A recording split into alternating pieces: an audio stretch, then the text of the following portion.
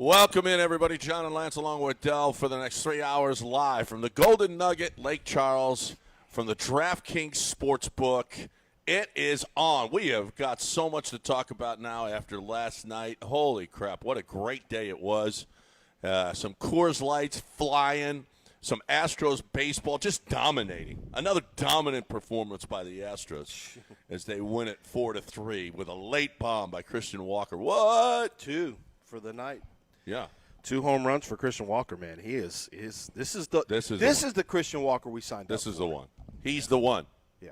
He is the one. Yeah. Yeah. I think we can all agree on that.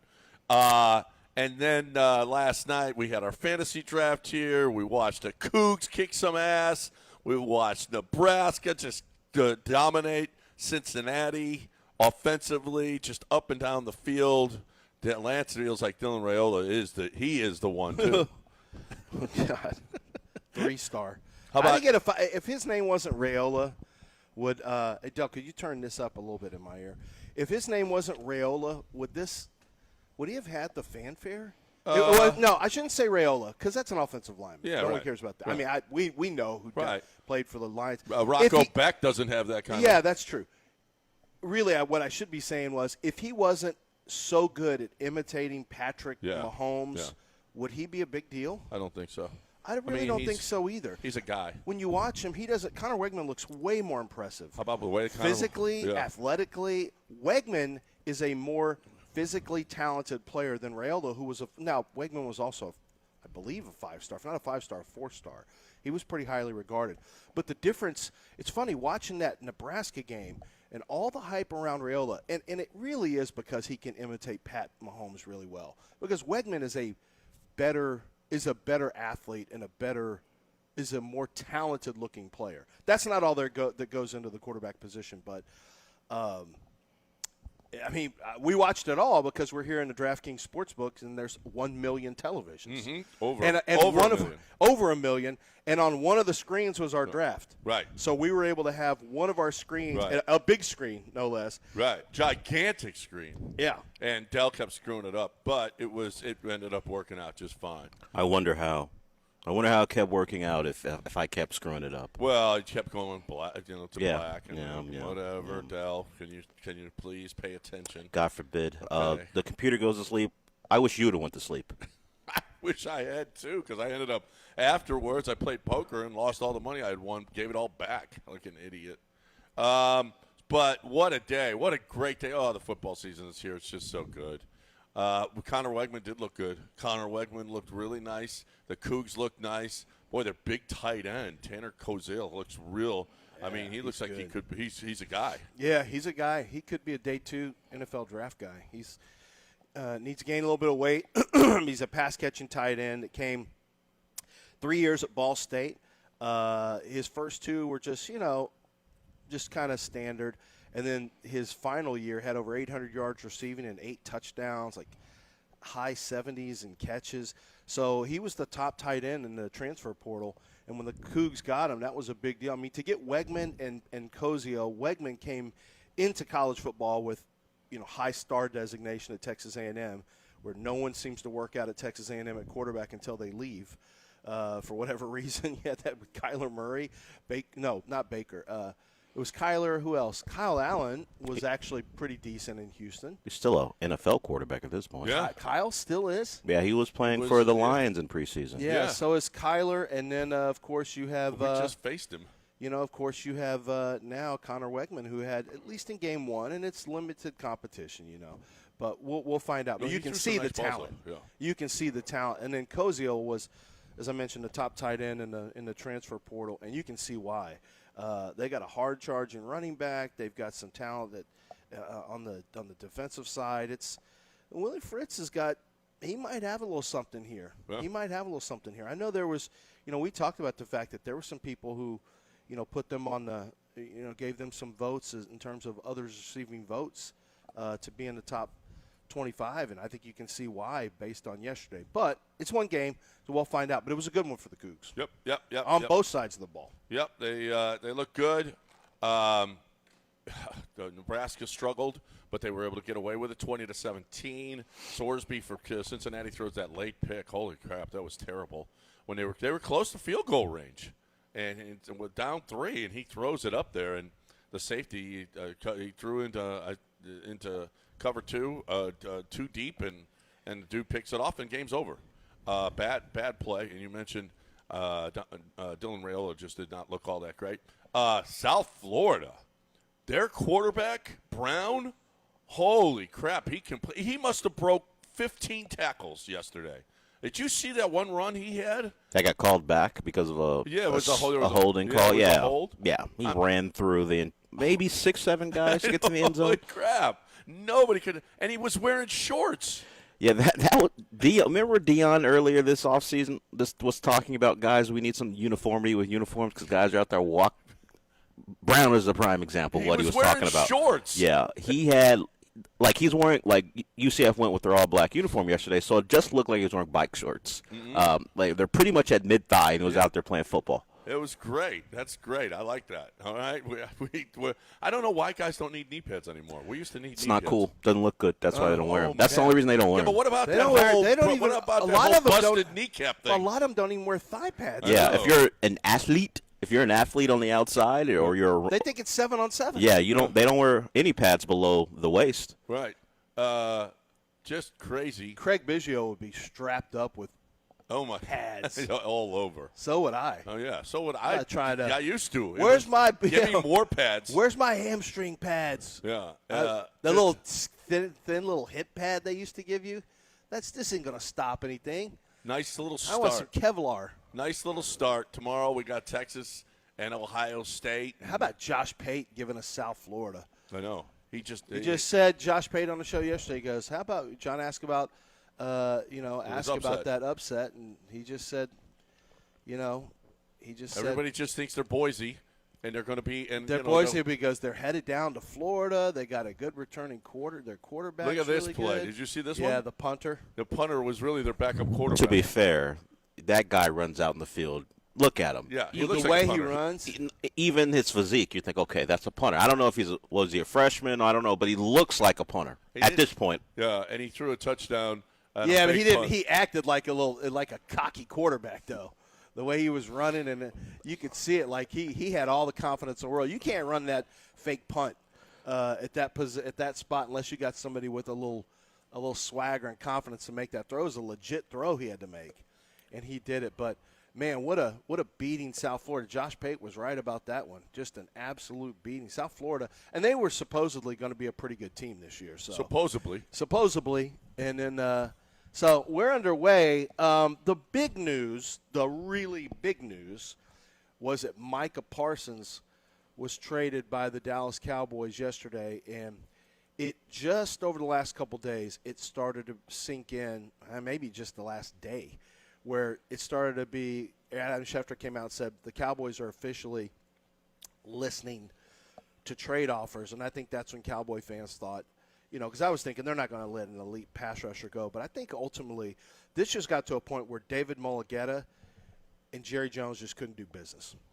And Jerry came out and said stuff publicly about Mulligetta. He wanted everyone to know that he was trying to get a deal done, and he didn't think Mulligetta was operating in good faith. And let's face it, David Mulligetta can be hard to negotiate with. And I think Mulligetta wanted basically everything. He thought he had the top stance, and so he basically said, I'm not giving a 5-year deal. This is going to have to be a 4-year deal. And after the trade to Green Bay, he got a 4-year deal. He was not going to take 5 years. He wanted to get back to free agency. He wanted to maximize the amount of money that he was going to make. He and his client, I'm talking about, were going to make. And he got what he wanted. But the Jerry Jones thing, do you think it went side? Do you think they could have got I think Jerry did not want to lose negotiations, I don't think. I think he wanted, hey, we're willing to give you this, but you got to give us something. I think Jerry expected, hey, we're going to make him the highest paid non-quarterback, but we expect you to give us something too. This should be a give and take. And I think Mulligetta basically said, no, it's going to be a take and take. And I think Jerry's ego got in the way and said, we can't get this done. Now he has traded an elite pass rusher, and I don't use the word elite very often. To me, that's just been overused. He's an elite now. It's been replaced with generational, but he's an elite pass rusher. And you got 2 first-round picks for him. And Kenny Clark. Kenny Clark is a good defensive tackle. He's exactly what Dallas needs. They're not good up the middle as in run defense, but he's also older. I mean, he's in his 30s now. He's a good player, but, for how long, I don't know. Maybe he gives you 3 more years. The 2 first, I mean, that's nice that you say you got, quote-unquote, 2 first-round picks, but they're probably going to be in the 20s, wouldn't you say? Yeah. And 2 picks in the 20s, like we talked about last year, it always sounds nice when you say, well, I got 2 first-round picks. Well, what happens when there's a name attached to it? And all of a sudden it's not as impressive because you're not going to find pass rushers that are as good as Micah Parsons in the 20s. It's just probably not going to happen. No, you could package, though, with yours and the both of those. You'll but be you able can't to, miss. You could no. You can't miss because it turns out everyone's going to be watching this. You traded Micah Parsons for this, like you've got to hit these picks and you got to develop these picks. They can't be misses. You've got to hit these draft picks if you gave up Micah Parsons. So for Green Bay, I think Green Bay gets a great pass rusher. Micah got his money that he wanted. Now he's in freezing cold Green Bay. I don't know that he's in love with it's not. Talking to James Jones and some of those guys over the years, they'll tell you, and you live there. James Jones just told me straight out, he goes, honestly, I could say for a young black man living in Green Bay, there's nothing to do. He goes, there's not really anything for a young white man living. He said it's just not a place where, as a young athlete, that you're going to have any nightlife. You have to go to Milwaukee. There's nothing really to do. So, all the money in the world is great if it's lifestyle stuff that he's outside of season like all the other players do, he'll take off. But he's got a chance to win some games here at Green Bay, probably more so than in Dallas. Well, what's a win for Green Bay? Look, Dallas will take the brunt of everything because it's Jerry and they just traded away a generational pass rusher. But Green Bay traded away 2 first-round picks. He's a generational pass What's the win? How does Green Bay come out the winner in this trade? Because they're winning the day. They're going to win up until obviously the season, and we'll see. But what's a win for Green Bay in this? You need him to compete for Defensive Player of the Year awards, and because if he does that, then you assume the offense. I mean, there's only so much Michael Parsons can do. But Reggie White changed. Now that's the comp he's getting because of the move they made. But they had Brett Favre. Well, what's Jordan? He may not be Brett Favre, but what is Jordan Love supposed to be? He's supposed to be a franchise quarterback, right? What I'm saying is Micah Parsons has to play at a really high level. But if you trade away 2 first-round picks for a non-quarterback, because the Bears traded 2 first-round picks for Khalil Mack, and what did that get them? Of course, they were not in the same position as the Packers. So if you're trading away 2 first-round picks for Micah Parsons, does a Super Bowl have to come from this for it to be a win for the Packers? I don't think so. He can't control that. But they were making a move to get over the top. And if they believe he helps them do that. Well, he helps the defense. All he can help is make the defense a more dangerous rush defense. So that's why I'm not putting it on Micah Parsons. What is a win for the Packers on this? Do they need to win it all to justify the 2 first-round picks? I guess I don't see where you're coming from because I think that you justify the 2 first-round picks by getting the rush that you wanted. There's only it's 2 sides of the ball.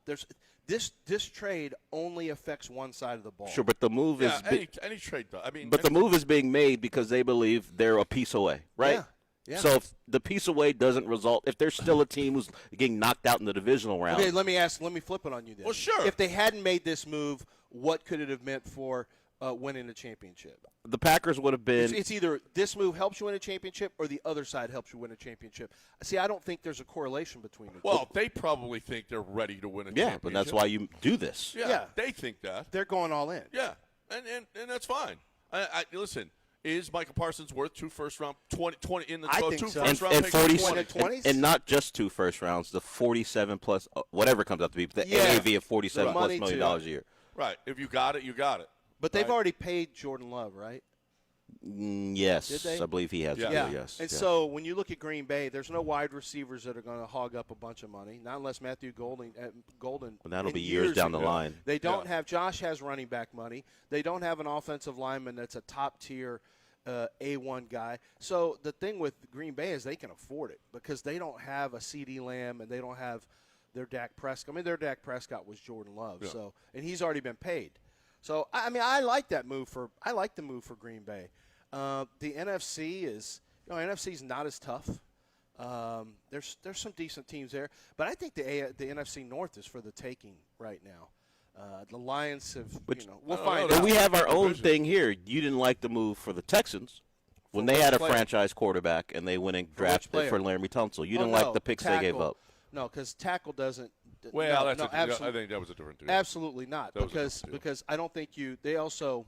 I think that deal was probably negotiated in advance. You see, it was the trade was announced and the money was announced. The Texans didn't even have a deal with Laramie Tunsil. No, they didn't. We got a break.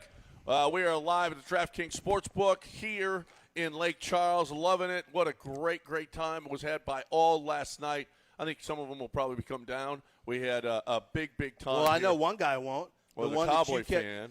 What you went over the top. No, on that. I think I was right. No, that was accurate. that was very we had a aggressive. discussion about this. Yeah. You were. I don't know what your problem was with that him, was too but much. It got personal. It did Yeah, get he personal. wanted to take a picture with you, and you were still screaming at him. Shut up, you stupid ass. Blah blah blah. And that blah, was the blah, best thing he said. Oh to yeah, him. I can't say what you really said.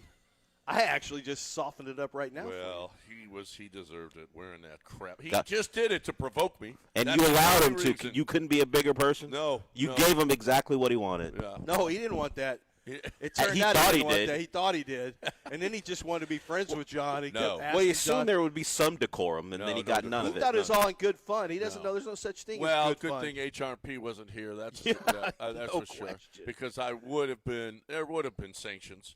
But here's the deal: HRP wasn't here, and that's all fine, all good. Everybody, we're all good. And I want to tell you something: we're good because we got HRP.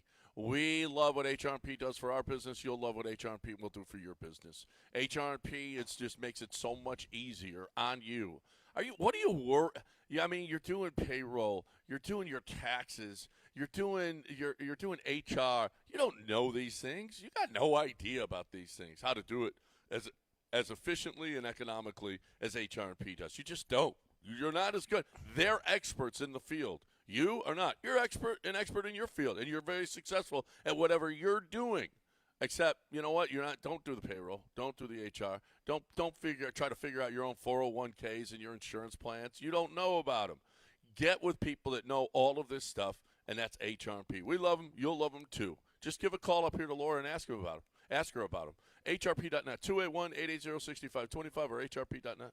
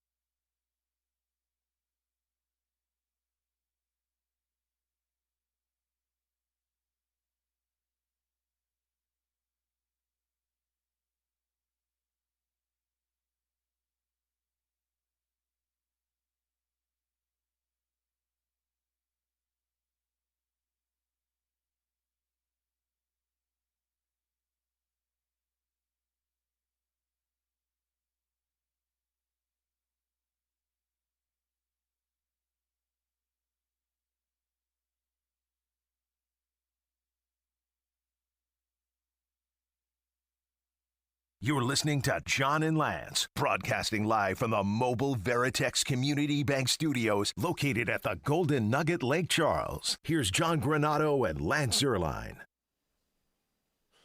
All right, welcome back here on ESPN 97.5 and 92.5. Anything you want to talk about, you want to get in, you're more than welcome. 713-780-3776.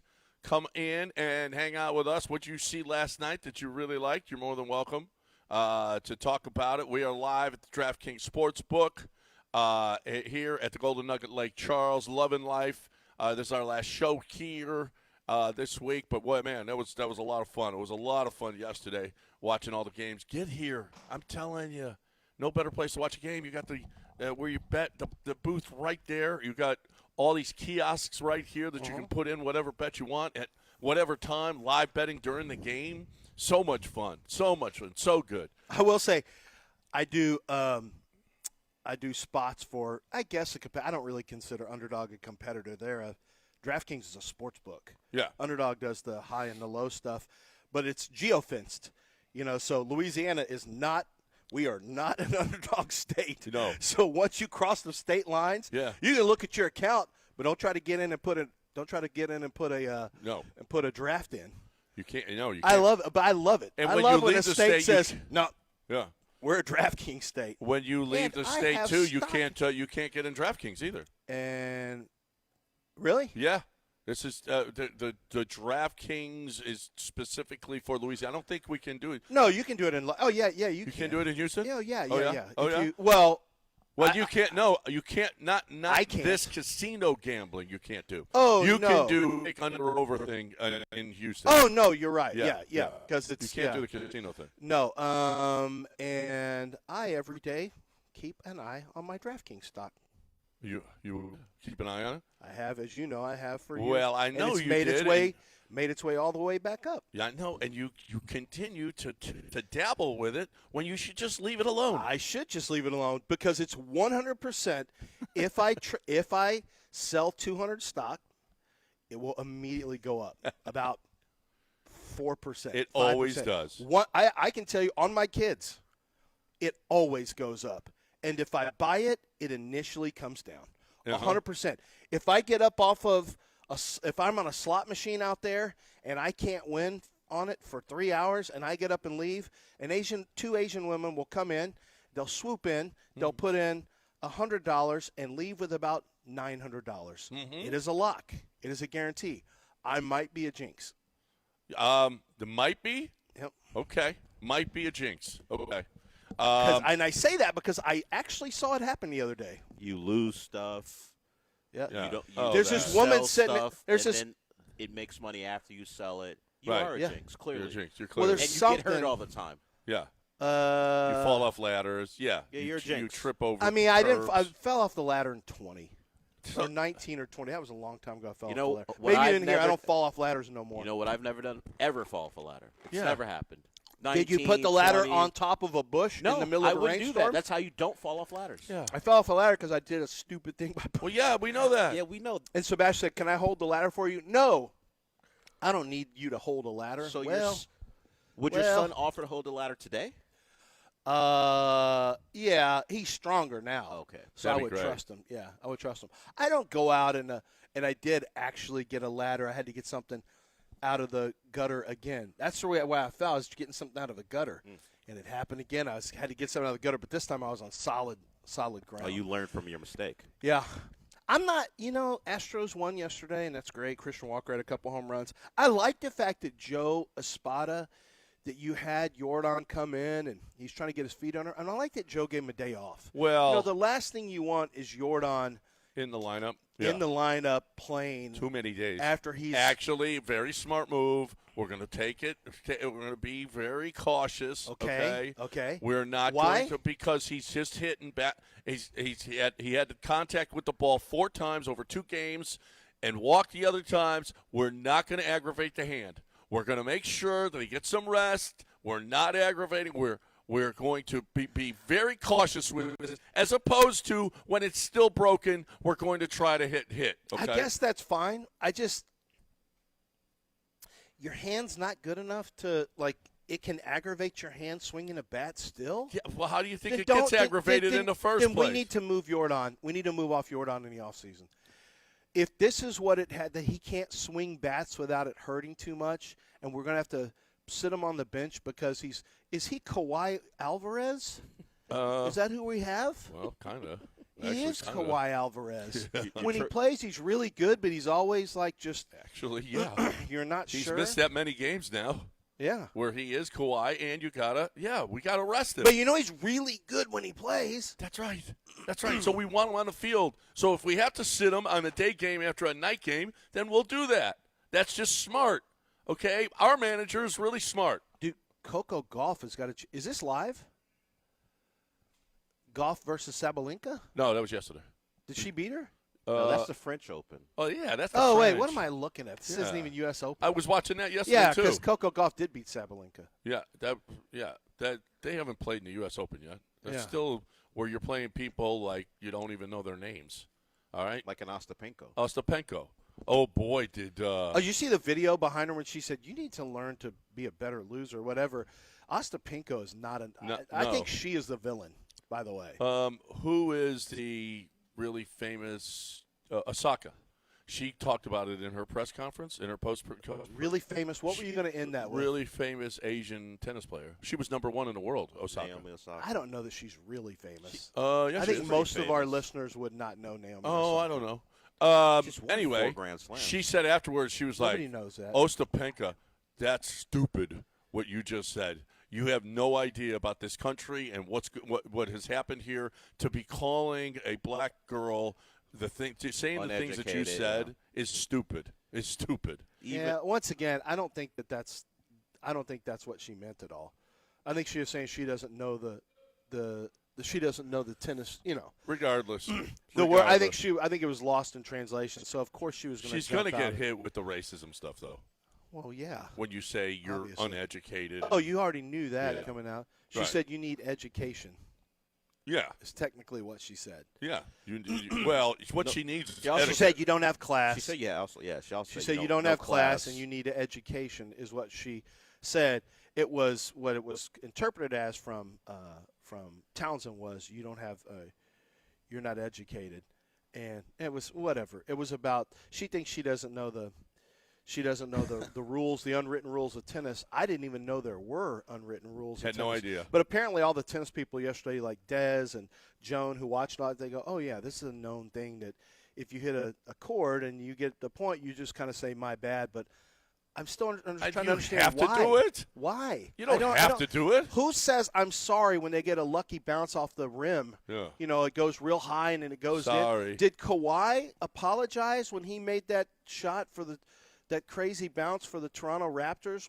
He should have. Did he apologize at all? He should apologize. When they won the title, and one of the reasons because who did they eliminate with that shot? The Sixers. Yeah, Yeah. did he apologize to the Sixers? No, but maybe it's not strict. Maybe it's for sports that aren't strictly dominated by Americans. Because I told you about it in soccer. If you score a goal against your ex-team, you got to put your hands up and not celebrate. You got to be polite about it. You think John would do that? No, of course not. Who, me? Yeah. If he scored against 6'10". F no.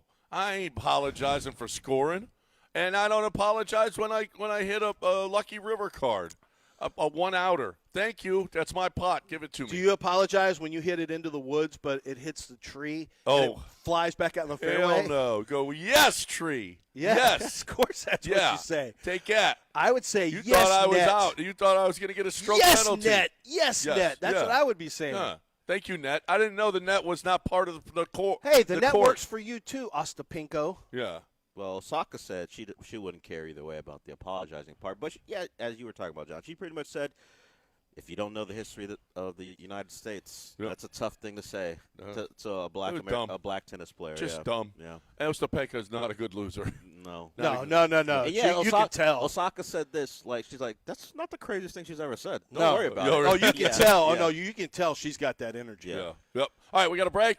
When we come back, we'll give you some info on how to get here to the Golden Nugget Lake Charles. Joe's joining us. Joe's been sitting here listening to this show, this garbage. I feel bad for for him. 2 Apologies. days. In a to way, Joe. I feel bad for him. I Yeah. do too. He's had to sit here. He had to get up early. All right, and now here he Brings is. it. We got coffee and water. Yeah, set we up, never so- had that before, Joe. right?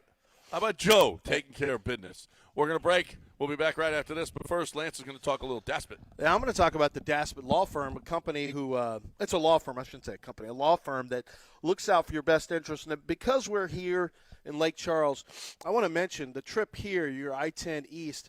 This is Daspit territory. I mean, he runs all the way. He doesn't practice in Louisiana, but, we're talking about Beaumont is here and Port Arthur and all these areas where you have offshore stuff and you have, you're by the water. This is where a lot of the accidents happen. You may end up finding out that you have, that you're involved in a refinery blast, an offshore accident. And when these happen, these can be pretty severe injuries. They require sometimes severe medical attention, hospital stays, prolonged hospital stays. And in some cases, you're never able to work that job again. That's why people turn to John Daspit en masse. When this happens, he has so many people offshore or who are all near the water working on these, in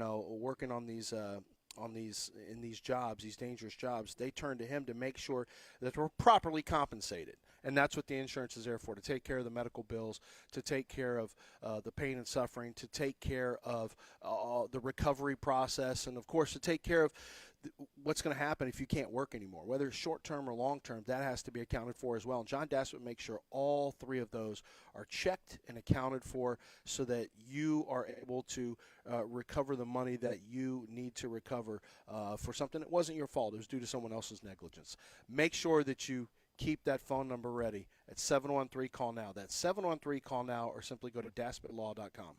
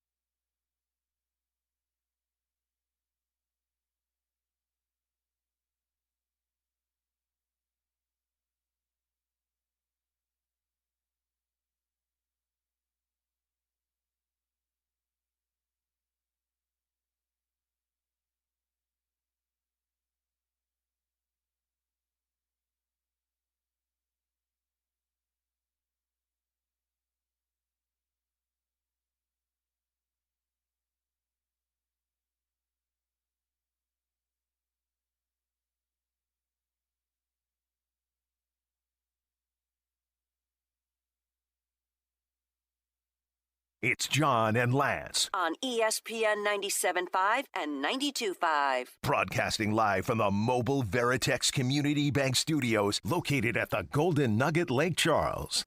Wow. Welcome back here on ESPN 97.5 and 92.5. John and Lance along with Dell here with you on ESPN 97. Live from the Golden Nugget, Lake Charles, where we are in the DraftKings Sportsbook.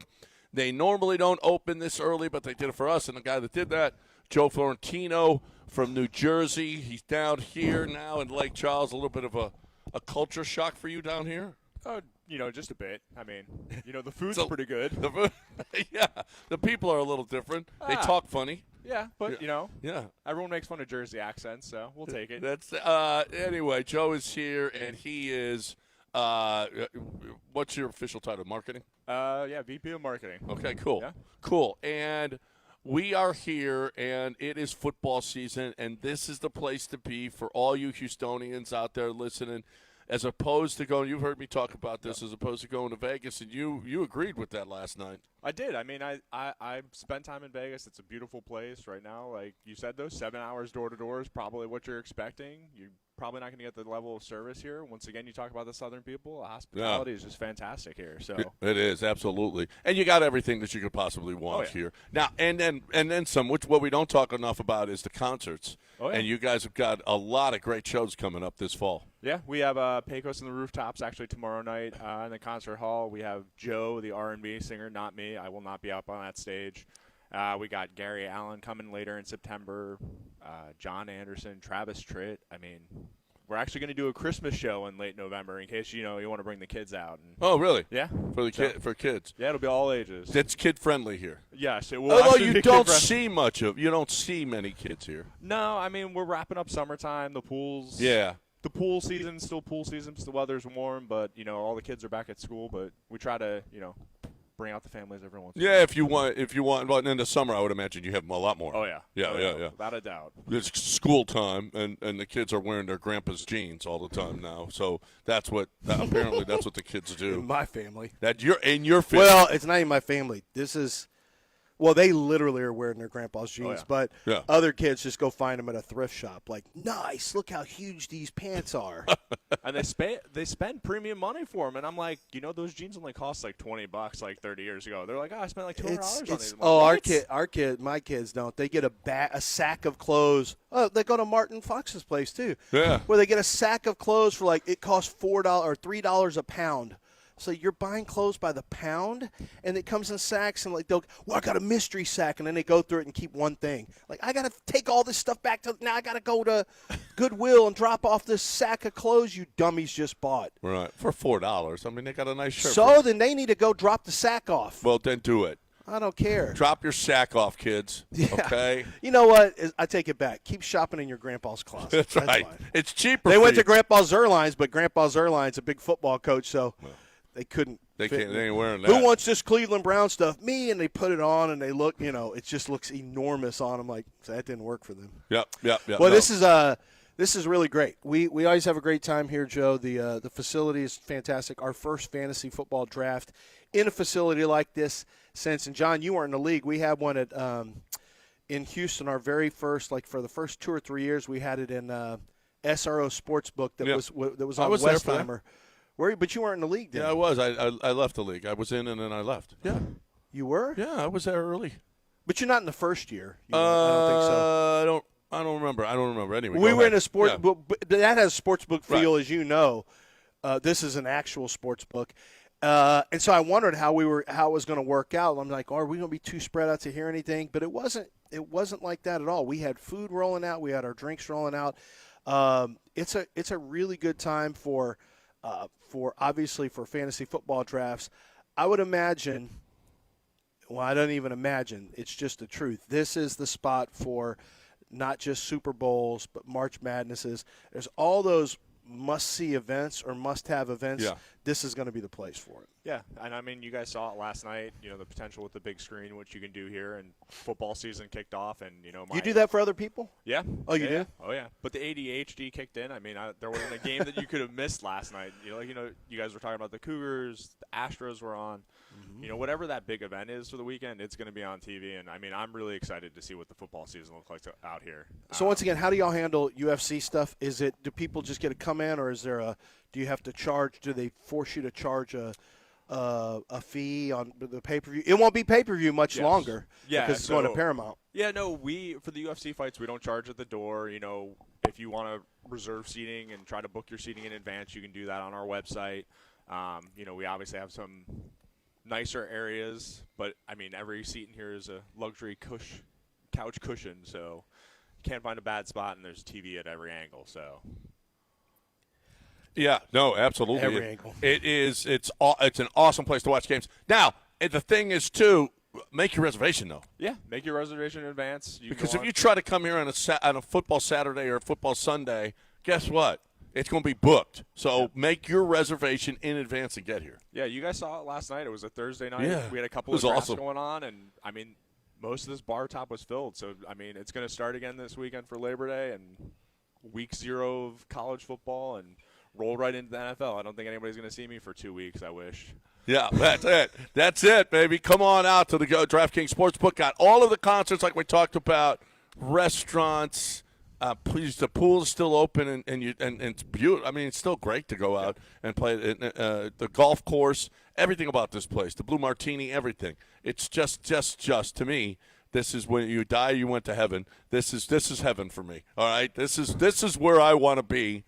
You know, when I die, I want to be at the Golden Nugget Lake Charles. So this is awesome. Joe, we appreciate you hanging with us and doing what you did for us this week. It's awesome, and hopefully we'll be back here again soon. Yeah, pleasure having you guys out, and hopefully we don't run out of any Coors Light. Joe, no, don't run out of Coors Light. Okay, do me one favor. Trust me, you would have heard if you do did. me one damn favor and don't run out. You saw how loud it got. Oh, yeah. Yeah, okay. I mean, I don't feel bad for the Cowboys guy, though. I kind of deserved it. You see that? I think early on he did, but then he was trying to make amends, and John just okay. wasn't. Yeah. Yeah, By the no. time you were gone, it was just I felt really bad. No, we ain't.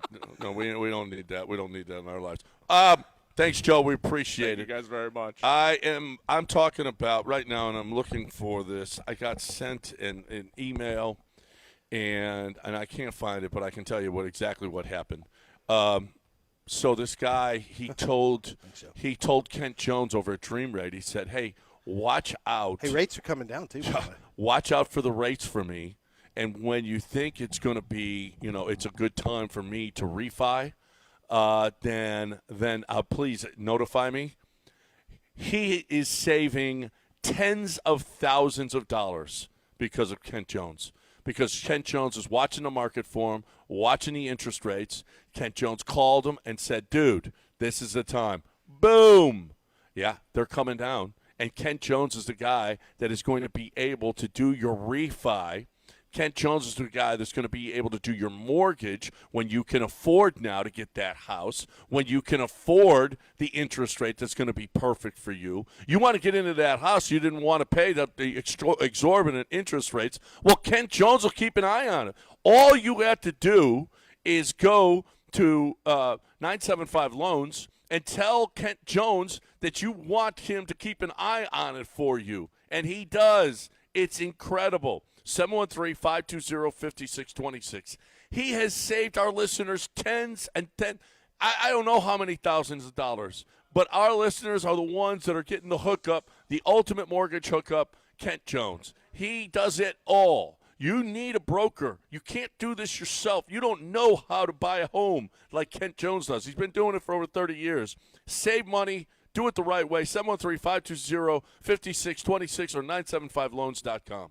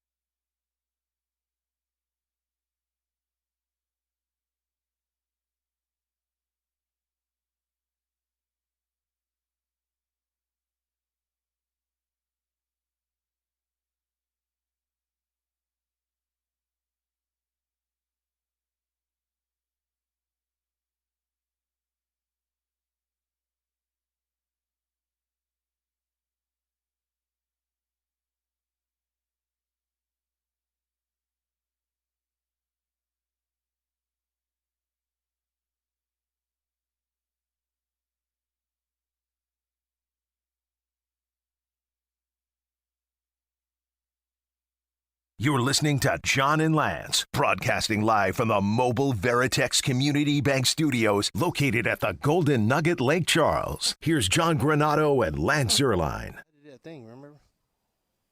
All right, welcome back here on ESPN 97.5 and 92.5. What a great night last night, and we got a lot to look forward to this weekend, as well as we got some big football games coming up. So this is the place to be right here on ESPN 97.5 and 92.5. College football back underway. Cougs look pretty good. Cougs look pretty good offensively and defensively. They were playing Stephen F. Austin, but they took care of business. That's the way. I mean, they covered the 23.5, which is the most important thing. 27-0 Cougs with the win. Connor Wegman looked pretty good. The defense looked really good. Nebraska didn't. Thanks, Dan. They could make some noise. I'm telling you, I think they could too. They're gonna have to give some teams problems in the Big 12. Big 12 is extremely parity driven. Yep. They got a lot of teams that are pretty good. It's going to be a highly competitive week every week for the Texans. I mean for the Cougs, but I don't know. I don't want to get ahead of myself because I still need to see them play against someone other than Stephen F. But boy, Wegman had just a lot of bounce, a lot of athleticism. You can see he can fling it around a little bit. Turner Cozio's a really big pickup because it doesn't matter if you're a wide receiver or tight end. You just need a weapon and a pass catcher. And he gives you that. And a lot of times a guy who can run the seam for you at tight end, a big target, is one of the best friends of a quarterback. Cougs look good defensively. Yeah, it was a very good opening game for Willie Fritz. And he got lifted up on his players. The players lifted him up over they crowd surfed Willie after the game. Yeah. The University of Houston social media account had that. So, obviously, they like Coach Fritz. Yep. There it is. There AJ. it is, AJ. AJ, what'd you think? AJ, how'd you like it? I loved it. It was a great showing, and I think it's a great thing like we talked about yesterday. They can win around 7 games. But, I mean, of course, that was against Stephen F. Austin. But it's an encouraging thing to see from the first game for sure. Hey, I mean, you got to beat the teams that are on the schedule. That's all. That's all you got to do, and I think they can. I think they're going to be much better. They're going to be in much better position to do that this year. They got a better quarterback. They've got more talent. They looked, defensively, they were flying around pretty good. So it was a good game for them. Good game for them. So Jane Slater is going to join us at the top of the hour. She covers the Dallas Cowboys for NFL Network, and she's embedded there, lives in Dallas. We'll talk about this Micah Parsons trade. I want to hear from a Cowboys fan right now. If you are super pissed about the Micah Parsons deal, and I didn't see a lot of Cowboys fans that – you saw some that were, tried to spin it. But I want to hear from you at 713-780-3776 because I know you're mad. So I want the angriest Cowboy fan. 713-780-3776. AJ will let us know. AJ, let us know when somebody's on the line, and we'll get you right in before the top of the hour. I really want to hear from Cowboys fans because this is – now, Cowboys fans that doesn't necessarily mean they're Dallas-based. You know what I mean? They could be a Cowboys fan and a Rockets fan. But if you're a Cowboys fan and a Mavericks fan, holy crap. You've now lost Luka and Micah in the same year? Yeah. Well, the same basically in a in like within a 7-month period. Yep. So I've got I just saw most miserable fan bases we have a new in contender? sports. It's the Mavericks and Cowboys fans 1 and 2. Most miserable fan bases. You think that's accurate? Oh, Cody. Okay. So the A's are 3rd, Aggies are 4th. Jets. Aggies are 4th? Aggies are 4th. Well, it's got to be a little frustrating for Aggie fan. Yeah. I mean, every year it seems like it's the same old. Yeah, I mean, that's true. Yeah. And you came in with so much hope in 2011. We went into the SEC. Everyone said you're going to be a doormat, and you're great. And Johnny Manziel was great, and Kevin Sumlin was great. And you thought, hey, here we go. And then it's just never. And then Jimbo. We got Jimbo Fisher. And then we beat Alabama. And just things never – it's like A&M can never latch on to momentum and grow it. As great as Johnny was, Heisman and all that, they finished 3rd and 4th in their division. I mean, that was as good as it got. And, and Jimbo Jimbo's offense was awful, and and so on and so forth. But yeah, I could see where I don't know if miserable is the right, maybe frustrated is a better word for it. But yeah, I don't know that Aggie fan is miserable, but it's got to be frustrating to think, yeah, we got good players and nothing over and over again. That's kind of like being a Cowboy fan. Well, we've Cowboys got good are players. up here on this. We have CeeDee Lamb and Dak, and you had Micah. We've got good players and nothing. It's the same thing. Yep. Cody is here, a Cowboy fan. Let's get him in here on ESPN 97.5 and 92.5. Are you a Cowboy fan, Cody? Yes, sir. Unfortunately, I am on this pretty morning. So what do you think of the trade? So paying $41 million for Micah Parsons to me was unrealistic. I'm okay that Jerry didn't pull a string on that. But what I'm not okay with is that Deshaun Watson can get traded and for 3 first-round picks, and that's not your baseline. Deshaun Watson hadn't played football in 2 years. Micah Parsons has been a defensive havoc day in and day out, and you can't even start with a baseline of Deshaun Watson's trade. It's a little different. Quarterback is different than defensive end. Keep going, Cody. Yeah. But we're talking about the contract that is the highest non-paid quarterback contract. Right. Right. But so quarterback is different. It is. I'll give you that. But I just don't feel like I really don't feel like we pulled enough for Parsons on his field play and my parents got to grow up watching the Cowboys in the 90s. Unfortunately, I was born a little too late for that. I was too young for that to remember, and so I don't get the America's team. I've gotten the America's crappy team, and I feel like every year we try and reload, and we can't because Jerry can't get out of his way and hire a GM. And you wanted the Ingers Cowboys fan. I could go on for 30 minutes about how I've wasted money, gone to the stadium, watched Thanksgiving games at the stadium, driven from Houston to Dallas, there and back in the same day just so I could watch them, spent money on jerseys, and I just don't feel like we're getting anywhere. I don't. And I don't feel like we're going to get anywhere at all. Yeah. I like that new name, America's Crappy Team. Yep. I think that should catch on. He said that's what he knows. He knows them as America's Crappy Team, I believe. We've got Jane Slater going to join us on the other side, so we will talk about that with her next, right here on ESPN 97.5 and 92.5. Right now, I'm talking about the Golden Nugget, and we're here, and we continue to talk about it, and I can't talk it up enough. I mean, if you're somebody that likes to dabble at the casino, you like to have a little fun at the casino, then you know what? This is the place. I mean, honestly, 7 hours door to door to get to Las Vegas. How about 2 hours and 15 minutes right down I-10?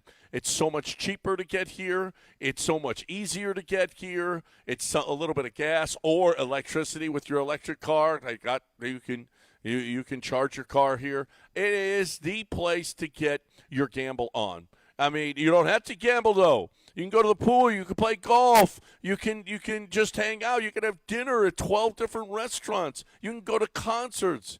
You don't have to be a gambler to come here. You just like to have fun. That's what you got to do. If you're somebody and listen, you can bring, like Joe just said, you can bring kids here. You got kids, that's fine. Kid friendly. All you need to do is get to GoldenNuggetLC.com. Make sure that you make your reservations for the DraftKings Sportsbook if you want to watch games. GoldenNuggetLC.com.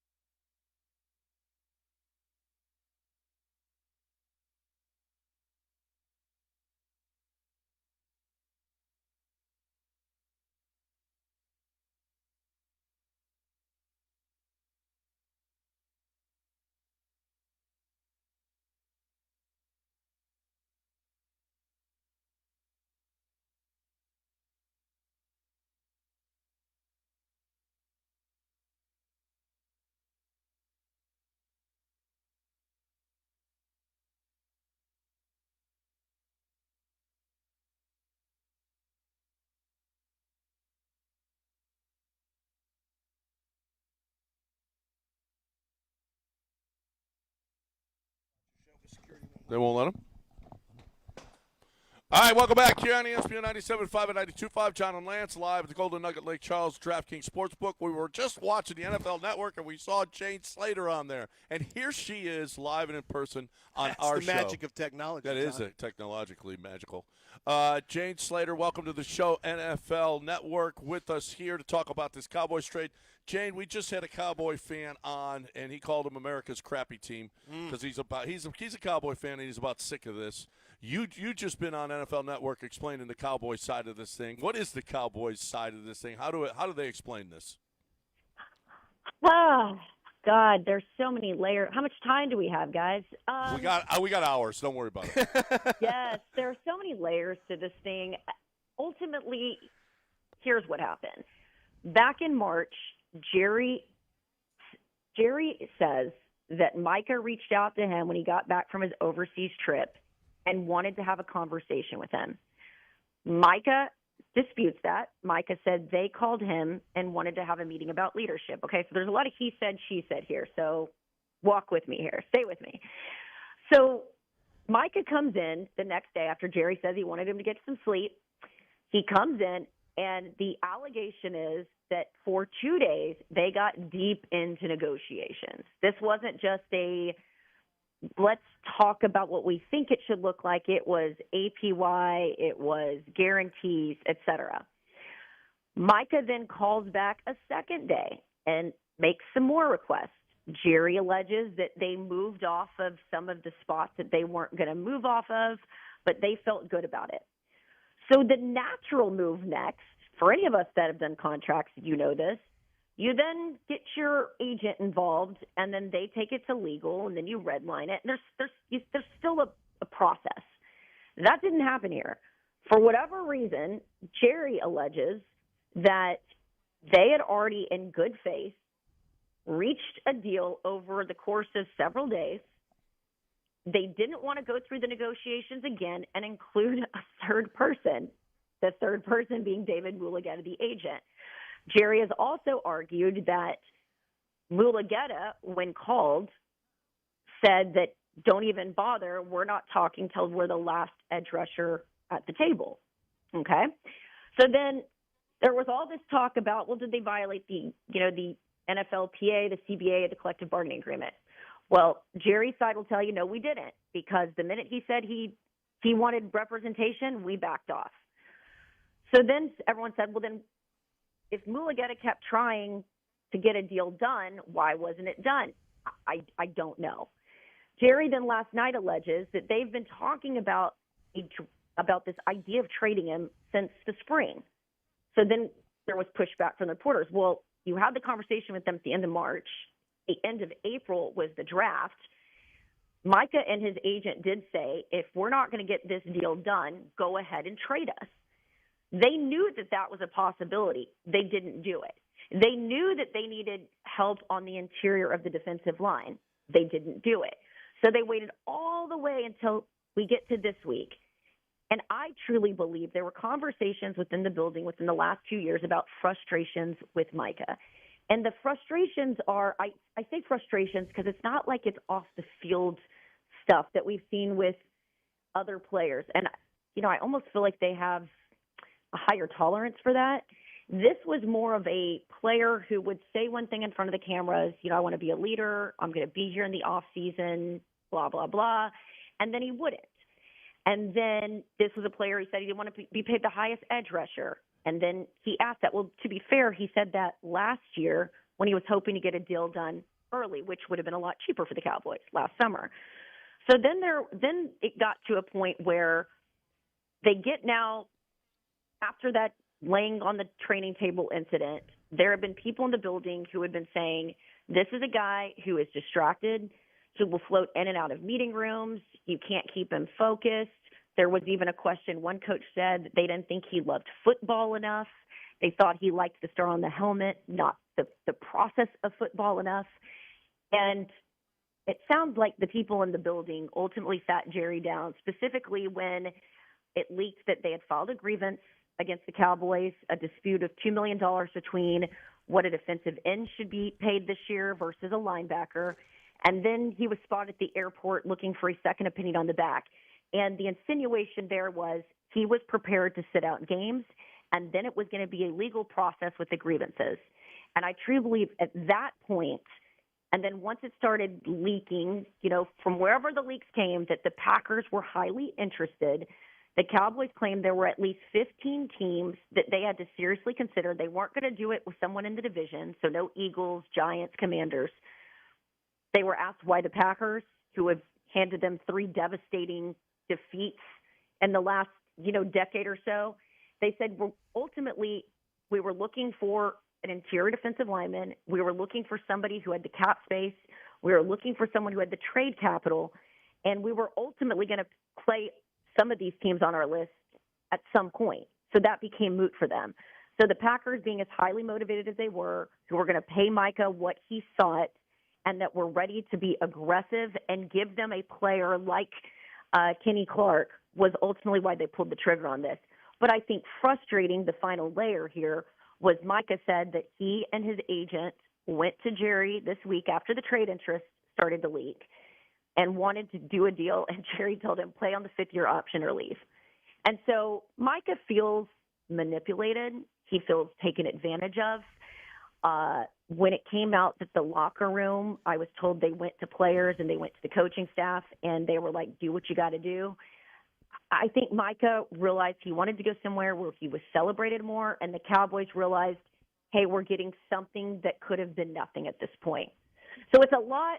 Took me a long time to land the plane, but I think there's a lot of moving pieces here and nuance to people going, why would the Cowboys, who have not made a trade since Herschel Walker, trade away their greatest player in this generation for 2 first-round picks and a guy that might be here for a year at 30 who's coming off of a foot injury, even though he's a 3-time Pro Bowler? Now, Lance, you've looked at the tape. I've talked to people. Kenny's still got pop. They like the idea of him with Osa Odigizua. They feel like they have depth at defensive ends. As Steven put it last night, you can scheme against the pass. You can't scheme against the run. When you look at the game against the Eagles last year in Week 17, they gave up 179 yards on the ground. They were averaging 4 yards a pop. You're going to see Saquon Barkley twice this year. Commanders have gotten better. The Giants have gotten better. They were giving up 137 yards on the ground. They had to fix that position. My whole argument is I'm fine with the trade. I think they should have done it 2 years ago.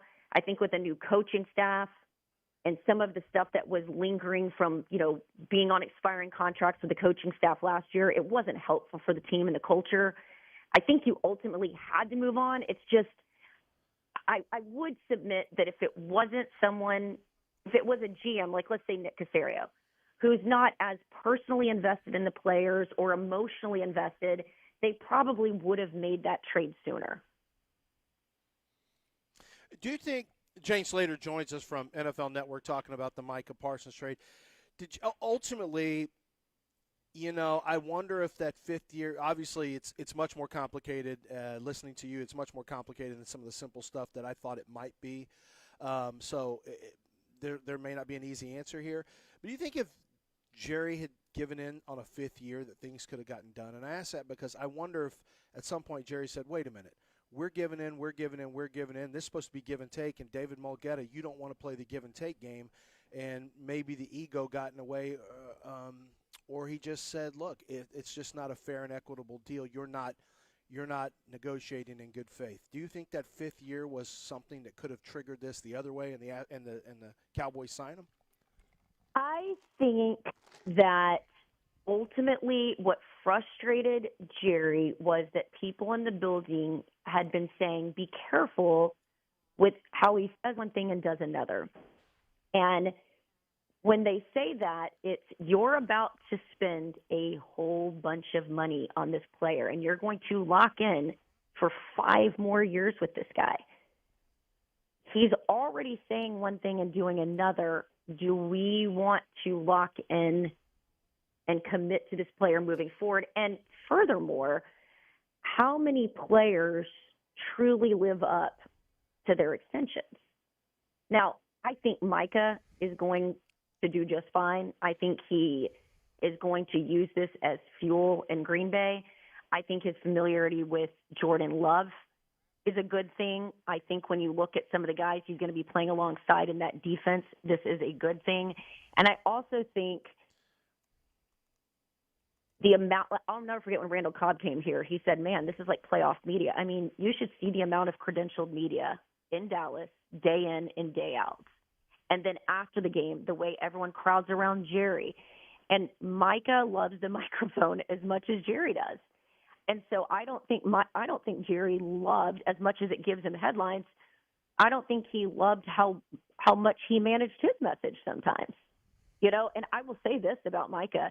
He is a unique player. It reminds me of when I watched the 90s Cowboys and players just said whatever was on their mind. These days, they're so much more media trained. They're so much savvier. Micah continued to stay raw in his time in Dallas. As a reporter, I loved it. I loved that I could call him up and be like, is this true or not? And he would say, true or not true. Not many players are doing that. So I appreciated that about him. But, you know, it's almost kind of like when Jimmy managed his own message in Dallas. It's just extreme hubris is what I said. Hubris on both sides. And so I think ultimately the more Jerry started thinking about it and the posturing, I think if Micah had not been at camp, in other words, if he had done what Zeke did, go away to Cabo.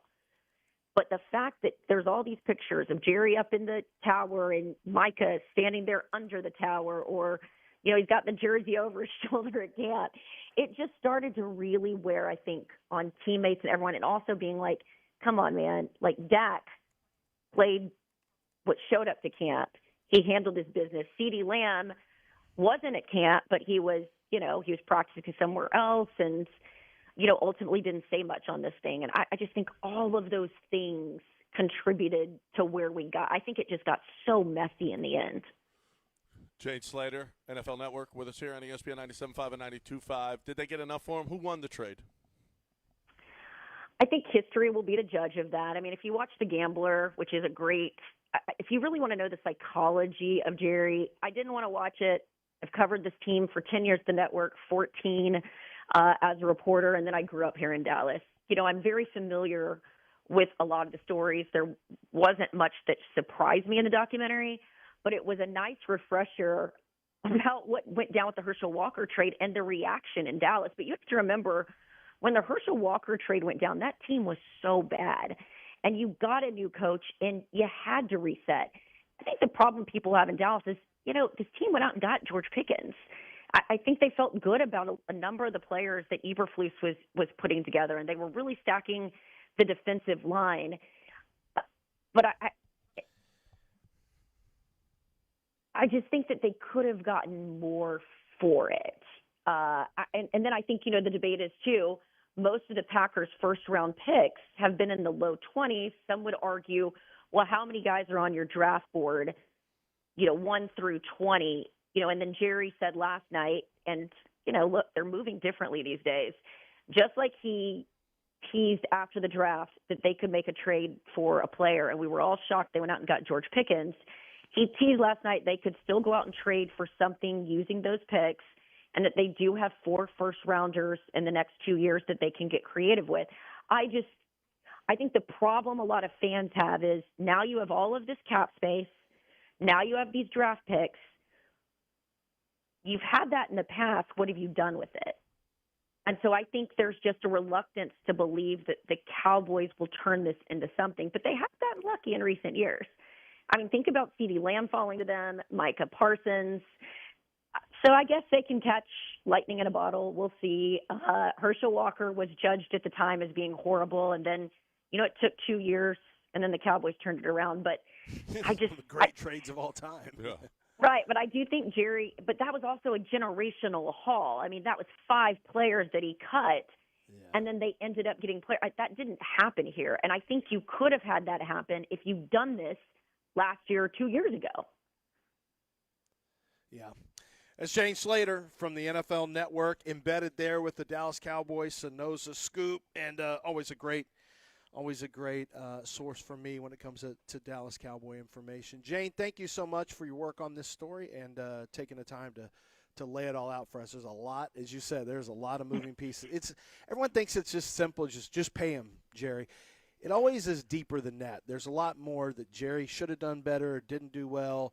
When was it discussed? There's always he said and she says in this thing. And But Lance, so I knew it before wasn't you go, just that clear. I don't know if we're up against this, but I do think this is an important piece of this. Yeah. When people say, well, the Cowboys could have gotten more, and I'm one of them, I don't know if this draft this year wowed people, right? But there is a lot of talk about the 2026 draft and the 2027 draft. Could you see the Cowboys actually getting creative and getting I know the big thing out there, and look, I'm a Texas fan. I was getting my Arch Manning jersey when this broke yesterday. I mean, is that a real possibility? Do you have faith in the Cowboys that they could pull something like that I would have off? held – look, I would have you're going to have a pick in the 20s more than likely for 2 years in a row because he got traded to a good team. Mulgeta wouldn't have let you trade him to a team that wasn't a contending team and didn't have – and they already agreed to the money, obviously. So what I would have done is held on to him during the year. He either gets paid or he doesn't get paid. He holds in. I know they don't like that's a big pain in the ass. There's going to be a lot of drama. But to me, I want all 31 other teams to be considering Parsons with all their money opening up in the offseason like it always does and have the draft waiting right in front of you. If I'm the Cowboys, I don't take 2 firsts that are probably going to be in the 20s. I would have just waited until next year, dealt with it this year, and then opened up the bidding for Micah Parsons when there were more teams that would have been involved. That's what I would have done based on what they got. On paper, it's not bad. Kenny Clark's a good player. It's a big need for Dallas. But I just think that you get first-round picks for an elite pass rusher, you better make sure they're as high as possible. And that's what the Houston Texans got with the Cleveland Browns and the Deshaun deal. But, it's easier said than done because we don't deal with the circus here in Houston that you do in Dallas. So, it's a lot different just saying, oh, you just wait it out. I mean, there's a lot that goes into it. Micah Parsons is not a shrinking violet either. He'll let you know that it's, I think it would have gotten him David Mulgeta there also involved in all that. It would have been messy this year, that's for sure. On the flip side, I really enjoy covering the Texans, and D'Amico Ryans is so amazing. I had such a great time down there. I really enjoyed getting to know Hannah McNair a little bit better. So maybe if the Cowboys are having a tough season, I'll see you guys down in the AFC a little bit more. Yeah, come on down. You always got a spot on this show. That's Let us great. know. We know the restaurants and the bars. We'll make sure to take care of you. Jane, thank you for joining us, Jane. We appreciate it. Of course. Bye, guys. Jane Slater right here on ESPN 97.5 and 92.5. Good stuff. I mean, she's got insight that people just don't have. If you missed her on NFL Network, you got her right here. There's a lot going on there. A lot going on. All right, we got a break. 713-780-3776. Time for you to talk a little Craig DeSerp. I'll talk about Gulf Coast Chevy Buick GMC. They are the difference makers when it comes to selling cars. There's a lot of places you can go for the Chevy, the Buick, the GMC. I understand that, and they understand that. So what differentiates Gulf Coast Chevy Buick GMC from everyone else? I'll tell you what it is. The highest value for your trade-in. They offer unbelievable customer service, meaning they don't sit and hassle you or hustle you when it comes to the car buying experience. They let you do what you're going to do. They're there to simply answer your questions, give you information about the vehicles you're looking at, things of that nature.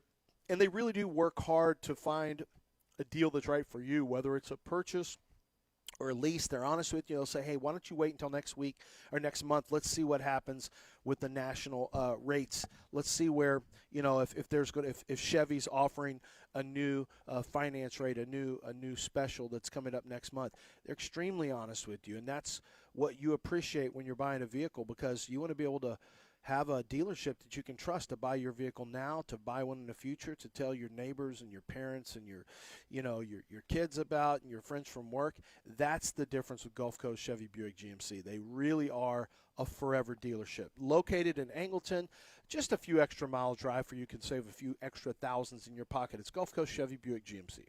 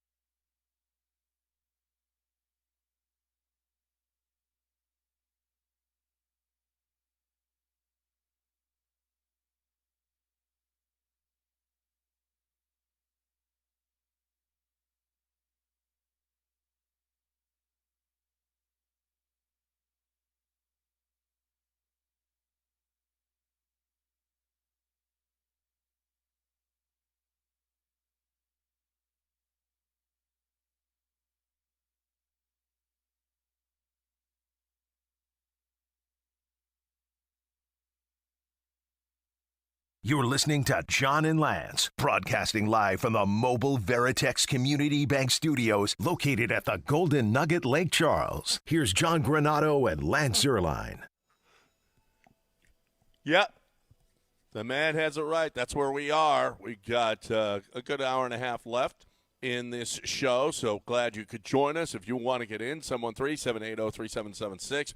What'd you think of the Astros win? A bomb, well, his second of the game. Christian Walker hit one to right in the first and then took one out to left in the eighth last night. That was what the what? It got there. It got there. Well, it was high and yeah. Yeah, you think it was a mistake? Hey, that's nice. Probably surprised. Hey, look at that, a home run. Oh, that's neat. No, I can't hear you at all. Let's see. I can hear it is. him. There I it can hear is. him fine. All right, I think it was more of a mistake by Christian Walker. Like, I'll take it. It counts the same. I'm sorry. When was the last time you hit a ball over 330 feet? Okay. Yeah, when is the last time you did that? Yeah, Dell? Last time I played a baseball video game. Oh. But as far as Christian Walker is concerned, the home runs all count the same, but we got to have levels. That's like, I'm glad it got over the fence. Yeah, that's all right. And when you hit one in the Crawford boxes, you bloop one in. It got out. I know it's a home run in one place and one place only, but it's still a home run. That's Thank right. you. True. Good night. And the Astros win, dominate the series, 2-1, destroying all Colorado's hopes and dreams of a great season. Okay? They're done. I think the Astros put them away. Well, they were eliminated before they even walked into Yeah, but Houston. still, they think after that 6-1 win, they felt like I'm gonna say now all of a sudden we're back. the Rockies actually feel pretty good about themselves. In fact, if you go by the actual runs scored, who won the series? Well, but that doesn't matter anymore. No, total runs. Who won the series? The Astros actually lost ground in there. Yes, in run differential. In run yes. differential, yeah. We got who's on the line? Want to talk Clemson? Brad. I like to call it Clemson. Okay. They don't like it when you call it Clemson. I don't care about what they think because LSU's playing them this week, and Right. Clemson sucks and better watch themselves. Okay. All right. Calling themselves Death Valley. Get out of here with that. You ain't Death Valley. Death Valley is in Baton Rouge. What's up? Hey, guys. John, I know you follow LSU relatively closely. I'm not sure how closely you followed the suspension of A.J. Halsey, but apparently the story is his unsportsmanlike conduct got upgraded to a suspension a month and a half after the season. LSU was unaware of it. He was unaware of it. And then Clemson alerted the NCAA and made them aware of it. I wanted to get your thoughts. I'm unaware. I'm still. You're surprising me with this story. I don't know what it is. I'll look it up, John. Yeah. We'll figure out what it is. Do you know what he's talking about? No, I had not heard of it. Oh, it's A.J. Halsey.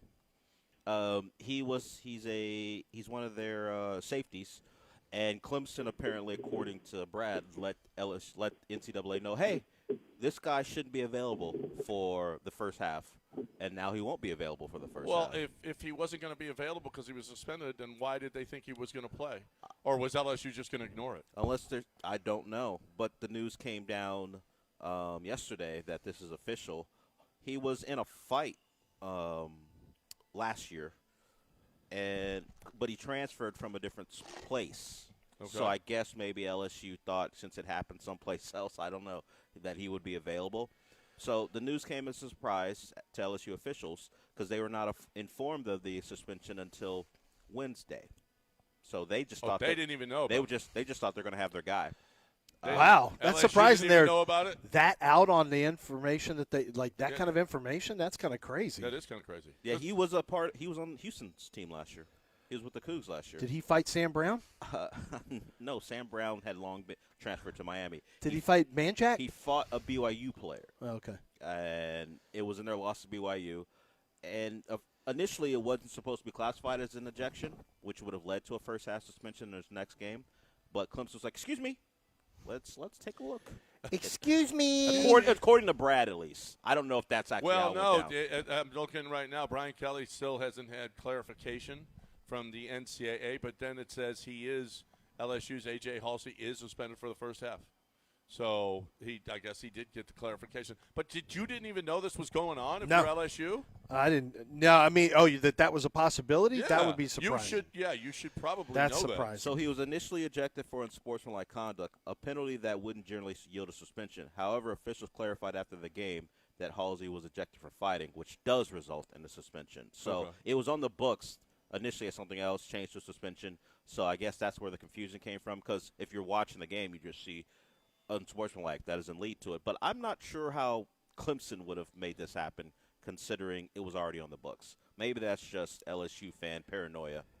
Well, maybe, but LSU, obviously, Brian Kelly didn't know about it. He's now we find out. We're waiting for clarification. I mean, he's only out for the first half. It's not the end of the world, but it is a big game. Yeah. And I don't know if he was scheduled to be their starting safety, but if you thought you had your starting safety in prep, and then it turns out, how great is that? A Clemson reporter snitched on him and got him in trouble. Yeah, we don't know the backstory, but if that happened, that just speaks to the levels that the reporter would get involved, not the actual team itself.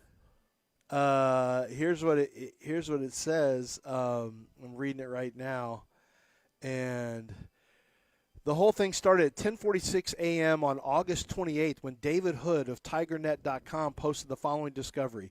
Doing research and found out starting safety A.J. Halsey, who transferred from Houston, was ejected for fighting in the fourth quarter of the bowl game against BYU. I'm fairly certain he will have to sit first half of the game against Clemson. It completely unraveled from there. Rumors started swirling that Clemson went to the NCAA and/or SEC and called for Halsey to be suspended. Those rumors have not been confirmed. But apparently, an ejection for fighting warrants a 2-quarter suspension in the next regular season game. So that's why, that would have happened. He was initially ejected for unsportsmanlike conduct by the Big 12. The ruling was later clarified as fighting. Everybody forgot. Quote, "We're practicing, preparing to play him, and we'll wait for further guidance," Brian Kelly said. And then Hood came flying in off the top rope. Now, TigerNet is Clemson TigerNet, obviously, not LSU Tiger. Kelly confirmed the suspension, saying he was that the NCAA upheld its ruling. But I guess Clemson. I don't know if Clemson if the Clemson fans side had something to do with it or not. Well, like you said, the ruling was set that he wasn't available. LSU was unaware, so they were going to play him. Now he's listed in their 2 deep, not a starter, but a backup. How do you not know? I don't get So that. what happens if you play a suspended player? You forfeit a typically that's what happens in high school. Yeah. Well, so they're better off that the good Clemson news fans. is that guy helped him. Yeah, because if you're out there running that guy out there, it changes how the game is going to be called, or at least at the end of the game, if you had happened to win. I don't know what they would do. Would they have done that to an SEC team? Like, I know Sankey probably would have tried to stop it, but we've never had it happen, but if you play a suspended player, are they taking the win off the board? That would be interesting. Yeah, but I guess LSU got saved by the Clemson reporter. Yeah. That they didn't know it, though. That's kind of. Well, Brian Kelly. Well, Halsey probably just went, what? I forgot. I'm sure. I forgot about that. I know nothing. Most players by college, most NFL players by college. Who has the most players in the NFL? Ohio State. Nope. LSU, it must be. Alabama.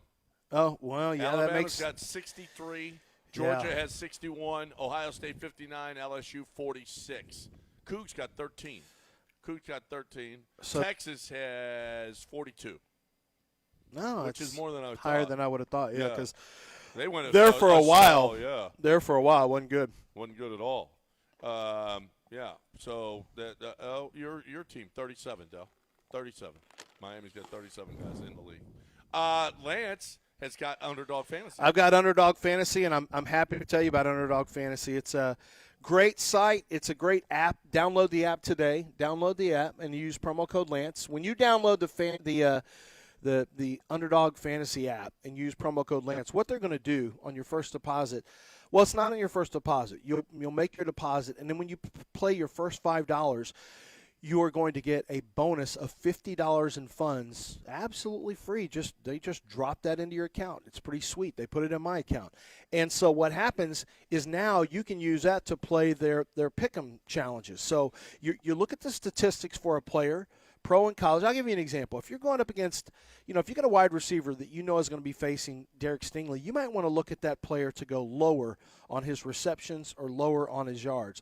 Conversely, if you are looking at a team that's really not very good from a passing standpoint, pass defense standpoint, you might want to look for higher on the wide receiver statistics. I would jump in personally on Brian Thomas, wide receiver for Jacksonville, go higher on his numbers earlier in the season when they come out, because I think on a weekly basis he's going to be a really big, effective player this year at the wide receiver spot. Do your homework, and with your homework and your knowledge comes a chance to make real money by playing underdog fantasy and going higher or lower on their pick'em challenges and ladders and streaks and all the great features that they offer. It's really cool. They find creative ways for you to make money and use your sports knowledge. So while you're watching the games, you're playing along with the games. It's Underdog Fantasy.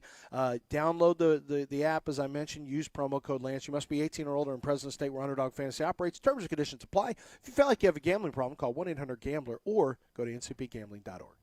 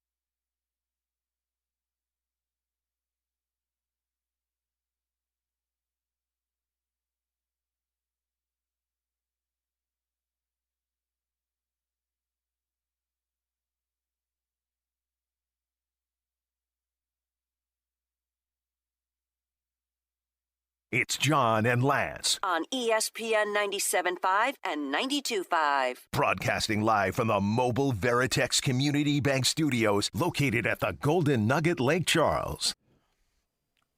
All right. Welcome back here live from the Golden Nugget Lake Charles. Look who's on the line. Uncle Freddie. You think Uncle Freddie doesn't love it here? Uncle Freddie loves it. He loves it here, but you know what I bet he's talking about? And I don't know this for a fact. Tay-Tay. Oh, I know. How about that? Taylor Swift, his girl got engaged. Freddie thought he had a chance. No, he's just a Swiftie. Even though, he's married with Tracy. Nah, he's just a Swiftie. He probably She wants more kids. He doesn't need more kids. Well, would you? He doesn't need more marriages. Listen, you'd accommodate. Freddie's locked in on marriages. Yeah, but you'd accommodate for that money. Well, Yeah. fair. Yeah, okay. All right, you want more kids? That's fine. But I don't think you're not getting divorced, are you, Freddie, for Taylor Swift? Because now she's taken, right? No, I was going to say she was at the game yesterday, Cincinnati and Nebraska. Yeah. She was supporting Travis, and no, it's the first time we've talked since her engagement. Pretty big deal, pretty big news. I also had 2 new grandkids, so I'm up to 8 grandkids now. So, holy crap! Oh, kind of crazy, crap, dude. That is awesome. Congratulations. But no, they're the best. But Lance hit the nail on the head on the marriages. I'm done with marriages. 3's enough. But I got the perfect one now, so I can't complain. But no, this Taylor Travis deal is kind of crazy. Imagine that prenup. That's got to be a crazy prenup that Travis is going to have to sign. A guy who's worth $70 million has to sign a prenup. Yeah, I mean it is what it is, I guess. Yeah, but and you know no, what? I think so. No, absolutely. But I'm pretty happy. I'm excited about it.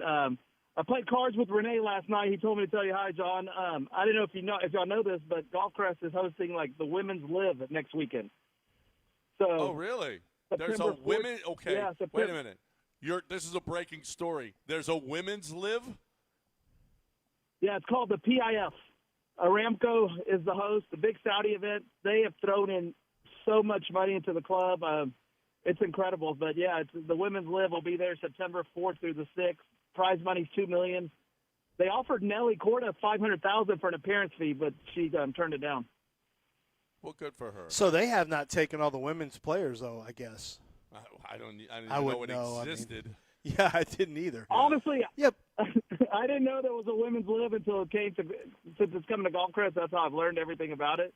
But it's a big deal. They put on a lot of money at the club, so it's a good thing for Pearland and for Houston down here. So, well, y'all go win some money down there. Go Astros. Go Texans. Yeah. Congratulations to Golfcrest. Get on down there if you want to see. I don't know who's playing if you want to know the truth, but you can check it out. The Women's Live at Golfcrest with Renee. Well, that's our guy, Renee. He's a great guy. 713-780-3776. If you want to talk about Taylor Swift, you're more than welcome to get in. Are you, though? Yeah. Are you more than welcome to come on this show if you want to talk Taylor Swift? We just did, right? What, kind Uncle of. Freddie's got a monopoly on Taylor Swift? Well, that was it. We got our quota in. That's it? One Taylor Swift call? No. But, I mean, the Swifties are out there, Lance, and they want it. They got some stuff to say. By the way, I got some really good news for you. What is it? I talked to my guy and your guy, Michael from Pete's Fine Meats. Uh-huh. Sounded great. This is a guy who's beat cancer twice. He had a broken bone. His back has been so bad. He's been out on and he was bedridden. Then he was on a walker. Now he's on a cane. He's working again. He's awesome. Back in Pete's Fine Meats. Well, you know he's so working. I was killing him not to be there, but Michael is doing so much better. He sounds great. If you know him, if you've ever been to Pete's Fine Meats or whatever, get in, get your Labor Day stuff. He's got he said he had a guy buy a pig from him and a cow, half a pig and a cow from him yesterday. I said, what do you mean? He goes, he bought a whole cow. We have to literally, we're butchering the whole cow, all the steak that comes with it. He said we're doing the whole thing for him and half a pig. But he said I put everything on sale. You and John come in, get something. For Labor Day stuff. He goes, we got it on sale, so you get great prices. So our guy, I'm really happy. This is one of the best guys. He's a great, great dude, and he has fought through so many medical. I mean, he got in there. They thought they were going to put a 3-inch rod in his back, and ended up having to be a 7-inch rod. He couldn't even have the surgery on his back. Then they found a broken bone in his back they didn't know he had. Then he had to take shots every single day to strengthen his bones so that they could actually do a surgery, because they said it would be like like paper towels. It would just rip, and his whole backbone would rip to shreds if they tried to have a surgery, so he had to take those shots. I mean, I've never seen someone get through more pain and more agony than this guy. No. And I'm including when he had to fight cancer Good for two him. different times. So, yeah, really happy for – he's just a really good guy. Good guy. I've been a friend for a long time. So stop in, say hi to him if you've been there. Dustin, I know some of you guys go in on a semi-regular basis. He usually works early. I'm going to go see him on Saturday. Me and my family are going to go say hi to him. But if you get a chance, go say hi to – oh, have you had the Buffalo hot dogs, by the way? No. On my kids, the best hot dogs you'll ever have. Really? The Buffalo hot dogs are phenomenal. The Highly state recommend. Or the city or the animal? No, the animal. The animal. Yeah, Okay. and they're not foot long dogs, but they're like they're the longer hot dogs, and they are tremendous. My kids absolutely love them. Sebastian ate 5 of them the other day. 5. He's that whole thing where you have the high schooler, like you had it with John Tyler, where they eat you at a house and home. Oh my God! Alec wasn't really like that. Mason basically just sneaks fast food and hides it in his room and behind the air conditioner and stuff like that. Sebastian now is eating. He had 5 Buffalo hot dogs. The other day he had 3 hamburgers. Like he's 138 pounds and he is eating like he has a tapeworm now. It's insane. That's awesome. Now, my mom, you always used to I'm tell sure me, JT used to murder it. I'd rather clothe you than feed you. That's what my mom used to say that all the time about me. And that's well, she's not an Italian woman, but she was cooking Italian food. Oh yes, well she had Italian in her. Anyway, it's time to talk a little bit right now about cold, clean, crisp, refreshing Coors Light. All right, if you're looking for the best way to sell, listen. You don't think that there were some Coors Lights flying here yesterday? Okay, and the night before. When I get here, I just can't. Well, it doesn't matter where I am. I'm going to go back to Houston today, and there'll be Coors Lights flying there too. It just doesn't matter where you are. You need cold, clean, crisp, and refreshing. You need the world's most refreshing beer. Keep Texas chill, all right? Texas is hot, and we need to keep it chill. Why would you drink that motor oil beer instead of being refreshed? That's ridiculous. If you're looking for the best way to get that to be refreshed with cold, clean, crisp, make sure that you got it on hand for when your boys come over. Make sure that the bar you go to has it on hand. You're looking for the best beer, to me, in the world. There's only one way to go. Cold, clean, crisp, refreshing Coors Light. Climb on, brother.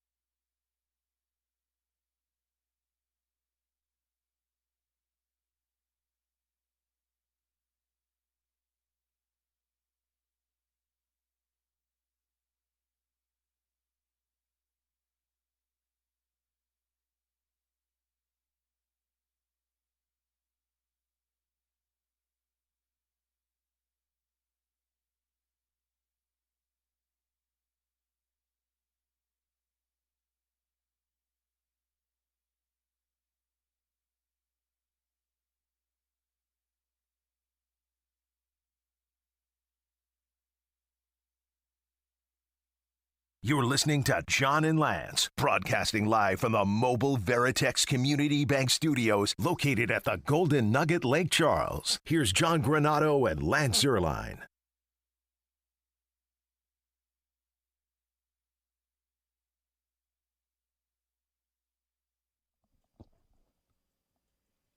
All right. Welcome back here on ESPN 97.5 and 92.5.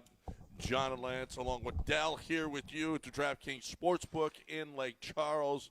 We are running out of time here, boys. We only got an hour and 10 minutes or so left to hang out here at the DraftKings Sportsbook. Speak for yourself. I get to luxuriate for another 3+ hours. Yeah. Me and Sean will take you till noon, enjoying all the things that DraftKings Sportsbook has to offer. And I'm going up in the room afterwards and just going to go get in the bath and just soak. In the bath? And just so You're I feel gonna go pretty. soak? Yeah, I'm going to go make myself feel pretty.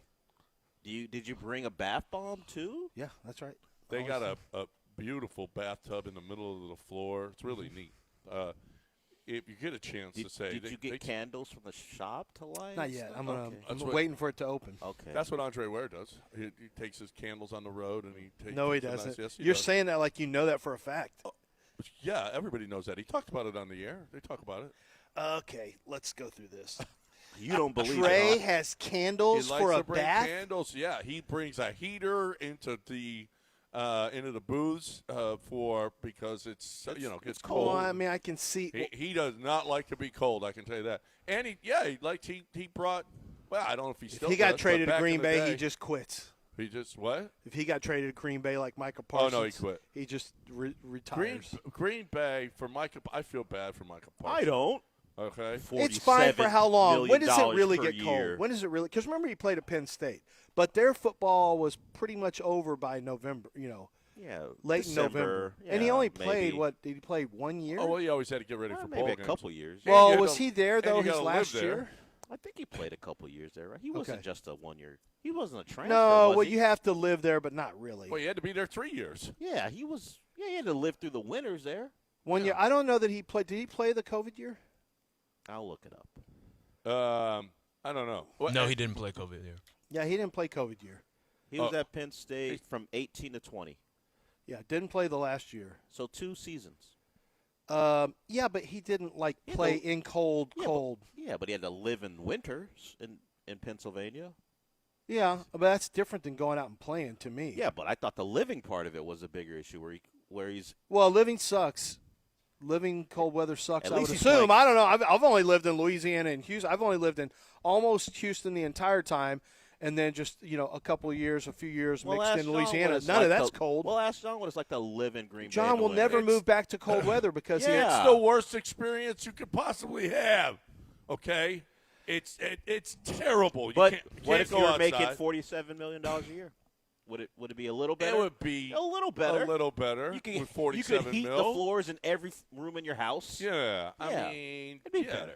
You could do a lot of stuff Trust with me. $47 million. Micah Parsons is going to be living a completely different existence Well, than John was. So in Green Bay. Brett, that's true. Well, yeah, to an extent, but there's Completely. nothing. And if In what way? Where's he going Well, out? first off, the house will be great, much better than John had. Yeah, Brett Cullerman made this point. Like, this is a house you can buy in Dallas for this much money, and this is a house you can buy in Green Bay. And I'm thinking, who cares? No, I'm copying What it you to gotta- what John's house was in Green Bay, not the houses in Dallas. Well, yeah. I don't know his personal situation, but he can fly up anyone he wants at any time that he wants Yeah, but nobody for wants to go anything there. that he wants. You can fly people up; they don't want to go. I'm not talking about his friends. I'm talking about what you guys, would fly somebody's people up for. Shaving a mustache live on Well, TV. I mean, he's had that mustache every morning on this show, and people have been giving him business. It's an ESPN anchor. I forget his. I don't remember his name. Randy Scott or yeah. something. Is that his name? Yeah, it's up there, Randy. Anyway, the other dude is shaving it. It's not cute. great. It's not a good look for No. either of them. if I'm you gonna have know my the head truth. shaved on the radio.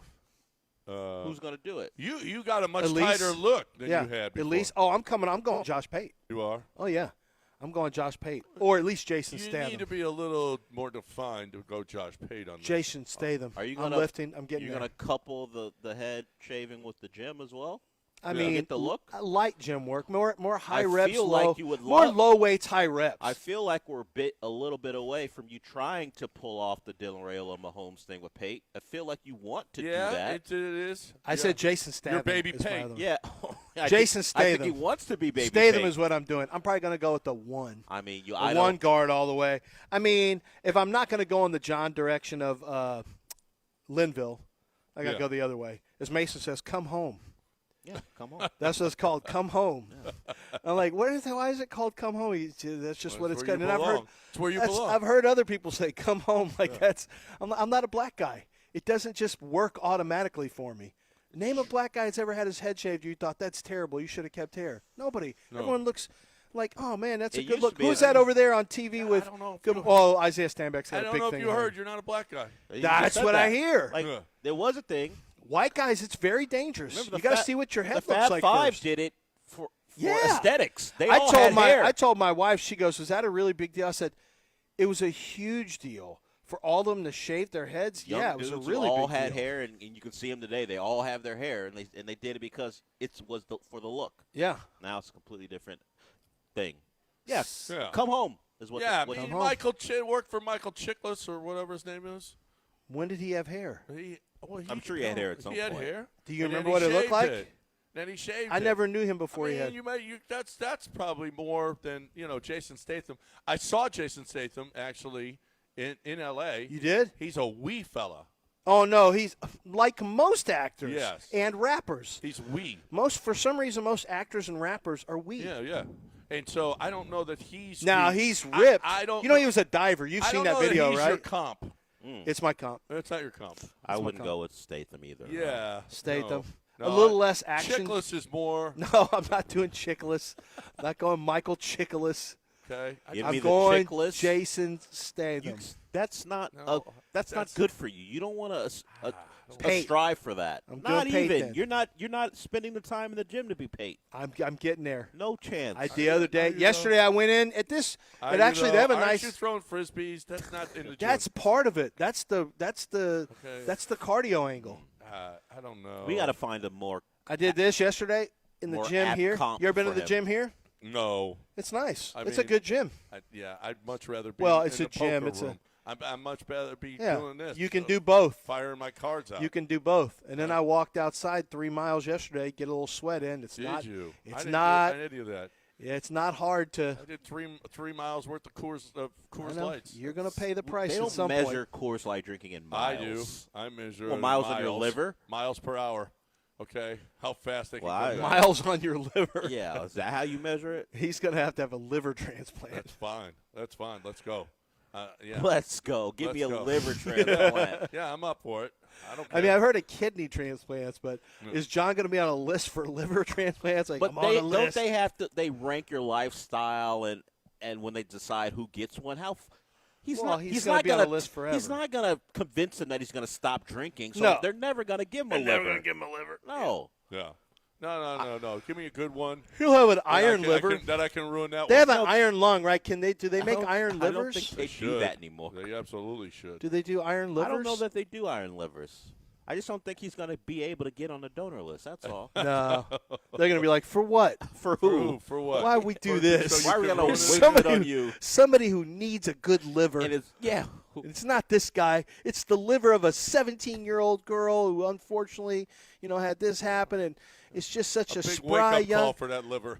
Yeah, Okay, here's it's like, what the real it's just life. this here's liver's what the not real going to be able world to. is. Is immediately going to just be shocked into submission. You're going to be sick in a hospital bed. What happened? Your liver's rejecting everything that you're doing.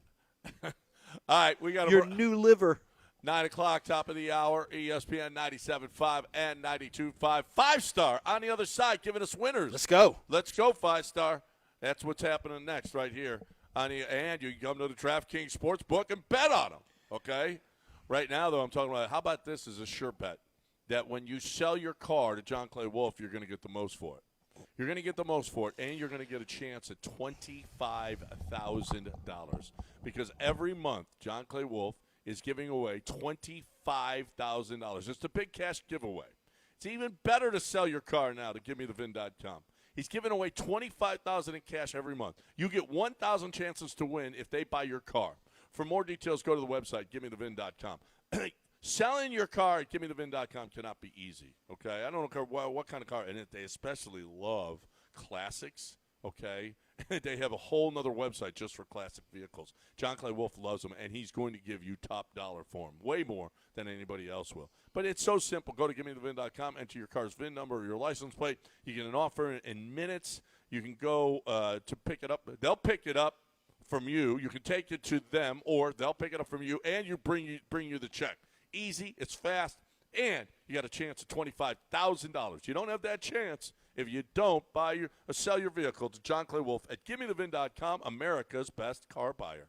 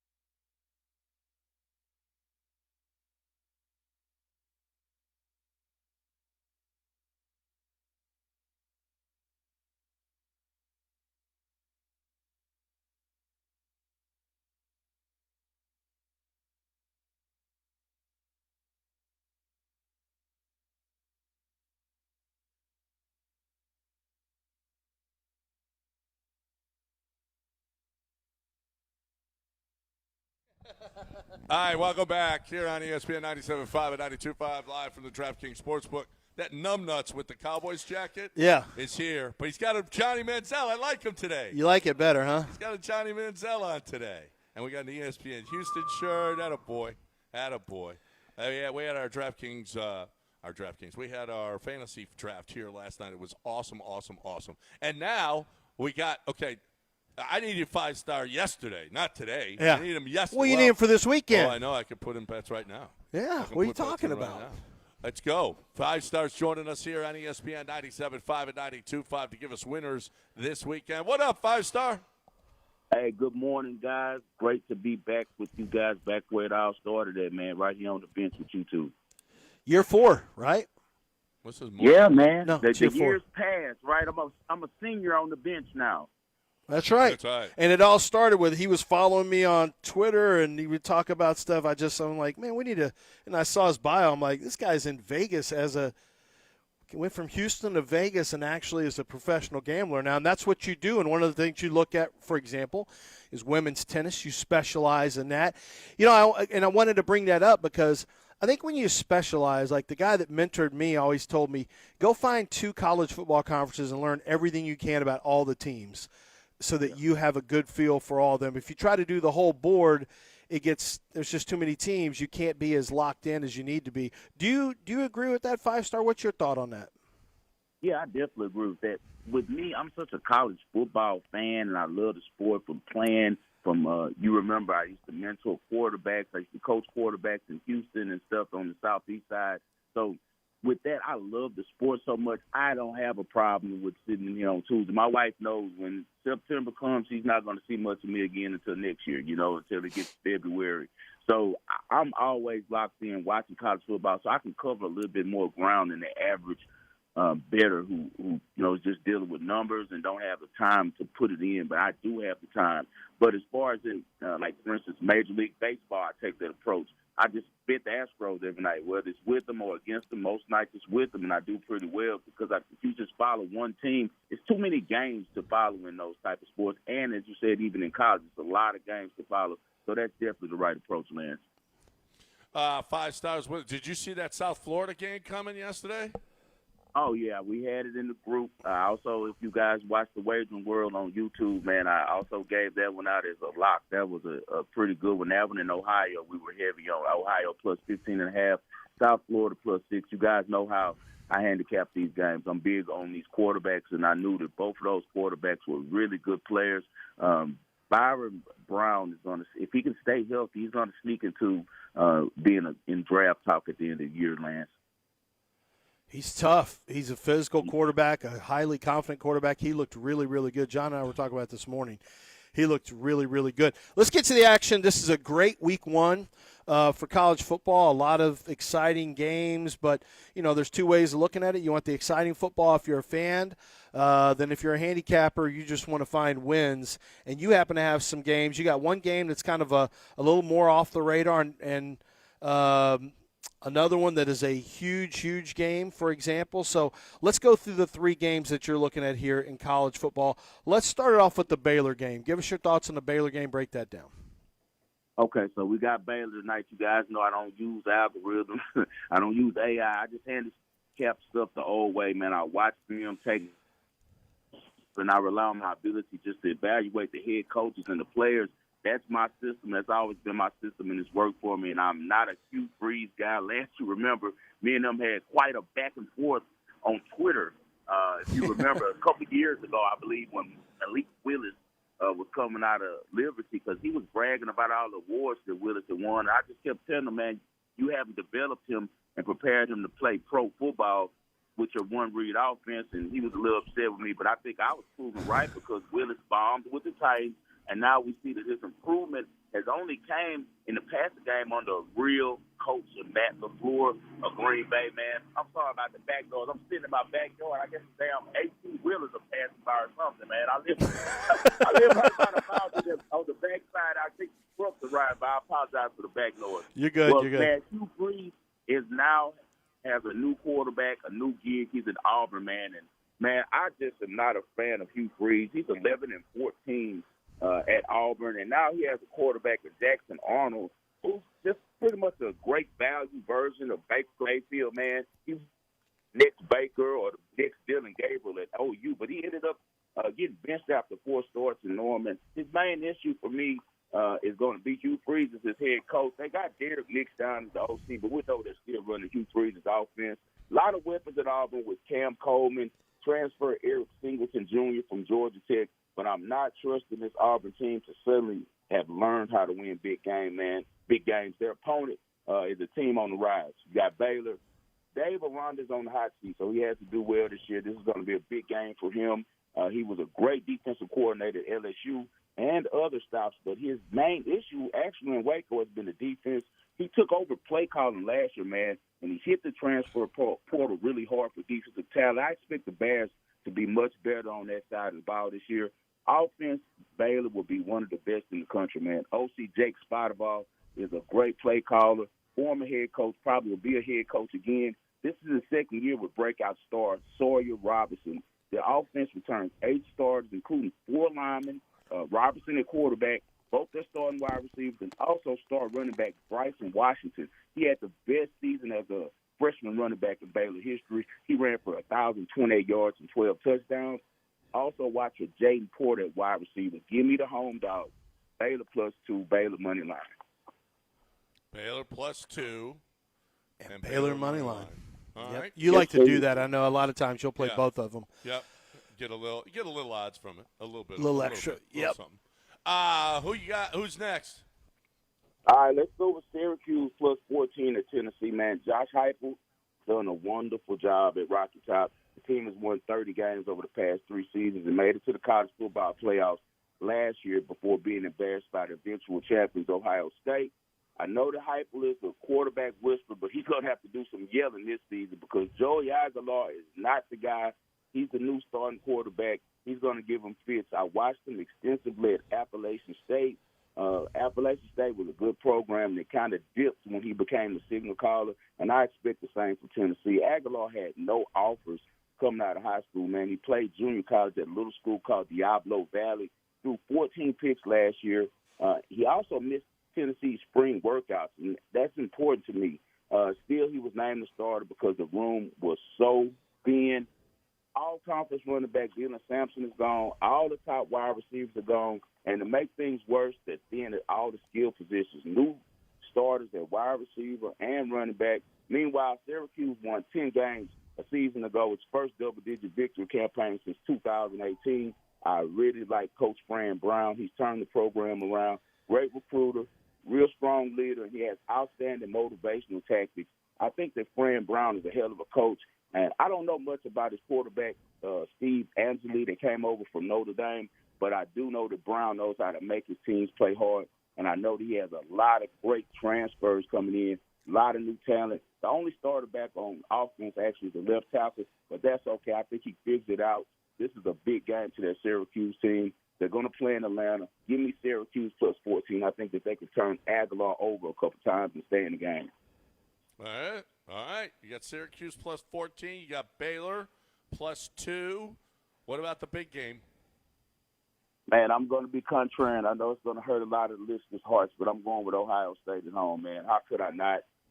These are still the national champions. I love the story of Arch Manning. You know, he's a Louisiana guy like myself. You know, great family, great high school career at Newman. But what has he done in college football? This is a huge game to be your first game starting, you know, so he's got to go to the Horseshoe, play the defending national champions with probably the best safety in all of football over there, and Caleb Downs, who's going to be reading him. He better be able to move the safety because if not, he's going to get picked a couple times by Downs. This is the thing. You and I, we know this. If Arch Manning was the guy, he would have started last year. They didn't owe Quinn Ewers anything. It doesn't matter about NIL. They had the type of team that was right there that could have won the championship. Don't you think that they would have put in Arch Manning if he was ready instead of Quinn Ewers? And if you watch enough Texas football like we all did, you know that he just didn't operate the passing game the way that Quinn Ewers does. And unless he made a huge leap in spring ball, I just can't see Arch Manning being ready for this game. I know that we're also dealing with a brand-new quarterback over there, highly touted Julius Sayers for Ohio State. But I just trust what Ryan Day is able to do with offense. I've never seen a bad offense at Ohio State. Will Howard was not a good quarterback. He was decent, and they still won a national championship because Ryan Day knows how to call offense. Also, the best player in the country is Ohio State and Jeremiah Smith. Steve Sarkisian, 1-6 straight up, 2-5 against the spread as an underdog. Give me Ohio State at home. Ohio State. You disagree, Lance. You've been. Yeah, I'm kind of just I think Texas has a really loaded team. Although my big concern is losing 4 starters on the offensive line. That is just so, you just don't know till you know. I think this is going to be what 5 Star's talking about. I hear him on all that stuff. I think we're going to find out. My guess is what I'm banking on is that Texas just has a lot of talent there on the offensive line next up because we've seen it with Georgia, Alabama, Ohio State, those kind of teams year after year after year. There's always a next up, So I'm guessing Texas will have a next up. What we're going to find out, has Arch made, I think there can be growth without reps. when you're a young player. I think it gets tougher as you get older, but I think there's mentally some growth that you can have from watching film and stuff like that. But we're going to find out.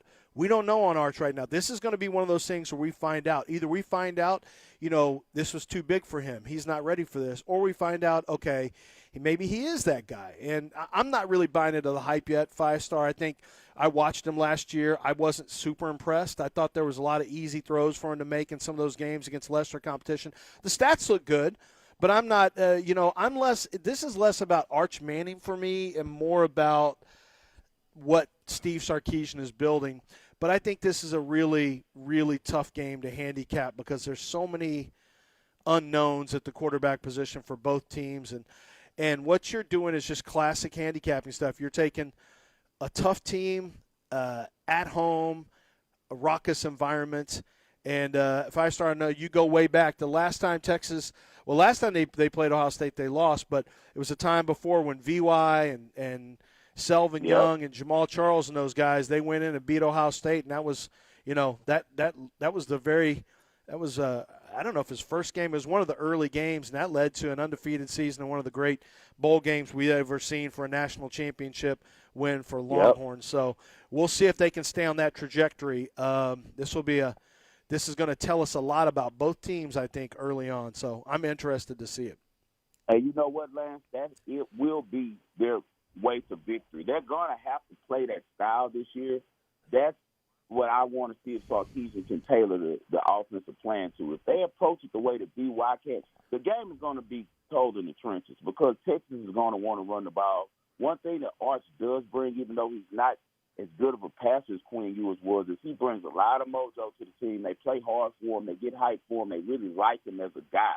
So that's one thing. And then the second thing is the running game's a little bit different with him being able to be a dual-threat quarterback. So if they can do what BY and those guys did, as in coming in, running the ball down Ohio State's throat, yes, they will get it done. And I am worried because Ohio State is missing Jim Knowles now, man. Jim Knowles is huge. He went to Penn State. So they're going to, really miss him on the defensive side of the ball. We saw Oklahoma State fall back completely when Jim Knowles left. So I'm interested to see it, but me personally, this is about coaching, and I got to roll with Ryan Day at home just because he's a really good offensive mind. He's one of those guys that has never had a problem no matter what type of quarterback is at Ohio State, whether it's a dual-threat guy like Troy Smith or whether it's a drop-back guy, like CJ, he still can make that offense work. And I think that's going to be the thing. He's going to be able to come up with some plays to put some points up, and Texas won't be able to keep up.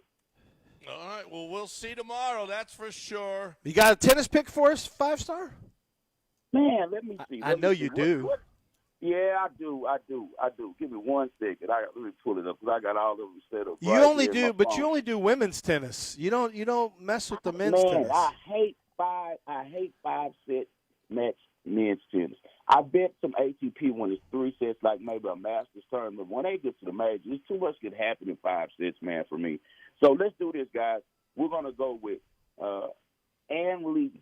Let's go with Ann Lee over Priscilla Hahn. Ann Lee is a young American. She's been playing really well. We just took her in the group the other day, and she upset Vincic at plus 210. She made it to the finals of the Cleveland Open a couple weeks back. This is her first time really, getting a chance to shine at her home tournament, the U.S. Open, man, and I think that she gets it done over the Australian Hahn. She's the favorite, but do you play it money line or you play it minus 3.5 games? What's the money line right now? Is it up to minus 200? It was like minus 270 right now. Okay, so since it went to minus 270, we're going to take her and let's put her together with. Let's put her on a 2-teamer with Rabikina. Let's go with Rabikina to beat Raducanu. I think Rabikina at minus 200 gets it done. So let's put those two together, Lance. All right, so we're going to parlay Elena Rybakina and then Anna Lee. There you have it. See, Ann Lee. It's just a little women's parlay. We just gave you a free 5-star. Just gave you a free women's tennis parlay in the U.S. Open. No big deal. No biggie. That's what he do. No big deal. That's what he do. All right, we got Baylor, we got Ohio, right, and we got Ohio State. No, we got Baylor. No, Syracuse. Syracuse. Syracuse. We got Syracuse. We had You Ohio, had Ohio yesterday. Unfortunately, I wasn't on. You guys, we would have went 3-0. We went 3-0 yesterday. Because we had Cincinnati plus 6.5 too, man. I had it all cooked and cocked and ready for you guys, but it's okay. It doesn't stop. We got a big weekend coming up. I went with some bigger games than I usually do, guys. You know, I usually like a little smaller, less known games. But we're kicking off the season. I know everybody wants to hear what's going on with Ohio State and Texas and Baylor and things like that. So that's what we're going to do, man. Keep an eye on the Cougs. The Cougs look pretty good. Lesser competition, but the Cougs have some new players that are, man, they might be worth watching, 5-star. We may have some value on them early in the year. Find a good quarterback. Yep. And what's the podcast? It's the Wagering World. Nothing's changed, man. You guys go to the Wagering World. Anywhere that the podcasts are available, but I'd really appreciate if you go to the YouTube and subscribe. I just do this for the local guys, man. I do this for my bench listeners and the other guys from Houston who tap in. I don't want to grow. I don't want to get big. You guys know that. I just want to stay right where I'm at right now because we're really making money. Attaboy. Attaboy. That's 5-Star in Vegas every week right here at ESPN 97.5 and 92.5. Thanks, 5-Star. Talk to you guys soon. Later. Time to talk a little game day, Men's Health. Got the call. I'm going to be going in a week from today, as a matter of fact, getting my pellets. I am excited about that. It's a different way to do it. I've never done it before, but with the schedule and everything else, it looks like this is the way that I'm going to go, and I can't be happier about it. It's a solution. They find a way. It doesn't matter what it is that whatever issues that you have, what is your problem? What is it that you need to do? They're going to help you. They're going to help you reach your goals, whatever your goals are. And I'm reaching my goals. I love what they do for me. I'm taking the peptides. I'm getting the testosterone treatment. It's awesome. It is awesome. It's just better. It's just flat out better. I've been doing this for a long time now, and I got to tell you, they just care more. It seems like they got better solutions. You're not just a number walking in and out. They care that you're reaching your goals. And every single time you go there, they're gonna talk to you about the way you're doing things and how to get where you want to get. That's what happens at every single one of them. Labs on site, free evaluation when you start to see whether or not you need testosterone, and that doesn't happen everywhere. You're looking for the best way to get that testosterone replacement treatment. GameDayMen'sHealth.com. GameDayMen'sHealth.com.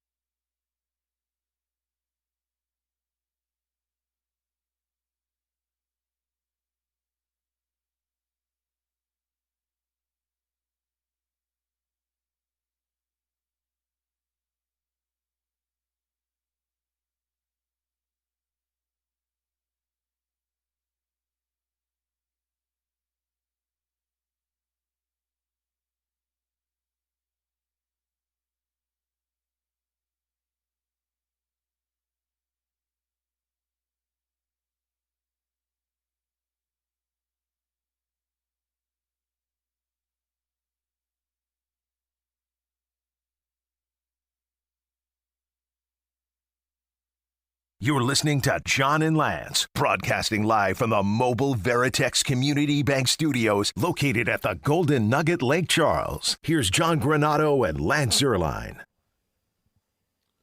All right. Welcome back here on ESPN 97.5 and 92.5, live at the DraftKings Sportsbook. We got a little bit of time left. We had our fantasy draft last night. Dell, I love the Texans. I love you. Dell took the Texans defense in like the third round. That's not true. Why do you have to lie? I mean, we have evidence of when I took them. It was it's terrible. a flat-out lie. It was 8th round. Fine. You don't take a defense in the 8th round. What defense did you get? What defense did you get? You know what? Okay. What defense? I'm not telling what you my crappy secret. defense did you get? I got Arizona's defense. You know why? I don't need your secrets. I already know you took them. What secret is there now? You see, you don't know how to play what fantasy secret football. is you it? You've already taken them. You've already taken them. There's no secrets to be had. Okay, who's going to have the worst offenses in football this year? The worst offense? Who do you think, John? Who will they be? Who's going to have the worst offense? You tell us. In the NFL? You got all the secrets. That's a good question. The Jets might not be very good. I mean, I can't imagine the Titans. The are gonna AFC be great. South. No, one team. Which team? Who are we missing? Are you going to say the Giants? I don't think it's going to be the Giants. No, I don't think it's going to be the Giants. I think it's going to be the Saints. Oh, yeah. I think it's going to be the Saints going to suck. Who does Arizona play? I don't care if Who does Arizona play So in week Rattler got the starting nod, right? You mean the Saints? You'll Saints see. in week 1 I remember the Saints in week 1 last year. All the points they put up. Then they disappeared. I'm going to say they surprised. Just to ruin you. Is Derek Carr walking through that door? No, someone better. Spencer Rattler. Oh, you don't even believe that. Yes, I do. Oh, my God. Yes, I do. Now, if Tyler Shuck was starting. Oh, it's the same thing. It would be for sure the worst. Yeah. He's terrible. It's the same thing. But Spencer Rattler's terrible. a turnover machine. Yeah. Neither one of those guys are going to produce. I got a pick 6 going on week 1. So I'm going to predict an injury. Chris An Olave, injury for Brandon Cooks, Rashid Shaheed, Alvin Kamara. Weapons all over the place. Kamara is going to be out of there. Weapons all He'll over be the chilling place. on the injured reserve by week Kelvin 6. Banks at left tackle to protect Spencer Rattler. I had Alvin Kamara last year. He was money. Thank you, and you're going to have to go up against him in week 1. He's got Spencer Rattler He now. had Derek Carr last year and put up numbers. Okay. And Spencer Rattler last year. I got 2 of Dell's guys. I got Ollie Gordon and Cam Ward. Good for you. And I'm just going to destroy him every week, telling him how they suck. But they're on your team. I know. What does that matter That's to how me? pissed off I'm going to be at them. Fine. Okay? You're going to be more pissed off when Cam Ward comes into town and lights that Texans defense up. Then I'll be mad. That's how it'll work. No. See? Yeah. Against your defense. Yeah, then I'll be mad. Yeah. The Texans defense is going to be good. It's going to be real good. I don't know. A chance of the best defense in the league this year? If they stay healthy. They don't have a lot of depth in some spots. What did he predict? 36 interceptions this year or something? They What did he say? They said, I think they believe, was it Stingley, that they should have 10 to 15 more picks than anyone else. Now, let's remember, they didn't have more picks. They didn't have the most picks last year. I think the Vikings did. So the Texans had 17 picks. The Vikings had 22. So if we go by the league leaders last year, he thinks they should have 32 to 37 interceptions this year. Yeah. That it? Yeah. That's all. Okay. Apparently. That seems like a lot. That's a lot. That was Stingley said that, right? Yes, I believe he said that. Yeah. I mean, I get feeling good about yourself. That's a lot. You're looking to set NFL records, huh? Yeah. Okay. I mean, you didn't even lead the league last year. Slow down. The Vikings, with their substandard, they pulling Gilmore off the street, led the league in picks with all that nonsense Brian Flores runs against offenses. Yeah, they got a shot. I just think you need everyone to play like 15 to 17 games because I don't like anyone behind their front line at the secondary spot. You don't, yeah, right. You don't that depth in the secondary. I don't like it at all. Front end, I didn't like it last year. The front end, they're as good as anybody. Yeah, I didn't like it last year, and I don't like it this year. I don't think they've done enough. Jalen Smith doesn't fix everything. So I wasn't even a Jalen Smith fan, to be honest with you. So you got your other safety. I mean, you do have who's the other one? Jalen. Jalen Bullock? Jalen Reed? No, Jalen Reed. I get the Jalens and Yeah, Jadens. There's so many Jalens and Jadens right now. Yeah. It's unbelievable. So you do have a new safety. You do have a new corner. But to me, I look outside and I'm like, man, this is not enough depth. Like, they got to have better backups. just in my opinion. I mean, I hope I'm wrong, but we'll see. I think the cornerback position, I think if Derek Stingley gets hurt, you are in major trouble. So the Texans had, I don't know if it was their event specifically, but they got all dressed up nice. They went. A lot of the guys were at some event. It's like the open. Is that the one where the Texans have their lunch? No. It's carpet and it's a red carpet thing that they do where it's like the beginning of the season and it's a big event. Chauncey Gardner-Johnson was there. He did some type of little slide, I guess. I don't know, just to show off his outfit.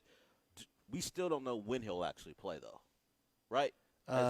As much as Joe Mixon thinks he's not on any list. He's not on any list. But yeah, but they were careful talking about him the other day. Yeah. The Joe Mixon stuff took over because of how D'Amico talked about There's it. There's nothing new on Joe Mixon, right? Because at the draft, I took they're him. Not saying anything. They're really mishandling this. No, I took him late in our fantasy league because I figured like the 10th round or something. Because I figured, I've got good players ahead of him. I'm just going to go get it of the value of a really good running back. And boy, there was concerns over here to the left of me from the guys in the league. Like, is he going to miss a year? I'm like, did something come out today? No. Like, I guess they're working off of how evasive Nick Caserio was the other day. Now, God forbid it's a Liz Frank injury. And I don't know what injury. I just know it's an injury to the foot. See, well, one of them. Stop. No, I'm just saying. I'm just telling you. I'm telling you. One of the injuries that can keep you out a long time is Liz Frank. Well, no crap. Well, how long has he had this already? We don't know when he got it. Well, we don't know well, we know in the summer it was already an issue. So June, July, August, we're already going to take over. There's not going to be any September going into October. You're talking about a 4 to 5 months at the earliest. I mean, one of the foot injuries, if there's a fracture, you could have a fracture. I mean, I'm just saying there's only so many. Only so many foot injuries. I mean, there's only so many foot injuries to keep you out that long. Boys, I don't have enough information to work off of, so I have to speculate. What happened to journalism? journalism? I have to speculate. What happened to journalism? Dig it up. Find the information. I'm just telling y'all this is what I'm wondering. I'm saying wondering. I'm not reporting it. I'm wondering. Let me see. How long does it take to recover from a Liz Frank injury? Well, what? Why are you recovery time? Can last 3 to 4 months, non-surgical. June, July, August, September. Georgie, maybe I cracked the case, Dell. He was out long before that. Surgical can take 6 to 12 months. He was out in the spring, he didn't participate in anything this offseason. It was before June.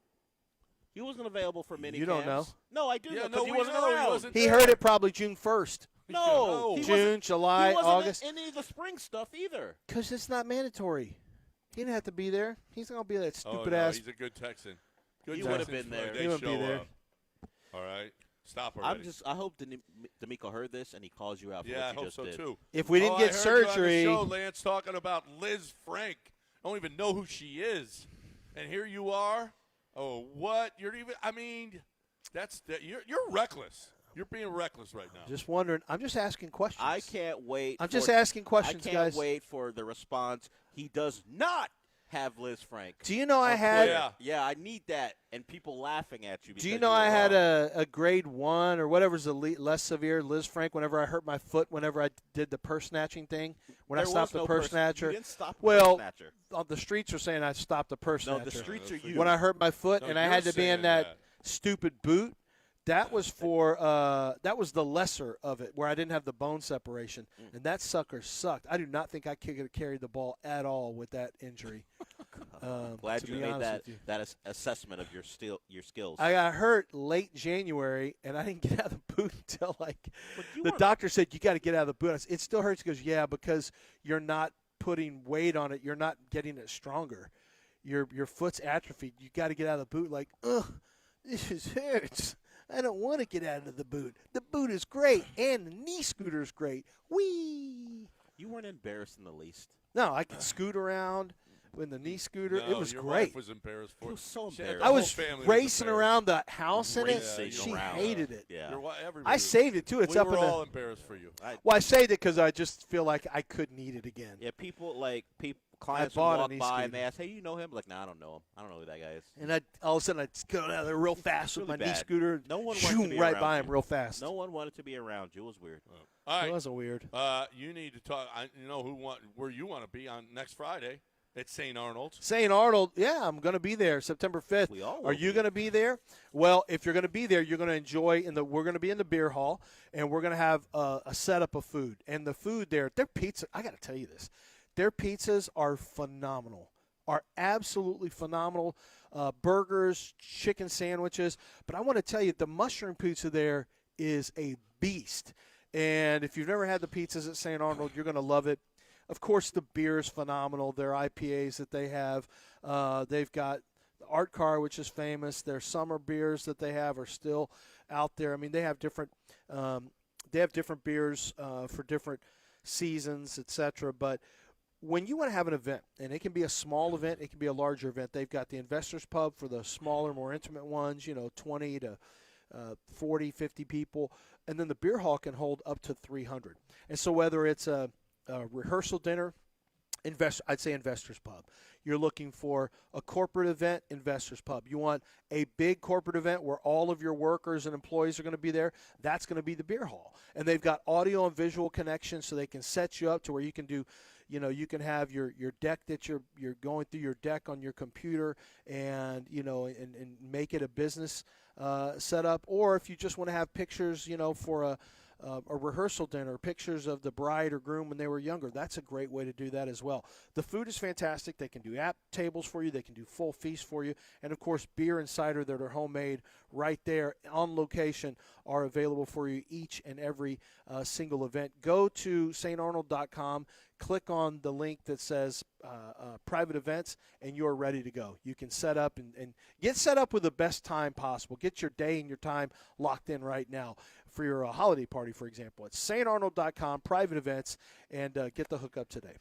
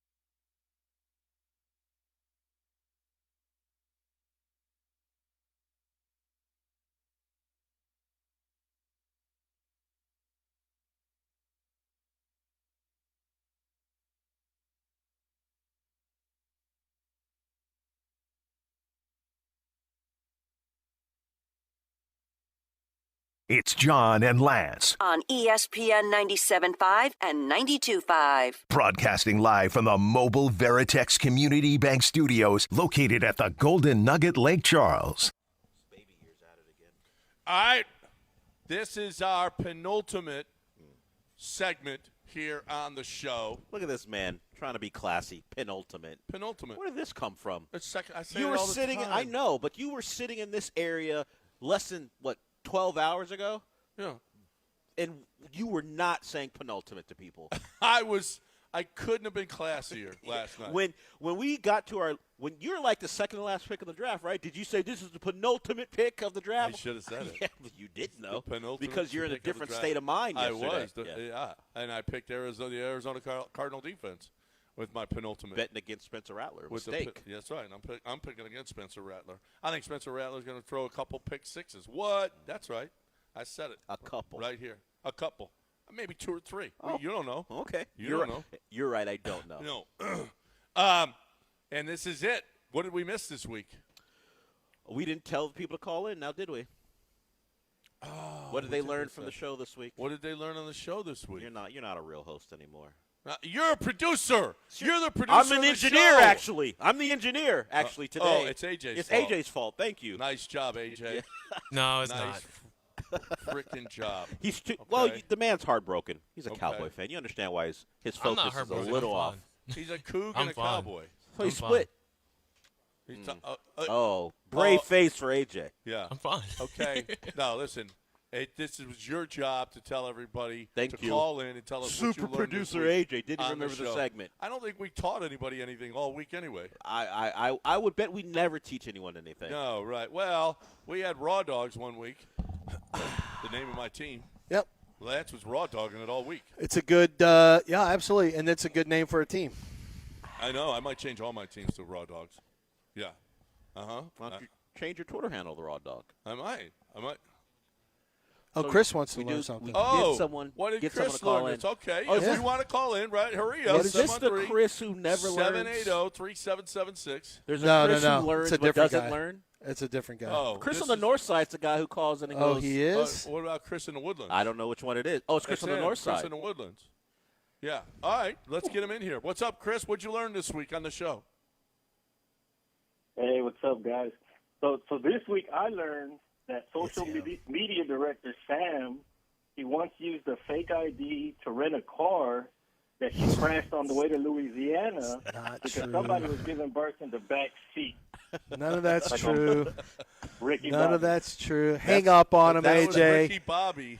Yeah. That was, Oh, is that what that was? well, we talked about all those things with her in one segment, yes. There was a bobcat in the back, right? I don't remember how Ricky Bobby went or Talladega Nights. but Sam, that's not Sam. None of that Sam didn't do happened. that. She didn't Why give didn't birth. Sam come down this morning to shoot? I mean, how lazy Shoot is that? what? What does she need to? I mean, shoot the show. What are we doing? Okay? Nothing. We're just sitting around. We got a Browns fan here. I mean, you could have had. I mean, could have had it all. She got this all. morning. Could have had it all. She got Coulda all had it what all she this needed morning, last Sam. night. All right. Not, yeah. Or- She had enough of you. Yeah. Oh no. I saw her after, as a matter of fact. Her family was. She was they were- scurrying about, Mom trying to and- get away and from she you. had a cousin here. And Oh, she everything. did? Yeah. And they were out. They were all gambling out here. Yeah, they were having a good time, a big time. Big time had by all, and it's what always happens here. All right, AJ. If anybody at 713-780-3776, what did you learn? There's something real, not like Chris. Chris brings something like this from a movie or a TV show. No, it's every always week. something we talked about, but he moves stuff changes around. stuff He always around. changes stuff around, so it's not actually It's not what we talked accurate. about. Yeah. Right. It's not real. It's never accurate. First, he started it by just saying Cobra instead of snacks. He just went off that, and now it's just getting more and more extravagant every week. I don't think anybody learned anything from us this Longhorn week. Dimitri did. He just called. Who did? Longhorn Dimitri. Dimitri? All right, let's All go. right, let's bring Dimitri in. What do you say, Dimitri? What'd you learn this week on the show? Hey guys, I learned that the new Minnesota Vikings cheerleader is a puppet show. No. It's a puppet show. That's Well, right. you learned what That puppet is show right. meant. Yep. Puppet. Well, Yeah. I don't even. How did it come up? The puppet show phrase. Because of you. Well, I know, but what was I talking about? Yeah.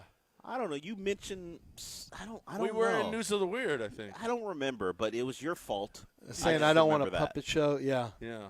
Oh, I think I was doing it. Was I doing a Is that because I SEC guy? Did I do an SEC guy and I said something about a puppet show? Possibly. No, I think that's what it was, Yeah. actually. No one. That sounds familiar. It's impossible to know. I mean, yeah, we heard it and we still don't know. Yeah, that is true. Well, I don't know if it's true. I don't think it's true. No, I'm not sure it's Most true. of the things we say are not but true. But it is something that happened on the show this week. That's yeah. correct, yeah. Yep. Which is in direct opposition of what you normally say, where you guys normally say all the lies start after 10. But now, you freely admit that what you guys say isn't true. Thank you. I wouldn't call it lies, but I would say some things are not accurate. Mask on the show. I would say some things are not accurate before 10. Most things. I think that's a fair statement. Yeah, I think most. Well, everything is misrepresented. If you want a pure example of journalism and that integrity that comes with it, starting at about 10:06. Well, hopefully we get you started about 10:02. Well, considering how the show we'll get off of this. Unlikely. Well, trust me, we'll get off of this. Let's break it right now so we can get out of here by 9:55. Yeah, Mapes hates when we go over. Yeah. Too bad. Before we do, we got Chris from the Woodlands who wants to talk about what he's learned. Oh, Chris in the Woodlands. He learned something this week. What'd you learn this week, Chris in the Woodlands? Hey, what's up, guys? Can you guys hear me? Yeah. Yep. All right. Hey, I learned that Dell's voice sounds a little bit different when he's been out of town and hanging out with you guys late at night versus Monday through Thursday when he's been in town and comes in at the normal time. Okay. What? I didn't hang out with him. Hungover? He was throwing down last night. Were you hungover, Del? Yeah. No. I mean, this lie. Throwing down. This lie every time I have to fight every time he's out and about. No, I don't want to hang out with him. We were hanging out. It legitimately is having something. Fun. We ate some popcorn. It's one of the things when I think about my life. The least thing I want to do, hang out with him. I just want to come here, experience what the Golden Nugget has to offer without John being around. Yeah. Well, you're not going to be able to. Guess That's what? unfortunate, yeah. I don't know if you heard, but I'm part of the show now. No, but okay? I don't know if you heard. I was hoping, like, for some reason you got stuck in L.A. or something, and you did the show from there. That's what you were hoping. Yeah. But, 10 to 12 is a very peaceful time for me. In fact, that was my favorite time here at the Golden Nugget. There's not a lot of weather 10 delays to there, 12. I don't think. There's not no in L.A. No, it's the same every day. Yeah, I don't know. I wasn't looking for a reason, just for it to happen. I didn't care how it happened. Just for it to happen. Yeah. But from 10:06 to about noon, that's perfect. Yesterday was great. Just hung out, did the show, talked college football. We'll do that again today. Maybe my voice will go back to normal now that I'm not hanging out with John. Back to normal voice. Apparently. That's your normal voice. You're back to your normal voice. According to Chris. Yeah. I didn't notice anything though. Yep. All right. We got News of the Wear coming your way next right here on ESPN 97.5 and 92.5. What I got right now, this is – okay, so today is Friday. You got today Chastang Ford is open. Tomorrow Chastang Ford is open. September 2nd, which is coming up on Tuesday, right? September 2nd is Tuesday. It's over. No more are you going to be able to get 0% for 48 months, 0 down, and no payments for up to 90 days. On select 2024 and 2025 models. So if you are even thinking, I might want to buy a vehicle, I might want to get that pickup or that Explorer, that SUV, whatever it is, you'll want a F-150, 250, whatever. I mean, I don't know that there's a better time. It's 0% financing for 48 months, nothing down, no payments for 90 days, plus a complimentary 2-year maintenance plan. Going on this weekend, and this weekend it ends at Chastang Ford. Does it get any better than that? You're using their money for 4 years, and you don't have to put anything down, and you don't have to pay for 90 days. And a 2-year maintenance plan. I mean, it just doesn't get any better. What the best place to buy? It's not even arguable. ChastangFord.com on 610 at Homestead, not Hempstead. Just 5 minutes from downtown Chastang Ford.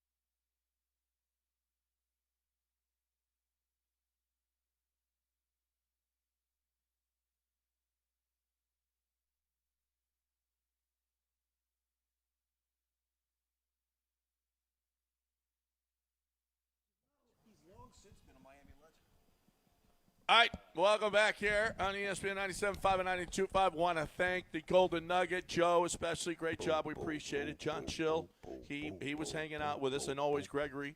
He is awesome. We appreciate him. This has been a great week. Thanks for having our listeners out here, even the Cowboy guy. We appreciate everybody coming by and being a part of our first ever listener fantasy draft. That was He's fun. a Cleveland Brown guy right now. I know he's a Cleveland buddy. He's still forever is going to be that dumb Cowboy fan. He just provoked me. You were That's too all much. he did. No, you went too far yesterday. I did. Dell and I both thought you went can't too far. You can't go too far with a Cowboy You fan. took it too I don't far. know, man. It was a bit much. You were a little out of order yourself. Even for you, it was a bit much. Apparently, there is a tourist pouring a beer. There's a video of a tourist pouring a beer down the elephant's trunk in Kenya, and people are pissed off. That's an American.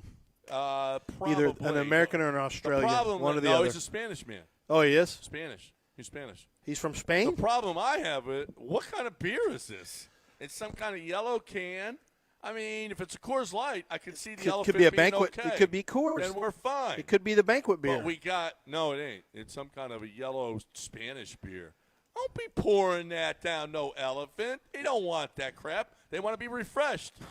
Elephants, all right, aren't they dry? 9 out of 10 elephants prefer They have Coors terrible Light. skin, right? Elephants will eat or drink anything. It really doesn't matter. Right, I know. That little snout of theirs, they put some work in with that thing. Oh yeah, does a lot a lot of work. Yeah, I call it a snout. I know. What do you call it? The hoof, the paw. Yeah. So apparently, Florida's having a real problem with invasive Burmese pythons. Ooh. Yeah. How about this? No good. Yeah. Well, you know how they're combating it? How? Robot rabbits. How about this? Well, what do they do? Explain more. Robot rabbits are Say going more, after John. What are we doing with it? finding the Burmese pythons and killing them. Okay? It's the latest effort to eliminate. So robot rabbits can kill Robots, pythons? Yes. How? Robots can kill anything. Well, no, this needs to be discussed because how are they killing things? Because it just tells us they've got killing technology that they're just not really. Yeah. They're just holding back on They us. deployed 120 robot rabbits this summer. Why do we think China's not going to kill us with a bunch of robots? Did you see? Oh, China's putting together robot wives. I can pretty see hot. that. They're pretty. Can they have kids? No. So No. don't worry. Everything will be wiped out Apparently with. they're making robots that can carry kids now. Yes. Yes. With what? Somebody else's egg. Well, yeah, right, but that's okay. No one wants kids anymore. Why? What, we're looking to ruin robots' bodies by giving them kids? Yeah. What? Well, Wait a minute. they can bounce back. Wait a minute. Are we sure? Ruin robots' I'm bodies. pretty sure. Wait a minute.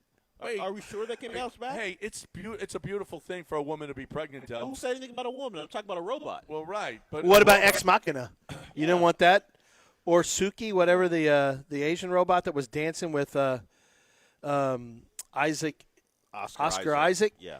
I don't want her having kids. So they I want her staying the same way. Have they done the research? They Can the line them all up. Have they done the work? Have they done the research that robots' bodies can bounce back? I mean, we don't know that, right? Probably. You just take them apart, put them back I don't together. know. We don't know that for sure. We don't know. So let's before we just rubber stamp this and make this a thing, let's make sure the robots can bounce back. We're getting into Dell's territory. Okay, he's gonna be pissed. I know. Am I? These robots, better go. I'm be pissed if the robots don't bounce back. If they don't bounce back, it's gonna be ruining that body with kids. What are we doing? It's gonna be a problem. All right, we're done. We're gonna get to the Mopey and Mape show on time today. Not likely. It's Highly already unusual, 9:58. but that's what we're gonna do. Joe, thanks for everything. We appreciate it. Mopey and Mapes right here at the Golden Nugget Lake Charles DraftKings Sportsbook. Next, right here on ESPN 97.5 and 92.5. We'll talk to you again on Tuesday, everybody.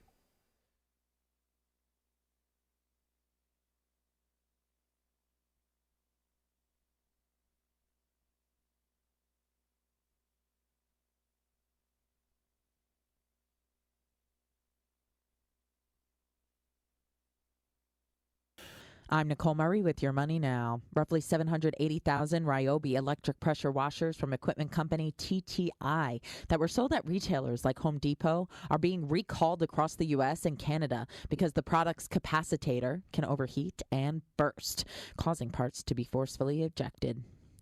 Alibaba's stock rose 3% after it posted a better-than-expected bottom line in the June quarter, fueled by accelerated sales at its cloud computing unit and a continued revival of its e-commerce business. Alibaba said revenue rose 2% year-on-year, although it still missed expectations. Reliance chairman Mukesh Ambani has announced plans to list his telecom company Reliance Jio Infocom by the first half of 2026. Reliance Jio has over 500 million users, and that's according to Ambani. Stocks are moderately lower after recent inflation data. Dow Industrials down by 197, the Nasdaq down by 233. That's Your Money Now.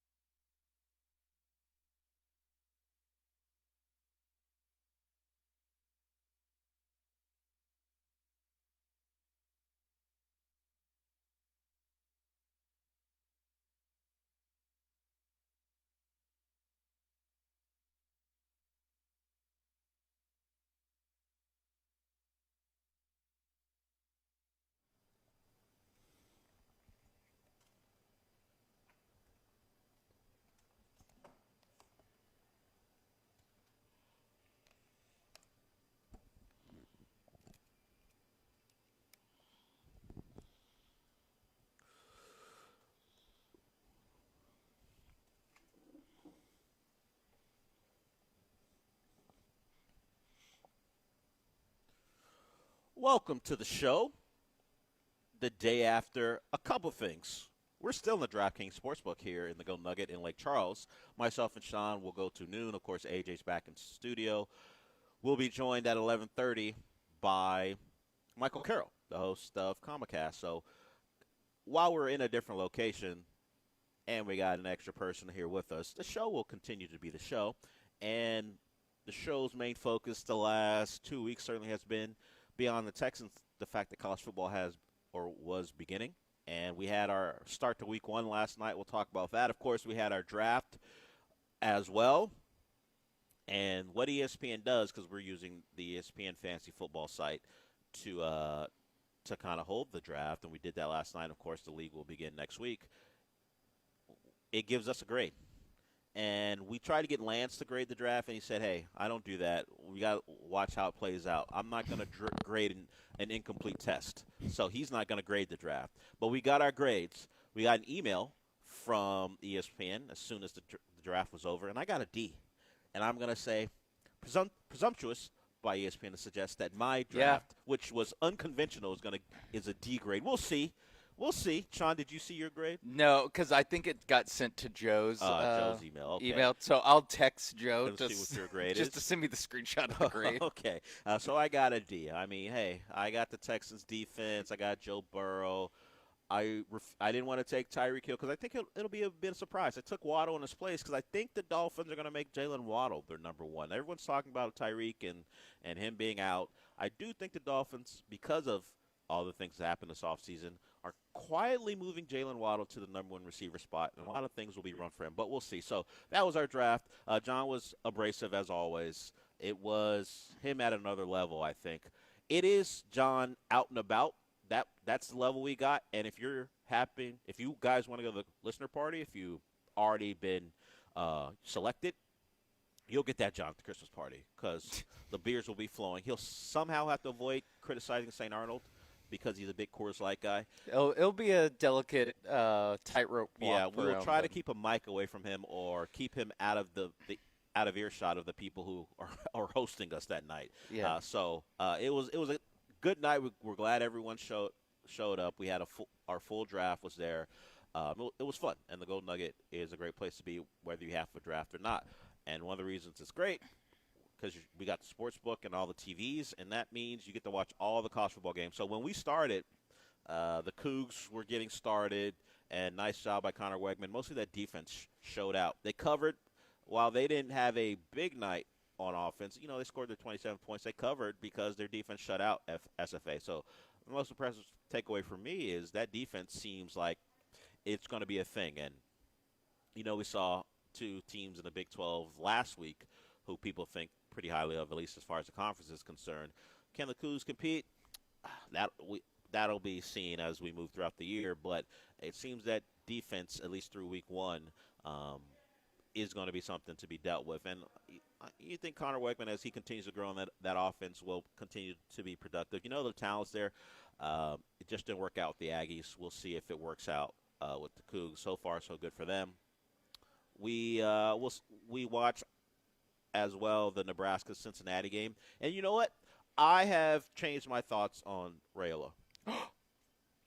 The thought is he should continue to be and do that thing where he pretends to be Patrick Mahomes because there's no other reason to watch him. Because as a player, he's meh. He should just keep being Mahomes because if you just watch him play football, it is an uninspiring experience. Yeah, there's definitely a little bit of was the Pepsi challenge where if you just took away all the Mahomes cosplay bit and the idea or the fact that he was a highly rated recruit, kind of looks like a pretty good. He's fine. Big Ten quarterback. There's nothing really. He's a young player, so who knows? But at this point, he doesn't seem transformative. Yeah, and you would have liked at least that first game of year 2 because I think we both generally have tempered expectations for true freshmen starting, especially at big in a big conference and a major program. But I expected a little bit of a jump from year 1 to year 2, and it was a little bit more of the same from Rayola.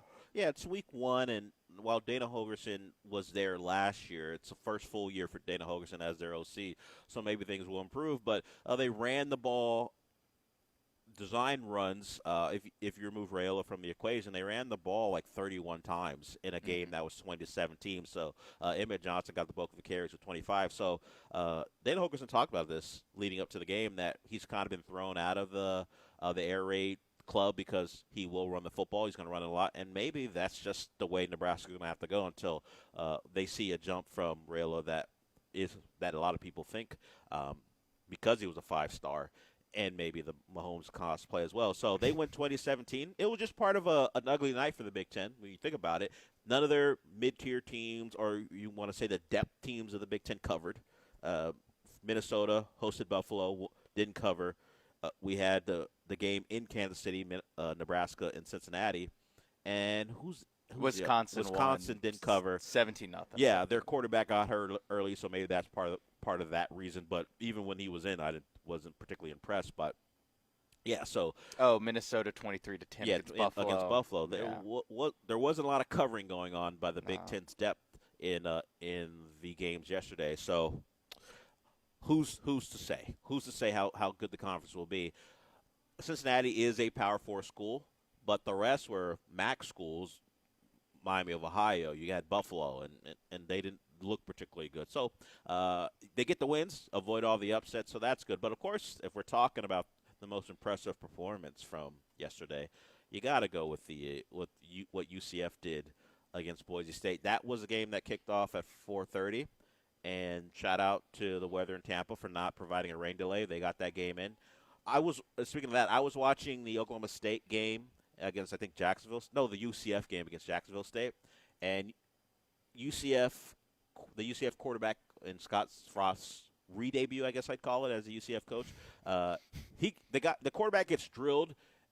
I can't hear anything because I think the Nebraska Cincinnati game was the audio in the building. So it looks like a hit on the quarterback, fumble, scoop and score, and then when I look back at the screen trying to get an update, it's sorry, we're in a weather delay. And it's like the ESPN Plus, so it's not, so they don't actually go to any programming. Yeah. They're just in a weather delay until I guess the next ESPN Plus game goes.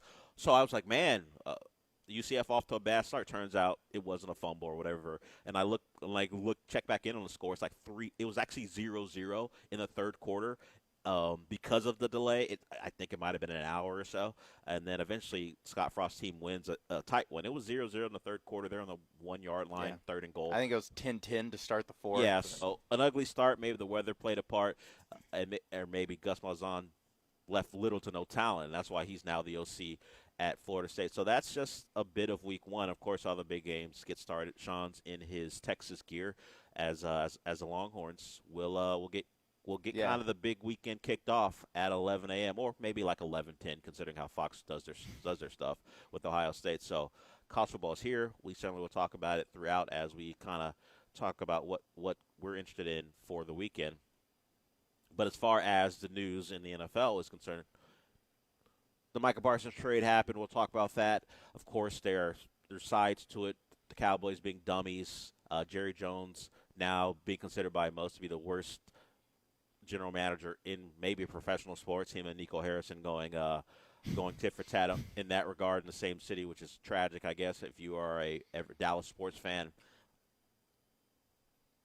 I'm more interested in it from the Green Bay side. What is a win for them? Sure, they're winning the press conference, if you want to call it that. They're winning the news cycle.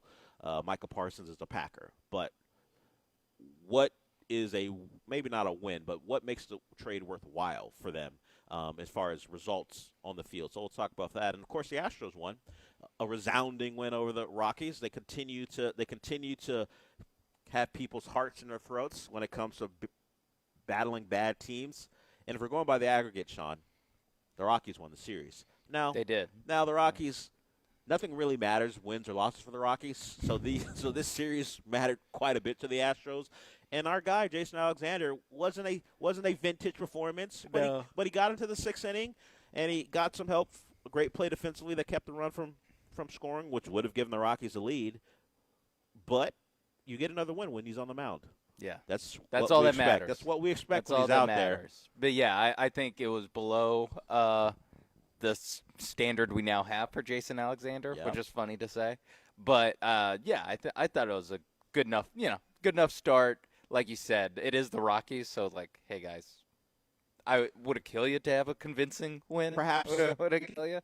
But yeah, I think it was another, or it was just in a weird way. It's almost he didn't pitch as well as he has recently, but it gives you a little bit more like, oh, so he doesn't have to be like unsustainably good. It was a pretty sustainable stat line or attainable stat line for him to get, and you're like, you know what, maybe. If this is the regression and he just ends up being this guy, it's still a decent arm for the last month of the season. Yes. So the focus, at least for me, going forward, beyond the health of Jordan, he didn't play yesterday. Seems like that's just a day off. Nothing major. Is where you solidify that rotation going down the stretch. Now you're 2 games up on the Mariners. They had the day off yesterday, and you start a series with the Angels, a 4-gamer against the Angels. Another bad team, but better than the Rockies. So we go by how difficult it was to take out the Rockies. We shouldn't just expect for them to cruise through the Angels because that's not the Astros way at home.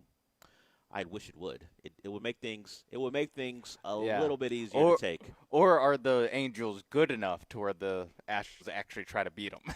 Is it a? It's a delicate balance. Will they recognize this team as a team that they should get fired up for and actually get the bats going. Like Division rival. They responded against the Orioles after having a bad series at home. They went and took that series. So we will see if playing the Angels, and as you say, a division rival, gets them motivated.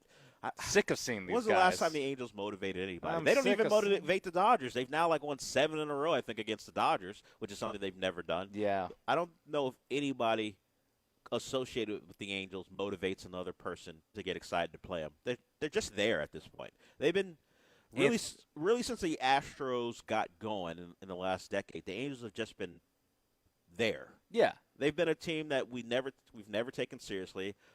To be fair, we don't really take the AL West seriously. The Rangers got them that one time in a big series, but for the most part, it's been yeah, and then we swat them aside. The Angels haven't even been the Nat. They've been a team that we don't even pay any attention to. No, they don't. And I think, did the Angels motivate Anthony Rendon to explore other interests in his life? Possibly. that might be what they've inspired people to do. But yeah, they are probably the most anonymous of the Astros AL West compatriots, because like you said, the Rangers and the Mariners, they played them in the playoffs. They played the A's in the playoffs in the COVID baseball playoffs as well. So yeah, it is the Angels just kind of like yeah. Mike Trout, okay, cool. When they had Ohtani, all right, yeah, they got some Pujols, big name stars, but it's never come to anything, and it's great. Now they don't have the big name stars other than Trout, and he's rarely on the field. So there it is. All right, so Astros Angels start that series tonight. Just win, baby. I don't care how you do it, just get it done. Currently, the Monday starter still to be announced. That could be Lance McCullers. If you missed it yesterday, Lance McCullers will at least initially be a guy they can use out of the bullpen, but with them still figuring out the Monday starter, he may be a starter for that. But other than that, you expect to see Lance McCullers, if he does have a place in this on this team as they go down the stretch. Expect him to be in the bullpen. Okay, we'll go to break with that. The number is 713-780-3776. I know some of you, like Eric, like to wait because you want to talk to Michael.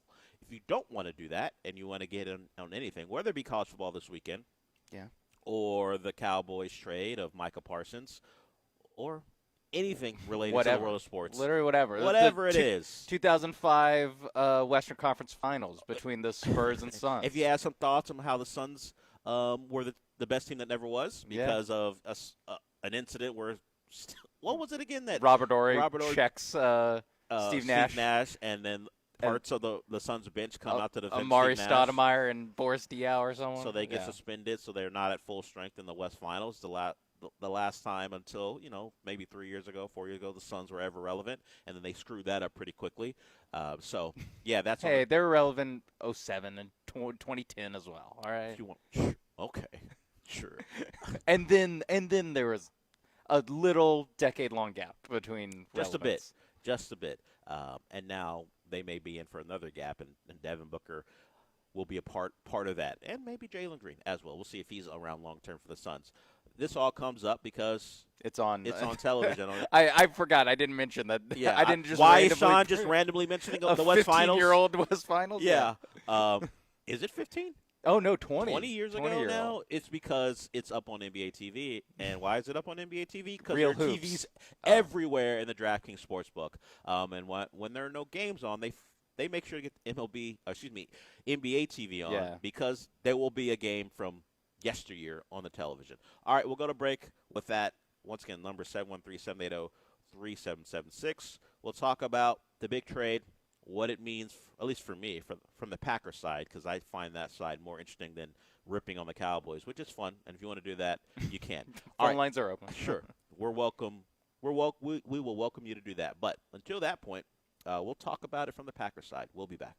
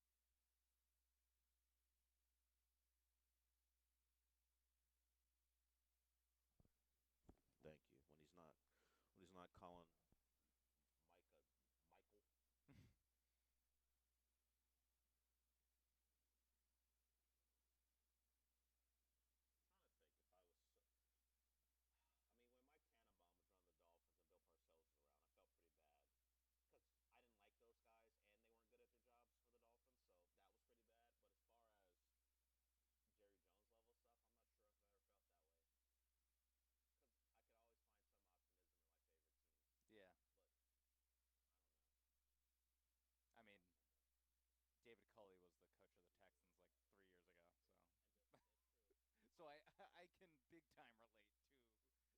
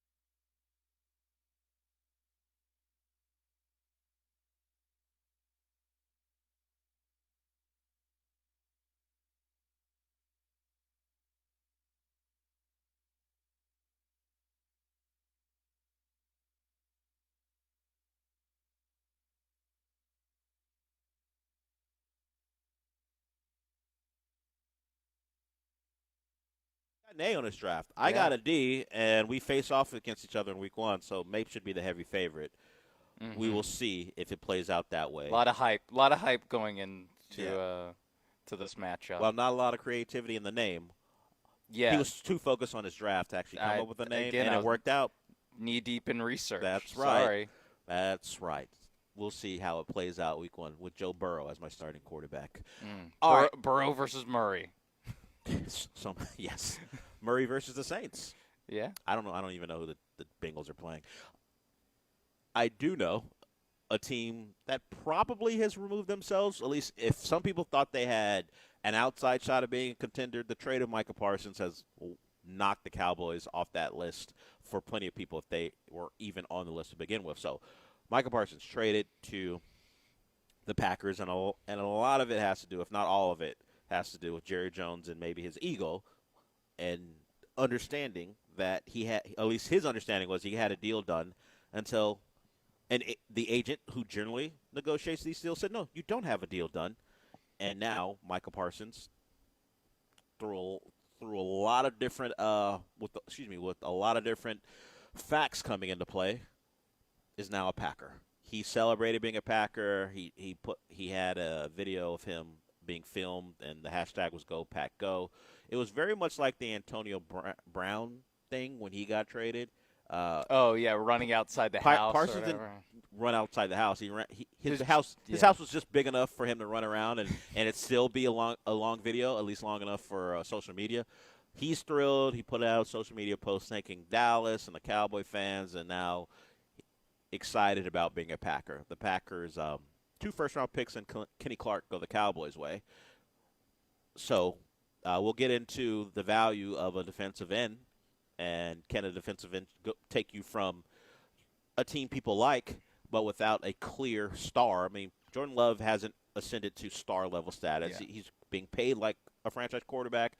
We'll see if he can ascend to those ranks this season. But they actually have now a star. They had plenty of good players. Josh Jacobs is a very good running back. Yeah, that was kind of the Packers, the book on the Packers before this trade was that they had a bunch of good players, but not any one like, oh my God, absolute like top of the top echelon of the NFL type guys.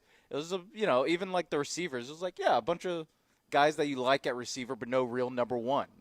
Same on defense, where it's guys you like on defense, but not anyone that's taken that next step. And Micah Parsons is one of the best players in football.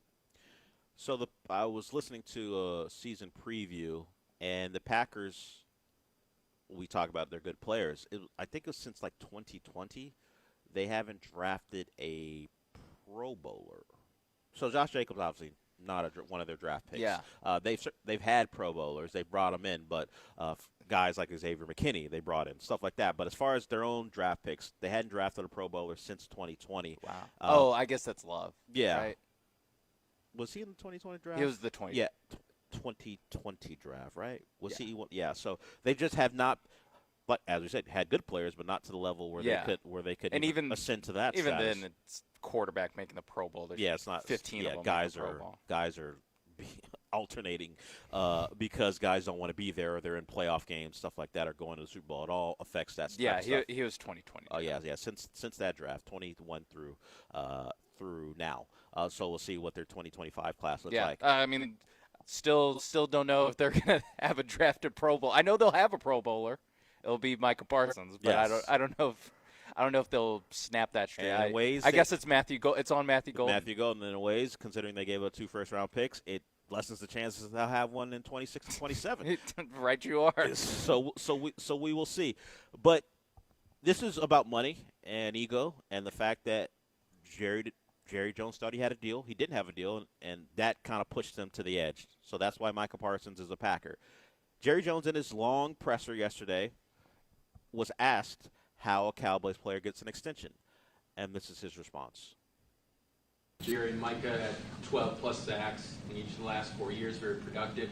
For other Cowboys players coming up the line, they see how this negotiation with Micah went. How would you answer their question, well, gee, what do I have to do to get an extension if Micah can't get one?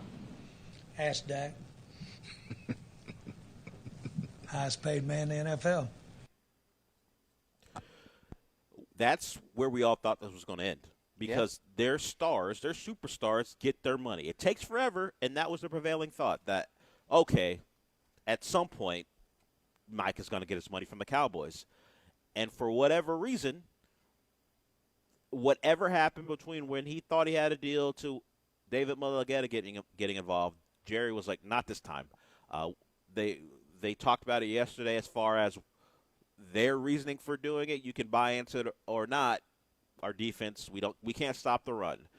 Micah Parsons has been around for years, and he's been great, but it hasn't led to us being good enough on defense to win at the highest level. Of course, some of that has to do with Dak not being around. We all know the Cowboys' failures in the playoffs. So they laid out their reasoning for it, but it doesn't make sense to the general football world. Fine. The Cowboys side has been well talked about, and it'll continue to be talked about. I started the show talking about it I want to talk about it from the Packers' perspective. So I'll ask you, Sean, because I brought it up to the guys very early in the show this morning. Packers give up 2 first-round picks and Kenny Clark. Okay, fine. The compensation out the window. What makes this worth it for the Packers in your eyes? Because for me, considering the move that's being made, don't you have to go win a Super Bowl? Because if you're making the trade for Micah Parsons, you believe you needed a guy to get you over the top. I imagine you believe in your quarterback. You did pay him. You have been a team who's been a consistent playoff team really outside of Aaron Rodgers last year with them when they lost the home game to the Lions. But for the most part, Matt LaFleur. Mike's his brother who is less successful. Matt LaFleur, playoff guy, wins a lot of games. Double-digit wins. That's his resume outside of the year. That might have been. So you like your team. You needed a star. You went and got him. In your eyes, do they need to be a Super Bowl team in the next 3 years? Get there, win there to make this deal worth it. Yeah, I mean, it's tough with the Packers because not just in the Matt LaFleur era, but really since 1993, whenever Favre got going, they've always been, if not a contender, but in the neighborhood of contention of like, okay, yeah, I can see them making the playoffs and going far in the playoffs. So they are a team that have had 30 years of good quarterback play, 2 titles for it. So if anyone is aware of like how hard it is to actually win a Super Bowl, it would be the Green Bay Packers organization. However, I do kind of think you need to at least like I would just like think make a Super Bowl, because like what actually happens in the game, that's just one result of the game. Like win the Super Bowl, it's kind of its own thing in my eyes. But making the Super Bowl, I think that is at least in the next however long Parsons on the team, I guess, is the I think that's the barometer for is this successful or not. I probably go one step ahead. In terms of winning, I take your point, and I get it. Circumstances of a game. Yeah, it's just like changes. Understood. There's there's an awesome AFC team. Yeah, who's just untouchable. Yeah. Understood. I only say winning it has to be the thing that makes it worth it, because not only are you trading away a good player, Kenny Clark, you're trading away 2 premium picks, even if they are later in the round, which is some of the things that people are shooting at the Cowboys because the Packers are going to be good, so the picks are going to be in the 20s. It's going to be 25th. But first-rounders, kind of where, no matter what or where you draft them, can be guys who come in and start contributing. In fact, that's what you expect unless you're taking a young quarterback who's behind a veteran. Those guys are supposed to be guys that at some point become Pro Bowlers, become players who contribute to a winning team. So you're removing 2 guys who aren't going to have to be paid very much from your roster who should help you be better. And then you throw in the fact that you're paying Micah Parsons what you're paying him. Now, you're only paying Jordan Love, Josh Jacobs got a running back deal. But it changes the math for who else can get paid. Yeah. Who's going to have to be ripped from the roster because you can't pay him. And I don't know about the specifics of their cap situation, but either in 26 or 27, like they're not going to be this team that we've talked about before the Parsons trade, where they're a really deep team with a bunch of good guys but no real stars. Like they'll have to kind of pivot to a more stars and scrubs model. The problem is they might just have one star. Yeah, with Parsons. And the Parsons trade removes the chances for you to draft a couple stars who you don't have to pay. Or very makes much. it harder. Yeah, it makes it hard. You can draft them in the second or third round, but as far as the chances of you drafting a star, the first round generally gives you a better chance. And now, that's not cheap labor, to put it simply. And it keeps you from paying your good players, maybe, even if they're not stars, but you love them, you want to keep them. No, you need those guys. Those guys are probably going to get a deal that supersedes what you're willing to pay, because you have to take into account you've got Parsons and Love on your roster. So, from the Packers' perspective, sure, okay, Super Bowl or bust is tough, but you got to go beyond being a nice team that people talk about as, hey, you know what? They're young, they have good players. That's the team I want to pay attention to. You've now pushed yourself to a point where you got to go win. You got to be a team like the Eagles, where it should be you and the Eagles, and maybe throw in, I don't know who else you want to throw in the NFC as a team.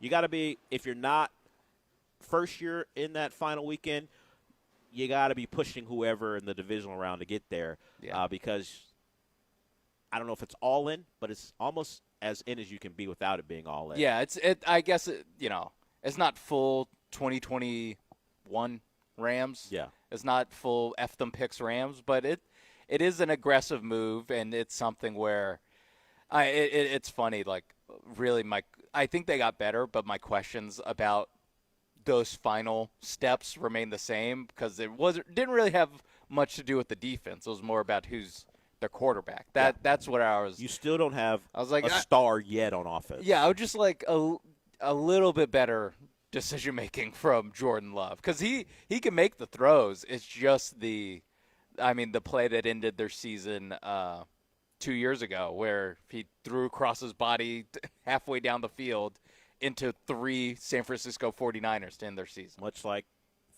not his immediate predecessor, but the One predecessor, one of those legendary quarterbacks we talked about with the Packers. So that needs to improve. And if they don't have a star player on their roster, particularly a receiver, like a lot of the contenders do, most notably the best team in the football, the Eagles, they have A.J. Brown. You can even throw Devontae Smith there. If they don't have one of those types, it's up to Jordan Love to elevate those guys because of his play. So he's going to have to be the one, because as much as Christian Watson can be explosive and Romeo Doubs, unless it's Matthew Golden, I don't see a star in that receiving core. So it'll be up to Jordan Love to elevate all those guys. So Packers make a move. Surely the Cowboys will be will face the brunt of all this. But I don't know that the Packers will feel pressure. I'm sure they're pretty excited about the move, but now go out and go win. Yeah. And live and have Micah Parsons be one of the pieces that get you there. I do, and I know that it's because Micah Parsons negotiated a contract with the Packers, like as part of this trade. Yeah. If I'm the Cowboys, I'm like, can we not trade him to not just like a NFC team, one of your historical rivals, the team that beat us 2 years ago Came in the into playoffs? your- yeah, like how like in embarrassing fashion, yeah. so embarrassing that's how the Cowboys documentary ends. Yeah. Basically, is with how embarrassing And that maybe, loss and is. maybe Jerry's point is, what did Micah Parsons do that day?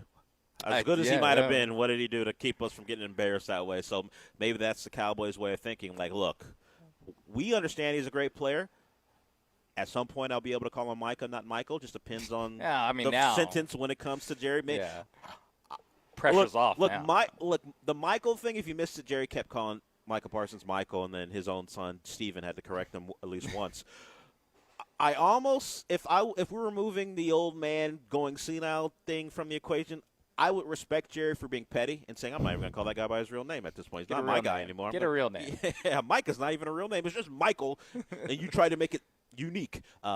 So that happened yesterday. But if you're the Cowboys made a move, and, I've seen some people say they like it because you shouldn't be paying Micah Parsons that type of money. In fact, Kirk Herbstreit, take his opinion for what it's worth, I guess, says he applauds the Cowboys for not giving in to Micah Parsons' demands. The problem is that, any, benefit of, this is because Peter Schrager also very obviously got a note from someone in the Cowboys organization and gave the rationale, like a paragraph long of the rationale. And it's long-term thinking is basically this is they're long-term team building. I'm not willing to give the Jones family, or Jerry Jones especially, that this was some, strategic play that they made. Because if you would have traded him earlier in the offseason, not a week before the season starts. And opened it up to a lot of people who had cap space at the time. Yeah. Exactly. So I'm not willing to give him that benefit of the doubt. And also, oh, yeah, Jerry Jones is, 85 years old, going, let's try to be good in 2034. 2032 is when we're really trying to. Look, I don't have the mind, thankfully, at this point of an 80-year-old man. In fact, no. As I was taking a shortcut through the casino to get here to set up for today, and they made me show my ID. And I showed her my ID, and she's like, you don't look like what your age says on the car. I was like, you know what? Thank you. Thank you, I ma'am. appreciate it. Thank you for saying that. So I don't have the And saying it at 6 in the morning, too. 6:30 in the morning. Yeah, so I don't have the mind of an 80-year-old, and thankfully I don't even look half the age of an 80-year-old. There we go. So I'll take that. But either way, I agree. I don't think Jerry Jones is thinking that way. I think they had. I think it was. This isn't working. Yeah. We got to make a move. I thought we had a deal. Now I have to. Not only do I not have a deal, now I have to deal with David Mulugeta. Whatever. This is I think that's where the relationship fractured to the point where you trade them. Yeah, I'm interested to see how, or if we ever find out, how we went from just more money than T.J. Watt to $47 million. We'll see what the real numbers are. $47 million AAV. I would guess it's like the Deshaun Watson trade and new deal in that I assume it's because the Packers were willing to give them that deal. It was a bidding process for the contract, not just with the trade. Yeah. We will see if other teams were involved, and the Packers just blew every other team out of the water as far as money, and then Michael Parsons and his team said, Packers are no one. Yeah. All right, we'll go to break with that. You want to get in on this or something else? 713-780-3776. So, big trade right before the season starts. And final thing, shout out to Ricky Scoops. He did it again. Yeah. Ricky Scoops did it again. Big story. Yeah, he has been on it all year, really all offseason, particularly in the month of August. So shout out to Ricky Scoops, and that's spelled E-Y. That Ricky is spelled E-Y, and then Scoops, at Ricky Scoops. You want to see the timeline of this guy, who apparently is going to ride off into the sunset. I guess that's the final thing he wants to report on. We'll see. But he's been out ahead of the Adam Thielen trade. He was out ahead of the Brian Robinson trade, and his coup de grace apparently is out ahead of the Micah Parsons to Packers trade. I'll read off that tweet when we come back. But 713-780-3776 is the number. Michael Carroll will join us at 11:30. We're at the DraftKings Sportsbook here in the Golden Nugget. We are here till noon, and then we'll wrap it up. We've had a good time. We appreciate what the Golden Nugget. We always appreciate when they host us, and the draft was great. Being here is great. We've got about an hour and a half before we're done. We'll be back.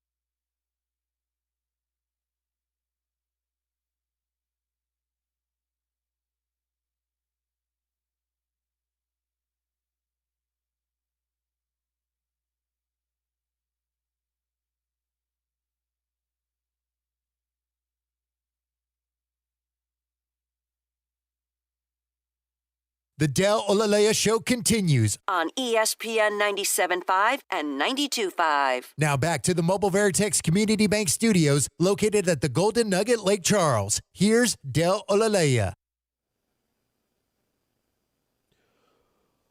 So, Ohio State, the number 3 team in the country, hosting the number 1 team in the country, and Texas is the underdog, but the money's coming in on Texas as it stands now. The line is now 1 as of this morning. Some places, and then some places 1. Ohio State favored by 1. Yeah. Ohio State favored by 1. In some spots it's 1.5, but the money's coming in on Texas, which is not surprising. The Arch thing is certainly going to get people on their side, but the team itself should be the one you're backing.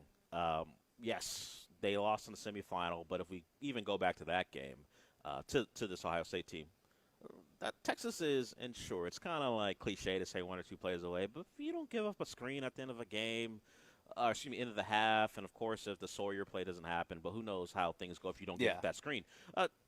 And they handled the Jeremiah Smith threat really well with Julian Sand at quarterback, and sure, it's different team, different environment early in the year, and of course Texas has their own brand new starter in the mix, and it isn't Quinn Ewers.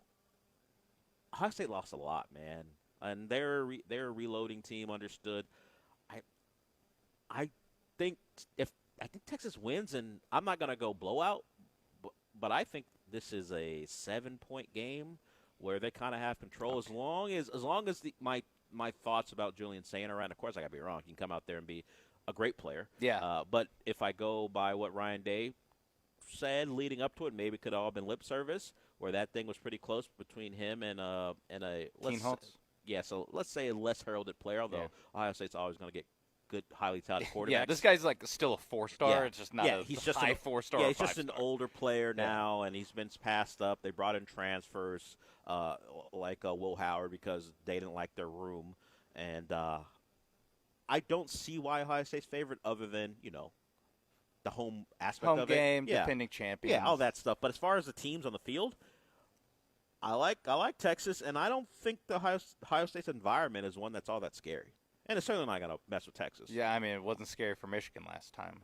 They played just a game just the environment itself, whether it be 11 a.m. or at night. I don't think it's all that raucous when you talk about the great venues in college football. Yeah, I think it's loud, and they are technically a hard place to play, but I think a lot of that has to do with the team itself. The team on the field's a hard team to play. Yeah, and in a lot of these big games, they it's a high-profile matchup with them and Penn State and James Franklin on the other side. But yeah, I agree with that. I think that the strongest case, I would say, for Texas is that their defense should be amazing this year again, which is funny that all these good Steve Sarkisian teams the last 2 years and looks like this year, they're all really led by their defense, even though he is one of the better game planners and offensive architects in the sport. It's that, actually, when it comes down to it, they really just have big bodies up front on defense and a good secondary that can execute the game plan to hold Jeremiah Smith in check in the Cotton Bowl. But I think that's the kind of roadmap to victory is Arch, go out there and be decent. We don't need you to play hero ball out there to win this game. Just take care of the ball, lead some good drives, and lean on that defense.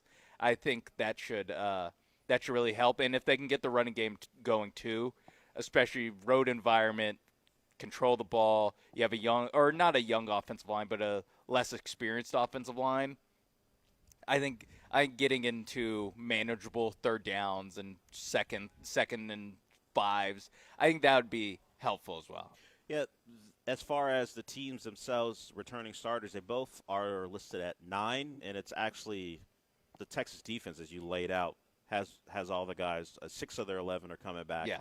And it's that same for Ohio State, where 6 of their 11 are coming back, of course, Jeremiah Smith, Carnell Tate. Their offensive line has got to replace 2 starters. Texas, is it a completely different unit outside of J.J. Campbell? Yes, and there's another I think Cole Hudson has started before, but wasn't the starter last year. So there are some questions on both Yeah. sides at the line of scrimmage. I think that Texas defense will actually be the star of that game for me. Beyond the quarterback conversation, of course, Jeremiah Smith, I think people will come away impressed by that Texas defense. And they've shown up certainly in big spots before. I don't think this one will be any different. Yeah, I mean, last year against Ohio State, they're the only defense that really did keep that Ohio State offense in check in the playoff. Like everyone else, it was an absolute fire show of like, oh my God, like Oregon, no chance.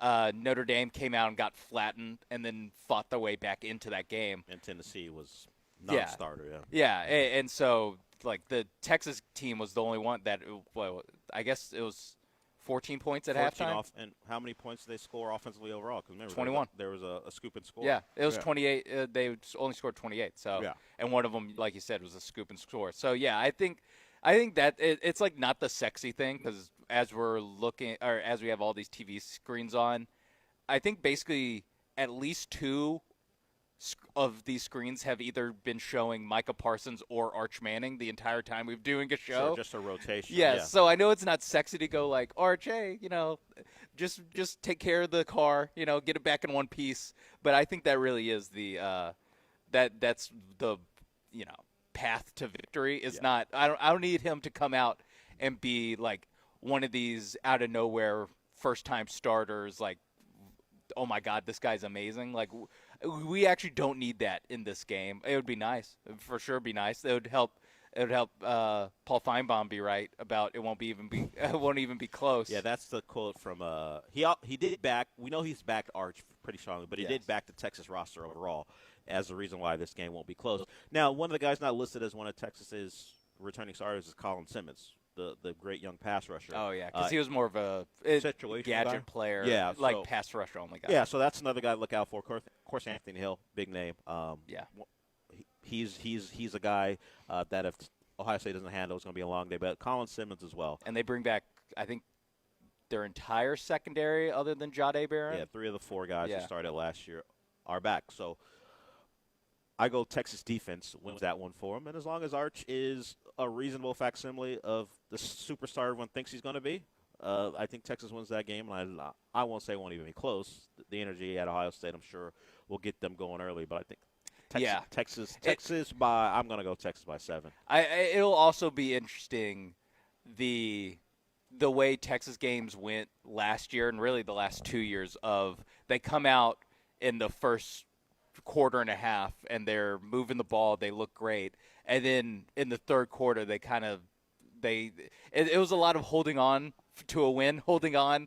They go up by 17 and then you look up and it's like actually a 7-point game in the fourth quarter. They need to get a first down to to ice it against Arkansas or against, TCU a few years ago when they're in the Big 12, or even the Arizona State game was more dramatic than that even. They went to overtime. But it was a lot of games where you're like, man, all right, Texas kind of cruising in this one, and then it sneaks up on you. Like, they lose the middle hour and a half of every game.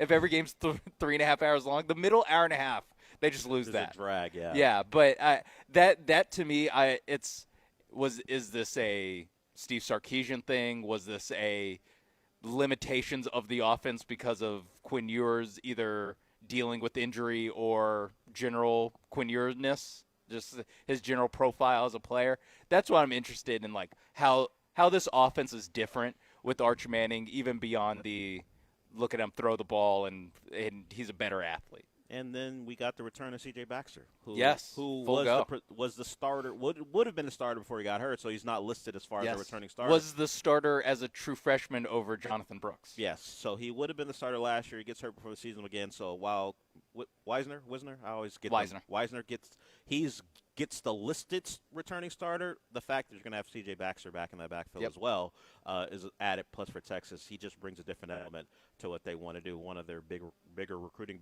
battle wins over the state of Florida, and they've done that again. If it comes down, if it actually comes to fruition, they took another 5-star running back out of Florida. Should never let us in the SEC. Tell it to Florida. It's not Miami, so speaking of teams who will never be in the SEC. Tell it to the Florida Gators now that they have to deal with Texas in Florida. All right, we'll go to break with that. But before we do that, we didn't mention, really haven't talked a lot about LSU, Clemson, other than the fact that we make the jokes about Nussmeier and throwing picks to good teams. Do you think it's a good sign for LSU in their prep for Clemson that they did not know that they had a player who wasn't available for the first half and they were going to play him until Wednesday? AJ Halsey, is that a good sign for their prep? They're a team that has lost their last 5 openers, and especially the last 3 with Brian Kelly. They're close, and it seemed like it was always a lack of focus, whether it's penalties or turnovers that do them in these big spots. Yeah. And I would not say that this gives me a lot of hope that they will be detail-oriented, that anything has changed in that department under Brian Kelly this year again, considering they didn't know that their starting safety was going to be suspended. I think that's bad. I think that speaks to the continued lack of organization. So A.J. Halsey is a transfer from the Cougs. The last game he played in college football, he got in a fight with BYU. And initially it was ruled as like unsportsmanlike conduct, thrown out of the game, and that means you don't get suspended for the next game. But when you get ejected for fighting, it means you have to miss the next 2 quarters, and it happened in the second half of that ball game. So up until some Clemson reporter did some due diligence on the rosters, LSU thought he was available for that first half. I'm just not sure how it would have worked if he did play. Do they forfeit a game if they play a suspended player? Either way. Yeah, I think I don't know for sure, and obviously the NCAA, like, God knows what they even can do at this point. If LSU had won the game, could Sankey have just punked them into making LSU keep the win? Yeah, or just take it off the record books. Yeah. They went 0-0 in that week. Maybe, yeah, instead of it being a forfeit. I don't know exactly what the rule is, but he was in line to play, whether he was going to start or he was certainly in the 2 deep. They were practicing like he was going to play. Turns out this Clemson reporter did a little research. Say, hey, wait a minute. This guy got thrown out for fighting in his last game. Now, Houston didn't play in a bowl game, so it's time. Well, expect him not to play. And Brian Kelly was like, what? What's that? So the quotes from him are like, well, we weren't informed of this until Wednesday because we thought he was ejected for something else. I would say, to your point, the lack of preparation seems to be their calling card, and not knowing this, not making sure about this, it seems like a problem. It's so funny that they fired Coach O for a lot of reasons, but they wanted to be like, hey, having the coach from the Waterboy is fun and all that stuff, but it's less fun when we're losing and he's doing other stuff off the field. So, we want to go back to being a respectable program. We want a guy who will lead a no-nonsense, disciplined program. And they get Brian Kelly. Fake accent. Yeah, the dancing not good. with the recruit or whatever the hell, that gyrating, whatever you want to call it. Yeah, and it turns out they're and probably not just as a disorganized mess, but equally as disorganized as at least most of Coach O's tenure there. Yes. It did not change now that they got a respectable football coach. But at least you've never lost 5 games or more. They've 10-4, 10-3, 9-4. Yeah, not good. Not what LSU is looking for, but they haven't been too much of an embarrassment on the field. They haven't played defense. Just not good enough. They don't play any defense, and we'll see if Clemson, who plays a lot of defense, and expect them to continue. They've got a good front four. We will see if Klubnik can get after that LSU defense on Saturday, or at least tomorrow, to be more specific. All right. We'll go to break with that. That wraps up hour one. We'll be joined by Michael Carroll at 11:30. If you want to get in before that on a sports topic, 713-780-3776. If you just are waiting for Michael because he has reviews of the best things going in television and movies, wait on him. I'm sure Eric's out there thinking he's got something on Toxic Avenger that he hasn't brought to the table. The last 8 times he's called about it. We welcome all those calls at any point. Hour one done. We got 1 more hour to go. We'll be back. But first, I want to talk about Aqueduct Plumbing Company.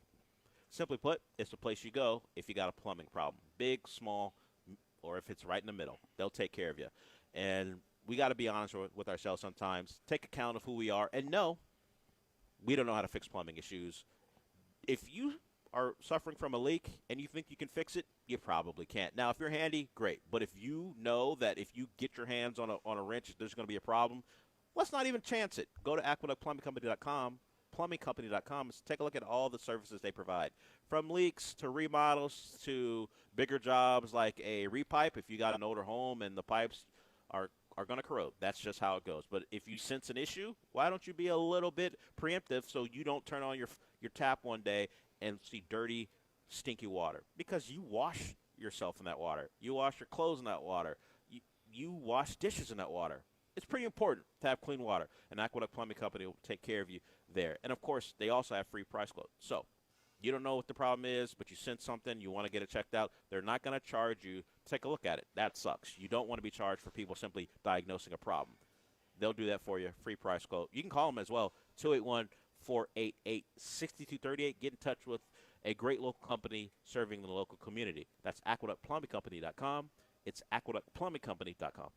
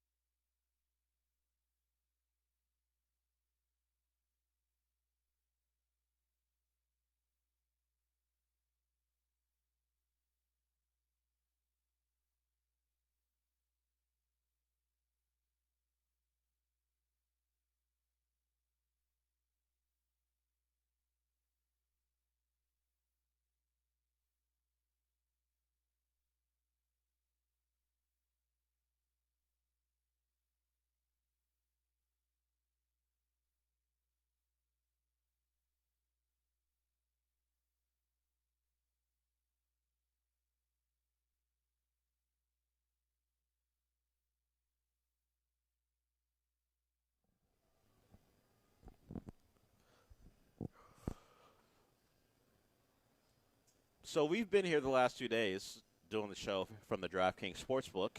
And as Sean let you know, NBA TV is on. And for the second consecutive day, the Rockets are on. And it is the second night of a back-to-back that they're showing. If you were listening to the show yesterday. Great shot by Dylan Brooks. Yes, former Rocket Dylan Brooks. We talked about the Knicks game that they showed between the Knicks and the Rockets, where the Rockets had a big lead going to the fourth quarter, and then Jalen Brunson took over and won the game. That was yesterday on our television. Yes. Today on our television is the game between the Rockets and the Nets, where they blew a lead, and D'Angelo Russell off an awful inbounds knocks down a three to win the game. What's the deal? We got smoke with NBA TV. Back-to-back days. Back-to-back days, for us and the Rockets. Yes. Those games were back-to-back, and they're showing 2 blown leads. Again, I ask, are they going game by game of the Rockets season? Yeah, because all 82 Rocket games at around 11 a.m. Central Time, Yeah. we're going to run a Rocket game up until the regular season. It's just a weird coincidence, I imagine. There were 2 compelling games. The Rockets were just on the bad end of them. I just thought it was funny that they picked these 2 to run back-to-back. So I don't know. I don't know if they're running Rockets 82 games in a row. And then show the Celtics game, all right? Show the game of the Garden. I'm going to be focused on college football tomorrow, so I can't guarantee I'm going to be checking in on this. Yeah. But it might be worth it just to see what happens at 11 a.m. on NBA TV. As Big Noon kickoff. The problem is I know Big Noon kickoff is going to delay that Texas game by 10 minutes. It won't start at 11, so I will have the time to see if it's Rockets whoever they pull play up their schedule. Whoever right they now. play after the Nets. I want to see, because at this point it's a little ridiculous. It 16 points by Reed Shepherd in a losing effort. Okay, because at this point it seems on purpose. Let's show some of the Rockets' lowest moments in back-to-back games. Yes, the games were fun for the general public, but not for Rocket fans, particularly how they ended. So we'll see. I can't believe I don't even have to watch. I'll just scroll down on YouTube TV and just see what they have on the schedule. So I don't actually have to tune in. Will it'll be another loss to Minnesota at Minnesota. Yeah, that was a bad run for the Rockets. Yeah, it was a 6-game losing streak, looks like. 7. Was that the Fred VanVleet games when he was out? Yes. When they weren't able to handle that. So we'll see. Maybe it's just coincidence, but I think if it goes 3 days in a row, then we'll know that NBA TV is on something and they got smoked. What's the deal? Yeah, that was a 127-114 loss. In the middle of their longest losing streak of the year. Is that Edwards going for like 50? Yeah, 41. That's the one when he took over in the fourth quarter. Yeah. Another game where the Rockets were in it. This is why the Rockets need a closer. Is that what they're doing? They're like a week to celebrate Kevin Durant. The Kevin Durant trade. These are the reasons the Rockets made the move. If you had any questions about why they made the move, here they are. Look at these games they lost. Yeah. It was they were up and got outscored 35-16 in that fourth quarter. And Anthony Edwards did go for 40 when he took over, and this was him talking trash to Dylan Brooks, because Dylan Brooks, oddly enough, was a little mouthy, and Anthony Edwards didn't like it. We don't have to worry about that anymore. Dylan Brooks has taken his talents to Phoenix. I mean, someone else will be mouthy on this team. I mean, you got Tari, you got Amin. Yeah. I mean, some of the mouths have gone, but maybe the biggest mouth has gone as far as talking, but you still got a couple. And Kevin Durant ain't shy either. No, but it's more thumbs. It's more he's generally Twitter yelling fingers. at the public as opposed to Yeah. actual NBA players. And didn't Alpy get in a confrontation? Was it it was him and Quentin Post? Alpy tried to bully someone in the series? Yeah. And Quentin Post came over. I forgot how that played out. Or maybe it was Quentin Post himself. But and like Kevon Looney came up. Something like that. Something like that. So the Rockets have it at them. Maybe that's just ingrained, at least for the young young guys. They got Ime. smoke for everybody. Yeah, it doesn't matter who it is. Kevin Durant won't be backing down either. So we'll see. I'm just going to stay tuned for tomorrow to see what NBA TV's on, because at this point I feel like it's intentional. Okay. We got AJ back in Houston in the studio. AJ's only going to 12 today. I hope Joe came through. Maybe give you a gift card. I don't know for what you did yesterday. But you get to get out of there at noon. You were able to watch your Cougs play. You expressed to us during a break you aren't even that broken up about the Dallas Micah trade. So it's not fun if you're not hurt by it. So we're not going to talk about it. But as far as what the Cougs did, you saw Connor Wegman put the colors on. There it is. They get the shout out of Stephen F. Austin. We gave away tickets for that. In fact, I saw someone thank us through our account, our ESPN 975 account. So that was cool. Hopefully the people we got tickets to enjoyed themselves, particularly if you're a Cougs fan. So AJ's watching the game from home. What do you think of the Cougs in Game 1 of the second year of Willie Fritz's tenure? I mean, it was a great start. I mean, if we would have lost, it would have been a huge red flag. So, for sure, definitely greater than the opposite of what would have happened. But, yeah, Willie Fritz, I mean, we know that he's a defensive-minded head coach, so you saw that on full display. And even last year, we saw that they had one of the better defenses in the country. It was just an offense that was so stagnant. So, it was better to see a competent quarterback. No offense to Donovan Smith, but Connor Wigman. Nah, a little disrespectful. A little It's all right. disrespectful. It is what it is. Whenever you say no disrespect, you know disrespect's coming. So yeah, of course. Exactly. Hey, don't say no disrespect because anything before after you say that's real. Anything you said before it is crap. It's bull crap. According and Ned Stark would agree. He said that at some point on that show. So Connor Wegman, you liked what you saw, and we talked about it a little bit earlier.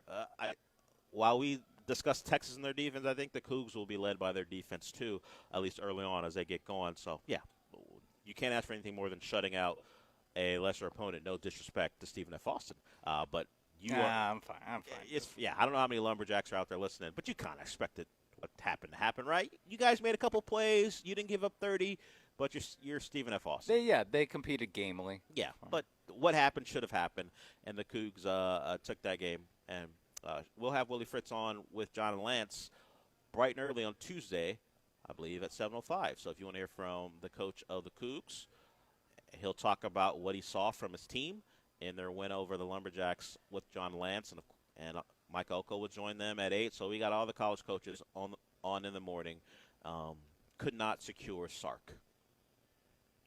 Just how it is. In fact, I was what? You got a problem with that? Or? No, it's not surprising. I believe in how this broke down is the Cougs reached out to us as far as the station is concerned. The Aggies did as well. Ain't no way a Longhorn's going, hey, would you like Sark on? That's not how it works. That's not how it's going to work.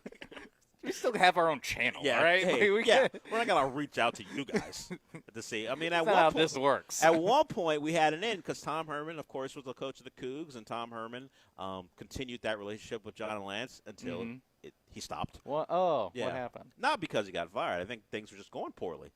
Or I don't remember exactly what it was. I think it was, I'm actually the Longhorn head coach. I don't really have to do this. I don't know how it went, but at some point the Longhorn head coach was going to join us, and then that was like, actually, this isn't worth my.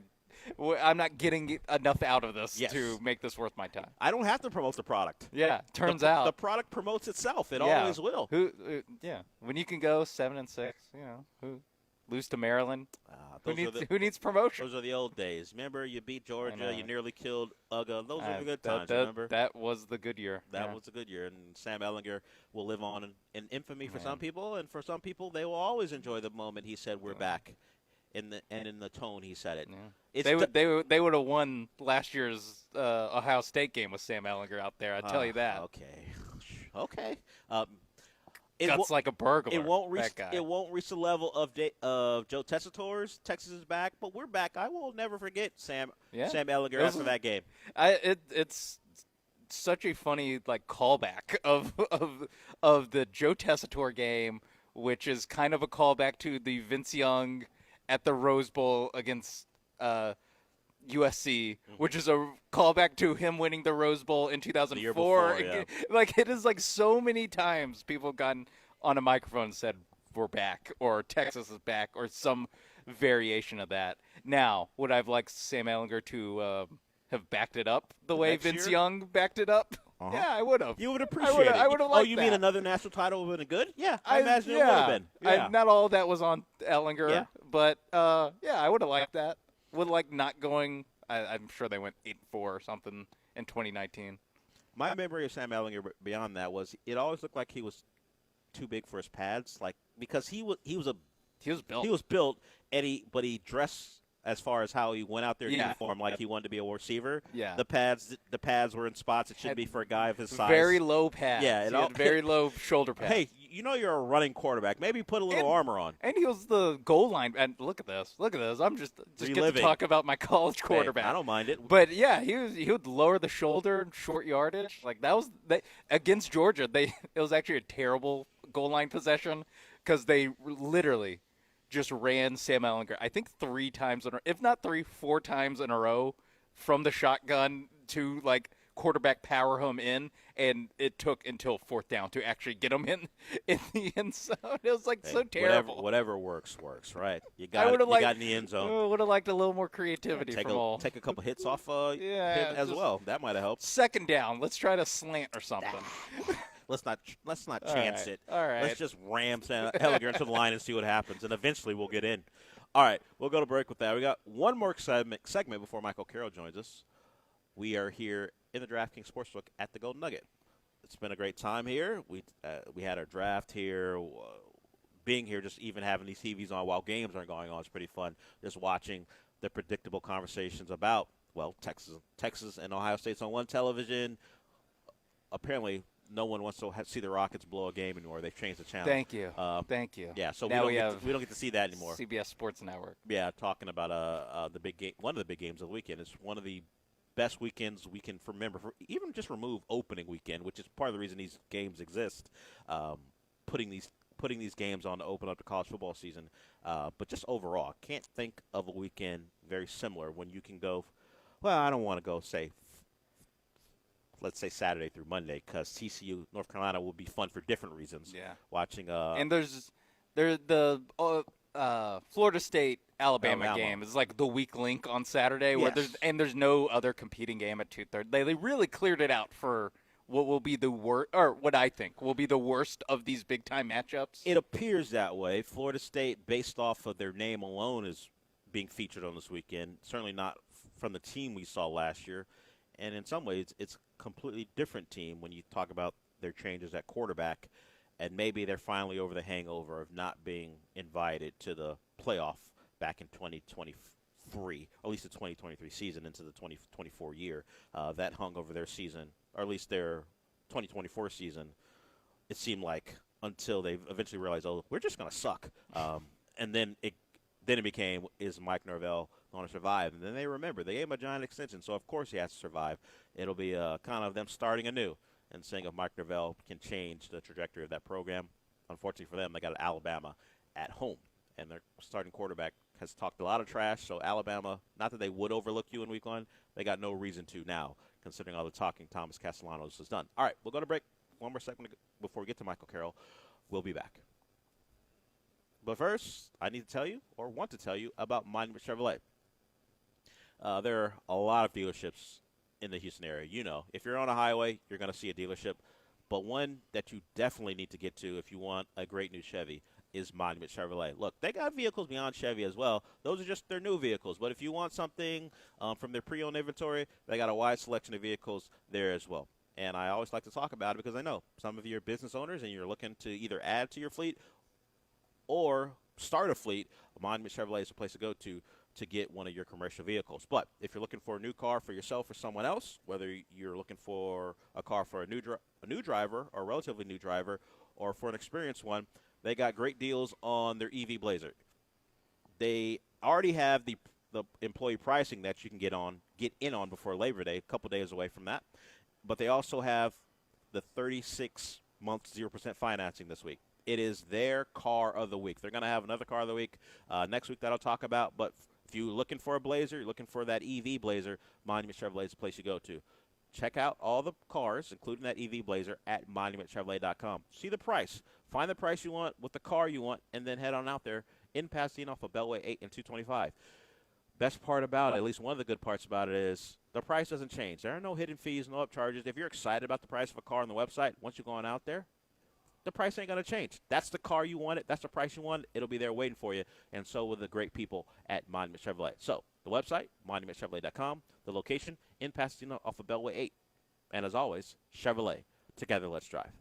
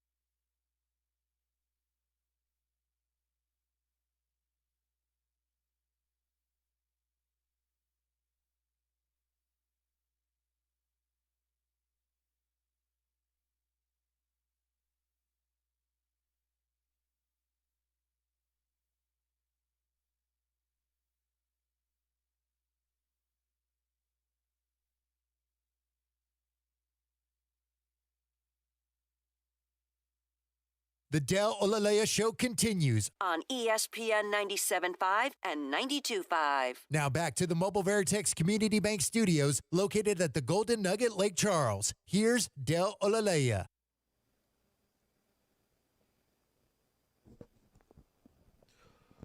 So, in a surprise to no one, Michael Jordan's pretty competitive, and it has stretched over the NASCAR. There's some court documents that have been released, and Michael Jordan is calling people effers. He's calling them the P word. It has a lot to do with him in this battle with one of the major racing teams. I think it's Joe Gibbs. Joe Gibbs Racing. He's in a battle with them. Michael Jordan wants to change the game in NASCAR. Because he has his own team. Yes, he's fighting one of the major clubs, one of the established names, and it's never great when your texts come out. I can tell you right now. We're never like, oh, someone's text got leaked and seems like a normal, nothing to see here. I mean, it's normal because we all text this way, but it never comes out pretty banal stuff. Where nothing salacious. In fact, if it wasn't salacious, it wouldn't be part of any story. I can't remember the last time anyone looked at someone's secret text and were like, you know what? Pretty normal guy. Yeah. Pretty normal person. Nothing to see here. It's always the worst. Now, calling someone the P word or effers, no surprise. And Michael Jordan did it to his teammates, so if he's doing it to the people at Joe Gibbs Racing, whatever. But he's still competitive, as you might imagine. And he's been when's the last time he was a winner at anything? I'm trying to think of the last time. 1998. No, the last time he was a bull. It has been a long time. Of course, we know the Hornets thing was a disaster, other than making money, which he has continued to be able to do. He wins in the sneaker game. Yeah, but he's made money with his racing team, but as far as going out there and actually competing and winning, there's not a lot of that. So it's him versus the establishment in NASCAR. I didn't know that ever be a sentence I said about Michael Jordan. But Michael Jordan taking on Joe Gibbs. You know what? Two legendary figures in different sports. Yeah, now Joe Gibbs it's like Racing a 1994 game of Scrabble. Yeah, what's the Superstars? Ad libs? Yeah, Mad Libs. There was a time in the early '90s, leading to another reason why people think. It came about because of my name of my fantasy league is Marino's Ice and Toners, and no one of my age should probably know that. But I do remember Superstars being a thing, and it's another one of the reasons people go, aren't you a little young to know about Superstars? It was a competition where stars competed in track and field type events, but they're the stars of different sports like basketball, football, or maybe they do bike racing for a different event. It'd be like if Joe Gibbs and Michael Jordan, who are in their relative peaks in coaching and for Joe Gibbs and basketball for Michael Jordan, got together and had a Superstars competition. I was going to say, Joe Gibbs is still 30 years older than Michael Jordan. But now we're talking about racing.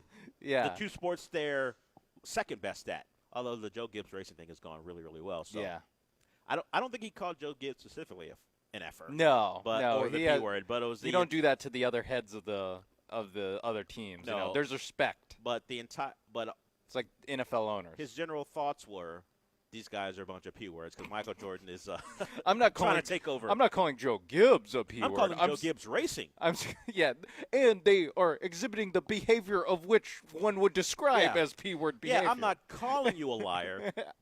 I'm just saying you're lying right now. You are telling me a lie. You're telling me a lie. But I don't think that's your entire personality. So you can find the entire thing. I just found it interesting that no matter what it is. In fact, one of the texts is because they were talking about Michael Jordan and his group were talking about spending money, actually paying a driver to be part of their team, and he was like, I've lost more at the tables or something like that. Whatever, let's go. So he's all about it. I've lost more gambling. What are we talking about here? This is chump change. Yeah, what do we do? Well, no, I'm trying to figure out what isn't chump change to Michael Jordan at this point. A lot. What could we get to where he'd be like, you know what, actually, it's a bit much. We talking, I don't think $1 million is too much. I think if it's in a competitive setting, I'm not sure what the number is. Yeah, he's probably not spending $20K on clothes considering what we've seen him in. But, we've seen it. What? Am I wrong? No. But if you it's a lot of fabric though, so it might be expensive. Yeah, it's a lot of denim. I don't know if things have changed for Mike, But at last check, it was a lot of denim, a lot of clothes, not a lot of form-fitting things for Michael Jordan. Who needs that we've it? seen him. Doesn't matter. He's Michael Jordan. He can look at however he likes. Part of the benefits of being Michael. You don't have to look it's actually, cool. I actually prefer him to dress the way he dresses than to try to look young. Yeah, I don't want him Like, to keep up. Yeah, you got a point. I don't want Michael Jordan keeping up with fashion. Who needs it? I don't need Michael Jordan featured at the Met Gala. Yeah, because he's up That's to date. what Jerry Rice is a little bit on that side of things, where he's a little bit trying to still stay a little too cool. And it's like, dude, your son's in the NFL. Like you can anymore. You can be a dad. I believe he got cut. Your son is battling to be in the NFL. Yes, he is of age where he can maybe get on a practice squad. Yeah. So Mike's at it again. Hopefully it goes well for him. I'll take Michael winning over Joe Gibbs Racing. I never liked the former Redskins anyway. Give me Mike in this one. I didn't care about the Hogs. I didn't care about Riggins. No, is it Riggins? John Riggins? Yeah, none of it. Yeah, beat not it. Tim. Yeah, well, I care more. Don't about say anything bad about Tim Riggins I was going to here. say I All care right. more about Tim Riggins than I ever did about John Riggins. If we're talking about power backs from days gone by. All right, we'll be joined by Michael Carroll when we come back. He is the host of Comicast. I don't know what he thinks about Joe Gibbs. It really doesn't matter, but he can give his opinion if he wants. He's going to tell you about what you should or shouldn't watch. He got to see another movie that we didn't get to see before it came out, so we'll see what Michael Carroll thinks of this movie. He gives his reviews, not only on Comicast, but he does it. He'll do it with us when we come back. So Michael Carroll, host of Comicast, with us when we come back. If you want to call in and ask Michael a question, the number is 713-780-3776. But before we do all that, Sean's going to tell you about Prize Picks. Yes, Prize Picks, America's #1 daily fantasy sports app. And if you want to, and maybe I do now that I know about this Michael Jordan, Joe Gibbs feud in NASCAR, there's some squares available in NASCAR for you on Prize Picks. So maybe you like some mores or lesses, depending on whatever's better, whether it's time or positions gained. I've never actually looked at the NASCAR tab, but maybe I will now and take a look and see what these racers for 23XI Racing. Come on, better name, Mike. Maybe I build a lineup around Bubba Wallace or Tyler Reddick or maybe even Riley Herbst. I don't know. Maybe I do that, or maybe I stick with what I know best or what I'm more comfortable making some money on. That's college football, pro football. Starting out, we did our fantasy draft last night, and like I said earlier in the show, ESPN graded that an A, best draft of the league. Maybe I ride with my guys. Maybe I take a look at some of the season-long projections for Kyler Murray and for Brock Bowers, these cornerstones of the Team Mapes dynasty that we're looking to build. Saquon Barkley. How could I forget Saquon Barkley, the best running back in the league last year? I got him like 7th or 8th because people are scared to bet on a running back to tote the rock that much in back-to-back years. I'm not. That's why I'm going to Saquon Barkley. Week 1, I'm hitting his mores. Season long, I'm hitting his mores. You should too on Prize Picks. If you don't have the app, download the Prize Pick app today. Use promo code MAPES when you sign up to get $50 in lineups when you play your first $5 lineup. That's $50 in lineups when you play your first $5 lineup when you use the promo code MAPES when you sign up, MAPES. Prize Picks, run your game.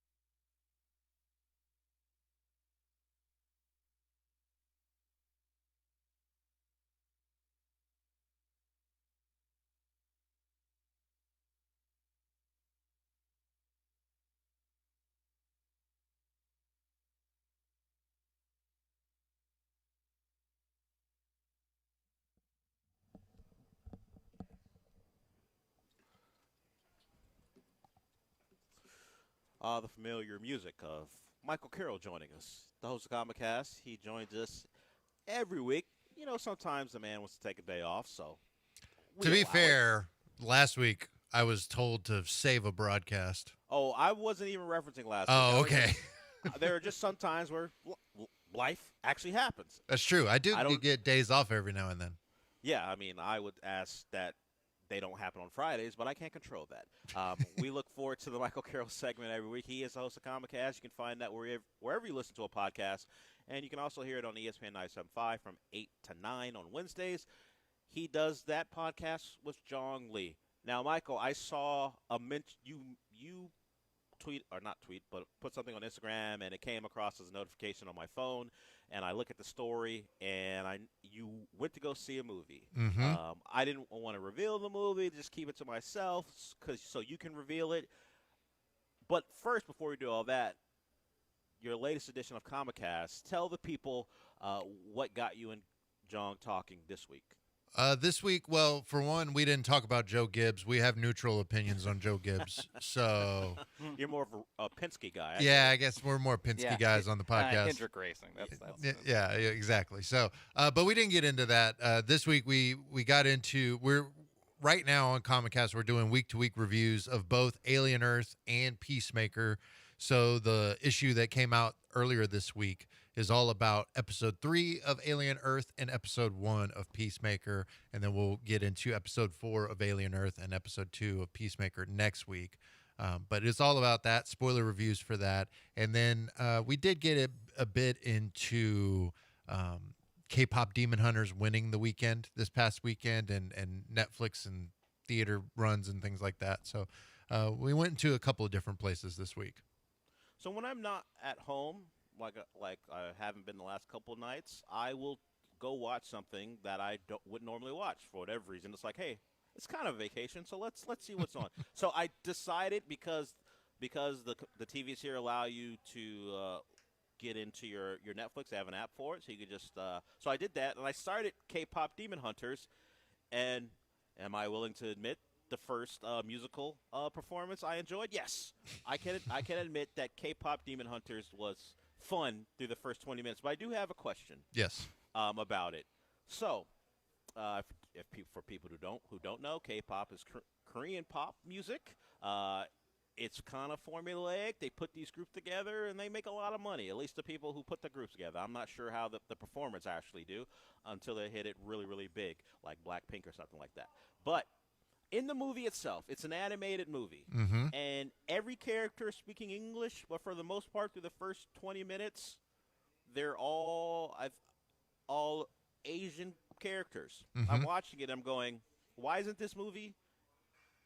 I think, and it's not set in America, right? From what I can tell, it's set in. I don't know what country it is. So I believe Korea. I believe so. It's Why aren't set the over people? there? Why aren't the people speaking Korean? I would have. My only guess is that it was just made with Sony, like America type stuff. So that was the focus. But I wouldn't be shocked if I wanted a real Shogun vibe. I was going to say that's Japanese, but I wanted a real Shogun vibe. I was going to say you really want authenticity from the K-pop Demon Hunters. Yeah. You want a grounded, real. If it's K-pop and they're in Korea, why am I hearing it all in English? That's all. I think they focus more on the demon hunting and them singing. Understood. Yeah. But for me, after what Shogun did, authenticity means a lot to me. Shogun and K-pop Demon Hunters being compared was not what I had on my bingo card this morning. Chief of War. I haven't watched that yet. Oh, okay. I haven't seen that yet. Also, Chief of War being thrown into this. I don't know that any of those match up here. It just struck me as odd that it's Godzilla in -1. It's in Korea. All the greats. It's in Korea. From what I can tell, everyone participating in the movie is maybe not the actors, but at least the characters on screen appear to be, at least the fans appear to be Korean, and everything's in English. So I was like, okay. I may go Korean language in English subtitles. We'll see. There you go. That's the authentic way to watch it. We will see. All right. Beyond my oddness regarding K-pop Demon Hunters, Michael, what movie were you able to see this week and not invite us to the screening? Well, I only got one, and I don't want to, be like. It's always you only got one. I only got one plus one, Something and Raheel I don't want it to be awkward between you and I, was your or me plus and one Sean, then? or something like Was that. it Raheel again? Was Raheel your plus one again? No, I didn't have a plus one on this one. I mean, I could have had a plus one, but I didn't have a plus one. So you didn't. So instead of taking one of us, you took none of us. Yeah, exactly. I don't want to like I'm picking my favorite child kind of thing. Yeah, no. He doesn't want us to have infighting. He wants to be the common. He's the Dark Knight. Yeah. You know what? Exactly. I would buy watchful protector. I would buy that, except you kind of get an invite every week. So 1 week it could have been me, 1 week could have been Sean. Yeah, and there's definitely more. So I got to Dell rotate you type guys like every vibes. other weekend. Why not? Yeah, and there's Dell movies. There's more Sean movies. If you know this thing's gonna stink and Sean would enjoy it, invite Oh, Sean. wow. You don't have to know it's gonna stink. If you assume just by the people in it or the subject matter, Yes. and you think it's a movie that Sean would Is enjoy, Gerard Butler in it's this? 90 minutes. Yeah. Okay, or Greenland too. Or I go the Joker route and break a pool cue and go, we're going to have tryouts for the next theater screening, and just toss one part of the queue. I'm not looking for that. Yeah, I'm it not depends looking on the for that. movie. I'm not looking for that. I deal with John every morning. I'm not looking for extra hardships. That's all. Yeah. One week is him, 1 week is me, or you just go by the Yeah. quality of the movie. When If Spider-Man comes out, maybe it's AJ. if You know? there's subtitles, it's me. Yeah. That's all. Okay, All sure. right, beyond what we want and won't get. What was the movie and did you enjoy it? So I saw Caught Stealing, and I did enjoy it. I'm sorry to all three of you that I didn't invite any of you. I apologize. It's all right. Yeah. Thanks for the We'll apology. move on. I don't know that y'all will. But I saw I'm not Caught. promising it. Yeah, I'm not promising. Caught Stealing is the new film starring Austin Butler, Zoe Kravitz, Matt Smith, Vincent D'Onofrio, Liv Schreiber, Bad Bunny, using his real name. Bad Bunny, not Bad Bunny, his real name, but his real name for the credits of the film, as well as a few others that are in this film. It's about a former high school baseball phenom that ruined his career, living his life in New York, and his next door neighbor leaves town, and the next door neighbor being Matt Smith, and Matt Smith asks him to watch his apartment. Well, he's like, sure, okay. Well, then problems ensue when gangsters and other folks kind of come into frame and are looking for something that Matt Smith's character has. Austin Butler gets pulled into the mix of it, and then it goes from there. It's very much like a comedic crime thriller. The comedy works very well. The cast is incredible. Matt Smith steals a lot of scenes. Zoe Kravitz is solid. Regina King's also in this movie, who I think she plays a type of character that I haven't seen from her before, which I thought was really cool to see. Austin Butler, fantastic. I mean, he's proven himself to be a bankable star, I feel like, at this point. But I really enjoyed it. On the way home, I kept going back and forth between a 3.5 and a 4 out of 5, and I ended up settling on a 4. I think while it's a very, like, I see a lot of people talking about it right now, and it is funny. Not quite dark comedy, but it does lean into that a little bit. Of course, it has some good action moments, and the cast of characters are very colorful and very just like you look at Matt Smith, who's a Cockney British guy, and it's like you turn that level up to like max, and it's like the maximum impact of this guy, and different characters are like that throughout. But there's also I think a deeper message that you can kind of get in terms of alcoholism that I appreciated. And I think that's what put it over the top for me. And it's a really well done movie, shot very well. And it left me like, oh snap, where are we going to go next with certain moments throughout the story? It's a good one, from Darren Aronofsky, who has a tremendous track record. It's different from his other work, but this one is a real standout so far. 87% with critics, 86% with audiences. It's a movie well worth your watch this weekend if you have a chance to go to the theater. Yeah, why release today? So if you're looking for something to watch and you heard Michael's review, do you trust him to give you something to watch? As you should. Caught Stealing, why release? You can go watch it this weekend if you need a break from all the college football. I don't understand why you would, but if you do, we got Caught Stealing for you. Okay, we'll go to break here. We'll come back with more from Michael. He'll tell you Other things you should or shouldn't watch, maybe you want to stay home. Maybe in between a game that you want to watch, you want to see something else. Maybe you just want to stay home and do that. So maybe Michael Carroll will give you things to watch, and in some cases, things to stay away from. We'll get more from Michael Carroll when we come back.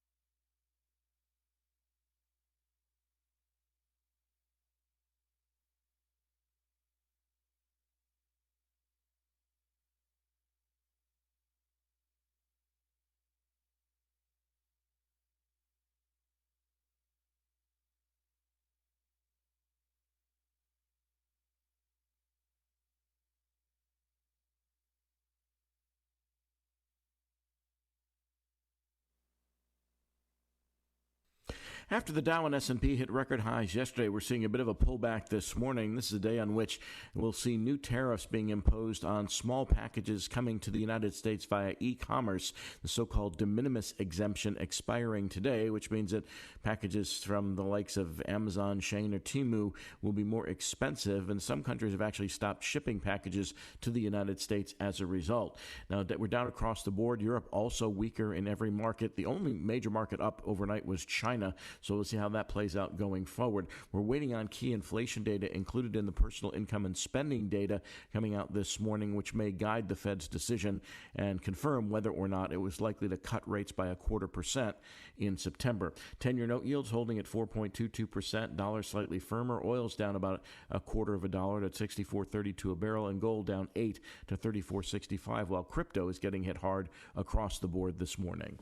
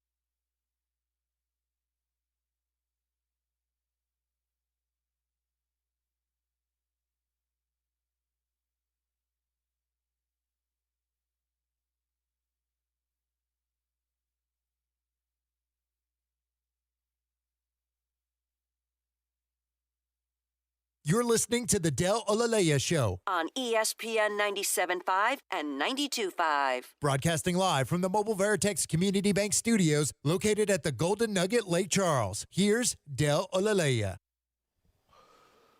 Michael Carroll is still here with us, the host of Comicast. You can find that wherever you listen to podcasts. And Of course, it's also on ESPN 97.5 on Wednesdays from 8 to 9. So if people are sick of sick of the Kravitzes and doesn't like Austin Butler, Michael, which I don't know why, but maybe Zoe Kravitz gets on your nerves. I don't know why that would be the case. She's pretty well liked, but, different things for different people. Is there anything else people should be looking forward to, or maybe things they should be staying away from? Real quick, just a quick correction. We're now Wednesday nights at 9 p.m. due to Texas Okay. A&M coaches show. So Okay, Mike Elko. Yeah, make room bumping for Mike you. Elko. That's right. We are the Yeah. home of the Aggies. We're also home of Comcast, so we make it work. 9 to 10 on Wednesdays for Comcast. Yeah, Mike Elko pushed us out of the way, and I understand. In regards to other stuff you can watch this weekend, I am surprised we haven't got a call from Eric. Maybe you did earlier. But yes, it is the Toxic Avenger Day, release day. It's just actually like him. Just like him not to call on the day it actually comes out. It's of course. And it's getting decent reviews, 83% right now on Rotten Tomatoes. No audience score as of yet, but critics are enjoying it so far. It pays homage to the original version, but also has a new story to tell with this one, and it's getting good reviews. The other one that I wanted to highlight from in theaters this weekend, The Roses, which stars Benedict Cumberbatch and Olivia Colman as a picture-perfect couple that ends up having some marital problems, and it's just a comedic. It's based off a book, but it's a comedic back and forth between those two as their problems kind of just ignite into full-on, all-out war in some moments. So it's getting solid reviews so far. And then we also have Jaws, the re-release of that film, the original, the 50th anniversary of that one in theaters this weekend. I heard that one's good. Yeah, Does it from hold my up? understanding, I've heard it's pretty good. Our Jaws is pretty good. I don't know. I saw that alligator movie with what was her name? Now I can't forget. It was set during a hurricane or something. I just hope. Yeah. Does it hold up to Crawl? Because I'm just saying, Crawl was pretty good, surprisingly so. Does Jaws hold up? I know the shark won't. I mean, sure, it's all about the tension and all, but but when you go, they don't show him for the first hour. That helps because the thing didn't work. Yeah, that's why they couldn't get him on screen. So, yes, I acknowledge that Jaws is a classic, and Crawl wouldn't exist without Jaws. But Crawl got 84% on Rotten Tomatoes. So Jaws, let's go. Like there are any updates to Jaws. Well, let's see. If I go watch it, I want to be impressed. Go improve it, Jaws. Yeah. Don't rest on your laurels. 1975 Merchant. Oh, Spielberg, whatever. All right, you can go see Jaws if you want. I would say watch Crawl. It's pretty good as well. All right, yeah. Just saying. You can Just do saying. That. Yeah. Okay. If you don't want to go to the theater, though, if you want to stay home and watch something, Crawl. you can watch Crawl. Sadly, not on my list. I don't know why. But you can watch the Thursday Murder Club. It's a new film on Netflix. 75% with critics, not doing as well with audiences, 58%. But it's based on an international best-selling novel of the same name, and it stars Helen Mirren, Pierce Brosnan, Ben Kingsley, and Celia Imrie as their group of retirees that investigate cold cases as like a way to go through life, at this point in their career, in their stages of life. And now an actual death happens at the retiree facility that they're at. And they go investigate that. So solid reviews for that so far in terms of with critics. Then we also have The Terminal List, Dark Wolf, Season 1. It's a prequel to Terminal List that was released a few years ago that starred Chris Pratt. Yeah. I don't know how much Chris Pratt. So I watched the first episode of this last night. Chris Pratt is in the first episode. I never watched Terminal List, so I don't know the full extent of it. We mentioned this guy.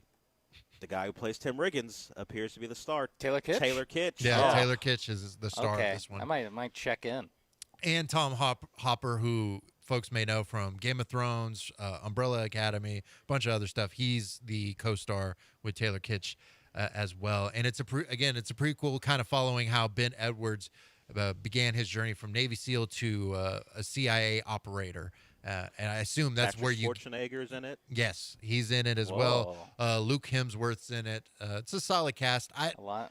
The first episode I didn't necessarily love it. It was fine, But the first 3 episodes are out, so maybe with the next 2, it'll get me more into it. But so far, I'm like, it's okay. It's getting solid reviews, though, 70% with critics and 86% with audiences. So there's something Which for is that. much better than the original Terminal List got. Maybe people were sick of Chris Pratt, but the original that is the spinoff of, only 40% of Rotten Tomatoes. So I watched that whole thing because, well, sometimes life is slow, so you watch things.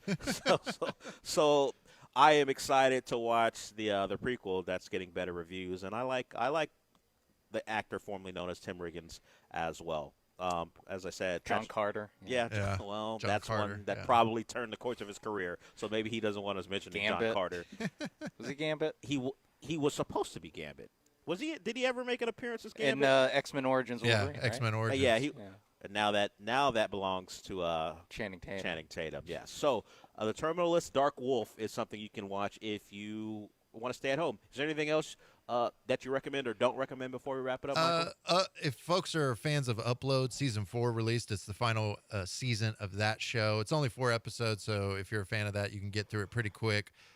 Thunderbolts is now on Disney Plus. It released this past Wednesday, and a movie that I really enjoyed is out on Prime Video right now. Last Breath. It came out earlier this year, based on a true story. It's a solid watch if you folks want to go check that out. But of course, go watch Thunderbolts because phenomenal movie. We do love Thunderbolts here on this show. Michael Carroll, I want to thank you for joining us. We appreciate you, and of course, if you aren't having to save a show or have a day off, we'll talk to you next week. Michael Carroll, host of Comicast with John Lee. He does that every Wednesday now from 9 to 10 on ESPN 97.5. And you can also hear it wherever you listen to podcasts. We are done for the day. Sean and I will be heading back to our various communities around the city of Houston as we make the drive back from Lake Charles. I want to thank the people here at the Golden Nugget. Obviously, the DraftKings Sportsbook at Golden Nugget has hosted us the last couple of days as we've done shows. Great time for us. We know John and Lance enjoyed. I enjoyed it as well. And Sean, it appears he's here for the first time doing the shows. Yeah. He enjoyed it as well. AJ, of course, thank you for filling in the last couple of days. We appreciate everything you do for us as well. All right, AJ, since we're done for the day, what does that mean? Flip me over, Mike. There we go. He knows the show. All right. Paul Gallant's up next. He's followed by the Killer Bees. Thank you for listening. We'll talk to you on Monday.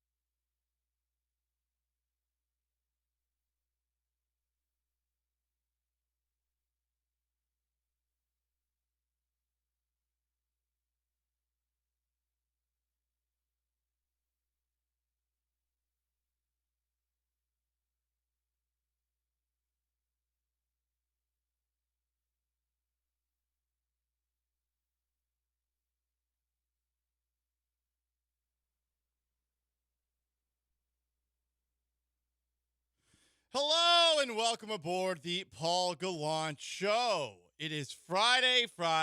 Gotta get down on Friday with football back, making it a Football Friday and an Ask Gallant Anything Friday, August 29th of 2025. I'm Paul Gallant. This is the most interactive sports talk show in Houston, Texas. Voice guy told you already, but in case you're deaf, 713-780-3776 to call, to text. On the HR&P listener line, you can join us on YouTube. You can join us on Twitch. YouTube at ESPN Houston. Twitch at ESPN 975. And on top of that, you can listen along on the app, iPhone, Android, or on 97.9 HD2. B-Max in for Sean behind the glass. And yesterday, after we went off the air, as is tradition, we found out that the Dallas Cowboys were shipping Micah Parsons off to the Green Bay Packers. They traded Parsons for three things. Two of them were first-round picks, and one of them was a defensive tackle named Kenny Clark, who's been a good player in the past. 3-time Pro Bowler, but per or Madden, he's like an 83 on Madden, and on Pro Football Focus, he's coming off of a mediocre season. So the Cowboys did not get much in return for him, and you definitely got to think that for 2025, the morale, the vibes are down. Green Bay followed up trading for Parsons by signing him to a 4-year, $188 million deal, with $120 fully guaranteed at signing and $136 million in total guarantees. I did not know the People's Republic of Green Bay had that kind of cheddar to throw around. He is the highest paid non-quarterback in NFL history. I was very amused by the way this all went down because Micah Parsons already had a video ready to go to announce that he was going to the Packers. We had seen some rumors over the last couple of days from unverified X accounts that seemed to have somewhat of a following in NFL circles, suggesting that the Packers were being the most aggressive with Parsons, and it turns out that those people were hearing all of the right things. Parsons had a video ready to go, so this must have been in the works for a little bit of time. A video ready to go where he is in a Packers uniform at the very end of it. I don't know if he's got the most amazing team behind him, given that he is also known as Podcasting Parsons, but he had something ready to go, and he also put a statement out there. No word on whether this was written by artificial intelligence. Let's read it. Cowboys Nation. Growing up in Harrisburg, Pennsylvania, I was one of the few kids in my neighborhood who cheered for the Dallas Cowboys. Nearly everyone around supported the Eagles, but I always believed in the Star. Oh, my God. Jeez. I mean, he grew up when they sucked, but that's fine. To wear the blue and white at Penn State and then carry those same colors into the NFL as a Cowboy, it was more than a dream. It was destiny. You know, I think this was actually heartfelt. From the moment I arrived in Dallas, you embraced me and my family as your own. You made a kid from the East Coast feel right at home in Texas. Every time I pulled up to work, every time I stepped onto that field, I felt the weight and pride of representing you. You didn't just give me a jersey. You gave me a place to belong. All right, now I'm starting to think this is artificial intelligence because this is starting to read a little bit like a Hollywood script. I never wanted this chapter to end, but not everything was in my control. Okay, now I'm thinking it wasn't artificial intelligence. My heart has always been here. It still is. Damn, Green Bay. Through it all, I never made any demands. I never asked for anything more than fairness. I only asked that the person I trust to negotiate my contract be part of the process. Pause for a moment. I'm of the belief that Mulugeta wanted to get involved in this process. That David Mulugeta got involved in it. Because it does seem like there was a handshake agreement of sorts between Jerry Jones and Micah Parsons. Everyone's clowning on Jerry Jones today. Understandably so. Some of his justifications last night and the amount of times that he called Micah Michael, which has been an ongoing bit all offseason, that was certainly an issue that you look at and you're like, okay, Jerry, maybe it's time to hand over the reins. But I do think that David Mulugeta pried his way into this situation in the same way that he did with Deshaun Watson here with the Houston Texans. I do think that this is partly on Mulugeta. If you're a Cowboys fan, you're going to be mad at Jerry Jones. I would be a little annoyed with David Mulugeta as well, because Mulugeta was looking at Micah Parsons and this handshake deal, and he's probably thinking to himself, dude, I can get you a better deal, which is understandable. He's the most powerful agent in the NFL. But I think that made Micah have cold feet. I bet the NFL Players Association got involved as well, put some more pressure on Micah. Wait, you're really doing an agreement one-on-one with an owner? You think that guy's going to have your best interests at heart? So he backed out, and from the sound of things, when he backed out, Jerry Jones was like, hey, bro, you don't back out of a handshake agreement with me. I'm an oil man. And then it led to this trade yesterday. Let's continue reading Micah Parsons' statement. This is a sad day, but not a bitter one. I'll never forget the joy of draft night, the adrenaline of running out of the tunnel with the brotherhood I shared with my teammates, coaches, and the staff who prepared me for every single game. Those memories, mine forever. North Texas will continue to be my home in the offseason. Oklahoma, I'll still be here, giving back to the community. Ooh, damn. Key. They gave me so much, and no matter where the next chapter takes me, the bond we've built will never break. Thank you, Cowboys Nation, for every cheer, every moment, every ounce of love you showed me.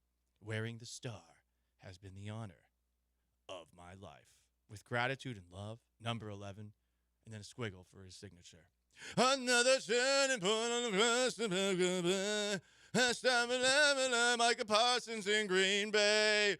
Jerry Jones is 82. Oh no, what to do? It's something unpredictable, but in the end it's right. Micah Parsons is a Packer. Good night. Had to do a little singing today. Come on, guys. The Cowboys play the Packers week 4. And if you're a Cowboys fan, you're not feeling so hot. Whether you're a Cowboys fan from Dallas, having had Luka Doncic traded away already this season, or you're a Cowboys fan who is suffering from the loss of Juan Soto leaving the New York Yankees, and perhaps just already thinking about the potential loss of LeBron James from your beloved Lakers. It's tough. I want to focus on the Packers side of things for just a moment, though, because first off, the Packers just owned that ass. Ever since the Cowboys beat the Packers in the 95-96 NFC Championship game, the Packers have been doing whatever they want to them. You saw that playoff victory a couple of years ago. Packers took them down in 14, 16, and 2023, probably the best 3 years post-Super Bowl for the Dallas Cowboys. And now Micah Parsons, their best player, is a Packer.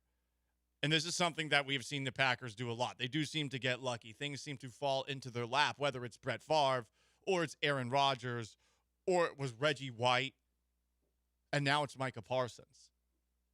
Green Bay's now plus 1,200 to win the Super Bowl. They were plus 1,700 before that.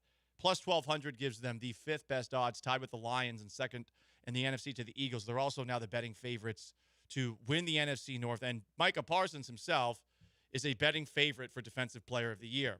I know that some, perhaps Joel Blank, may take issue with that, but the idea that Micah's going to like Green Bay, that's laughable to me. I've done a podcast episode before when I found out the NFL draft was going to be held in Green Bay, just talking about all the things that there are to do in Green Bay. greenbay.com/things to do. It's depressing. It's very depressing.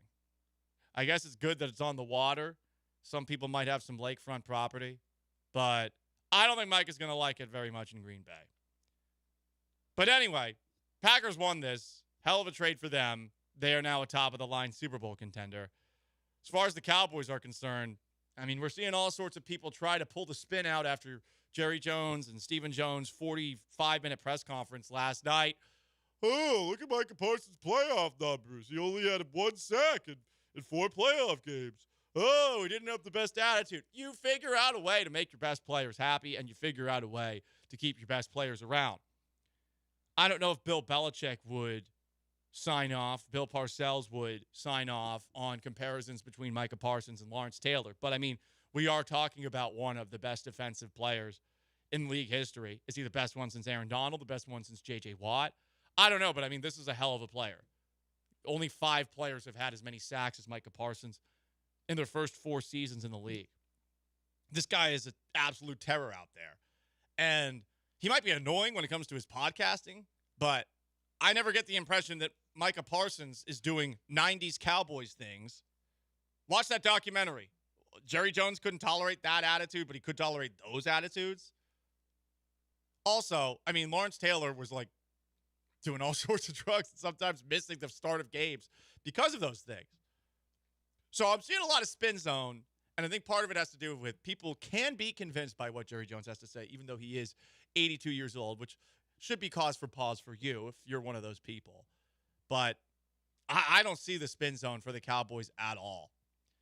I mean, you just don't trade stars for first-round picks because when you get these picks, it's like you think you're going to nail these picks. But the idea is of you nailing these picks, you're probably not going to. I think Matt Owen outlined the Raiders trading Khalil Mack. They got Josh Jacobs, Damon Arnett, and Brian Edwards. Arnett is on the Texans practice squad right now. Bears traded Khalil Mack to the Chargers for Jaquan Brisker. Ever heard of him? The Jaguars traded Jalen Ramsey for Kalavin Chason, Travis Etienne, and another pick that they traded away. The Bears traded Roquan Smith for Gervin Dexter and Noah Sewell. Who are any of these people?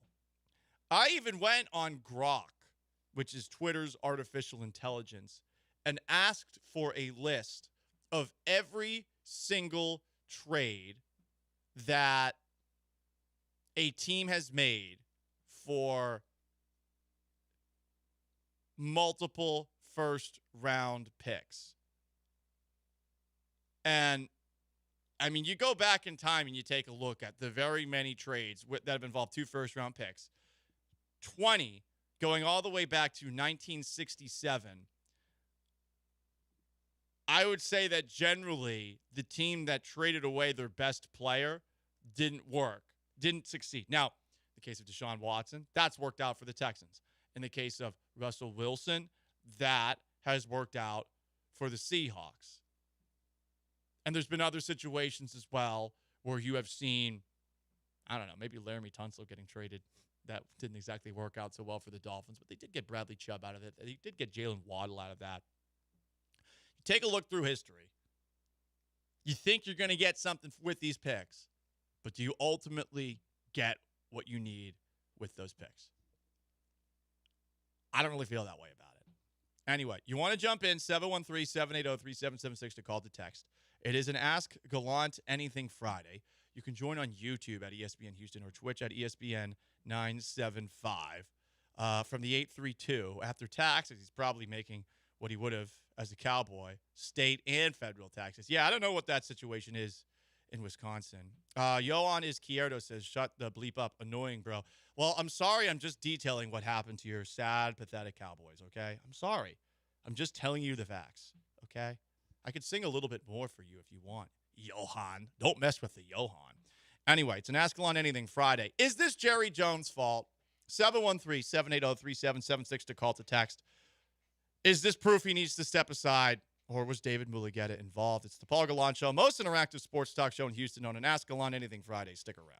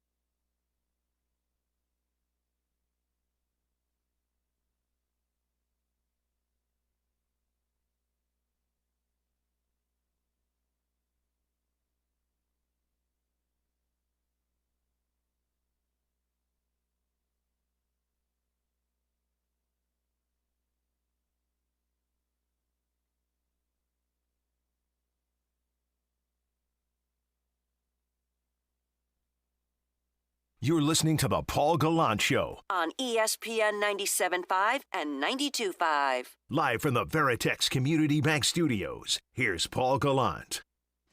It's an Ask Gallant Anything Friday. 713-780-3776 to call to text. If you've been living under a rock, Micah Parsons, best player on the Dallas Cowboys, got traded to the Green Bay Packers for 2 first-round picks and a defensive tackle by Kenny Clark, who has Pro Bowls. Like, he's made it to the Pro Bowl, but I don't think that Cowboys fans are happy about that in exchange. I mean, this just completely pops the balloon of hope going into the year, especially with Brian Schottenheimer, the head coach. Poor Schotty. Totally screwed over, I feel like, here. Rug pulled out from underneath him. We do have a text. David Mulugeta, the agent for Micah Parsons, does not have a great track record with teams. Seems like he gets his players to force trades. As a fan of the Texans, I'm really not liking that dude. Well, yeah, you go back in time, especially go back in time to when we found out that Deshaun Watson was going to be sitting out for the entirety of a year. Yeah, that sucked. And Watson ultimately got his way.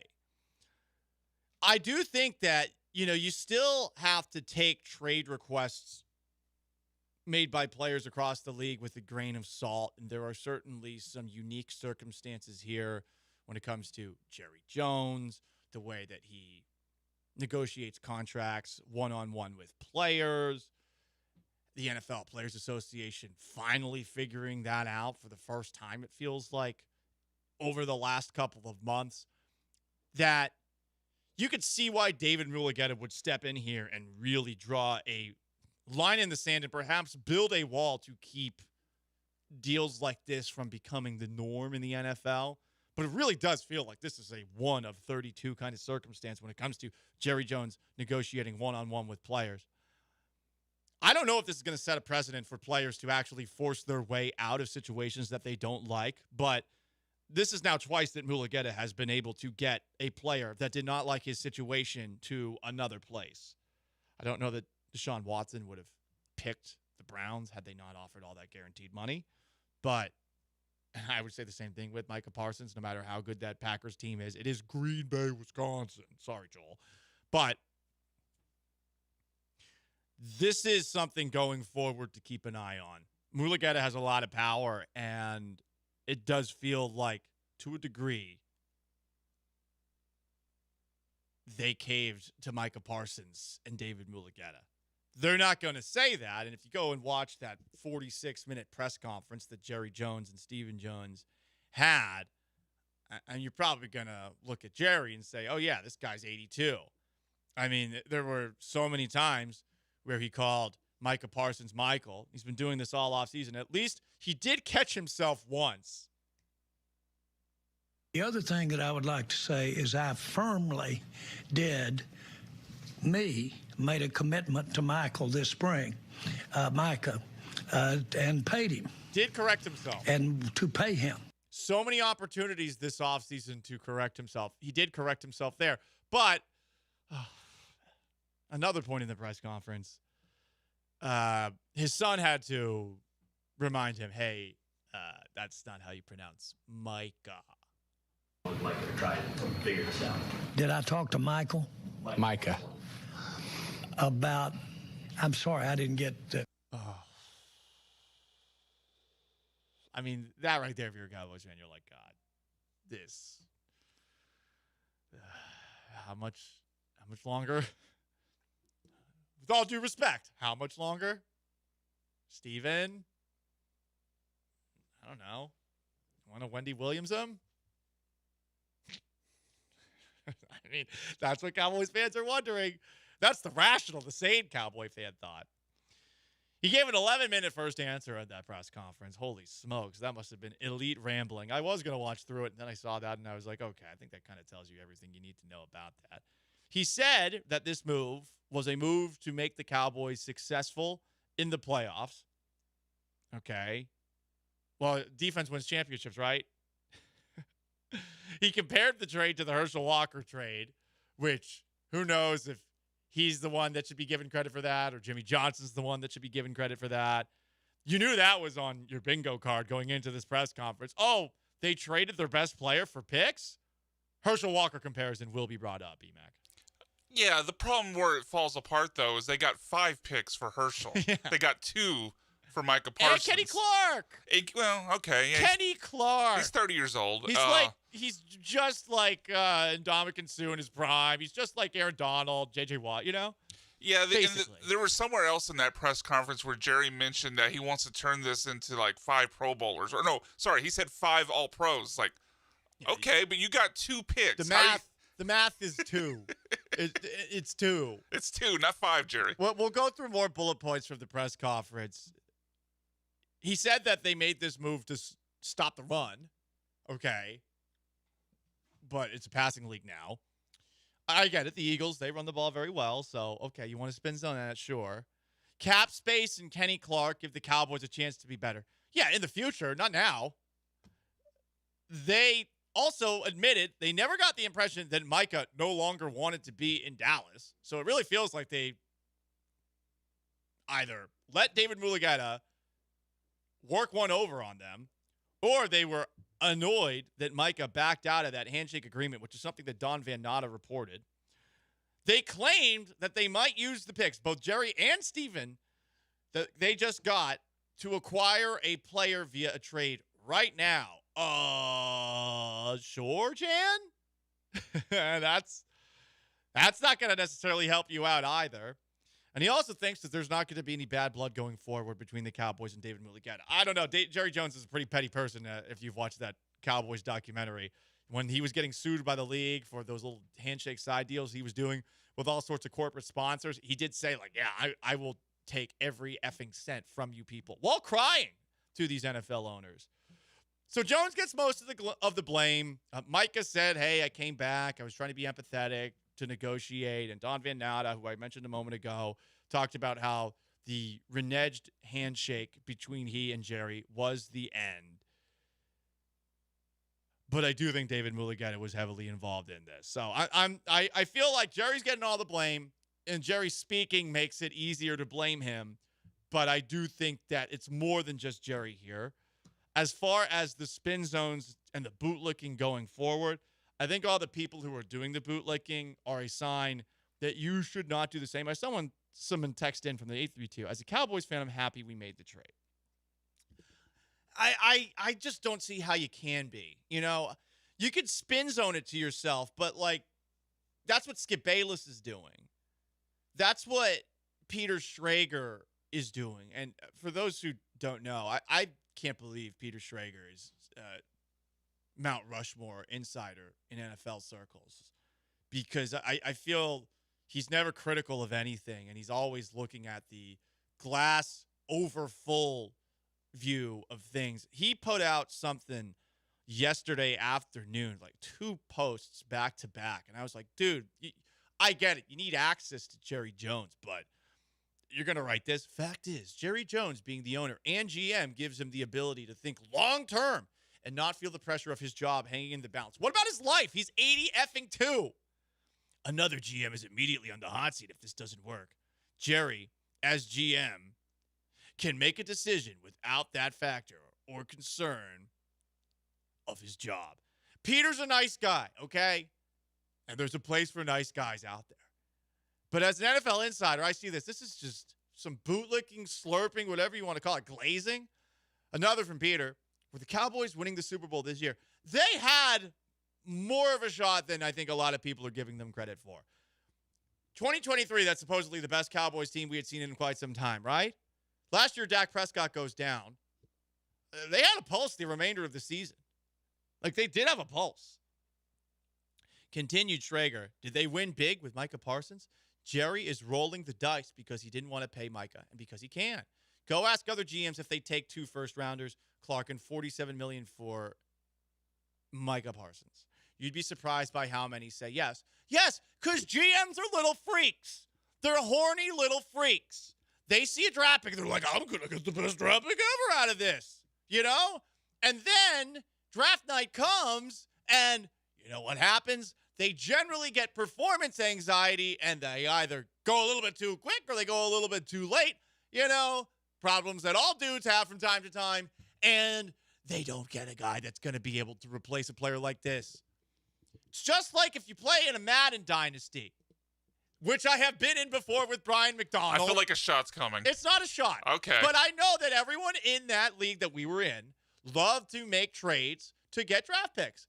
Because if you're playing Madden, you want draft picks. So do general managers in real life. They're little freaks, horny little freaks that want draft picks. It's fun to draft guys in Madden. I'm not denying that. I feel like you're calling me and Josh Beard horny little freaks. Well, a little bit. I mean, but again, it's fun to do it in Kyle Madden. King.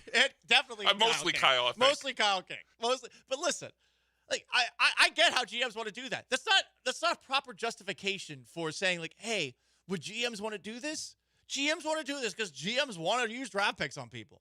Because if they get the right draft pick, then they're going to look awesome. And I think for a GM, draft day has got to be probably the most fun day of your year. Until 3 years later, people are looking at it and are like, what the hell was this? What was this pick?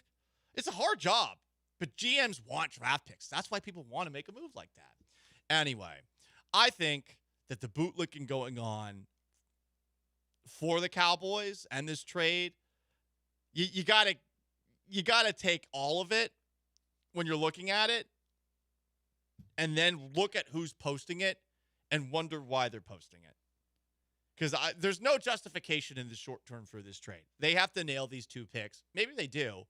But right now, like, this has taken all of the wind out of the sails for a Cowboy season that already was lacking wind because of what this offseason's been when it comes to the Micah Parsons negotiations. It is an Ask Gallant Anything Friday. You want to jump in. 713-780-3776 to call. To text from the 409, lifelong Cowboys fan here. Parsons is a distraction. The every game fight with officiating, disappearing for multiple games that last 2 years. Production has dropped off each year. I will take 4 players on rookie deals over Micah eating 20% of the cap. Well, I mean, you can get guys on rookie deals and have Micah eating up all of that on the cap. And like, I think you should look at it like this. You're paying Dak. Is Dak one of the best quarterbacks ever? You're paying CeeDee Lamb. Is CeeDee Lamb one of the best receivers ever? If CeeDee Lamb's a top receiver today, I think he's a little overrated, but he's definitely top 10. I think some people put him in that top 3 conversation. Okay, you're playing a little too much fantasy football. Parsons is better than both those guys. Like, if you're going to pay anybody on this team, it was Parsons. And I think that the idea of him as a distraction versus other players in the past being a distraction, I just don't buy into that. I think there's been significantly worse distractions. I think the Cowboys are just framing it that way. From the 832, the craziest part is Kenny Clark isn't even a good run defender. He's a pass rusher. His contract's terrible. They should have gotten an extra pick for taking him on, LOL. Yeah, it's not a good look for the Cowboys. You can't – it's tough to justify this. Maybe down the road you can. Pena's got a question on an Ask Gallant Anything Friday, 713-780-3776 to call to text. Pena, what's up? Hey, what's up, Papa? Yo. Hey, so my question for you is, if you're serving a life sentence and you die and you come back to life, does your life sentence end? Thank you. Have a great Labor Day weekend. Hook 'em horns. Be back. Okay. So if you have a life sentence and you're resurrected, do you have to continue to serve your sentence? Well, you'd probably find a lawyer that could get you out of it, but I would imagine you'd have to go to trial. Yeah, because it's still the same life. It's not a new life. Right. It's just a pause and then a continuation of the first life. Yeah. Like Damar Hamlin, who supposedly was legally dead for a second. Like Damar Hamlin, had he done something horrible, and yeah, he would definitely have to go back to the lawyer. There's a movie, it's a terrible one. I think it's Ashley Judd and Tommy Lee Jones. It's called Double Jeopardy or something like that, where I forget the premise. All I know is it's a similar premise to this. Oh, wait. She gets accused and found guilty of something that she didn't do, and then she goes and she actually does it because it's technically legal. It's like a really stupid premise for a movie. I think it was like she's accused of killing her husband who disappears, and then like it's found out like, oh, she was guilty, so now she can go do it. That's the premise. It's like, okay, great 90s. I thought the cocaine was gone from the Hollywood sets at that point in time, but I suppose it's sort of like that. Altered Carbon would have been the show to explore that. Anyway, it is the Paul Gallant Show. 713-780-3776 to call to text. YouTube at ESPN Houston. Twitch at ESPN 975. From the 713, Are you spending the first 2 segments talking about the Cowboys so you don't have to talk about them the rest of the show? No, it's the biggest story in sports, though. But guess what? College football officially back as of last night. And Texas is playing Ohio State tomorrow. Texas is back, folks. Are they back? And is the hype merited this season? We'll talk about it on the other side. Stay put.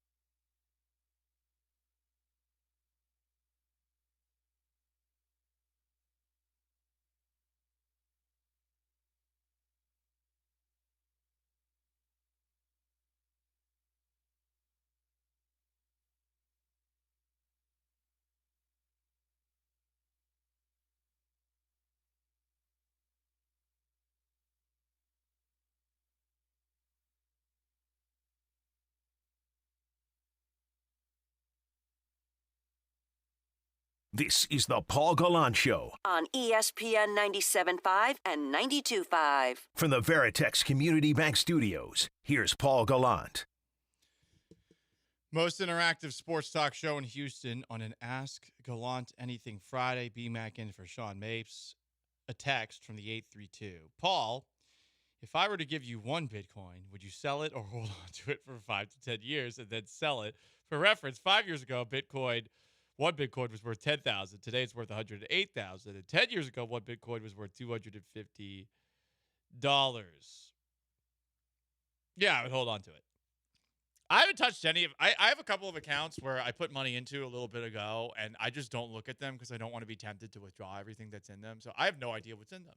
I just know, like, I call my guy every a couple of months. I'm like, still good, still good. I put like $100 a month into one of them. I put $200 a month into the other one. I don't know. I don't know what they even look like. I don't want to know ever. So I would 100% hold on to the Bitcoin. And assuming I do not have some sort of catastrophic happening, I would keep on saving it. But Paul, you're in like a lot of credit card debt you talk about all the time. Sure. Doesn't matter. Debt's fake. The government's like $400 trillion in debt. Everything's fake. Money's fake. So yeah, I'll take. Have you tried that one talking to your bank? I should. I should next time. Money is fake, Your Honor. Time is a flat circle and debt is fake. I do declare, Your Honor, the money is not a real thing. It's just a premise that you have put upon me, so I must work for a living. Don't you see? Right.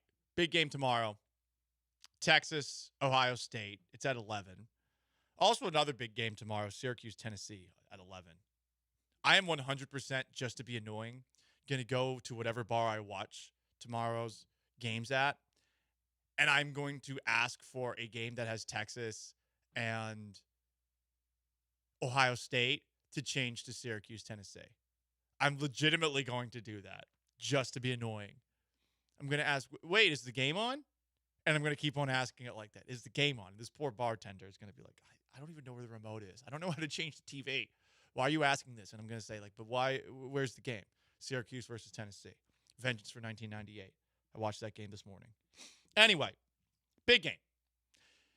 Biggest game for Texas in a while, but we do seem to hear that every single year, right? Like every single time that they have a big game to open up the season. Whoa, look at this. Looky. But this one obviously is different because last year, this is the team that took Texas down in the college football playoff to go on and win. Back-to-back college football playoff appearances, but out in the semifinal. Arch Manning is under center. Quinn Ewers had his moments, but it was very up and down when he was under center for Texas. Is the hype for this year, over all years, valid? I've asked a couple of Texas fans about how they feel about tomorrow. Most of them gave me a 10 as far as confidence level. I'm going to have to text Sean about that. BMAC, 1 through 10 confidence level against Ohio State tomorrow. I'll answer like this. I put 2 bets on Texas. So 2? Yeah.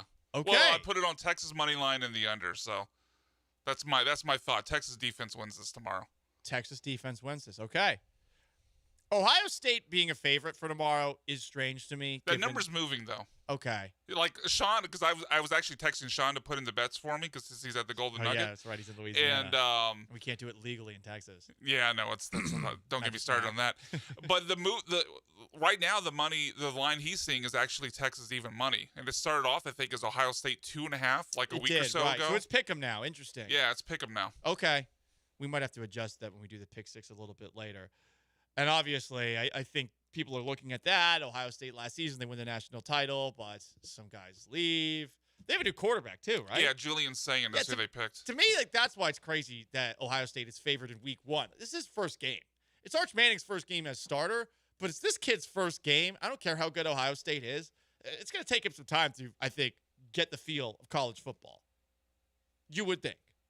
You would think, and it's not just, quarterback. They obviously lost Travion Henderson, Quinshon Judkins, and Emeka Egbuka. They lost a lot. And, I mean, they always have talent. They do. But I would assume that you will see that talent rolling on all cylinders, operating on all cylinders. I don't know, whatever. You get what I'm trying to say here. By the end of the year, sort of like where I'm at with the Texans' offensive line. By the end of the year, I am hopeful. But at first, I am terrified. Matthew McConaughey, resident Texas fan numero uno, right? He's the number one Texas fan, not even a debate. Okay. He decided to post this today, and here are his sweet dulcet tones. Ding, ding, we're back at the ring. College football is back. Here we go. It's that time of year. Man, I'm really excited about the entire season, but specifically about this University of Texas Longhorn football team 2025. This team has real confident and quiet belief in themselves. I believe they're on a mission, regardless of the number 1 ranking, regardless of all the hype. All the hype in the number 1 ranking is neither validation nor a curse to this team. They're above and beyond that before any of us even said they were number 1 preseason ranked or got all the hype around them. And I think that's what any great championship team's got to have. They've got to have their own reason and mission that they're on. regardless of what anyone else thinks. Whether they're someone jumping on the bandwagon or whether they're over here catcalling from the stands being a naysayer. This team doesn't give a damn about all that. Got a mission they're on. They believe it. They're ready to earn it. It's a long season, so we'll see. But that's what I love about the makeup of this team. Head, heart, and soul aligned in the belief that it's theirs to go get. Hook 'em. It's like a Lincoln town car on the highway driving through the desert. You see the tumbleweeds to the side. Don't get distracted. We got a mission. We got a mission to go to wherever the national championship is this year. Off the top of my head, I don't know. I just get in my Lincoln. I just drive. And I feel comfy the same way that Arch Manning's going to feel comfy stepping in for Quinn Ewers.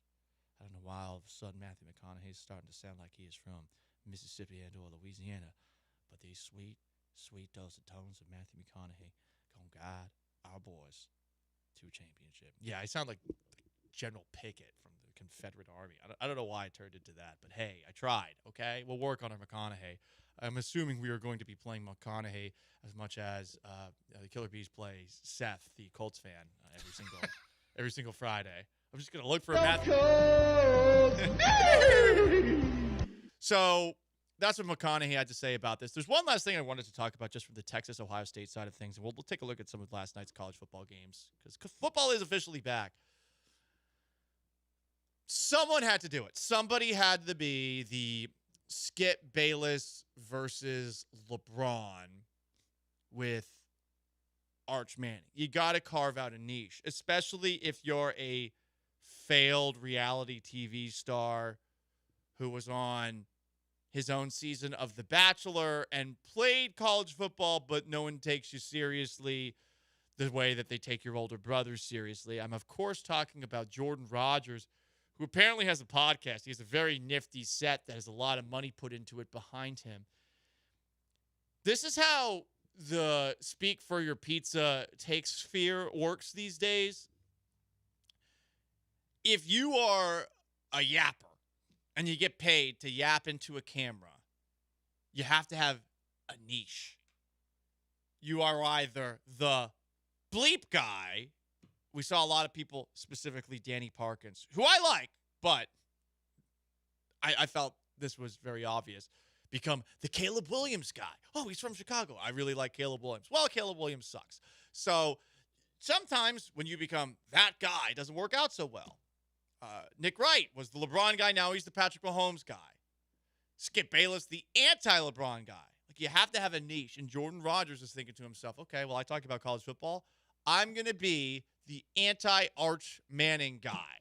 Here is Jordan Rodgers saying something about the tape. But I will say, and I'm going to say this, I don't know what you guys talked about when I went off air. The hype doesn't match the tape. There are good things, and there are some good things. But the hype or the tape, to me, doesn't tell you got a first-round draft pick or a top 10 or a number 1 overall draft pick or a Heisman hopeful. I think he's going to go into Ohio State and he's going to struggle because he hasn't played anybody. The last time we saw him against a really good defense was Georgia, and he looked out of place, right? He looked really good against UTSA, Louisiana Monroe, and Mississippi State, the worst defense in the SEC. I think there's still a lot for him to grow and a lot we need to see, like Lewis said. Yeah, the tape was him as a freshman. And, I mean, the Georgia game, he got thrown in there because of what a disaster it was for Quinn Ewers at first. You know, they put him in there basically to try to calm Quinn Ewers down on the sideline. Imagine being thrown into that. That is a terrible place to be thrown into for your first real action as the quarterback for the remainder of the game. And, I mean, there were some decent moments there. Jordan Rodgers acted like he has studied the tape and that he knows what Arch Manning is going to be this season based off of last year's tape, to me, is absolutely insane. Especially considering Quinn Ewers was getting most of the work practicing week in, week out with the starters because he was always the starter. They often, Texas, had to, like, pause people and say, listen, he's the starter. There's no controversy here. Ewers is the guy. Ewers is getting the reps. Sark was calming people down. Arch was calming people down. So Rodgers, hey, I see what you're doing. I get why you're doing what you're doing, but I see what you're doing. I think it is very transparent. There's so many people that are like this in the take sphere. And if you're doing it as a bit, that'd be one thing. But saying this as if you actually study the tape, I'm sorry, I just do not believe that a former The Bachelor contestant, no offense, Jesse Palmer, is going out there and studying the tape. Especially since there's so little of it, right? Yes. He's had 2 collegiate starts against Mississippi State and a directional Louisiana school, I believe the other one was, when Quinn Ewers got hurt with, I think it was an oblique injury. Yeah. So, yeah, look, if the take is let's slow down the hype, let's curb our enthusiasm because he hasn't proven anything yet, fine with that, and I actually agree with it. But to say, well, he's going to struggle, like, based upon what? There's so little tape. Like, the very reason you could say that we're overhyping him because he hasn't done anything yet is the very reason you couldn't say that he's going to suck, because there's not really enough film to judge him on. Yeah, and I think that this first game is going to be tough, no doubt about it, but the hype doesn't justify the tape. Dude, he's a Manning. The hype starts there. He's also at Texas, the number 1 team in the country, and is the quarterback for that program, which probably gets talked about on a level that very few other college football programs get discussed when it is in the realm of relevance. So that's where the hype is from. The tape is justify the hype. Shut up. Like, that's go back to like Bachelor in Paradise or whatever and stop. I guess continue to not talk to your brother, because that's the other thing going on, right? That's what I know Jordan Rogers for before this. Like, he played at Vanderbilt, and he was on The Bachelor, and his brother doesn't talk to him anymore. Neat. Up next, what's going on in the world of college football? Some games last night. Our beloved Cougs were back. We'll talk about it. Stay put.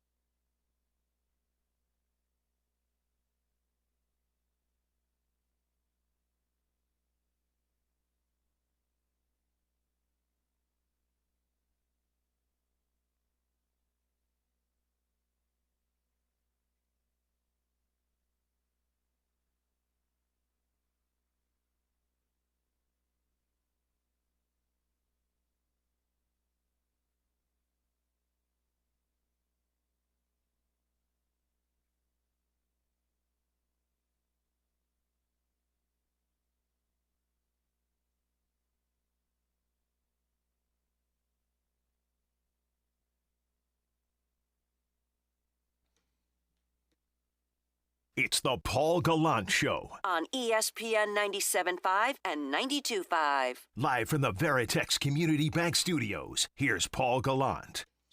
It's an Ask Gallant Anything Friday, 713-780-3776 to call, to text, YouTube at ESPN Houston, Twitch at ESPN 975. Texter, Texas had a lot of talent go to the NFL, especially on the offensive side of the ball. There's a lot of unproven starters. Texas will be good, but grossly overhyped. I think a lot of the hype has to do with just it's a Manning under center, and it's Texas, and they're number one, and they were in the college football playoff the last 2 seasons. I get what you're saying on that front. I do think it was surprising that the first line was Ohio State was favored, but things have obviously centered. There was more college football last night. College football is officially back. We had a bunch of games, a bunch of interesting games. Hey, how about our beloved Cougs, huh? How about our beloved Cougs? That's like a hiss noise, in case you couldn't tell. You know, that's a hiss noise. And listen, I get it. A lot of people are like, Paul, where do you stand when it comes to Houston Cougars football? Because we know you're quite the basketball fan. Like maybe more of a Cougs basketball fan than the Cuse basketball fan. But the Cougs took down Stephen F. Austin 27-0. Yeah. No? Imagine being a lumberjack in the forest. You know, you're cutting down trees, trying to expand the great state of Texas onto the eastern frontier against the threat of the Comanches. And you hear something prowling in the jungle in the background. And you're like, what the hell's going on? Then you go back to chopping your wood because you're just a lumberjack, you know? You got a 9-to-5 job. You got a wife, some kids at home maybe. So you go back.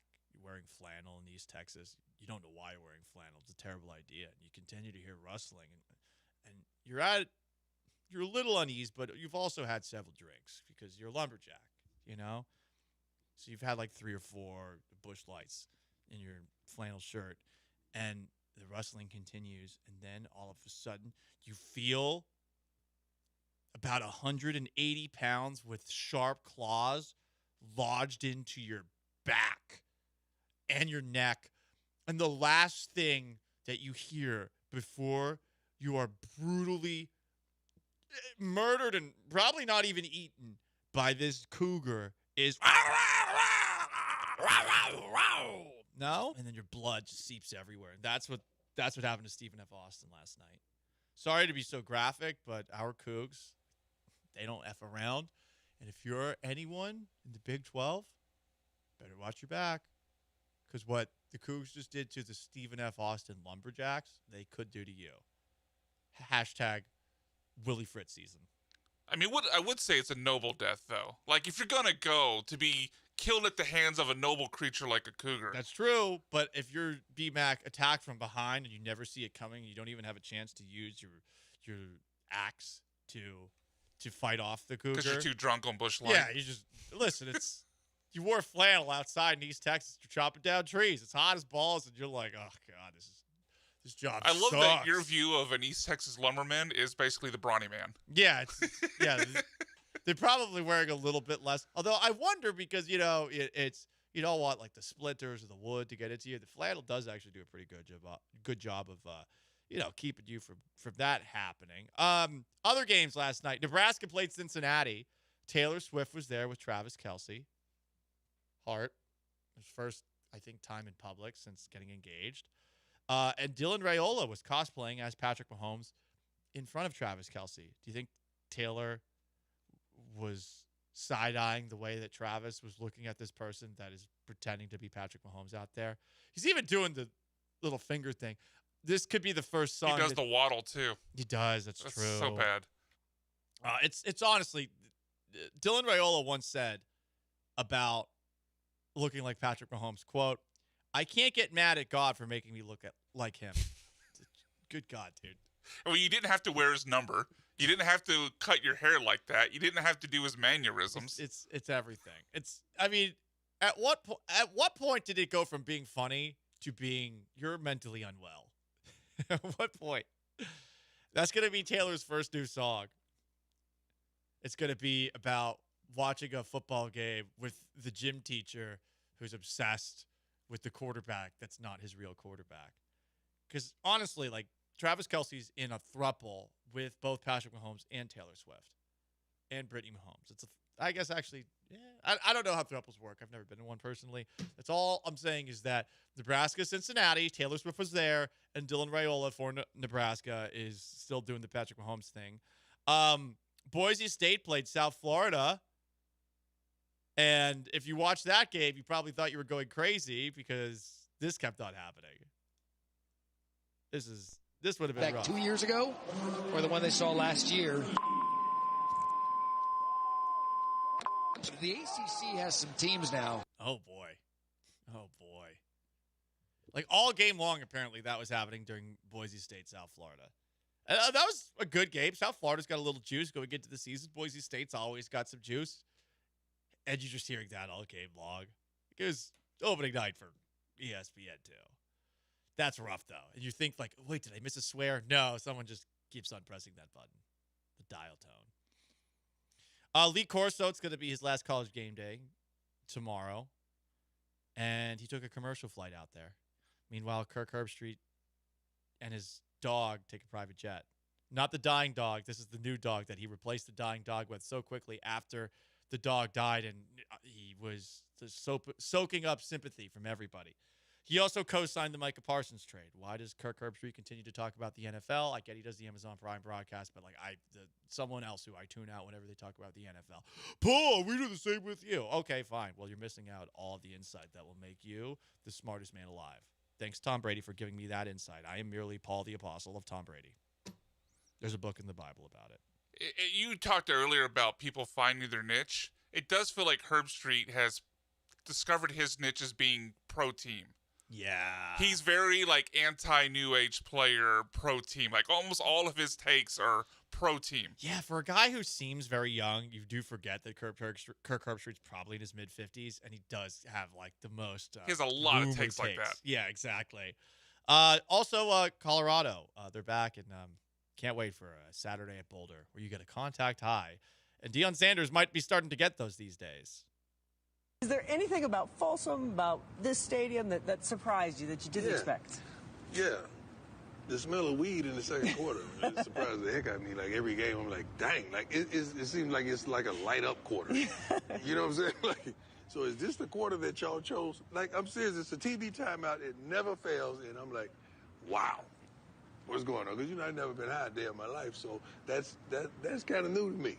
That's a Boulder essential, I guess. Yeah, truly. Everyone's so nervous talking about it. It's so funny. Guys, it's weed. Can we stop acting like this is such a controversial thing to talk about? My God. Anyway, it is the Paul Gallant Show. ESPN 97.5, 92.5. Be back in for Sean Behind the Glass on an Ask Gallant Anything Friday, 713-780-3776 to call to text. YouTube at ESPN Houston. Up next, does anyone have it worse than Dallas sports fans? Anyone. Anyone in the entire world. Because Cowboys fans are really feeling sorry for themselves today. Stick around.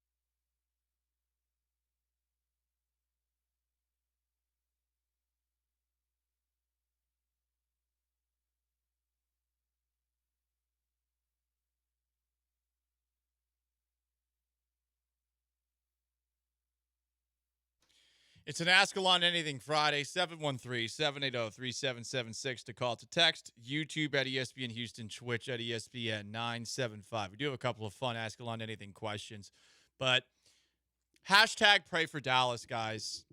Hashtag pray for Dallas. You know, I know a lot of people are wondering, hey, Paul, why are you feeling so bad for Cowboys fans?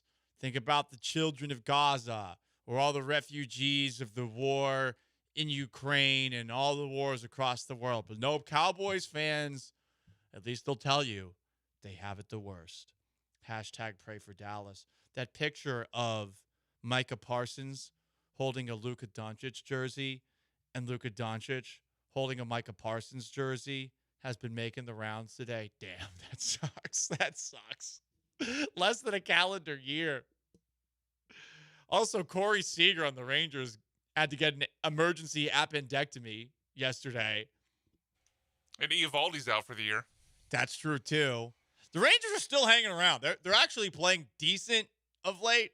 They're above 500, but they're pretty far out of it in the American League West. They're going to need the Astros and Mariners to have an absolute pants poopage down the stretch. They did get Cooper Flagg, you know? And Dak Prescott's back. Like, I do think the Cowboys are probably, without Micah Parsons, still a 7, 8, 9, 10-win team. Like, I think they're in that range. I know a lot of people are like, Paul, what are you talking about? The NFC is tough.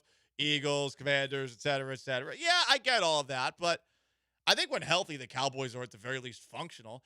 Hell, I mean, they were annoying against the Texans in that game that the Texans played on Monday Night Football. That might be more about the Texans than it was about the Cowboys. But what sucks is more, you have just destroyed all hope about this season.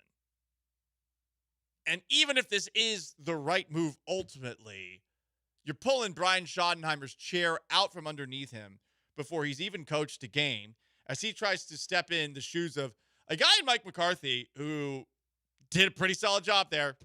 Wasn't great, but it was pretty much the exact Mike McCarthy experience that you had in Green Bay minus the Super Bowl appearance. Like, this is going to be a 10-win team. Outside of last year was a mess. And you're probably not going to go that far in the playoffs, especially if you end up playing the Green Bay Packers, which, yep, that's where Micah Parsons is now, which adds a little insult to injury. But the Cowboys fans out there, in the arms of the angel, spend all your life. You spend all your life waiting for Jerry Jones to give Micah Parsons a contract.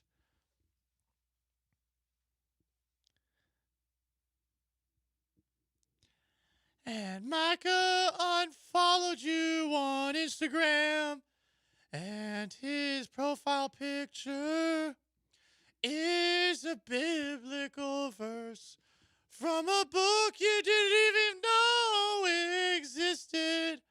And you're like, hey, man, can you stop all the podcasting? Didn't know that you'd run him off. For just 99 cents a day, you listening right now can help a Dallas Cowboys fan from consuming an 18-rack of Keystone Light and punching their TV tonight. For just 99 cents a day, if you contribute to my Venmo, I promise all of that money will go directly to Dallas Cowboys fans. All of it. Asterisk. Sounds like the promise of a New York mayor. Or governor. Oh, my God. All of the above. Yeah, definitely. It's like, well, honestly, just every state's governor, every state's politicians. Anyway, thank you, Sarah McLaughlin. I hate it when I see those ads. They make me so sad. Oh, they make yeah, me so sad. the dogs and cats in those videos. Oof. Those monsters that like find those animals and they zoom in on them and they just want love and they're so sad as they're like behind a cage. Like it actually think breaks about my the heart. person that has to edit that thing together. Oh, God. They're probably a monster. You know, they're probably they have to be cold and heartless. Yeah, they're probably like waving food in front of them through the chain link fences. Just brutal. Now I got sad for sad animals instead of the children of Gaza, and on top of that, the people of the war in Ukraine. We got some people spin zoning the Cowboys making this trade. Seemed like it's good for the Cowboys. Someone else said stop singing. Someone else said I love it when you sing. I don't know. What do you want? What do you want from me? Oh boy, it's rough.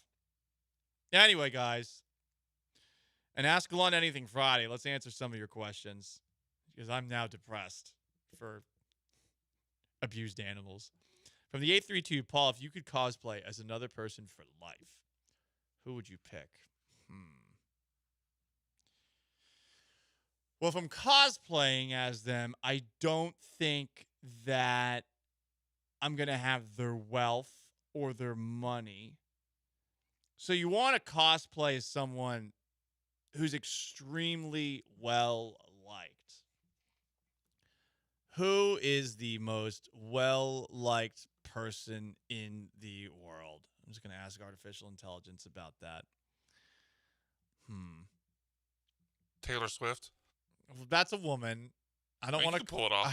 I don't. I'm sorry. I do not want to go Buzz Bissinger out there. Okay. Shout out to Friday Night Lights. Great book. This is wild. The list of the most admired man and women poll at the top features like Hillary Clinton. I'm sorry, no. Absolutely not. So, if I could cosplay as anyone, it does seem like people like Lee Corso a lot, especially right now. But then I'd have to act a little bit. You'd have to still valor of having dementia. Yeah, I'd have to do that. I don't know if I'd want to do that. Most well-liked figures you get to cosplay as them. This is tough. Because I'd have to commit to the bit all the time. We'll get back to that. What about Hugh Jackman? Ooh, that's a good one. That could be fun. That's a good one. People do seem to like Hugh Jackman.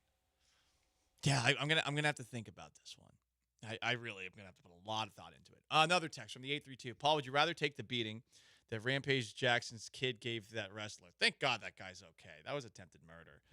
Or do a photo shoot wearing one of the new rivalry uniforms for TikTok? I mean, I'll do the latter. Listen, that'll probably blow up on TikTok, knowing how stupid that algorithm is. And I'll end up getting a bunch of followers from it. For Rampage Jackson, yeah, I don't want to die. That guy was a huge guy, and he was on death's door. I would die if Rampage Jackson's son did that to me. There's no question about it. I would be dead. That was awful what he did. I can't believe, too, after the fact, the indifference that it's both of them seem to have about it. It's yo, that was attempted murder. Over what? Anyway, that's the Paul Gallant Show. 713-780-3776 to call, to text. YouTube at ESPN Houston, Twitch at ESPN 975. Someone sent me a 409. Did you know about donating to those abused animals things? You know what it doesn't go to? The abused animals. That's even more depressing. Keanu Reeves as a texter. That's it. That's the answer. That's it. I kind of look like him too. I think he's a little taller than me. But you just got to hold your jacket above your face because it's bulletproof as you go through doorways. Look, I could grow my hair out even longer than I've already grown it out. Yo, Keanu Reeves. That's the way. The answer. Everyone likes him. He's got that surfer vibe. He seems to be a very. I mean, considering the tragedy he's been through in his life, he's been through a lot. His wife, I think, and his kid died within a year of each other. Just absolutely brutal. So if I don't have to deal with that side of things, then I can just be Keanu Reeves. And you don't have to cosplay the trauma? No, I don't want to cosplay the trauma. I really don't.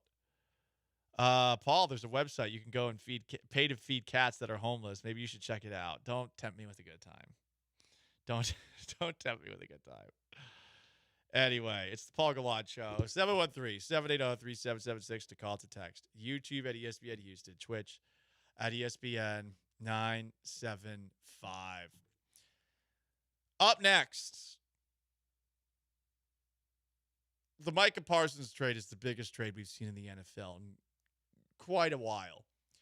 We will compare that trade to some of the biggest trades in Houston sports history on the other side. I actually found a list of all of them. Thank goodness for artificial intelligence. It's the Paul Gallant Show on an Ask Gallant Anything Friday with B-Mac sitting in for Sean behind the glass. Stay put.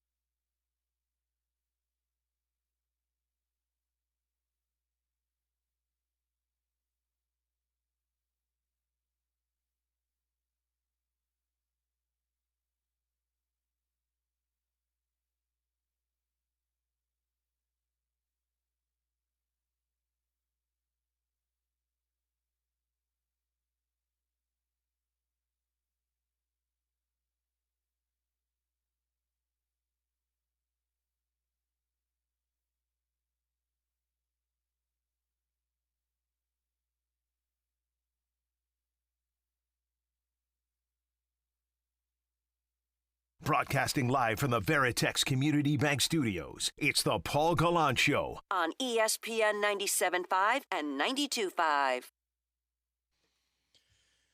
How long will they mourn Micah Parsons and Big D?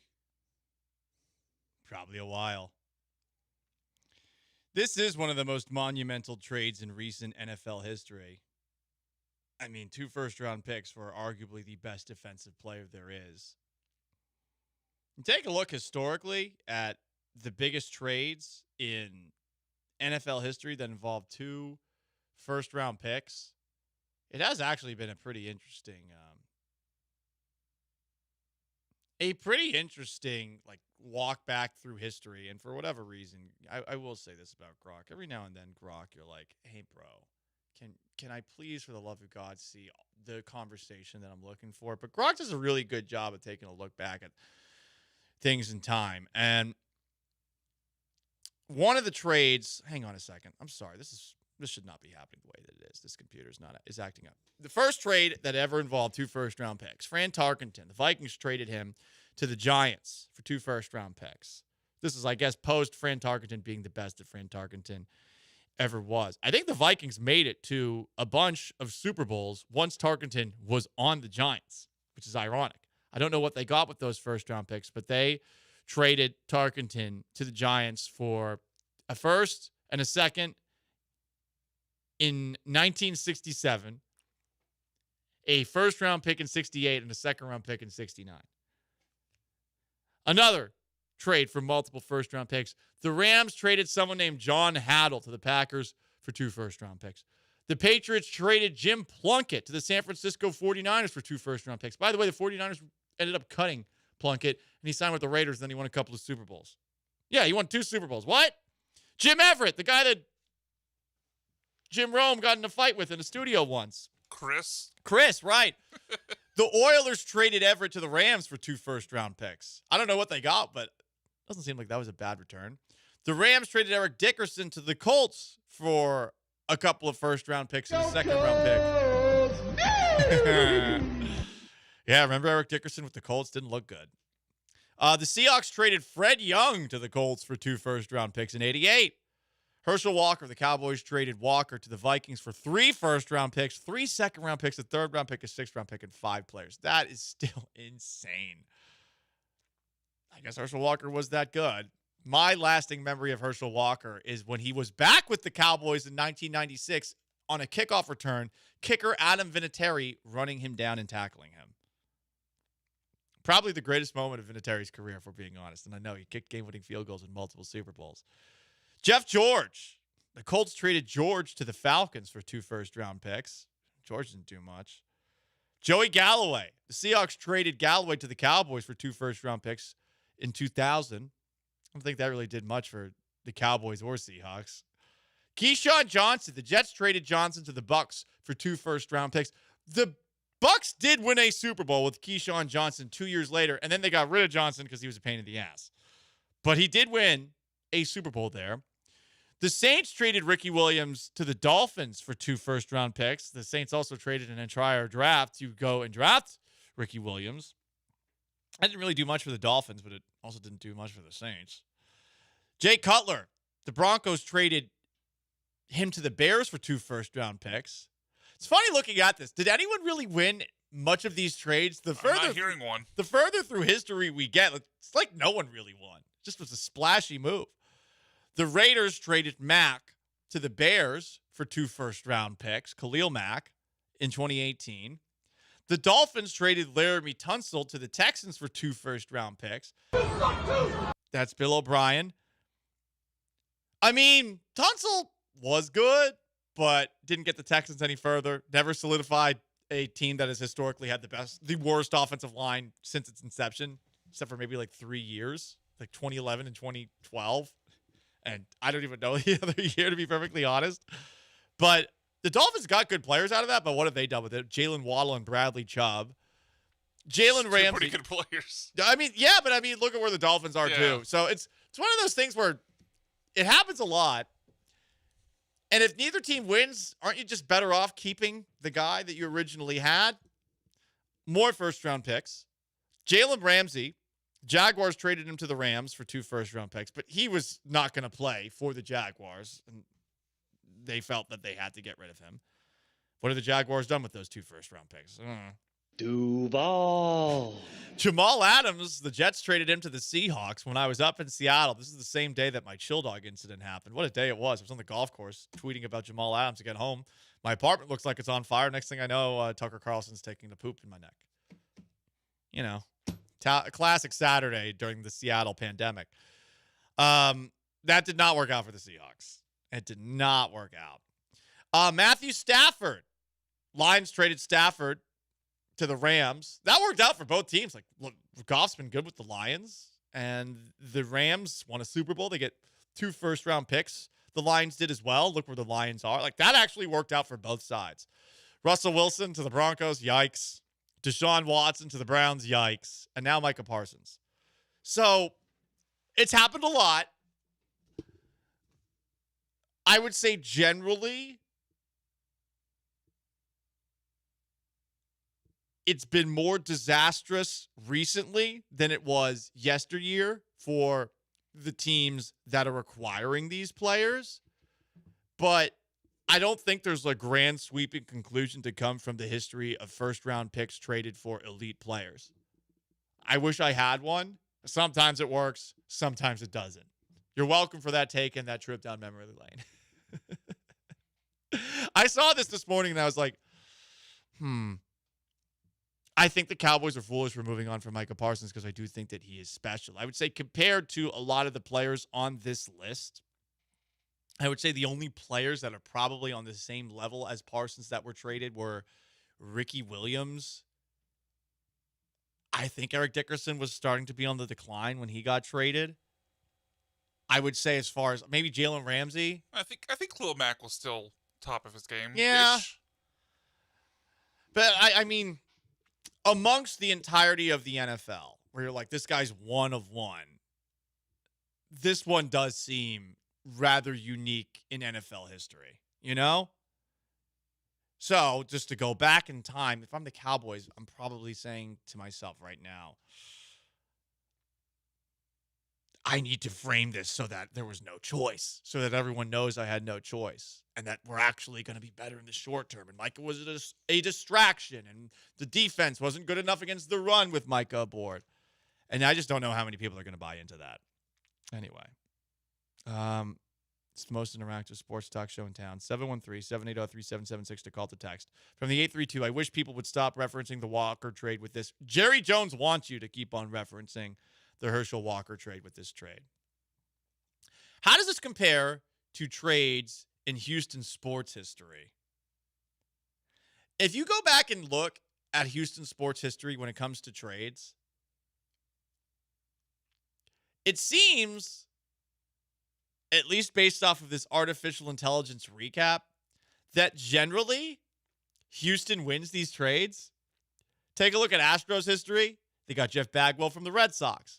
They got Verlander from the Tigers. They got Mike Scott from the Mets. Yordan Alvarez from the Dodgers. Garrett Cole from the Pirates. I mean, they didn't give up much to give any of those guys. Throw in Zach Greinke. Yeah, that's true. They didn't give Arizona very much. No. Take a look at Rockets history. James Harden. Moses Malone. They traded 2 first-round picks for Moses Malone. 2 MVPs. 5 All-Star appearances. Worth it. Clyde Drexler. Didn't trade much for him. Tracy McGrady. It was Steve Francis, Catino Mobley, and Kelvin Cato. I think with Cato, everyone wanted him gone. Chris Paul. It was Patrick Beverly and Lou Williams. I mean, you were on the doorstep of a championship appearance. They sent Moses Malone to the Sixers and it allowed them to get Hakeem Olajuwon. Traded James Harden to the Nets. That's worked out pretty well somehow, some way.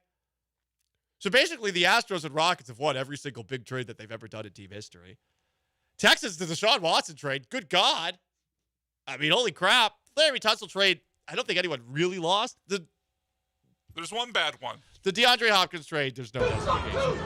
But at least they didn't get 2 first round picks. There's no at least. Yeah, there's none. I'm being Jerry Jones bootlicker right now with that one.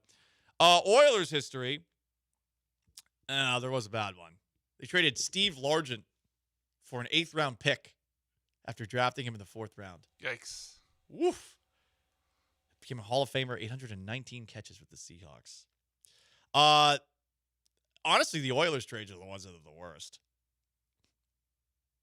Ken Stabler from the Raiders, but that was because Dan Pastorini asked out of town.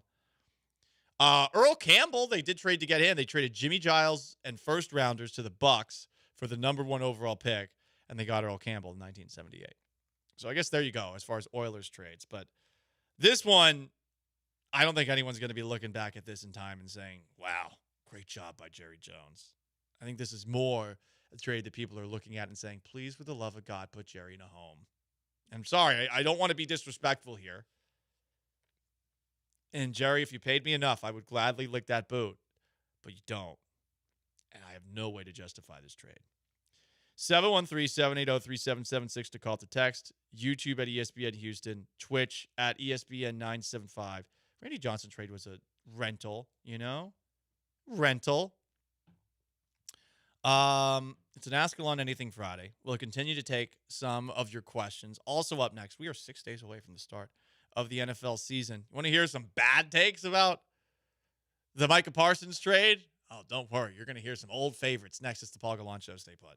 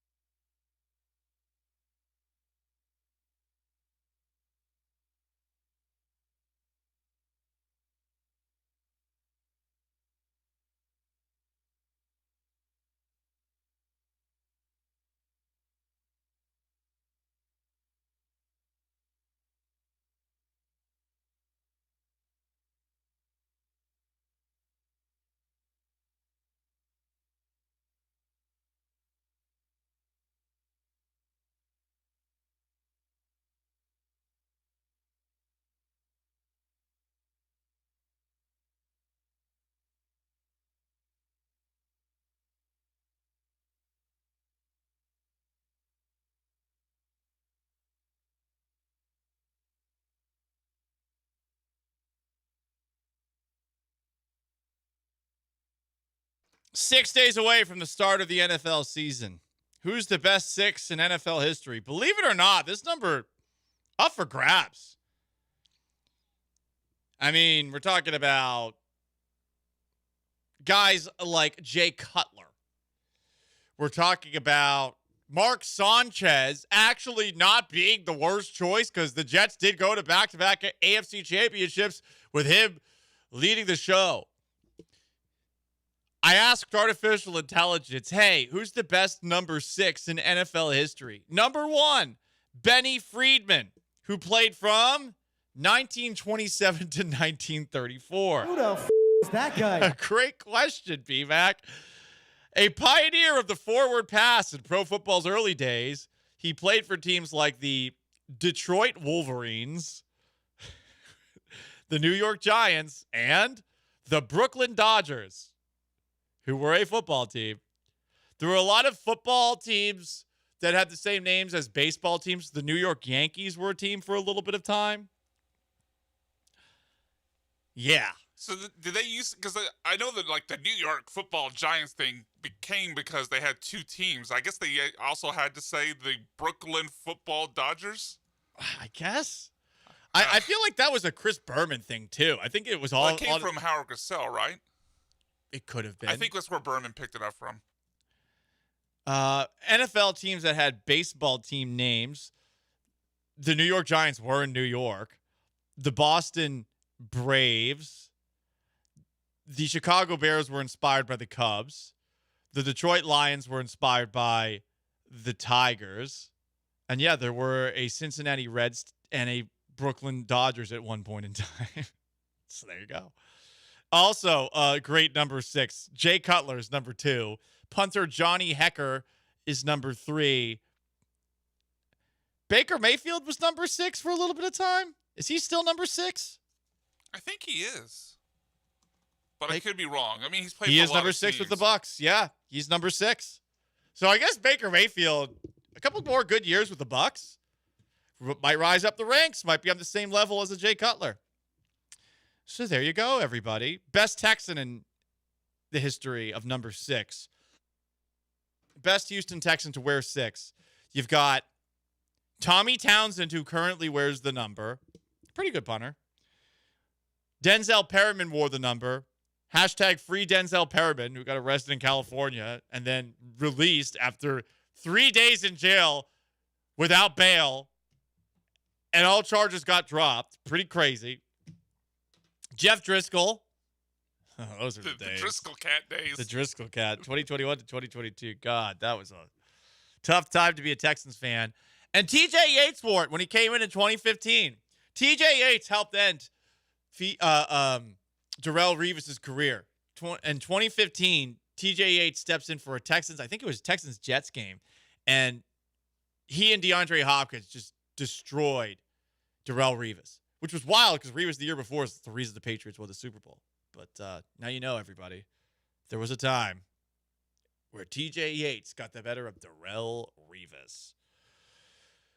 All right, let's play some takes about Micah Parsons being traded to the Green Bay Packers for 2 first-round picks and Kenny Clark. First off, this just aged very poorly. Micah Parsons was the subject of an interview between Laura Rutledge and Michael Irvin on NFL Live.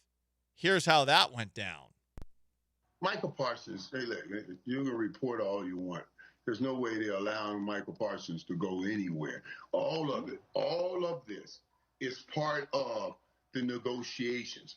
And as I talked to Jerry the other day on my podcast, and he was talking about it the other day when he tried to make that offer, he said somebody told him to shove it up his rear and all of that.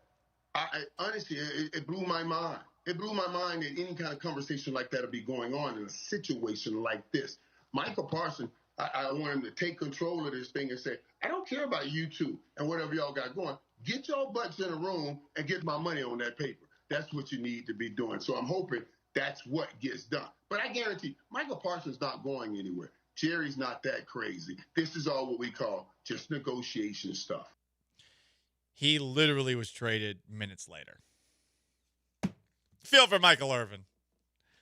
But Michael Irvin, you might need to reevaluate whatever Jerry Jones tells you, you know? Jerry Jones, not a reliable narrator when it's come to the back and forths between him and Parsons. Let's keep on going here. Who else had takes on Micah Parsons being traded to the Green Bay Packers?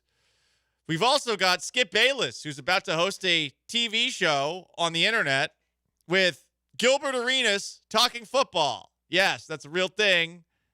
Skip, what do you have to say about Micah Parsons in Green Bay? So, I just finished playing golf, just heard the news about Micah Parsons gone to Green Bay, and my gut reaction, as you might guess, is good riddance and good luck, Green Bay, because you just overpaid for the overhyped Micah Parsons, who will never be able to live up to that money, especially in Green Bay, where I don't think he'll ever be happy living. I have said this for months on end. He wrecked games in his rookie year, but the league figured him out. The league caught up. He's just not consistently impactful. For the last 3 years, he has driven me crazy, leaving me wanting more, especially in that home playoff game against the Green Bay Packers. Packers, did you not watch the tape? You just bought into the hype. Congratulations. He can't play the run. He's too light in the britches, and he's just a pure speed rusher with no power. I don't know what else came back in trade. I don't know if they shopped him enough, but I do like Kenny Clark because he is exactly what we need. But I'm just glad to be out from under Micah Parsons. He's a losing football player because he is gifted, but he can't live up. I'm going to go so far as to say we will be better. We will be a better mental and physical football team, emotional, psychological football team without Micah Parsons distracting this year. It is pretty wild that Skip Bayless has gone from being the journalist who wrote a book that implied Troy Aikman was gay to saying we when referring to the Dallas Cowboys. By the way, especially since he started off as a journalist for them. Yeah. You're supposed to be independent if you're covering the team the way that Skip Bayless covers everything. And how can you take Skip's no-nonsense takes seriously when he's saying we when it comes to the Cowboys? Maybe he's trying to portray himself as a fan now that sports media, there's a lot of people that are talking about it from a fan perspective. But too late to do that, in my opinion, Skip. And God, it must have sucked to be Troy Aikman back in the day. Because if you watch that Cowboys doc, there's no mention about the gay implications of that book. But also, Troy Aikman, one of the big Super Bowl storylines for Troy Aikman before a Super Bowl was, is he racist? Because Barry Switzer thought that a back and forth that he had with a Cowboys receiver was a little much and implied that he was racist. I mean, goodness gracious. Now, Troy did seem to be a bit of an a-hole in the documentary as a teammate. I think you got to take everything with a grain of salt in those documentaries, even though it was very well done. But, yeah, God, that must have been tough to be Troy. And also, he got like 30 concussions, give or take. And they messed around with them with Steve Berline early in his career. Yeah, that too. God, a lot. Also, more takes on the Micah Parsons trade. Man, everyone that's making the waves is saying that this is good for the Cowboys or doesn't do anything for the Packers. Here's Cam Newton while wearing a cute little hat. I don't even think that they're the best team in their division. Talking about the Packers. They're not better than Detroit. Even after this Micah Parsons pick, they're not better than Detroit. And you can't say with a straight face that they are. You're not willing to take Detroit Lions over the Green Bay Packers. So for me, yes, are the Green Bay Packers the youngest team or one of the youngest teams in the NFL? Absolutely. Is Micah Parsons still a young player? Absolutely. These are things that you can grow and build upon. But when you're saying they're instant Super Bowl contenders, no, not so fast. Oh, I'm not going for that. Now, one truth that you did say, within the next 3 years, absolutely. You have, all type of combinations of young players and young talent, and you can go out and do whatever you necessarily need to do, but they still have to perform. I'm not looking at Green Bay as a threat to Philly when Green Bay is not even a true threat, or they have to go through Detroit to be a threat to Philly. Oh boy, Cam. His hat's cool, I mean, Green Bay's definitely better. Are they the best team in the division? I will grant Cam that the Lions seem to be the top dog, but I do think that if you take a look at the way Dan Campbell's been talking about the Lions coming out of this preseason, I don't think Dan Campbell's thrilled with the build-up to this year. I think you could also take a look at the Lions and, hey, the way that they lost in the playoffs, too, to the Commanders after the Super Bowl, almost being in the Super Bowl hangover where they blew the lead against the 49ers the year before. I think you could wonder about the Lions and if they have the fortitude to get back to that level that they were at a couple of seasons ago where they shocked everybody. Because now everybody looks at them and there's expectations attached to them. If they underachieve this season, okay.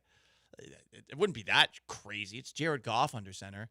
And then with the Vikings, like I know that Kevin O'Connell, everyone loves him, and they've got a great defense, and they've got Brian Flores as defensive coordinator. But J.J. McCarthy, I don't know. I don't know yet. So I do think that at the very least, the Packers have to be a co-favorite in the NFC North with a guy like Micah Parsons now aboard. Paul Gallant Show, ESPN 97.5, 92.5. 713-780-3776 to call to text. YouTube at ESPN Houston, Twitch at ESPN 975. It is an Ask Gallant Anything Friday. We'll get back to some of your questions. First, let me tell you about my friends at St. Arnold. You already know that St. Arnold has a beer for everyone. My favorite beer, their lawnmower. I like how the dude's got a Hawaiian shirt on it. Their beer garden is a place for everyone, and for private events, they now have a space for everyone. Fall, it's almost here, and if you want to book yourself some sort of event, why not book it at St. Arnold's?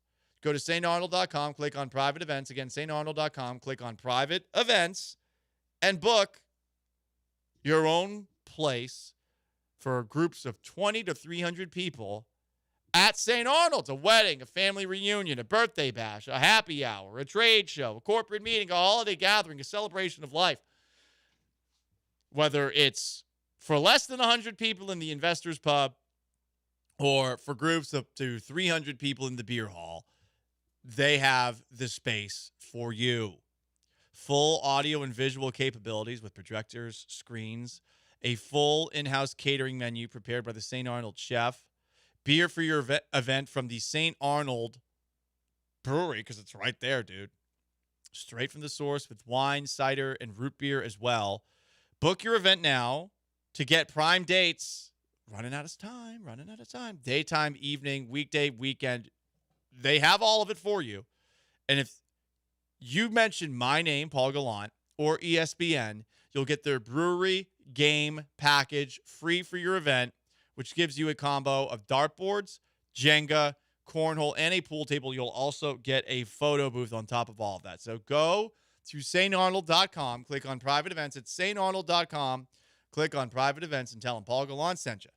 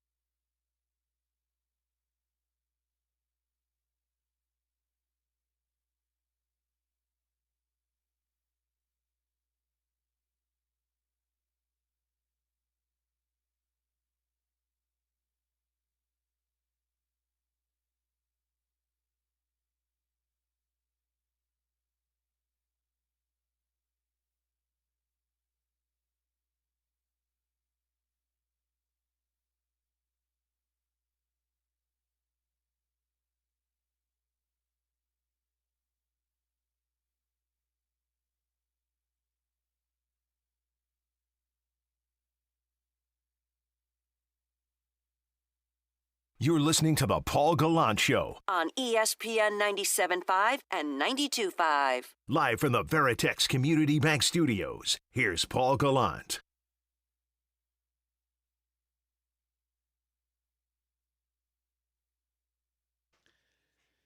Most interactive sports talk show in town, 713-780-3776 to call in, to text in. YouTube at ESPN Houston, Twitch at ESPN 975.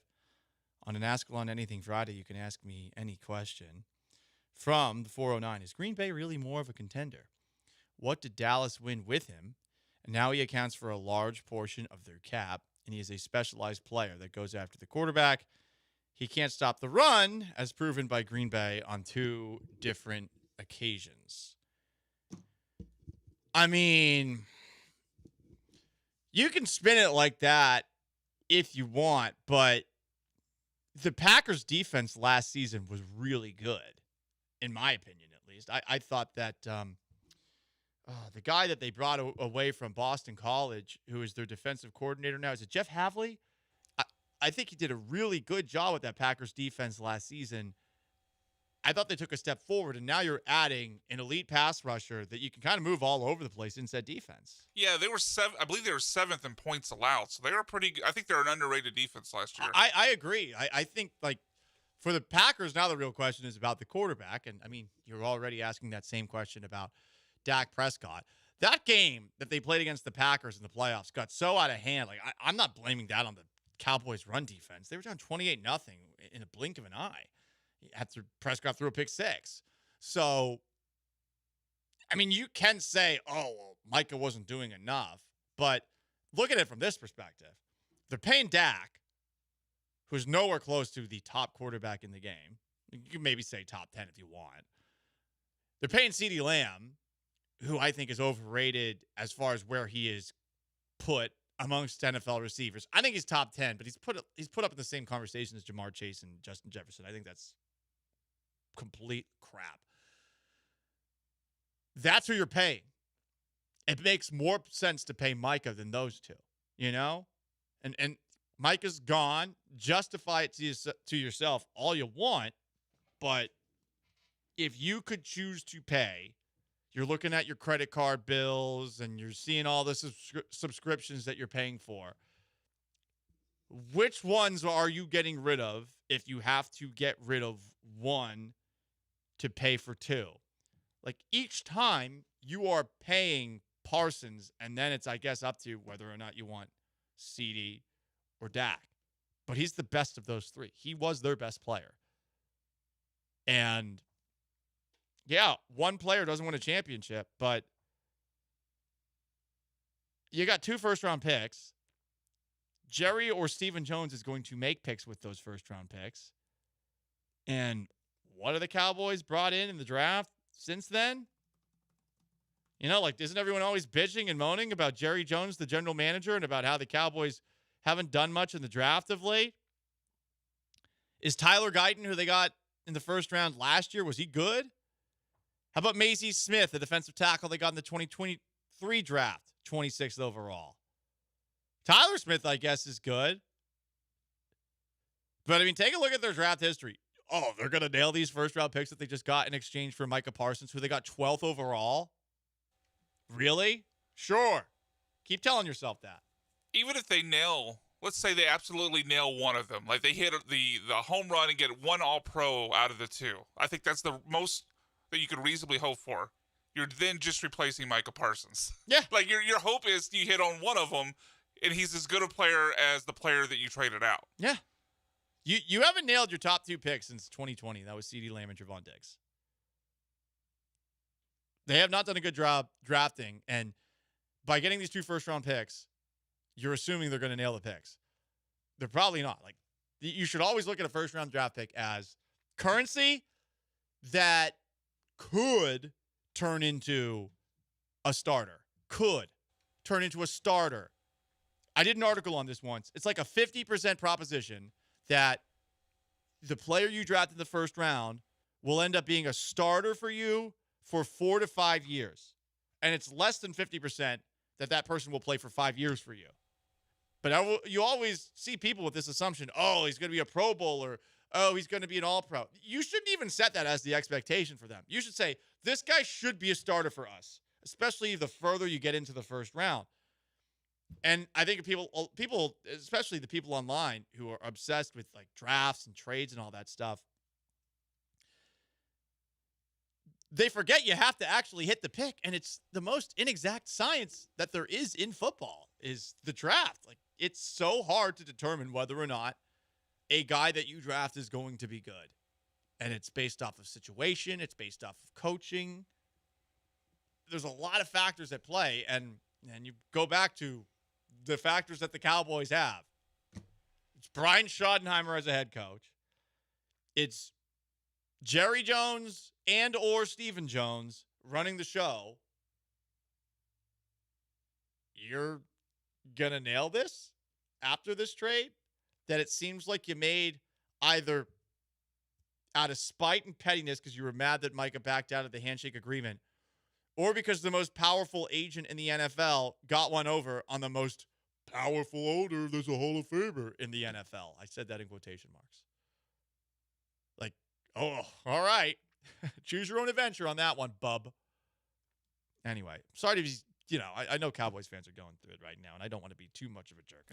Do I need to fire up the Sarah McLachlan again? No, we need to get people to donate a cup of coffee? From the 832, how much is it going to cost us to sign Will Anderson Jr.? More. At least, I think the price starts at 45. Micah got 47. I would have a hard time imagining if Will Anderson was good as last year or better, that the price starts lower than 45. Yeah, it's going to be a lot. It's going to be a lot. It's going to be a lot, but here's and the thing. CJ's probably going to be like 60. Salary cap balloons every single year, so don't worry about it. Like, people, you look at that number, it's intimidating. Guess what? All these teams figure out a way to make it work. They do. Chiefs are paying what? Chris Jones, Patrick Mahomes, Travis Kelce. Yeah. Figure it out. They will figure it out with Will Anderson for sure. From the 281, Paul on an Ask on Anything Friday. Can we admit that Dallas is the most miserable sports town in America? How do you get rid of the two best players you've had for little to nothing? Well, the Mavericks did get Anthony Davis. Anthony Davis is significantly better than, what's his face? Kenny Clark. Kenny Clark. Okay, I was about to say Kenny Smith. Nope, that's inside the NBA. Didn't even get him. I think there's worse places to be. I think Cleveland, that's pretty damn tough. Like, what's Cleveland won in anyone's lifetime? The last Indians World Series was in the 40s. The last Browns championship was before the NFL turned into the Super Bowl league, where the Browns had a bunch of championships in the 50s. Like, they were the best team of the 50s in both the league that they were in before the NFL and in the NFL, where they had Otto Graham and they had Jim Brown for a little bit, and then they just stopped being good. So I think Cleveland has it worse than Dallas, because now, like, look at that dumpster fire organization. No one feels good about the Guardians. The Cavs, at the very least, you had the LeBron championships, but he did leave you. Maybe Cincinnati, stay in the same state. I know the Bengals went to a Super Bowl, but they're known as like the cheapest organization. Like, one owner's cheap, the other was racist. The Reds haven't won a title since 1990, and you don't even have an NBA team. Yeah, that's true. They do. I mean, it is on the border of Kentucky, so there's also the, like, hey, you might be a Kentucky basketball fan or a Louisville basketball fan. So if you really want to justify that, you could probably find a way to say, well, it's not that bad. Because you do have to factor the college things in. We'll revisit this. It's an Ask on Anything Friday. 713-780-3776 to call to text. YouTube at ESPN Houston. Twitch at ESPN 975. Someone's talking about the savings for Micah. Oh, congratulations on saving money. Who are you paying that money to? You already are paying Dak a lot, more than he should.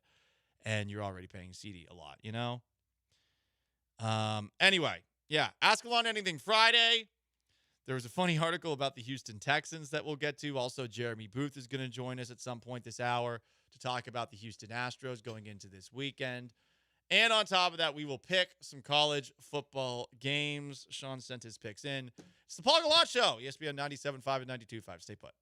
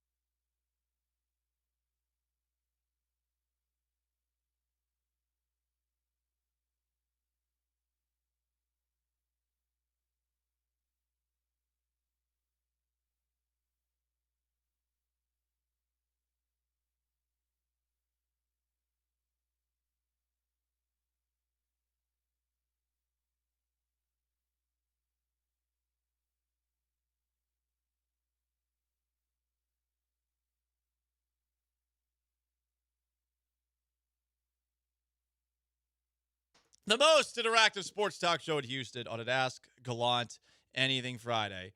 713-780-3776 to call, to text, YouTube at ESPN Houston, Twitch at ESPN 975. Cowboys traded Micah Parsons to the Packers for 2 first-round picks and Kenny Clark. Texas, number 1 in the nation, kicks off their season tomorrow. Texas is back, folks. Against Ohio State at the Horseshoe in Columbus, Ohio. The game is pick'em, I'm seeing, per sports books that are out and about and do not pay me for their services. Ahem.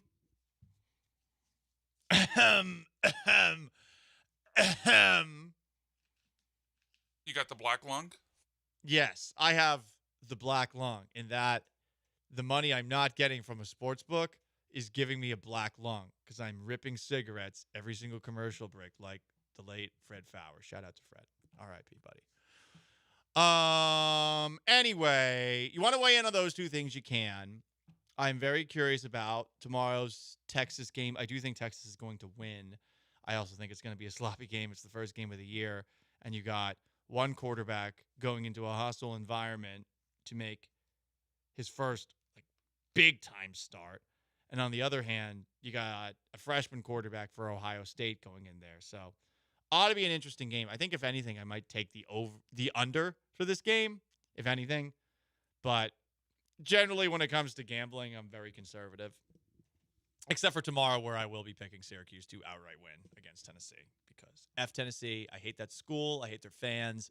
I think they're the most insufferable group of fans that have, you think Aggies don't have a grasp on reality and realistic expectations. Like Tennessee, the worst. No one's ever good enough for them. And that is a program that for sure is miserable that a black man was the one who could win a national title, where Peyton Manning, 0-4 against Florida, could not. I actually went back and I watched highlights from 1998, Tennessee's closest call that season, where they played against Syracuse. They were so close, Syracuse, to winning. Donovan McNabb had truly what was his Heisman moment, leading Syracuse down the field to be within field goal range. They kick a field goal to go up 30, I want to say it was 33-31 with about 2 minutes left, and Tennessee marched down the field. They kicked a 47-yard field goal. They won at the Carrier Dome, and that win helped Tennessee go undefeated and eventually win the national title. And we're going to get revenge for that tomorrow. He said, wearing his Otto's Army Syracuse football shirt. Anyway, though, college football is back. Some games were on last night. NFL still 6 days away from the season kicking off next Thursday. The Micah Parsons-less Cowboys going on the road to take on the Philadelphia Eagles as they hang banner number 2. God, that's going to be a brutal day. That's going to be a brutal day for Cowboys fans. Your arch rival is hanging another banner, and you don't have Micah Parsons anymore. Woof. As far as the Houston Texans are concerned, I love this article every single year. Drew Magary, who used to write for Deadspin, now writes for The Defector. I think he's one of the funniest writers that covers sports out there. Sadly, I don't read as much as I used to, and I don't really want to pay another website for a subscription. But every single build-up to football season, the last couple of weeks, Drew Magary will write an article about why your team sucks. He does it for all 32 teams. He is a diabolical hater. And he did one this week about your Houston Texans. Yeah, let's get a little Clay Walker football time in Houston in the background as I read passages from Drew Magary's piece, Why the Texans Suck. Bill O'Brien in the background, nice feedback. This team's whole existence has been one big could have. We got 1 year of the Texans looking like a capable NFL franchise. We were fools to assume we'd get any more than that. Ask the Bears, ask the Seahawks, ask the Jets. Your defense will always be respectable under this sort of coach like DeMeco Ryans, and your offense will always be as coherent as a snippet of Madam Web dialogue, that movie that bombed, that had Sydney Sweeney and that one girl from 50 Shades of Grey. It doesn't matter how good your quarterback is, even if his name is C.J. Stroud.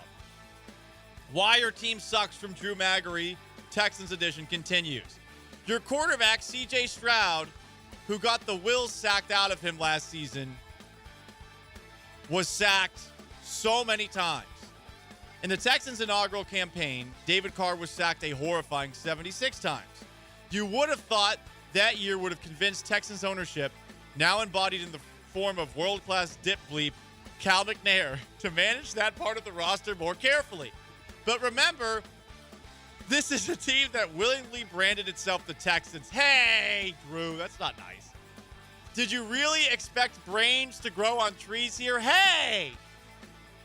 6 times, Cal, 6 times in their brief history, the Texans have allowed more than 50 sacks in a single season. Stroud had to absorb 52 of them last year, and his confidence was body snatched as a result. His yardage totals plummeted. His touchdown to interception ratio did as well.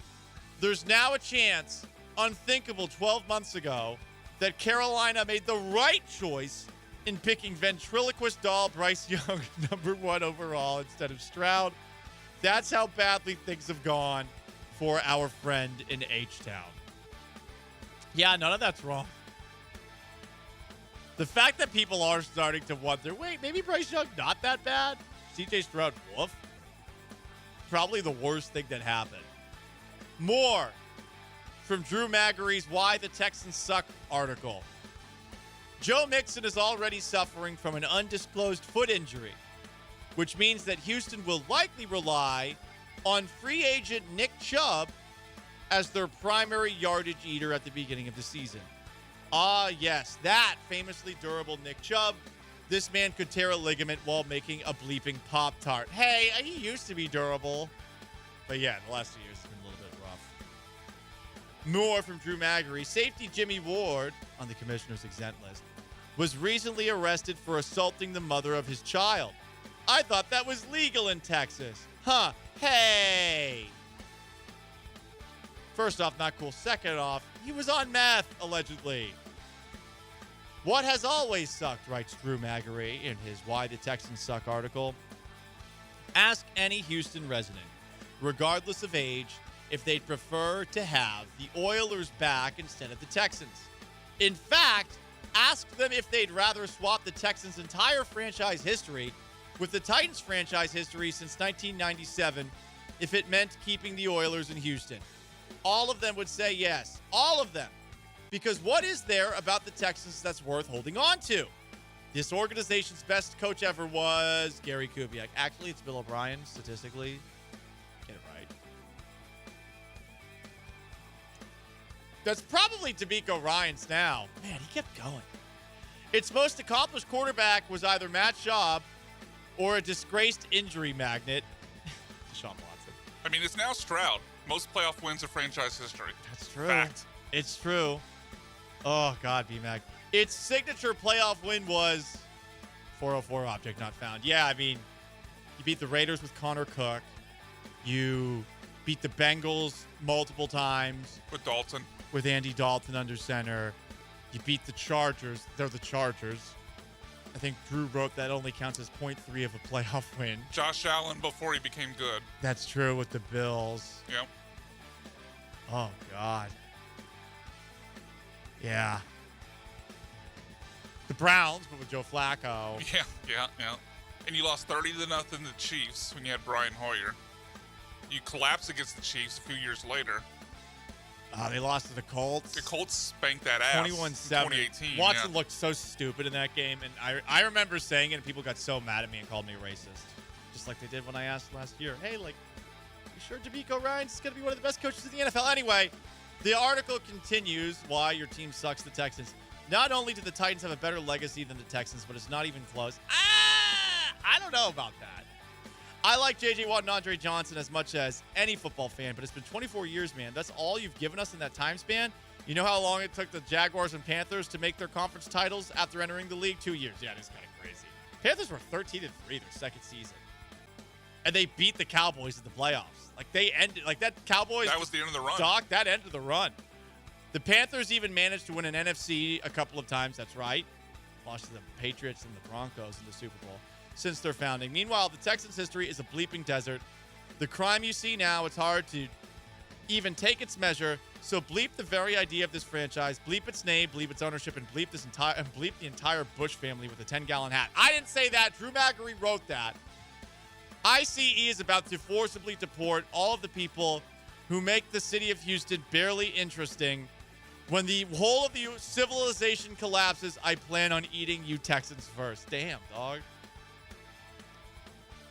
What might not suck? You've already met the rest of the AFC South. These guys are the one-eyed king in the land of the blind. Damn. Some fans wrote in this article why the Texans suck. The 5 key words to describe Texans are determined to be pride, courage, strength, tradition, and independence, each represented by a point on the Texas star. It was really important to Bob McNair that the color scheme have tremendous meaning, said Jamie Roots. R.I.P. Jamie Roots. The Texas flag motif, the bull and the star, all came together to form the logo. In February of this year, our Tommy Boy owner had been on a bit of an image rehabilitation media blitz, and we actually started to believe that he and his wife were cool. Turns out it was a ploy to build goodwill before demanding public funding for replacing the barely 2 decades old NRG Stadium. Yep. You know your team is struggling for an identity when the official article on the Texas hand gesture has to specifically indicate how it's different, not stolen, from Texas's hand gesture. Right. There's hook 'em, and then there's H is up. The H is up tradition. Woo! So there you go. That's Drew Magary's Why the Houston Texans Suck. Woof. Anyway, it's an Ask Along Anything Friday. You can ask any question. 713-780-3776 to call, to text. YouTube at ESPN Houston. On Twitch at ESPN 975. 337, a texter asks, who's going to win the game? LSU or Clemson on Sunday? Guess what? Buckle up. We'll talk about it on the flip side. It's the Paul Gallant Show. We do our Pick 6 next. Stay put.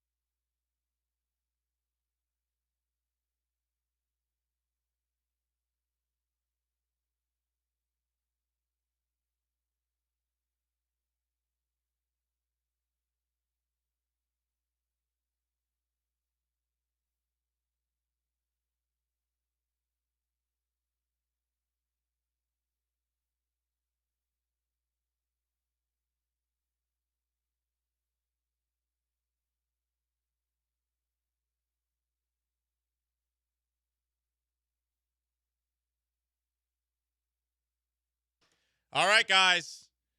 We're going to pick 6 games for this college football weekend because football is officially back. The 6 best games of the weekend, and we pick them against the spread. Sean has offered his picks. BMAC, you can add your picks to the table as well. BMAC sitting in for Sean today because Sean was doing the fantasy football draft out in Lake Charles, Louisiana.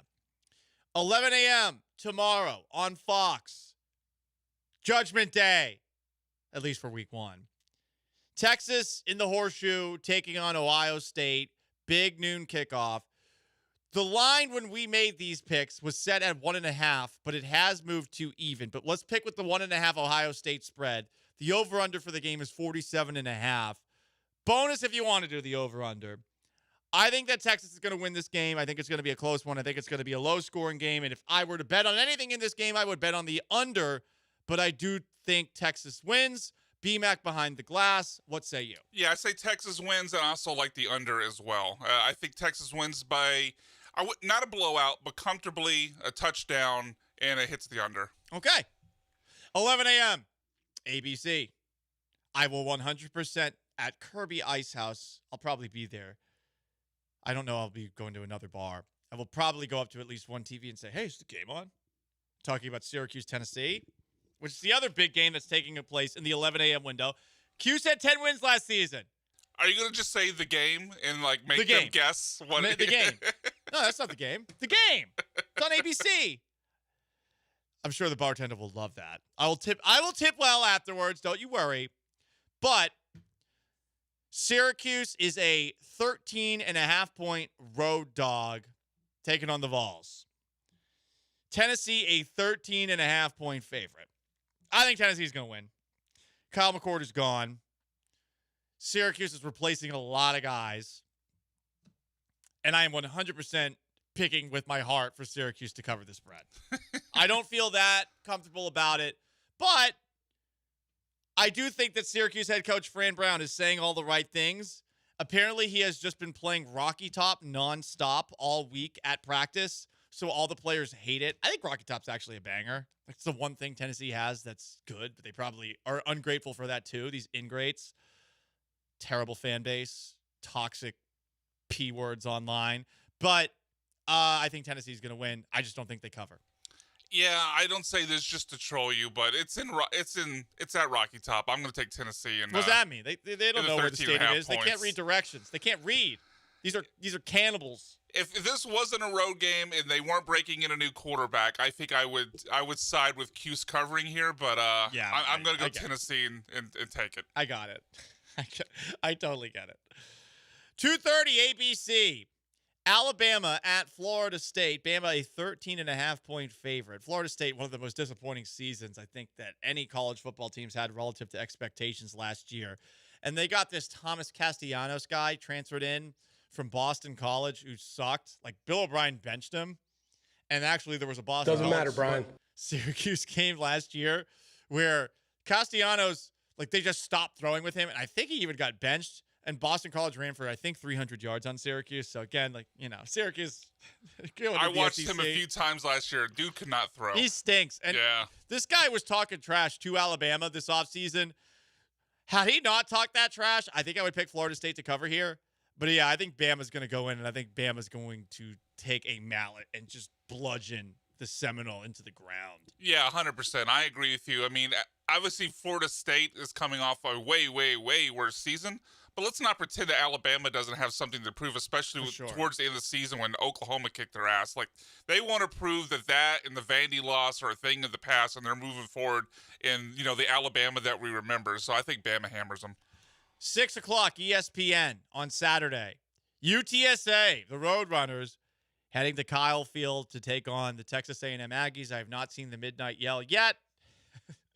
You didn't miss anything. Those Roadrunners.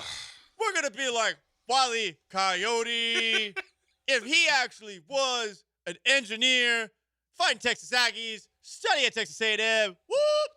Did you watch the Any Given Saturday doc on Netflix? Is that the SEC one? Yeah. I did. I can't believe that there's an episode yes, I saw it. Yeah. I saw it. Didn't help. I saw it too. A&M's a 22.5-point favorite. Sean took UTSA to cover. I think that was a petty He's vote. a hater, yeah. I think A&M wins by the 22.5. Same. I like Marcel Reed a lot. Now, obviously, he struggled in a few situations People last say year. he can't throw, and he's aware of that. He couldn't throw against Texas last year, but Texas' defense was elite. I think UTSA can't handle that, though. Reed and the Aggies win in cover. Okay. 6:30. This game is on Saturday. It is not on Sunday. A texter is asking, hey, is it on Sunday? No, because the Sunday game is Notre Dame and Miami, which we'll get to in a moment. ABC, number 9 LSU at number 4 Clemson. Clemson, 4.5-point favorites. Over-under for this game is 57.5. Sean took Clemson. A lot of people think Clemson is a legitimate national title contender. And Brian Kelly, with LSU, they have lost the first 2 openers. They have been massive disappointments in these first 2 openers. So a lot of people are jumping on the Clemson wagon. First 3, I think. Is it 3? I think it's 3 in a row. 3? Yeah, I think for Kelly. I think 5 in a row overall, 3 with Kelly. I shouldn't do this. And this is partly because I hate Clemson with every fiber of my being, that fake-ass religious school. Is that a Dabo thing? Yeah, I hate Dabo. Oh, that's fair. I do hate too. him. I legitimately cannot stand him. I think anyone that they are one of those programs that uses the Bible to get into the homes of, I think, religious Southerners, and they've weaponized that to recruit players. And I think that it's all fake. So I really just, it rubs me the wrong way because Dabo's a bit of a televangelist. Brian Kelly sucks too, for what it's worth, in this battle. He's also fake. The Tiger showdown between fake coaches in Death Valley. This is entirely petty because I hate Clemson. I'm taking LSU. I've always had a sweet spot for LSU, even with Brian Kelly running the show, because there's been a couple of great Patriots that played for LSU back in the day. Kevin Falk, shout out to him, Jarvis Green, amongst others. So I'm going to take LSU to win. Oh, sorry about that. Yeah, I would take Clemson here. I'm with Sean. I think, obviously part of it's home field advantage. I do really like Garrett Nussmeier of LSU. I just don't trust Brian Kelly in these moments. Yeah. It's partly a gut feel thing with this, but I'll take Clemson to cover. Okay.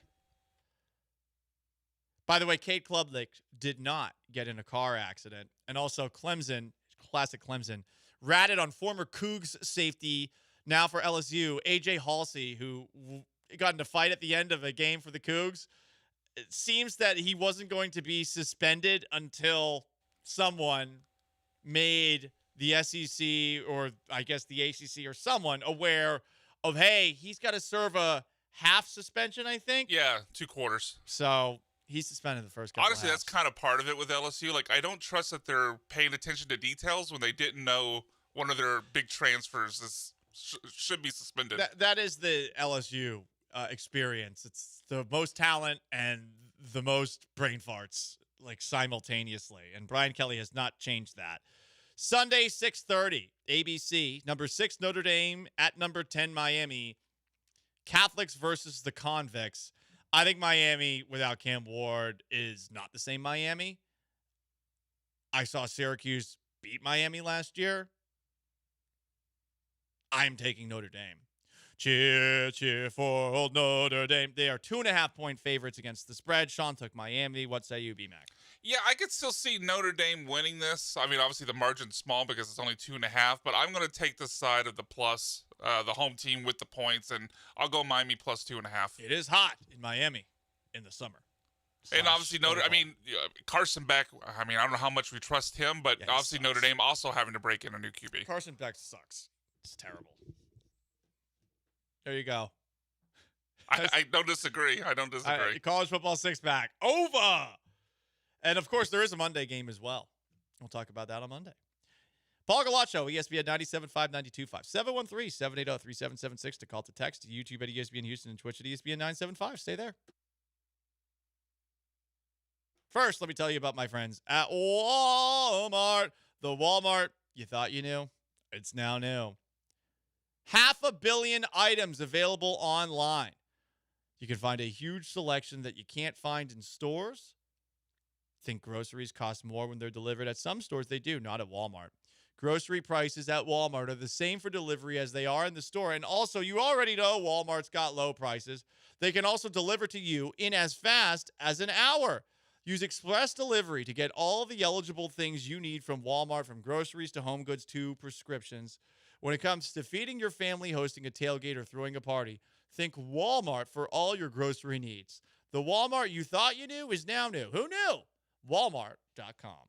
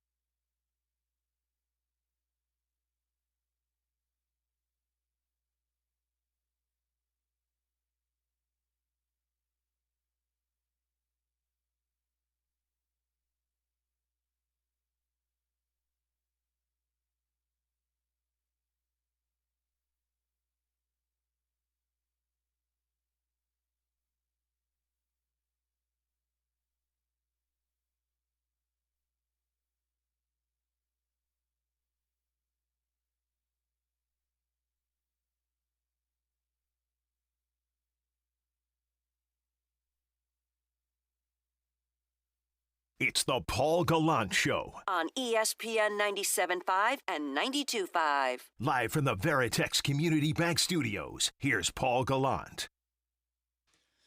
It's an Ask Gallant Anything Friday, 713-780-3776 to call to text. YouTube at ESPN Houston, Twitch at ESPN 975. Micah Parsons traded to the Packers after our show yesterday in exchange for 2 first-round picks and Kenny Clark, a defensive tackle who is a 3-time Pro Bowler.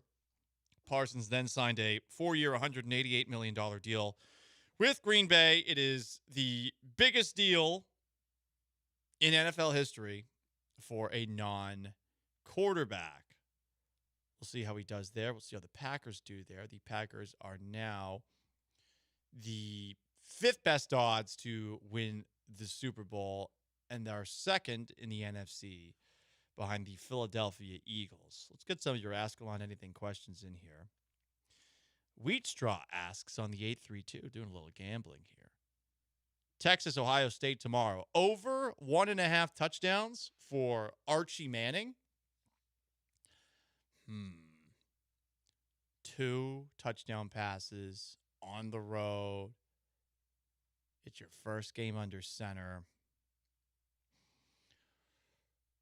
Just 1 touchdown pass? Are they getting the red zone? Are they going to run? Is he going to run? I think I would take the under. I think this is going to be a rather low-scoring game. I think it's going to be ugly and sloppy at times, and I think Texas fans are going to be stressed for a lot of the afternoon, as will I, watching in solidarity with you, probably at the Kirby Ice House, the original one that's actually near Kirby. Now there's a bunch of Kirby Ice Houses all over the city. but they're not near Kirby Drive. What's up with that? From the 337, Paul, do you think LSU should fire Brian Kelly if they lose the season opener against Clemson? No, I don't. I think it'll be annoying, but LSU is always going to have a chance to play their way back into the college football playoff. That's what these expanded playoffs allow. You can puke on yourself, and still at the end of the year, even if you lose to Oklahoma and Vanderbilt, like Alabama did, you theoretically have a chance to get back in because people are, at the very least, going to talk about you having a strong case, you know?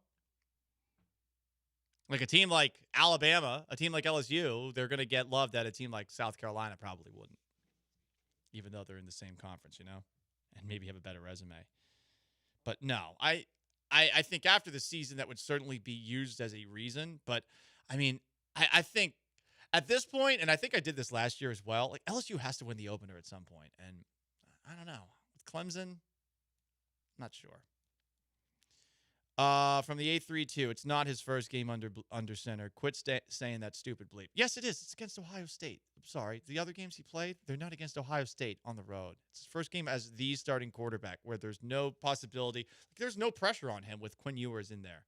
He steps in for Quinn Ewers and he doesn't do so well. They're going to put Quinn Ewers back in. So permission to treat you as hostile since you said it like that. This is basically his first game. I get that he's played games before. I get that he's started games before. Come on, man. All these expectations, back-to-back college football playoff experiences for Texas. This is their third year where they are a favorite, where they're considered back. Like, this is a huge game for him. Yeah, I mean, technically, to the texter's point, it is his third start, but the first two were against a directional school and the worst school in the SEC, Mississippi State. So, at the very least, you could treat it as his first real competition. That's what I mean here. Yeah. Like, the Mississippi State, like, yeah, as B-Mac said, like, kick him out of the SEC. I mean, yeah, if you watch that documentary on Netflix, so you know how bad they were. They stink. They went winless in the SEC last year. Woof. Woof, woof, woof. Mel Kiper had this to say about Texas-Ohio State tomorrow. 48 years I've been covering college football. Never remember a game as anticipated as this one. And he's very tan while he's talking about this. Honestly, I'm a little alarmed looking at him on camera here. Oh, my God. It looks like he's on fast forward or something like this. My man, Mel. Either you do this, you have a little less pumpkin pie, or what you do is you tone it down a little bit. This game is exciting. Is that exciting? I don't know about that. Also from the 409. Not a real popular take, but this could be a huge setback for Texas, especially if they get blown out in the horseshoe. I mean, you lose the first game of the season. That's not good. But this is, for Texas, one of those games where, hey, whatever happens, happens, you know? Anyway, it is the Paul Gallant Show, ESPN 97.5 and 92.5, 713-780-3776 to call to text. And joining us in studio right now, our Houston Astros front office insider, the man, the myth, the legend, the very big, the kind of late, Jeremy Booth. It's been a long day. Yeah, it was interesting getting out of there. I feel you. I feel you on that. All right, so it finally happened. Kind of late. Wait, hold on. Kind of late. I'm real late. It's fine. Okay. It's fine. All right. The Astros have finally done what you've wanted for a while. Hit Alvarez second. Well, that, but also I don't want that. Lance McCullers out of the bullpen. Oh, at least for the short term. Sounds oddly prescient. I figured you'd be doing a victory lap coming in here today. It's yeah, a little bit. I mean, you know, he's a made reliever. He's a born reliever. Some guys can do it, and that's where they need the help from him. If he's going to contribute, he needs to be in the bullpen. No better time than right now, right? We don't need to try to work him back into the rotation because Lance says he's a starter. You know what Lance McCullers is? He's a winner. I've kept that out the entire time. Lance McCullers is a winning player. If you're a winning player, you want to help the club win. The best way you help this club win now and in the future, because the past is gone. Can't go back and get that, is out of the bullpen. And so I'm glad to see he's doing that. What's a realistic expectation for him these next couple of weeks? Because it seems the way Joe Espada framed it, like it's a trial, that it's not necessarily going to stay this way. And maybe that's how you frame it because you don't want to step on the toes of your veterans who all have egos, and he obviously wants to start. How do you handle this? Because I'm sure there will be some growing pains in this role after not having been in it for such a long time. First of all, Joe's saying the right thing. You say it's a trial because this is somebody that has the organization and Lance have adamantly said the starter, right? Forever. He's a starter. He's a starter. He's a starter. He's a starter. They have no choice. They can't just immediately go in and say, oh, man, yeah, he's in the bullpen now where he belongs. You can't do that. Internally, I strongly doubt that this hasn't been discussed for years, regardless of the front office, right? It was discussed in the draft, so I know it's been discussed for years. And so for protecting the optics of we're going to go forward and see how it works, I think that's probably a good way to approach it. That said, every third day, no more than 2 innings, recovery time, back out again. What that means is if he pitches on Friday, he doesn't throw again until Monday unless there's an off day, then maybe it's an inning on Sunday. Okay, that makes sense because I figured that would be the trickiest thing for him. He does seem routine-oriented, and maybe that's the reason he wants to stay a starter more than just ego is, hey, I at the very least know when I'm pitching, I can manage my body in the short term. But you do want him a month from now, given the limitations of the Astros bullpen with Josh Hader likely not coming back and with Brian Abreu being asked to do a lot, you need somebody else to step up. And I look at the rest of this bullpen, and I know some of these guys have done a pretty damn good job, all things considered, for stretches of this year, whether it's Brian King or Bennett Sousa, amongst others. But you need somebody else in there. Let's assume for a second that Hader's healthy. He's not. Let's assume that he is. Okay. If I gave you McCullers in the 7th, Abreu in the 8th, and Hader in the 9th, are you happy? I don't know. I don't know with McCullers. I really need to see it. I mean, I know what you clearly see it. You clearly see him as a bullpen guy. For me, the consistency, like when he has that one inning where the balls start coming. Because every now and then he'll have an inning, and you're like, "Oh God, he's all over the place for this inning." And it was I think it was his last outing where like he had one of those, and you could tell as he was getting off the mound, he was really pumped up, getting out of that jam. But he put himself in that jam, and I feel like with Lance, how do you avoid doing that if that's something that you do when you're coming in for maybe 1 inning, 2 innings at a time? Well, relievers have routines too. They've always had routines. It's just different than starter routines. But if somebody's as routine oriented as a Lance McCullers, giving him the 7th, this is your inning. When we have a lead, this is your inning. That's how he knows, right? The Astros starting rotation, as it sits today, even with the warts, even with the injury returns, with all the stuff that we've got with this club, should be good enough to get them through 6. It really should. With the offense and the rotation, they should be able to get through 6. Where they have problems now is going to be extending those games and having the innings pile up on the rotation past that point in time.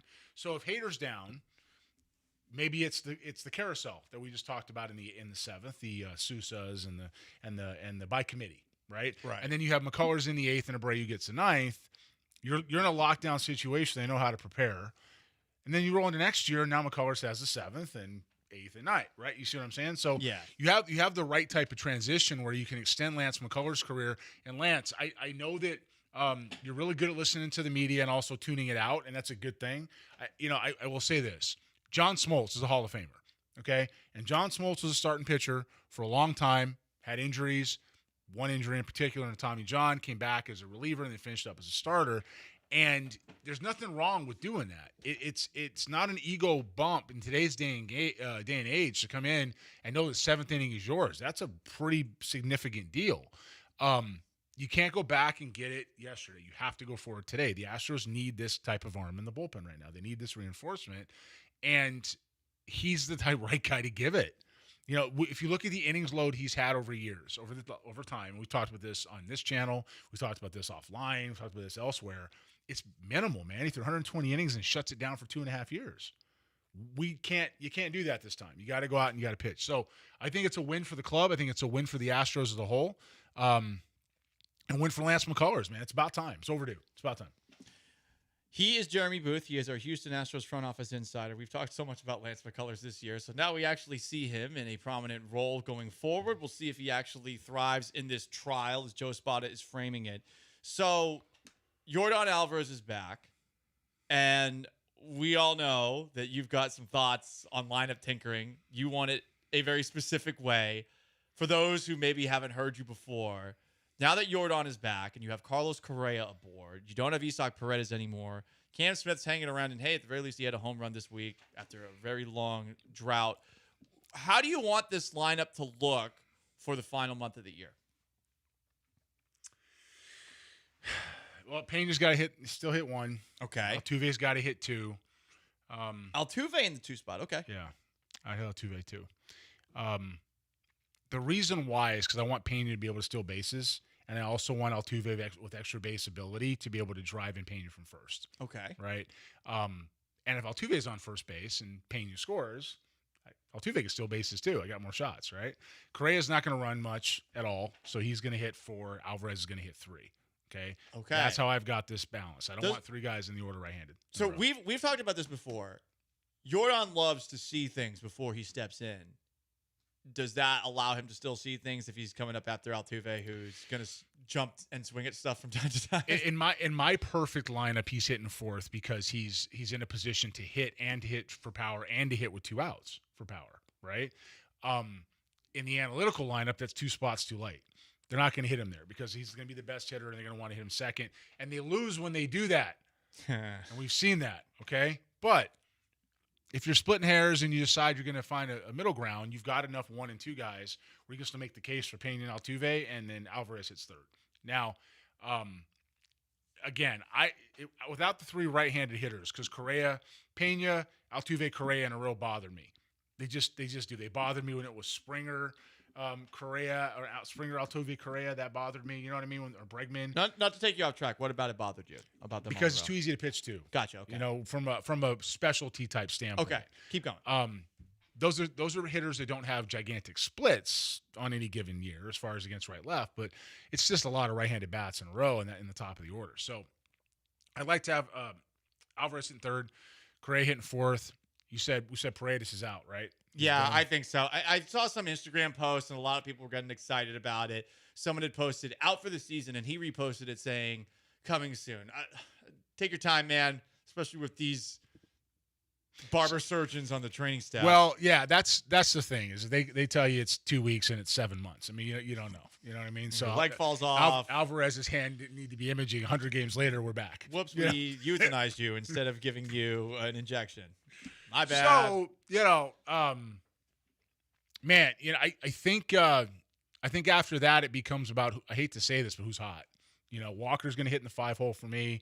Maybe Diaz is in the 6 hole. Sometimes you can flip them depending who they're facing. That's the other thing with Yonder. Speaking of injuries, Yonder Diaz is dealing with some hand discomfort. Yeah, so when he swings the bat. See you in 26, buddy. Yeah, so okay. He's gonna have a hook on his hand. Yeah, so Walker 5, and then from there maybe Sanchez 6.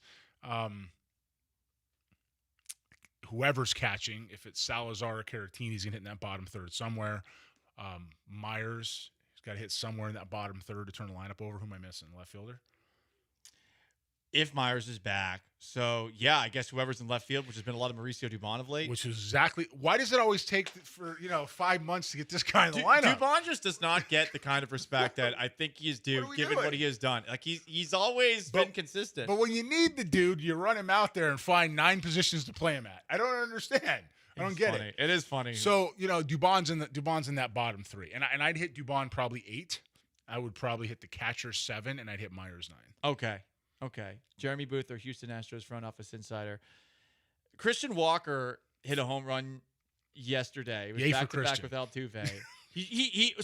This is just a fun question because you got to go T right now. Like you played ball back in the day. I've been on a field before. Did you ever jazz up your look because you were slumping? Because I don't know why Christian Walker decided to go clean-shaven, but a lot of people are like, hey, what are you doing right here? Oh, you're pausing. This is a slow pause. Do you not want to admit what you did? What did you do?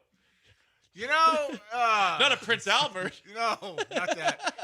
Let's say this. People try a lot of different things to get out of funks. Yeah. And break I know. slumps. I'm fascinated by it. Yeah, and break slumps. Hot for bats. Pedro facial Serrano. hair is one thing. Yeah. Dyeing your hair is another thing. Okay. Certain meals are another thing. Okay. Changing up your approach is a certain thing. Clearing your eyes. Such a slow and your pill. head. Yeah. What did you do? At one time I decided, listen, we all have our own things. The answer is yes, okay? yes. Oh, you tease. Yeah, we've done things. Everybody's done something to break up a slump. If you don't want to share it, you don't have to share it. But now I'm left feeling like Robert Pattinson, Batman with the Riddler, as he's singing. Something's got to stay. Something's got to stay in the book. Okay, that's fair. But I will say this: everybody's done something to break up a slump. For me, lots of times it was changing a routine. Okay. Or showing up the ballpark different. Or, wearing different socks. I mean, something small like that, Okay. I didn't have facial hair back then. I didn't. For whatever reason, didn't occur to me. But I do understand, something like that just to feel different. You want to feel different when you go to the yard. Most times, guys will find a way to blow off steam. And if you blow off steam, whether it's hanging out with your teammates, whether it's going to a movie, stepping away, talking to people at home, that's usually how you do it. This may have been more funny than anything else. I mean, for Christian Walker to do that, but everybody's got to find a way to break up for 2 for 20 or a 3 for 40 or whatever it is. It happens. They're not fun when you go through them.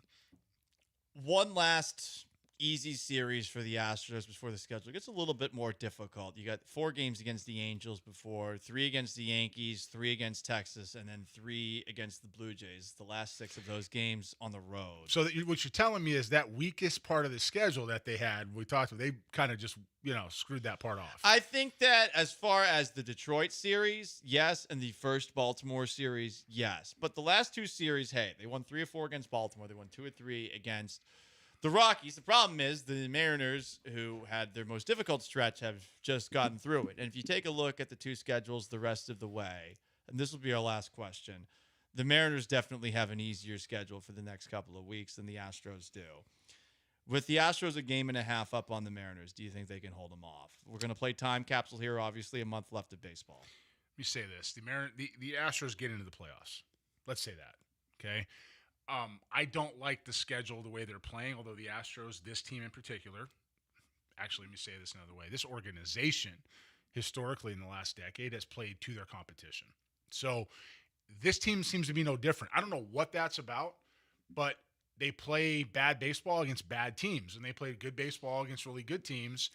And they have the worst record among playoff teams against sub-500 teams this season. That's right. That's right. It's amazing how they do that. And so with that trend, I have hope for them to win the division, because I feel like they're going to, step up and play hard against the teams that are there. Where I always get concerned is that good teams are good teams for a reason, right?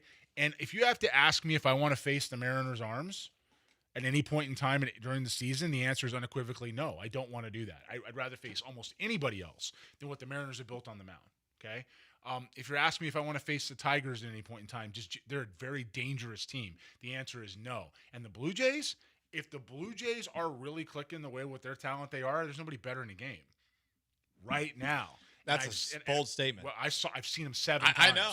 I don't know how I ran into him 7 times, but I saw him 7 times. Okay, so you like this team a lot. I watch what the club can be. I've seen him from the field level. I've seen him right behind home plate. I've seen him in spring training. I've saw this club as a whole. Just like I saw the Astros. Mm-hmm. And what I see different out of the Blue Jays and the Astros, if there is a mentality, is that the Blue Jays clearly do not care. Not that they don't care if they win or lose. They don't care where they are. They're coming for you 100% of the time. Where Correa can really help this club is to get that back in here, because Correa had that attitude, and Altuve is great at it, but it can't just be Jose, where we don't have tomorrow, man. We got to win right now. Tomorrow ain't going to be here. Let's go right now. And that was one of the things that he did and Springer did, and the pitching staff that's been out of here. Keuchel was that way. Right. Verlander was that way. They've been missing that. So the answer to your question, long way of saying that, is they can hold them off because of who they're going to play, but it's going to be a very aggressive month and a lot of fun baseball the next 30 days. All right, we'll see what happens. Always appreciate Jeremy Booth, our Houston Astros front office insider, coming in. FutureStarSeries.com. Big thanks to BMAC in for Sean Mapes today. I am merely Paul Gallant. So long, farewell. Have yourselves a wonderful weekend. The Killer Bees are up next. Peace!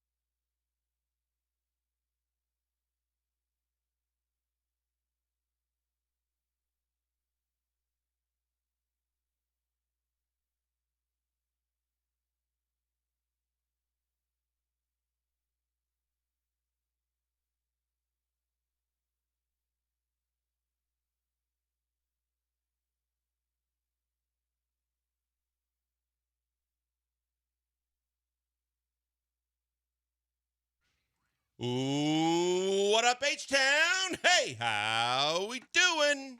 He's Blank. I'm Branham. It's Brian behind the glass. Friday edition of the Bees on ESPN 97.5, ESPN 92.5. There's nobody here. I pulled into the studio today, the parking lot outside. There's like 20% capacity. Everybody's off. Yeah, the whole building is like that. They're gone. The office, the parking lot, everything. It's pretty barren around here. Brian could have parked as crooked as he wanted. They Which I did. straight in, not back. Could have parked sideways. He could have. He really could have. Yeah, everybody's getting a head start on the 3-day weekend. It's a holiday show. Not a 3-day weekend for us, We're though. dogs. No. We don't take off early on a Friday ahead of a 3-day weekend, and then we eliminate the third day of the weekend. We'll be here Friday. We will work Friday or Monday. Because we're dogs. Not every show will, though. Really? No. How many of the Do shows tell. are working? Hold on. How many of the shows are working? All but one. All but one. All right, let's guess which one it is. No, we're the only one working, right? No, he said No, all but I one believe is working, right? all but one are working. Yeah. So there's only one show off. Oh, Unless there's been a change that I'm not aware of, but Paul Gallant. no. I'm gonna say the morning. Correct. Yeah, they don't Morning work show. holidays. They don't work. Hall of Famers don't want it anymore. Plus, they have so many comp days or so many PTO days. They don't need the comp day. You know? Plus, John could just tell us, I'm not coming in. And we're like, okay, thanks, John. Sounds good, John. Should I work in your place? Since he's got all the fancy equipment now, too, he could just do it from wherever he feels like doing it anyway if he didn't want to come in. And he can feel like not doing it from wherever he doesn't Yeah. want to do I it. think he's going for the latter. And good on them, though. I hope to reach that status one day. Life goals right there. Astros play baseball today. It almost feels like there's an off day whenever they play a day game. You know, like they played at 1 yesterday. Almost feels like it was an entire day off. I remember that one day where they played a day game and then they had the next day off, and it felt like they hadn't played baseball in a week. Yeah. But they do play baseball. The lineup is out. We'll get to some Astros later. Todd Callis will be joining us a little bit later. Lots of guests today. Brian, look at all these guests that Brian booked today. He booked David Nuno of Texags. He booked Brad Kellner of Texas Sports Unfiltered. Texas is back. Brian, you must have left off the U of H guest.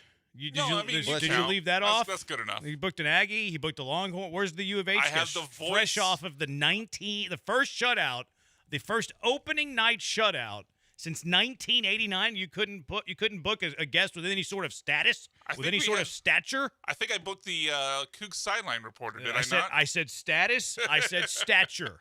Fair. So 5 o'clock hour. Which U of H guests are we having on, Brian? I believe his name's Jeremy Brown. We got Nuno at 3:30. We got Kellner at 4. We got no Cougar.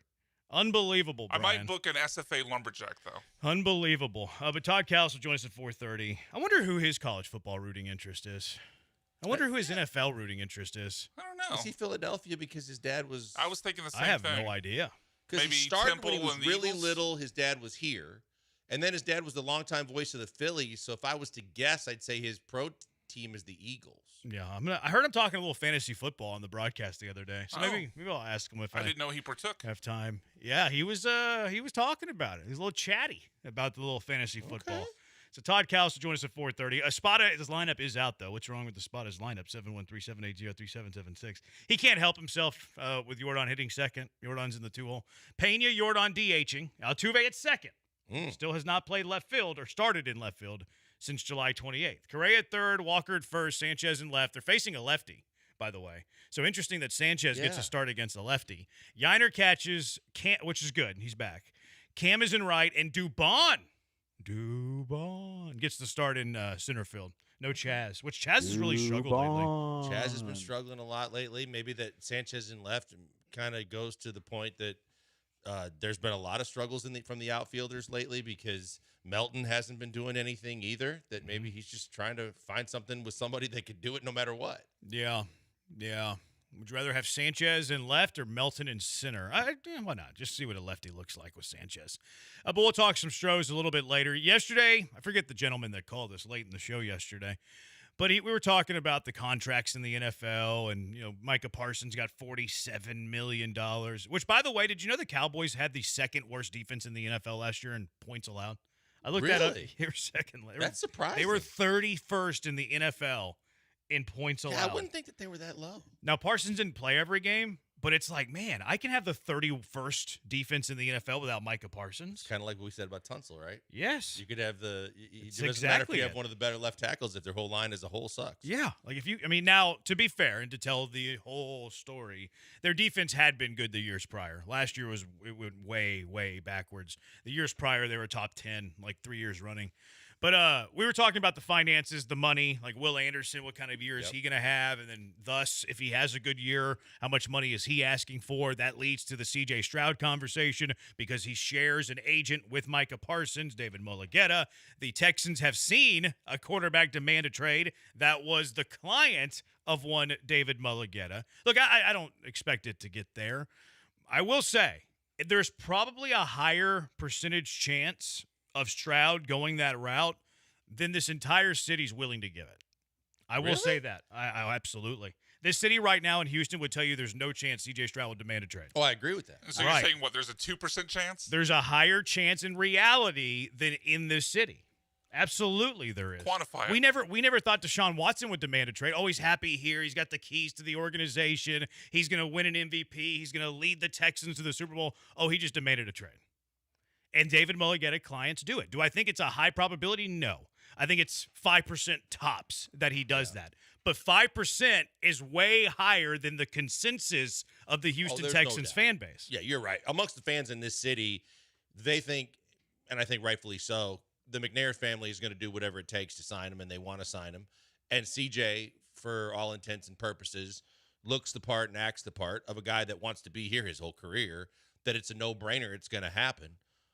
As much as I'd like to disagree with you, the one thing was I thought Deshaun felt the same way. And then the only thing I can think of as to when all that stuff started to materialize was they knew before we knew what was about to kind of possibly transpire, and they wanted to get out of Dodge. For sure. But we never saw that coming with Deshaun. That was a blindside. Look, I'm not sure. Look, I'm not that tight with Dallas Cowboy fan, but I wonder how much Dallas Cowboy fan felt early on that Parsons would demand a trade. Because like they were in a pretty good spot, I thought, over the middle of the offseason. Yeah. Well, but in talking to some of my friends that are Cowboys fans, the perspective was that they loved him until this happened, and now they hate him. Like, they always felt like, okay, this is a lot of posturing, this is a lot of positioning, this is a lot of negotiating. But at the end of the day, because Jerry did the same thing but got it done with Dak, Jerry did something similar with CD, not as messy, but got it done with CD. The Cowboys fans felt like at the end of the day, when it's all going to be water under the bridge, no matter who's got hurt feelings now, and he's going to be a Cowboy. Mm-hmm. And you heard it from Michael Irvin, you heard it from all kinds of people out there. Oh, this is not going to happen. And it's kind of like what you said. The fan base doesn't believe it's ever going to happen. You have one of the premier defenders in the league until it does. And then the reaction is entertaining because some people are like, oh no, what's Jerry doing? I'm giving up my fandom because this is brutal. Mm-hmm. And the other side of it is screw Micah Parsons. Good riddance. He was terrible. He was hurt all the time, blah, blah, blah, blah. Yeah. So anyways, I do think that it's I think there's a greater than a 1% chance that C.J. Stroud could demand a trade in a year. I don't think it's going to happen, obviously. I'm 99.5% sure it won't. But I can't ignore the history of David Mulugheta. I can't ignore the history of David Mulugheta clients that demand trade. And it happened to us. It happened in Houston. Mulugheta has come out and said he doesn't like that reputation and he doesn't want it. Yeah, it's obviously a lie. Yeah, because what player doesn't want an agent that's willing to not only do whatever else is necessary, but can get something done that they said previous to this you just can't do? Mm-hmm. And he's done it multiple times. It's interesting. Texture correction. Deshaun had the keys to the massage room. Come on now. It's too. Yeah, I don't care. We can bang on Deshaun. That's fine. He's totally on limits when it comes to that. So we had the call yesterday. What does Deshaun Watson have to do to be a $60 million a year quarterback? What do you think? CJ. I said Deshaun. Yeah, I meant CJ. Ovs. My bad. I mean, he'd probably have to crap the bed this year pretty bad. I think that he's got to play really, really bad. I don't even think you need anything off the field. I think it's just that as good as he was in year one, if he puts a season to get together this year that's worse than year two when everybody said he took a step back, that I think that would make everybody kind of pause for a second. And I think that might be where the Texans might get a little bit of chilly feet, maybe not completely cold feet, to where they might want to see something more. Yeah. I think that he has to play. I don't want to put a top 10, top 15 label on it because that's very broad in general. I think he just has to show improvement from where he was last year, and the arrow has to be pointing up. And it doesn't have to be a massive leap, I don't think. I don't think it needs to be this crazy top 5 MVP finish. I think it's okay. He looks good in the Nick Caley offense. Oh, the arrow is pointing up. This looks like the C.J. Stroud's rookie year, and I think we overrate his slump in his sophomore year. I think the pieces around him were pretty messed up. I just think that the arrow has to point up, and he's getting $60 million a year. Yeah, no doubt about it. I think that, again, using your percentages, I think it's a very, very slim percentage that he doesn't get $60 million plus a year because we know that franchise quarterbacks don't grow on trees. We know that just what we've seen, and last year it wasn't basically, and for the most part, most people that have analyzed what happened last year aren't pointing the finger at CJ. They're pointing the finger at the offensive line. They're indirectly also pointing the finger at the offensive coordinator, and they're basically saying, hey, you've stunted his growth as opposed to him falling flat on his face like Bryce Young when he got in the league to say that maybe he can't do it. Maybe there's question marks that are greater than saying he's your franchise quarterback already. I don't think those exist. Yeah, still the king on YouTube. Stroud is not worth a big contract unless 97.5 host convince Cal he's a top 5 quarterback. Probably not hard to do, convincing Cal of something. Backtrack quote from the top 5, indoctrination from his rookie year. That's great. I still had Stroud pretty high. I did take him out of my top 5, but I still think I had him around 7.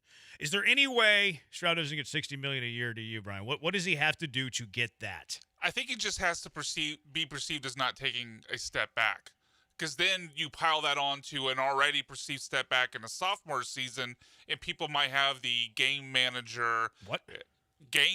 Manager, come on now, conversation with, like, okay, this is a guy that maybe is closer to, and I hate to even put this name out in the universe, but he's closer to a Matt Schaub where you have to have a lot around him for him to succeed, rather than a guy that is able to elevate those around him. Now, I don't think that's the case, but if he were to have a second straight or perceived downturn, then I think people would have that conversation. That might keep him short of the 60 plateau, but I think we're talking like 80% plus that he's getting there. Now, my hope is this. My hope is my hope is he's great. He deserves $60 million a year, and he's like, hey, Mulligetta, hey, Nick, hey, Cal, just give me that Mahomes deal. Give me the Mahomes deal where you take care of me long term. I take less per year. We build up the rest of the team, and let's ride. That's my ultimate hope. Ultimate goal. Though, I think it's far fetched though. $500 million plus. I'm okay with the total. It's not my money. I'm just saying. I care about the product on the field. Like 10 years, $500 million. You think he takes it? It's hard to say no to. Now, how much of it's guaranteed obviously matters here, since not all NFL contracts Was it are Mahomes guaranteed. mostly guaranteed? I'd have to go back and look. I doubt that the entire thing was. I also think that this is one of those situations where you would need the Altuve going to Boris type we talked about a little bit yesterday, where this would have to be CJ requesting this and overriding what Mulgett is trying to get, because I think Mulgett is a vulture. I think he's a shark. He's just going to get every single dollar for every one of his clients. When you heard about the Micah negotiations, he didn't want to just get Micah the highest paid non-quarterback money by a mil. He wanted to get to that $6-7 million more. Mm-hmm. And so I think this would have to be where CJ overrides the process, going, hey, look, I know what the number is to be the highest paid. I'd rather do it this way because I want to win. Dustin tweeted at us yesterday and was like, Micah was willing to do with the Cowboys contract, their offer, but Mulligetta wouldn't allow him. So, that comes into play. I don't know how much I believe that. Like, agent does what client tells them to do. Like, they're a representative of the player. So I don't know how much I buy that, but, just to throw I buy that that out there. like 0%. Michael Parsons doesn't seem like a pushover, that if he was dead set on signing that deal, that he would have let Mulligetta push him around. I think that Parsons was probably trying to play both sides of it, where he's like, yeah, I'm happy, and then behind the closed doors, no, this is what I demand. That's just my hunch. The Mahomes thing was, this is weird. They were structured with rolling protections. The rolling guarantee mechanisms built into the original 2020 deal, where the money given year typically became guaranteed if he's on the roster for the preceding season. So it did like 2 years at a time on the original one. But he has since restructured, in which $210 million and change over a 4-season window of 23 through 26 became guaranteed. So it's like they guarantee it incrementally, almost in Windows. Well, we know that Sari won't Well, sign our that. general then. manager doesn't understand. Yeah. Yeah, so good. Stroud's not getting that then. Yeah, cross that off the He's list. not getting that. All right, 713-780-ESPN, HRP listener line, 713-780-3776. Busy show. Brian's searching for U of H guest. David Nuno, Texags, join us at 3:30. Brad Kellner, Texas Sports Unfiltered, joins us at 4. Todd Callis, Space City Home Network.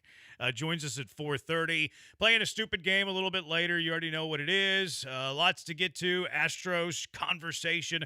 But coming up next, what are the worst takes of the week? Worst takes of the week. Bad Take Boulevard with the Bees. Coming up next, it is the Bees, ESPN 97.5 and ESPN 92.5.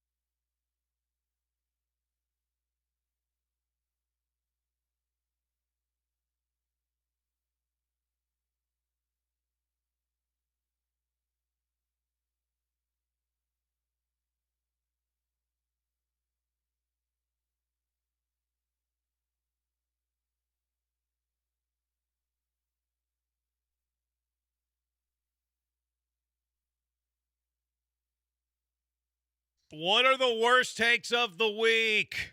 713-780-3776. Worst takes of the week. We start with Michael Irvin.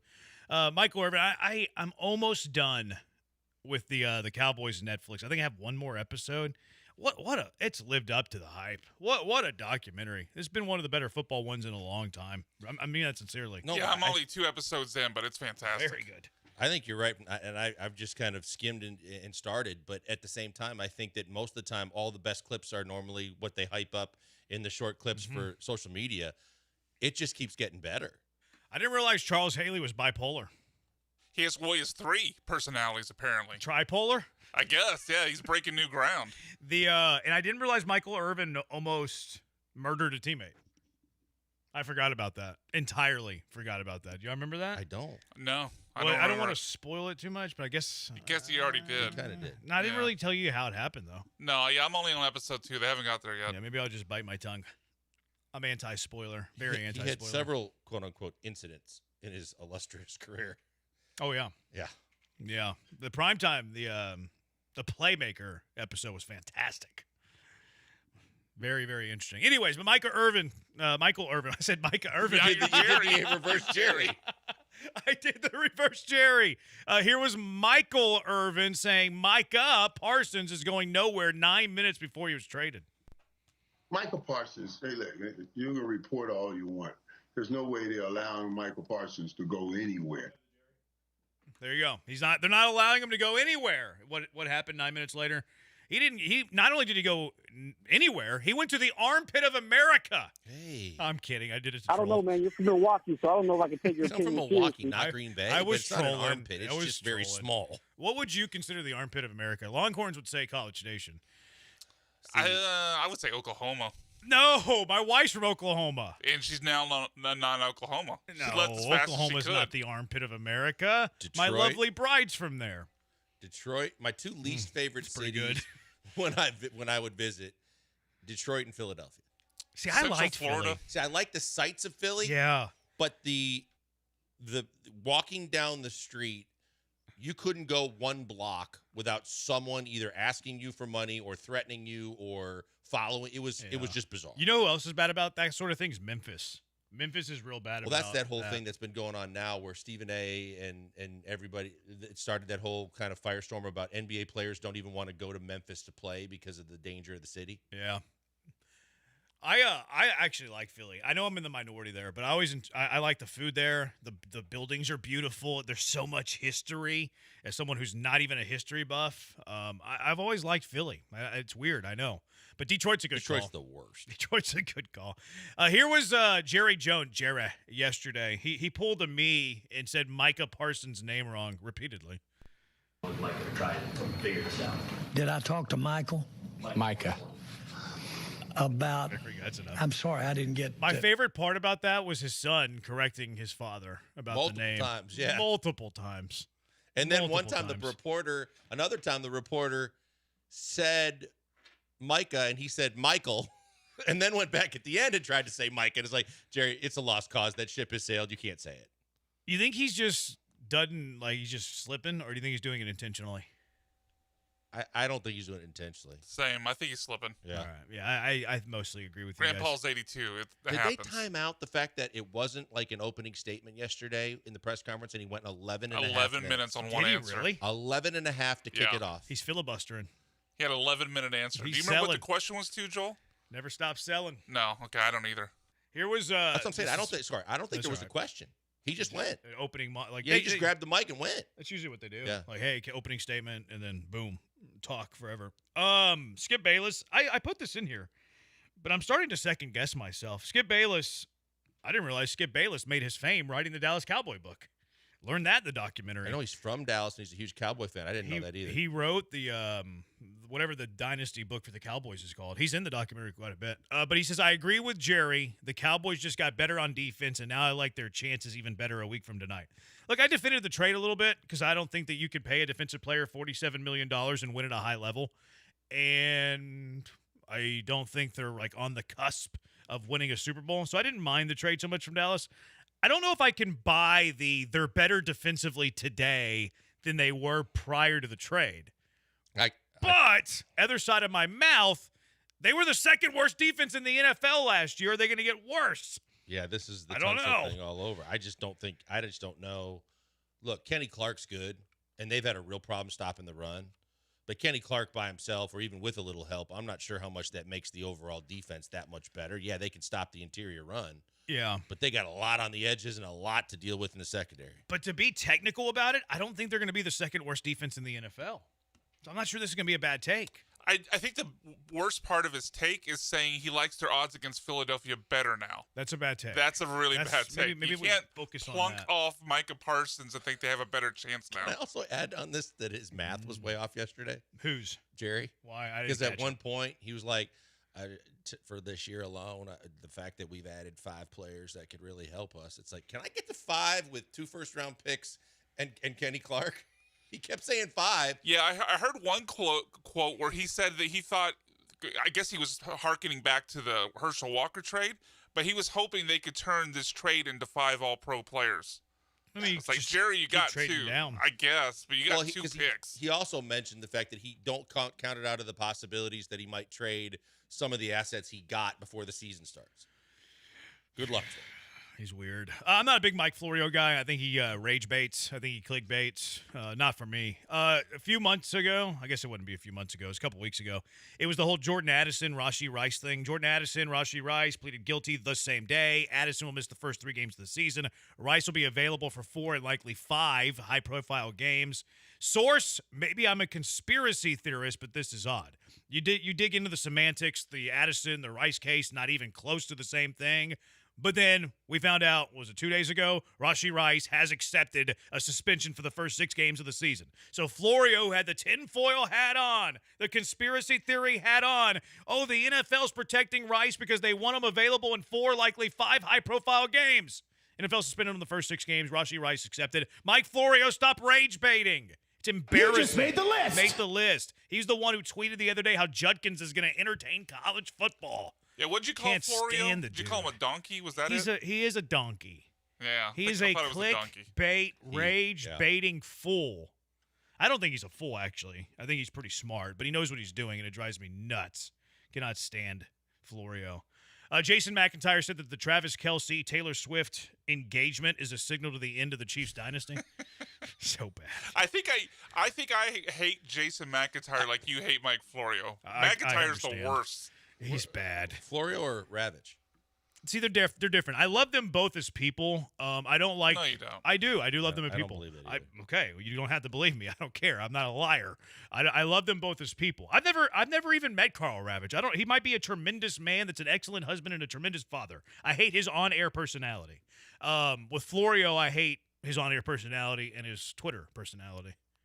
I think Jason Mack, I can't stand him because of the fact I'm trying to figure out. With Skip, it's pretty easy to tell that he is baiting everybody and he wants to piss you off and get you to like lash out at him on social media. Jason McIntyre just seems dumb. Like his takes are just brutal. I think you're right. I think you're They're right. just awful. I might be right. You might have nailed it. I think that's a good call. He makes the list. MLB Now, they had Pitching Ninja on, and I feel like they did him dirty. Because the tweet reads, Hunter Brown doesn't light up the radar gun with his fastball, but it's still one of baseball's best heaters. And then you read that, and you're like, oh, you think he's like a junk baller. Mm-hmm. But if you actually listen to the video, Pitching Ninja's like, yeah, he's got a great fastball. It's just not like Scooble and Paul Skeens. Right. It's like, okay, that makes more sense. So MLB Now's caption, I think, makes Ninja look a little bad here. So MLB Now makes the list for saying Hunter Brown doesn't light up the radar gun because we know that he does. And then Brian McNichol, some rando on the Twitter. I like to do this every now and then. That guy. I pulled this on Brian McNichol today. Brian McNichol on July 31st was in my comments saying, my brother, you will not see Jordan again this season. So Brian McNichol, we saw Jordan. You made the list. You just made the list. I hit Brian McNichol with the like. Like, hey, Brian. Oh, you did it, huh? He actually responded and said, happy to be wrong on this one. So I tipped my cap to Brian for taking the L. I thought that was respectable. No, definitely. That's Definitely better than Keith from LA. Yes, he took his L. Mm-hmm. I didn't even highlight it. I just gave him a little subtle like nudge, like, hey, I know what you said. And then he owned it. I thought that was really cool. Good on him. Good on him. All right, 713-780-ESPN does it for Bad Take Boulevard. Let's get to David Nuno, Texags. He'll be joining us next, talk about some Aggie football and what to expect from the Ags in 2025. It is the Bees, ESPN 97.5, ESPN 92.5.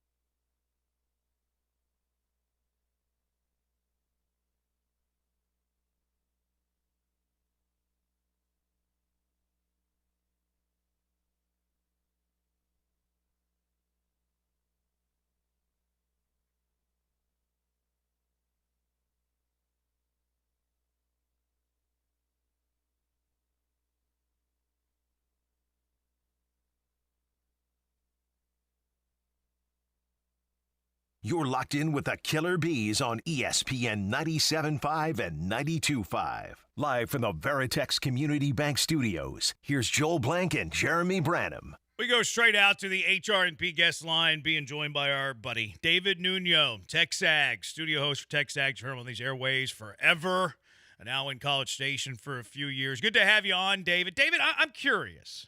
What are the expectations in College Station for this year's Aggie football team? I mean, the expectations, that's such a loaded question when it comes to this program because how many programs do you know can have successful seasons in the SEC and continuously have different quarterbacks because of injuries and whatnot? So I think the expectation is if relatively healthy, every team in the SEC deals with injuries, but relatively healthy, a nine-win season sounds very doable. Can they be better than that? Absolutely, but they got to prove. Did somebody laugh? No, nobody laughed. No, Oh, okay. Brian screwed up on the board. He Okay. made an error. Error on Brian. But, a 9-win season is definitely not off the table. That could have happened last year, and it was very close to happening last year, and potentially a 10-win season.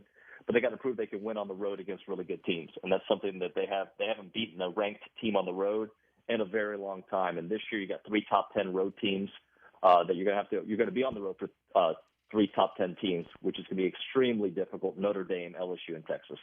Yeah, David, I was going to ask you about that because, you got your coach, you got your quarterback, and now you've got a schedule that's staring you in the face, and you've got a few games that look like they should be relatively easy for you to start the season at home. Then you go to Notre Dame, and that is a whopper coming off the game last year. I mean, your thoughts on that? Well, first off, last year, if you have any offense in that game, you win. It's a tie game with 2.5 minutes left. You end up losing by 10. You just had no offense. Connor Wickman, who I think is going to do brilliant at University of Houston, and I think he could have been great at A&M. It just wasn't the right fit the last year that he was here. There was no offense in that game. I think if A&M is going to win one of those 3, and I'm not saying they can't win more than one, but if I'm trying to pick one, I'm picking the Notre Dame game to start the year for multiple reasons. You've got a brand new quarterback at Notre Dame who's never started a game, and he'll start a game this weekend against Miami. But I think that is an advantage for Texas A&M. And also they've got some replacements on defense they got to figure out. Going on the road at Notre Dame is going to be extremely difficult. I'm not saying that that's for sure, but I think that is of the 3 the most winnable. And then, you look at LSU and Texas. I think Texas is the best team in the country, but I think that game is actually more winnable than the LSU game. A&M hasn't won in Baton Rouge since 1994. They split the last, 6 years with 8 years, 6 years with LSU, going back, winning all the home games, losing the road games. But they can't win in Baton Rouge. They haven't won there in forever. So if I'm going to pick one, I'm picking Notre Dame, and the second one, if I were to pick a second one, would be the Texas game. But I'm not picking that, with the season still to go. David Nuno, TexAgs, joining us on the HR&P guest line. Second year for Marcel Reed. Look good. Had flashes last year. What's the review out of camp on what Reed's going to look like in his redshirt sophomore year? Well, I think Marcel, who has to deliver as a passer, right? He showed how electric he can be with his legs, and he passed the ball well at the end of the year. But I think a lot of people take points away from Marcel for things that weren't his fault. If you look at last year, they were 7-1 heading into that South Carolina game. They lose their best offensive player in Le'Veon Moss. But Marcel actually took the team on his back and did amazing things. They had the lead at the end of the Auburn game, and their defense gave up points to force overtime, and their defense couldn't make a stop in overtime. The bowl game is against USC. Their defense really was the problem in that one because Marcel gave them the lead at the very end of regulation, and you think you can hold on to it. So Marcel put them in a point with 2 minutes or less for 2 more victories. And imagine how different this feeling is for Texas A&M if their defense is able to hold up their end of the bargain. Marcel is a much better passer. And I think one thing that's going to help him this year is that last year's wide receivers, go back to the Notre Dame game, there was no separation. Nobody got separation. I love Noah Thomas. Noah Thomas is going to be dynamic for Georgia. But he had a hard time getting separation, as did the rest of the wide receivers. They bring in Casey Concepcion. They bring in Mario Craver. Ashton Bethel-Roman is a second-year player who's a speedster. They have 3 guys that can get open. And Casey Concepcion at North Carolina State was a fantastic wide receiver. His freshman year was all ACC freshman team, had over 800 yards receiving. Took a little bit dip back last year with the quarterback change. I think he's going to be dynamic for Texas A&M in this offense.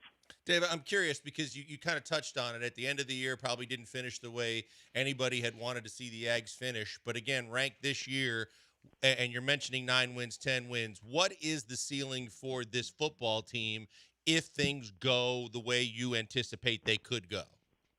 Look, I don't know if I'm picking 10 wins. I'm actually closer to the 9-3 range, and I can certainly start falling closer to 8-4 when I start thinking about those road games. For me, A&M has got to steal one of those 3 that I talked about, right? And then win the games you're favored to win.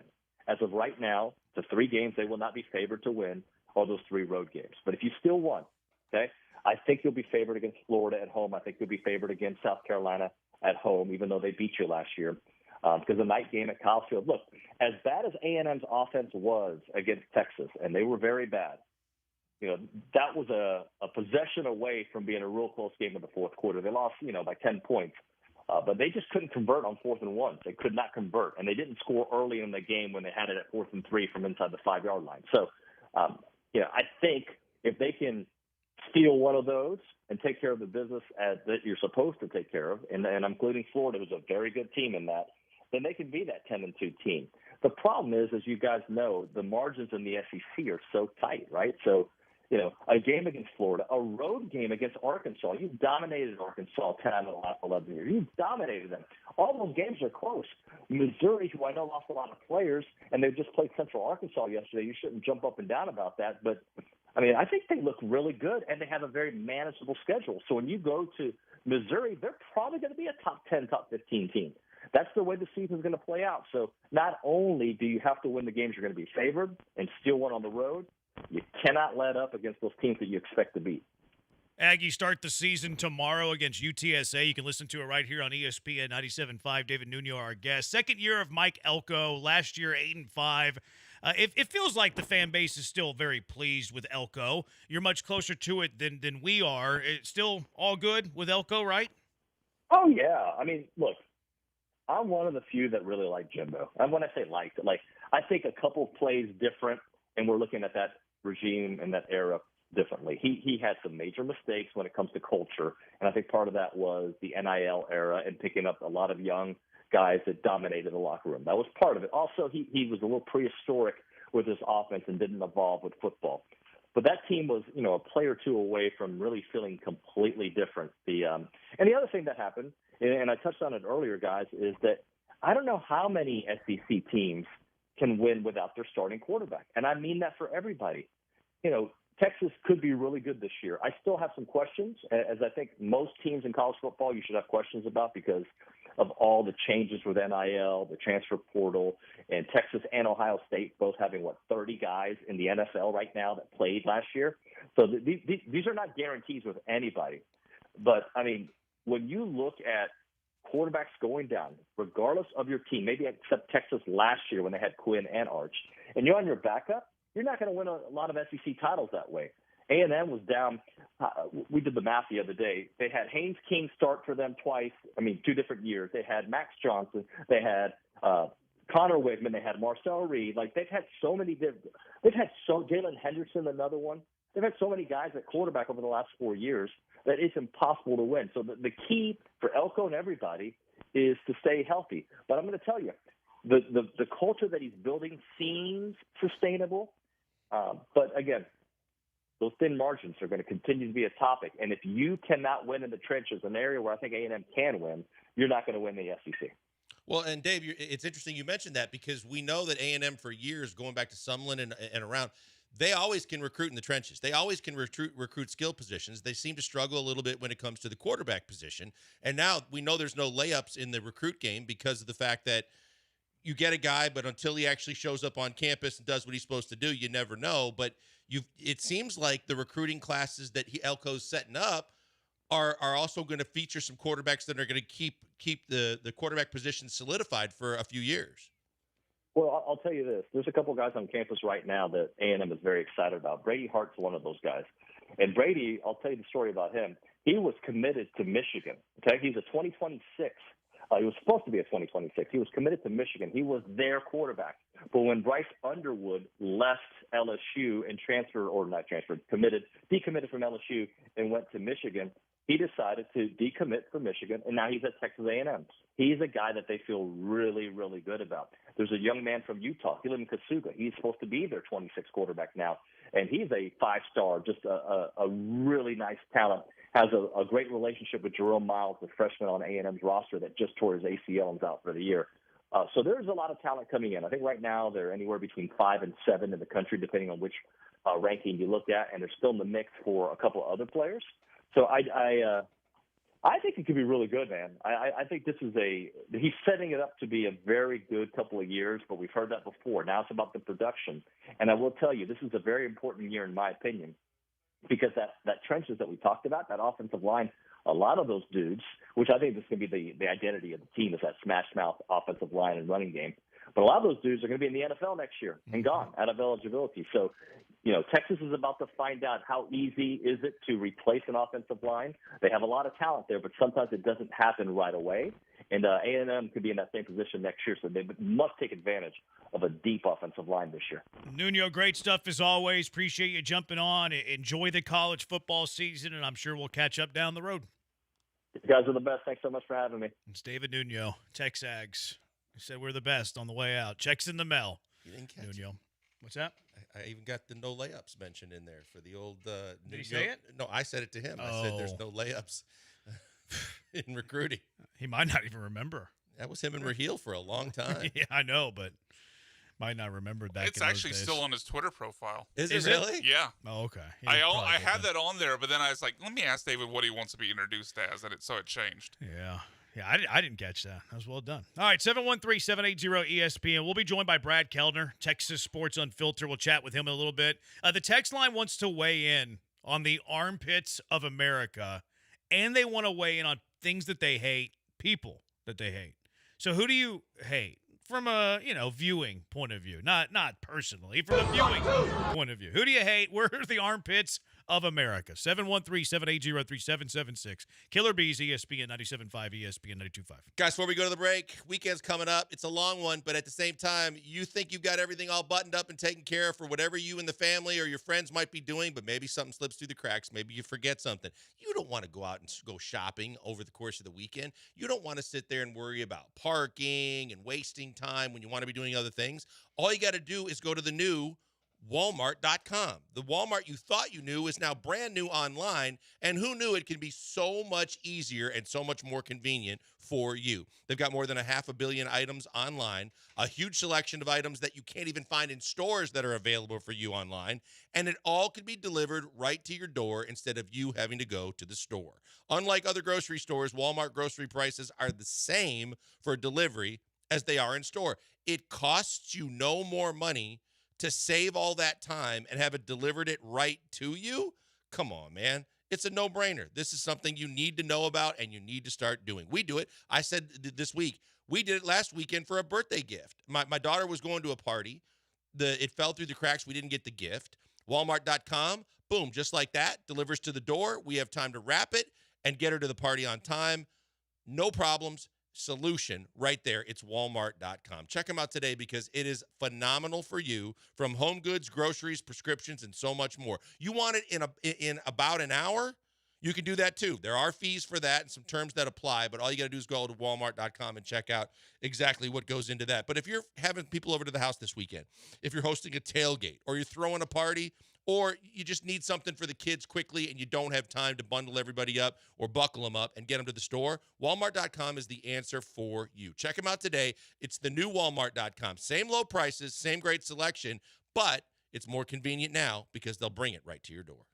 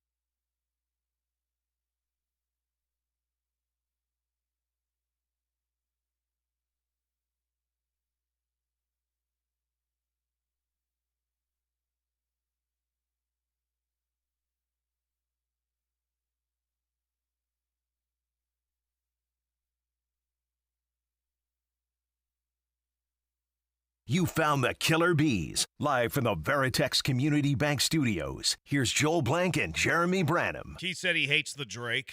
People you hate, not really hate, but you just hate their style, their music, their shtick, their online persona. 713-780-ESPN. HRMP listener line, 713-780-3776. Texture says... I'm not reading that one.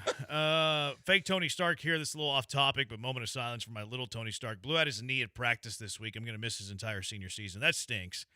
I wouldn't. Moment of silence a little strong though for a blowing out. Yeah. Thing. I thought little Tony Stark was dead for a moment. I kind of was a little concerned as well, but little like a life-threatening disease or something. Yeah. But little Tony Stark gave me the vibes of a little leaguer, not a senior in high school. Yeah. Maybe moment of silence. Maybe pour one out would have been better. I don't know about the moment. I think it might be a little too strong. I think you might have overplayed your hand. Yeah, maybe so.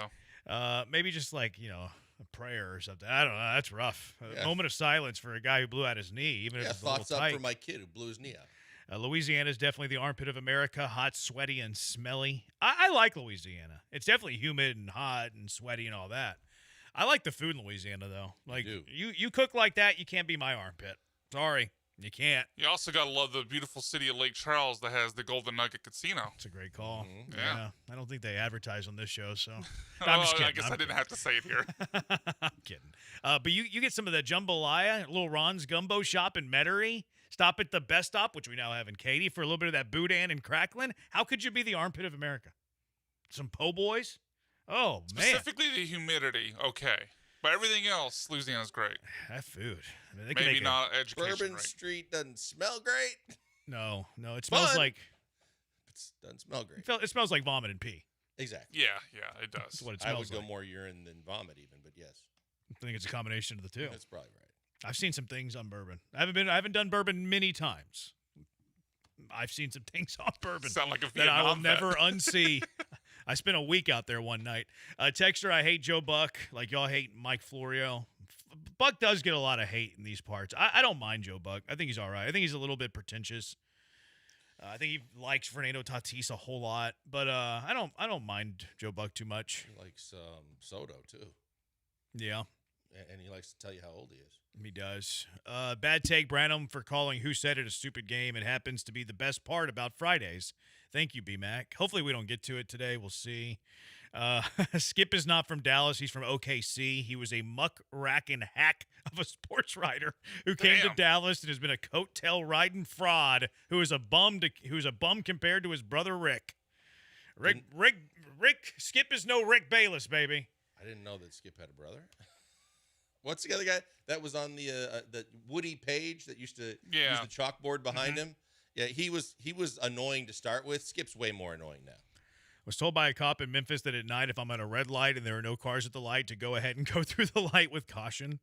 I believe that. We stay right across from the arena when we stay there, like literally. Like you can throw a stone to the to FedEx Forum. We stayed just a few blocks off of Beale and did you have between your feet Beale off of it? and the arena, and they said don't walk. I believe it. Yeah. Jerry's stockpiling picks. Oh, Jerry's stockpiling picks for Arch. Dak will get them one more. One more what? Rookie quarterback contract, offset cap hitting, moving Dak. It wouldn't shock me if Jerry Jones is trying to stockpile picks for Arch Manning. I wouldn't be shocked by that. That seems like a Jerry Jones type of move. But a lot of things have to go your way for that to happen. Including tanking, which I can't see him doing. He's 82. He doesn't have like he talked in part of that presser talking about this is a long-term team building move. Okay, maybe. I just can't see Jerry at 82 signing up for long-term team building. He cares about his kid. He cares about Steven. Maybe. He wants to set it up nicely for Steven. I don't think Arch is going to come out at the end of this year. I think he's going to stay another year. I think he'll be this year and next year at Texas. It's kind of the Manning way. But if Arch did come out, I mean, Cowboys have 4 picks that they could offer for number one. They have 2 picks next year, 2 picks the year after that. Depending on where theirs would lie. Yeah, I mean, 4 picks is pretty good. Arch, like, I mean, if whoever gets the first pick, if they have a quarterback, let's say it's the Titans. Titans have Cam Ward. They like Cam Ward, but they go 4-13. They have the number 1 pick again. Cowboys got some ammunition. Yeah, you know what? I was also thinking about depending on what happens with the Colts. It would be interesting, even if you Arch, because I've heard what you've heard that Archie was, I guess, reprimanded by Arch to not say that he was going to stay for sure. But if the Colts crap the bed and the Saints look like they're destined to crap the bed, you could have Grandpa's old team and Uncle Peyton's old team, where he would got to believe he'd feel really comfortable from that perspective right there at the top of the list. Could go the other way, though, where you don't want to be in his shadow. Like, there's a statue of Peyton Manning outside the stadium. Like, I could see him not wanting to be there. Like, it depends on his personality. Which, I mean, maybe why you went to Texas, or at least part of why you went to Texas instead of Tennessee or Ole Miss. Yeah. No, I mean, it depends on his personality. I don't know his personality like that, but it could go either way. It could be like, I carry on the legacy. Orleans. So New Orleans would make sense also as a homecoming. Yeah. No, he's not picking where he's going. Well, I mean, I say that, but I mean, Eli did. Yeah. So maybe I should pump the brakes there, Branham. Lamont, Armpit of America's jersey, and it's not even close. You can't even pump your own gasoline there. Is that the union thing? I think it's the union thing. I think so, That is in Oregon as well. Really? When I lived in Oregon's Oregon, a union state? No, I thought in New Oregon, Jersey you was can't the pump only your own state. gas. Really? Yeah. That's weird. I'm going to Oregon in a couple of weeks. I'll let you know if we can pump our own gas or not. Corvallis. I think we fly into Eugene, Oregon though. State? I think we fly into Eugene and drive over. I'm not sure. I'm not involved in those conversations. I'm not privy to that. I just hop on a plane and say yes, sir. All right, 713-780-ESPN. Brad Kellner. Brian, tell me, go to break. We got to get to our special guest. We got to make sure we're on time for Brad. He didn't tell me to be on time for Nuno. He didn't tell me to be on time for the Tex Ags guy. But for Texas, for Brad Kellner, get to break, Branham. Get out of the way of the star. Brad Kellner joins us next. Sheesh, Brian. It is the Bees, ESPN 97.5, ESPN 92.5.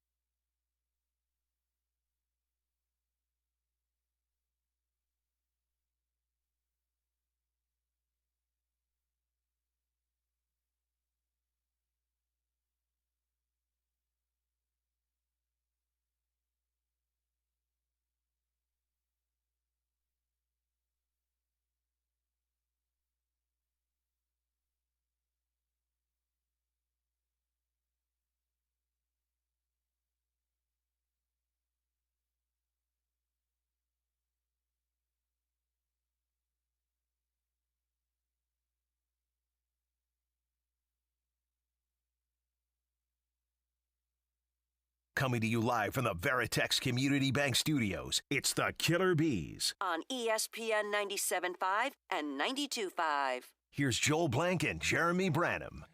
We go out to the HR&P guest line where we're joined by our friend Brad Kellner, Texas Sports Unfiltered, host of Bucky and BK weekdays from 7 to 9. You already know where to find him on Twitter, at Brad Kellner.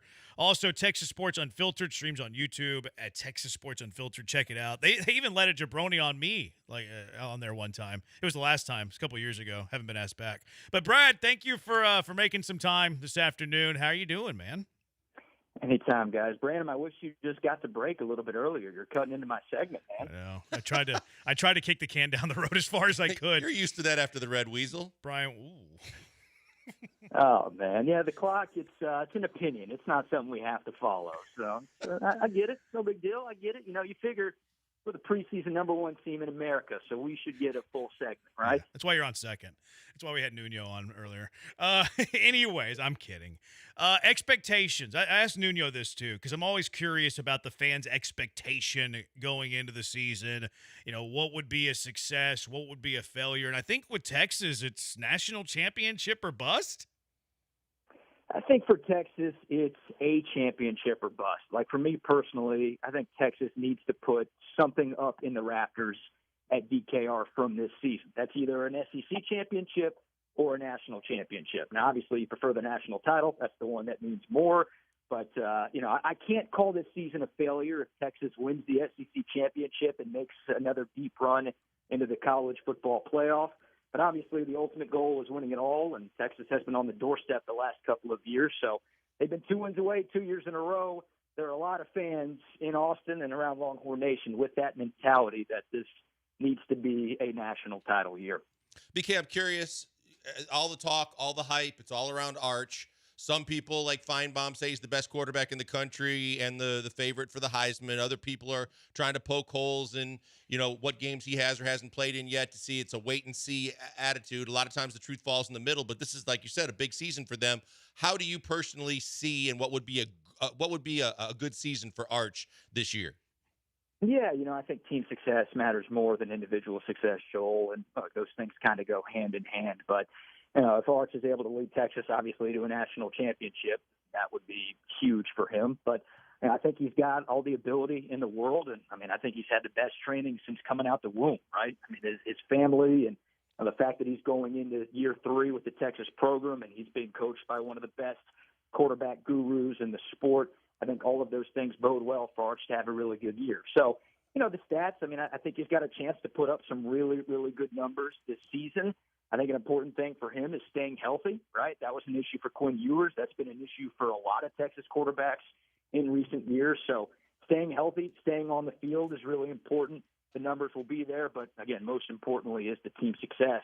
If Arch Manning can lead Texas to an SEC title or take things a step further than Quinn Ewers got in either of the past 2 seasons. How good is he? Because, we've seen 95 passes over the last 2 years, young, decorated. You mentioned the prestige of the Manning name. We haven't seen a whole lot of him. Mock drafts, #1 pick. Some people think he's there for 2 years. In your opinion, how good is he? Is he the best in college football? Top 5, top 10? Remains to be seen. What do you think? Yeah, remains to be seen is the honest answer. I know everyone else is giving a hot take, right? Like y'all said, either saying he's the best quarterback in decades or he's such a bum because he could replace Quinn Ewers on the depth chart last year. I wouldn't put him as the #1 quarterback in the country going into the year. I just don't see how you could do that. Looking at what Cade Klubnik has done at Clemson, looking at what Garrett Nussmeier has done at LSU, Lenore Sellers. There's a few guys with more skins on the wall, obviously guys who have started a number more games than Arch Manning has. But, I think around top 5 feels fair going into the season, and I think there's a very good chance at the end of the season he's solidly in the top 5 quarterbacks in college football. Again, the talent is there. Obviously, tomorrow will be a test unlike anything he's seen, right? He started a couple of games. He's played in a number of others. I think he's played in 12 games in his Texas career. Some of those games against good teams, some of those games in big spots, right? A 4th down touchdown against Texas A&M. He had a 4th down run for a 1st down against Ohio State in a playoff game in January, but he's never started a game on the road. Obviously, he's never started against a team anywhere close to as good as Ohio State. So it all remains to be seen. the good news, guys, nobody overreacts to one game in football, right? So no one's going to freak out if something bad happens tomorrow. BK, we obviously, I said the focus has been on Arch as the number one storyline, but we know that Texas is cranking out some athletes and some guys that are going on to the NFL and Golden amongst others making the progression over to the NFL. But Texas seems to have reloaded. I mean, you got a Blitnikoff finalist in the wide receiver room. That running back room is pretty deep too. Yeah, it is. It is. There's a lot to replace for Texas. There's no doubt about it, especially at wide receiver. But they brought in a good transfer, Emmett Mosley, the fifth, coming in from Stanford. He's a little bit banged up right now, so not sure what his role is going to be. But Ryan Wingo, former five-star going into year two, he's incredibly talented. I think he's a name that if you don't know now, you're going to know by the end of the day tomorrow. DeAndre Moore is really solid. And they've got this kid, Parker Livingston, who's 6'4". He's a white guy from Lucas Lovejoy going into his redshirt freshman year. And he's roommates with Arch Manning. I don't know if you guys remember the last time white Texas quarterback and a white Texas receiver were roommates. Things worked out pretty good, and also we heard about it on every TV broadcast a million times with Colt McCoy and Jordan Shipley. So not saying it's going to be that, but they've got talent. Sark always has good receivers. They've got a good tight end transfer coming in from Cal and Jack Indries. And I think running back is the strength of this offense going into the year. Trey Wisner's the lone returning 1,000-yard rusher in the SEC. C.J. Baxter was the number one running back recruit in America in 2023, coming off a torn PCL and LCL, but he's had a really good fall camp, and it seems like he's about 100%. Texas has a few other guys behind them, too. So, yeah, it's a lot of new faces at the skill positions, but it's Texas. They recruit incredibly well. There's a ton of talent there for sure. Familiar voice, Brad Kellner, Texas Sports Unfiltered, joining us on the HR&P guest line. You mentioned the matchup tomorrow, Texas going to Ohio State. I saw this. Are you the big well here that's laying down this wager? Somebody at the Circa yesterday bet $550,000 on Texas +1. It moved the line 2 points and out of Texas -1. Were you the better? And then also, how do you see this game playing out if you were handicapping it? Yeah, guys, business is good, but I still work in sports journalism after all, so it ain't that good. I don't have that type of money to be throwing around, but I like Texas's chances. I've been confident in this game for months now, and I think I've gotten more and more confident as we've gotten closer and closer to kickoff. Now, saying that, I'm not predicting some sort of blowout by any stretch. I think this is a 60-minute football game that comes down to the wire. But I like Texas to win by a field goal. I think the difference in this game is the defense, right? In January, Ohio State had the better defense. Texas's was great, but Ohio State's was the best in college football. I think, and I sure as heck hope, that the 2025 Longhorn defense kind of resembles the 2024 Buckeye defense, which led them to a national championship. Texas is salty on that side of the ball, and I think it's that unit that steps up and makes a big play against a first-time starter with Julian Sand at quarterback for Ohio State. I was going to mention that as well. First-time starter for Ohio State, BK, but you've got a guy that's an absolute stud in Jeremiah Smith. The game plan going in intrigues me about how the Texas secondary is going to match up with a guy that has that much skill. Yeah, look, they did a great job in January, right, holding Jeremiah Smith to just one catch for 3 yards. Obviously, Texas didn't win that game, but, Texas had the best performance against Jeremiah Smith than anybody in college football last year. So I think the game plan should be pretty similar. Now, obviously, Ohio State's going to, and they've already openly said that they're going out of their way to make sure Jeremiah Smith has a much better stat line in tomorrow's game. And Texas is losing the Thorpe Award winner with Jahdae Barron, who was pretty responsible for that type of coverage back in January. But, I think if you're Pete Kwiatkowski, the Texas defensive coordinator, you do a lot of the things that worked in January and hope that you can at least limit. You're never going to stop Jeremiah Smith, but hopefully you can at least limit him because they've got a lot of talent on that Buckeyes offense, but he's the one guy that can totally take over a game and almost win it single-handedly. So you got to find a way to contain him and not let him get loose for a huge day. Josh from Seabrook wanted me to tell you to DM him. He said he'd promise he'd buy you some waffles at the Waffle House. And then that's too soon, man. And then someone else saying, can you ask Brad how he feels to be raised by Charlie Palillo, being that you're his son? Yeah, it was great, man. He was a great dad. I haven't heard from him for a while. I don't know what's going on there. Charlie, we haven't either. Don't worry about it. Hear from you. But he was great, man. He was great to me growing up. He got me in the business, and I'm incredibly grateful for everything that he did for me and everything that he did for the city of Houston. Love you, Dad. If you're listening, call me. Was it Lee Sterling was your uncle? Is that what it was? Yeah. Yes. There So are Liz, I rumors guess? out there about him potentially being my father too. So I don't even know what to believe anymore. What does it say about your mom, BK? It says a couple of things, I think, but I don't know what. I don't know what, Joel. I don't know what. I missed this in the crosstalk when BK would show up at 2:59. Yeah. Yes. I was right on time, guys. Every time, right on time. All right, Brad. Thank you for coming on. Appreciate the time, and good luck this season. I'm sure we'll catch up down the road. Thanks, guys. Anytime. Appreciate y'all. It's Brad Kellner, Texas Sports Unfiltered. You can catch him weekdays from 8 to 10 Eastern Time on Texas Sports Unfiltered. You can follow him on Twitter, of course, at Brad Kellner. His streams, check out his streams, Texas Sports Unfiltered. He and Bucky do a great job. The entire lineup there, Texas Sports Unfiltered, is very, very good. All right, let's get to our thoughts on what we saw around college football yesterday. Brian didn't book a U of H guest, so I'm just going to hijack a segment talking about my beloved Cougs. 713-780-ESPN. What impressed you from college football last night? What were some of the big questions from college football last night? And how about Clemson being a little sneaky with former Cougar A.J. Halsey? We'll discuss that on the other side as well. It is the Bees, ESPN 97.5 and ESPN 92.5.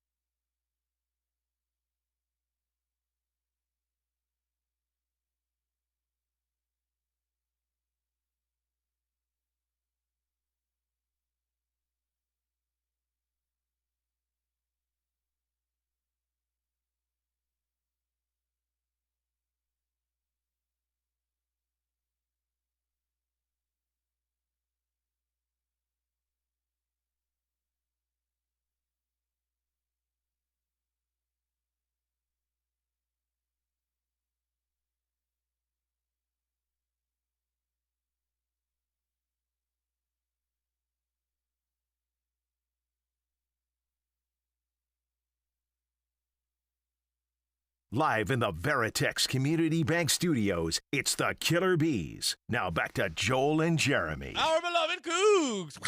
I like it. Cougars. Main event last night in college football. Shutting out SFA 27-0. First shutout since 2021 for Houston. First shutout in the opening game of the season since 1989. That Third Ward Cougar defense, baby. I'm not happy about that. I went to watch it last night. Couldn't find it anywhere. I was hoping to be televised. It's because you're a boomer and don't know how to work streaming television. Okay, so call me names all you want. I couldn't find it, and I was frustrated by it. That's nothing. What you call BK's mother. I didn't call her anything. That's true, you didn't. You kind of just alluded. You were strongly suggestive. Yeah, you did. You're right. You didn't say anything. You're right. I set the table and wanted to know if he was going to sit down and eat. I don't know. Hold on a second. I don't know if that's the best thing to say after insinuating that his mother might have. Well, he's the one that said Lee Sterling might only not only might be his uncle, but more. Anyway, but Cougars, gay. Cougars, 27-0 the victory yesterday. Defense obviously looked very good. Austin Armstrong, first-year DC, and then first game of Connor Wigman's Cougar career. I thought he looked okay. 3 touchdown passes. I like his footwork in the pocket. I think it's pretty good. Stepping in the pocket, knowing where to go, ability to scramble a little bit. I was pleased with what I saw yesterday, and I expect him to get better, obviously. I give him credit, too, for not just basically basking in a win last night, but putting it on him to do a better job of getting the ball in the playmaker's hands and your top receiver. But, yeah, I think he's going to be a really nice fit for this team. I really have high expectations because I think Willie Fritz is a really, really good coach, and I think that the record has always shown year 2 is when they really take off, and I'm excited to see what the Cougs do this year. Yeah, should be a fun year. Is Tanner Kuziel as good as he looked last night? Have him on my 2 tight end premium Devi Dynasty team, and pretty stoked about it. I've never dabbled with college fantasy football, but no, I think he's gonna have a big season. I saw Lance tweeting about him a little bit yesterday too. Like he's gonna be in my draft watch, and I have to take a look. He's a big tight end, good receiving tight end. Got a touchdown yesterday. Probably wasn't a great throw from Wigman, but Cozy was able to go up and get it. Was pretty wide open. Did bang up his knee, but came back in, left the game again. Fred said he's going to be fine. We'll practice. So, yeah, I like Kozu. I think he's going to be a good player. Yep. All right, 713-780-ESPN. Let's go out to the HRMP listener line. Israel is in the hive with the Bees. What's up, Israel? What's up? I want to talk about Arch. Now, Arch, you know what I'm saying? He is the one, because his name is getting a shine. He is not. I wonder if he got a chance of breaking the NCAA record for completion percentage at 71%, like Shador. Is he gonna throw over 4,000? If he throws 70%, complete 70% of his pass and passes and throw for over 4,000 yards, then Texas is gonna win the national championship. He's not even gonna come close because he don't have that talent. He's good. He's gonna be okay because he's a dual threat. The difference between him and Shador, he'll take off running, and Shador spin in the pocket and throw the ball. You know what I'm saying? But Houston, I like the Cougs, man. And Deion, them coming. They start tonight, but Deion, them coming here, and I'm glad they get all them hands. The Baylor playing tonight. You know what I'm saying? I'm with the Big 12, baby, going through Colorado. All right, that's all I got to say. Thanks for that, yo. You got it, Israel. Israel with some take. Colorado does come in here 2 Fridays from today. Did you hear Dion about the tradition he was most surprised by at Colorado? That was very funny. What do you say? All right, I'll get the audio. Give me a second. Yeah, it was really funny because I didn't expect it to come from him either, but very entertaining response. Hopefully Brian gets it. The interesting thing from yesterday was Boise State got crushed by USF. USF's pretty good. They're pretty well coached, too. I like that coach. Big League Herman, once upon a time. But they blew them out yesterday in Tampa, 34-7. This group of 5, it usually always is, but it seems like it's going to be pretty wide open this year because, remember, it's an automatic spot in the playoffs. The next highest ranked group of 5 team, just going on the AP Top 25, which really is irrelevant these days, is unranked Tulane. UNLV was getting votes. Toledo was getting votes. James Madison was getting votes. Memphis getting votes. Navy, Liberty, Louisiana, Army. So that group of 5 is going to be an interesting race this year, I think. Boise now preseason rumored to be in the playoff. they're done? You think because of the schedule trying to? I mean, one loss wouldn't tank them, but the way they lost doesn't give me a whole lot of confidence in them, like having getting an blown out unbelievable feels season. like they'd have to do a lot to undo that. Yeah, I mean USF could be in the mix too, obviously. Yeah, definitely. And they just hammered Boise State. So here was what Brian was alluding to with Dion. You guys were. Is there anything about Folsom, about this stadium that surprised you that you didn't expect? Yeah. The smell of weed in the second quarter, man, it surprised the heck out of me. Like every game, I'm like, dang, like it seems like it's like a light up quarter. You know what I'm saying? Like, so is this the quarter that y'all chose? Like, I'm serious. It's a TV timeout. It never fails. Funny. And I'm like, wow, what's going on? Because I've never been high a day in my life, so that's kind of new to me. That's a Boulder essential, I guess. Truly. He may have been high and didn't know it. Just secondary smoke. I mean, he was on the '90s Cowboys. Had to be at least one day, right? Yeah, I believe he's never high. I believe he's never high. All right. The that tracks though in Colorado. That absolutely tracks there, as we all know. That's funny that he said that though. What was the? Never mind. Cosplay Mahomes won in front of Mahomes last night. How about that?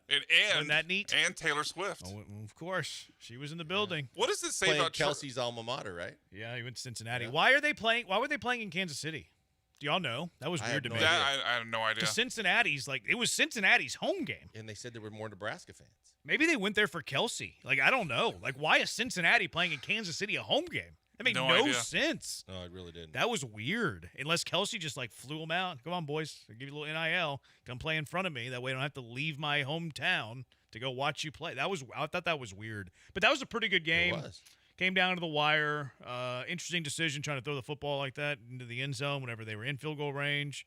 I saw some people very critical of that play call that was picked off and gave Nebraska the victory. Dana getting himself a win as the offensive coordinator there with Cosplay Mahomes. That was a good one, though. It really was, and it was entertaining, and I actually thought that Cincinnati was going to pull it out at the end. The pick was very disappointing and let the wind out of the sails rather quickly. But for an opening week early in the start of the weekend game, I enjoyed it. Yeah, it was definitely a good one. And then the rumor is AJ Hawsey, who was a Houston Cougar, once a Cougar, always a Cougar, but he transferred to LSU. He's going to be one of their starting safeties. Really good player. But he was ejected last year when Houston played BYU in the second half, which carries over into the next season. Yeah. You get suspended. You have to sit out the first half. And there's a rumor out there that Clemson's the one who reported this to the NCAA, which is weird to me that LSU wouldn't have known this because the story's out there that LSU didn't get word until Wednesday. How would you not know that? Yeah, that has to be part of the deal, right? Someone somewhere has to bring that up somewhere in the process and the game planning as you get ready for week one. That's a pretty bad slip through the cracks. Doesn't make me feel very good about Brian Kelly and the attention to detail right there for the staff. Right? Give me Clemson in the points. I'm fired. I've already fired money on that one. That's gonna be a good game too. What time is that game? It's at night. I think it's 6:30. I need to plan my schedule here. Kelly's record in game one for LSU since he got there is not 0-3. Yeah. 0-3. 0-3 in openers. Yep. And LSU's lost 5 in a row, but 0-3 under Kelly. Under Kelly. LSU fan says I bleed yellow and gold. What do you think of the LSU Clemson game? What? You bleed yellow and gold?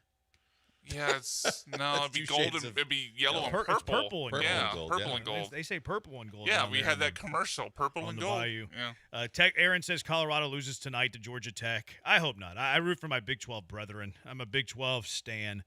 Texter UH beats the brakes off the Buffaloes. LOL at Israel. It's gonna be a good game. Friday night, a little prime time at over on campus. Texter, of course, Israel hates Arch. I wonder why. I don't know. Maybe he just doesn't like the Longhorns. Maybe he's an Aggie fan. Israel. That must be it. I think Israel's an Aggie fan. Yeah, he definitely seems like an Aggie fan. Now that I think about that, I think Israel got his degree at Texas A&M. Think so? I think he did. I think he was the yell leader. I think he was. That. Yeah. I think he personally walked Reveille.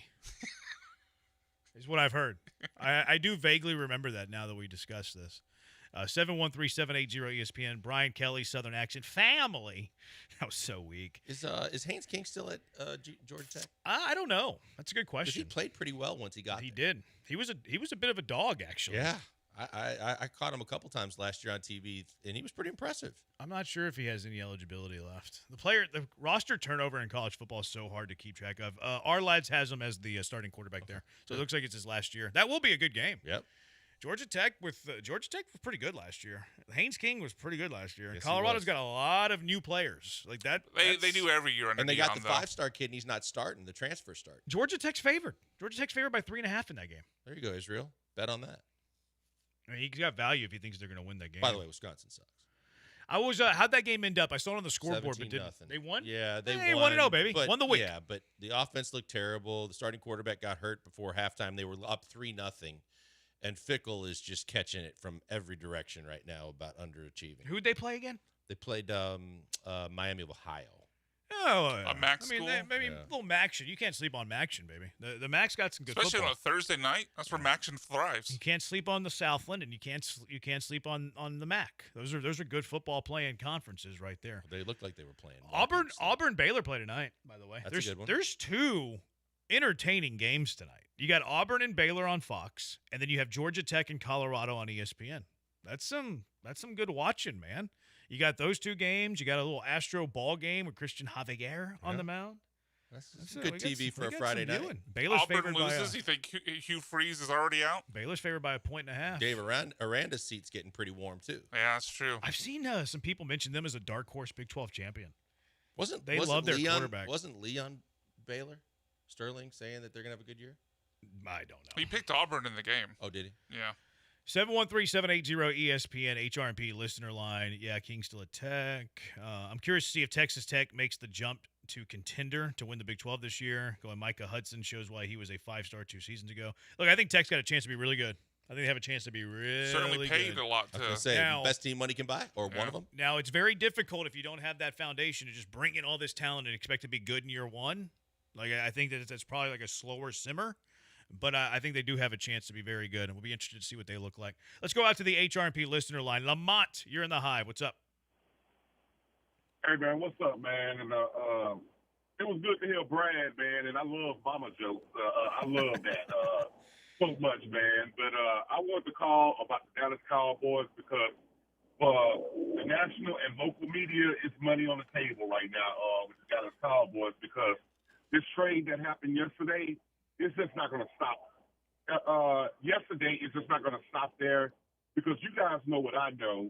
What's about to get ready to happen, what's going to start simmering out over the next couple of weeks or probably the next couple of days, we're going to find out what other type of deals was on the table for the Dallas Cowboys. And that's when the Dallas Cowboys fans are going to really lose their minds, man, because I would have to think that they could have sent that dude to a worse team with a better chance of getting more picks. You guys know what I'm saying?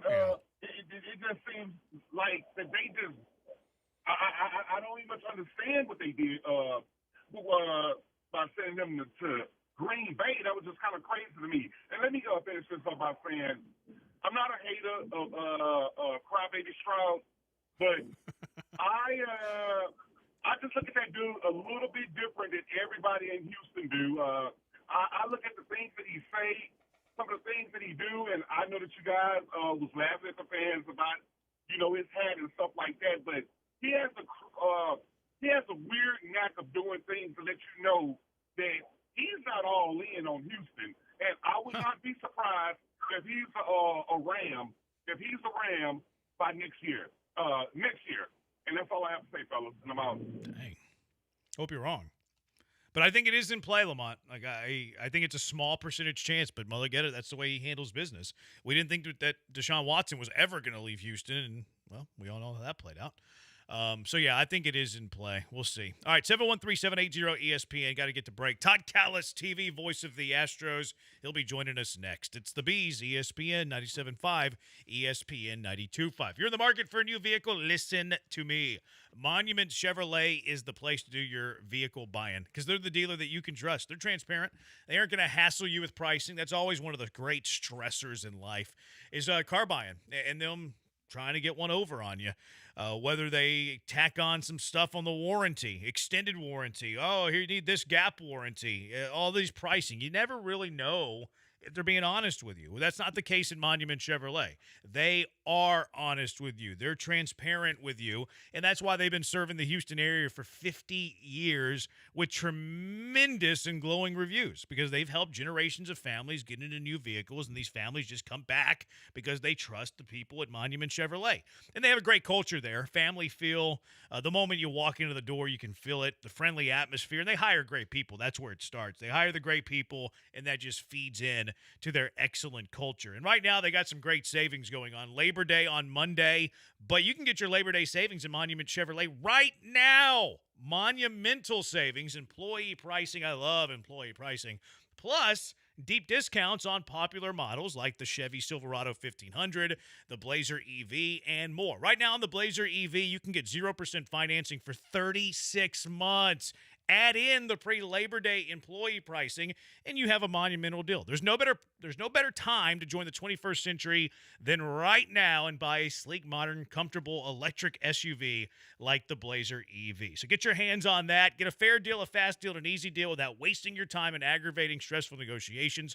No tricks at Monument Chevrolet. No time wasting. No hidden charges. Now is the time to upgrade your ride, and if you're going to do it, you need to go to a dealership you can trust like Monument Chevrolet. Go check out there at Full Inventory, 225 and Beltway 8, or you can visit them online at monumentchevrolet.com, monumentchevrolet.com. Chevrolet, together, let's drive.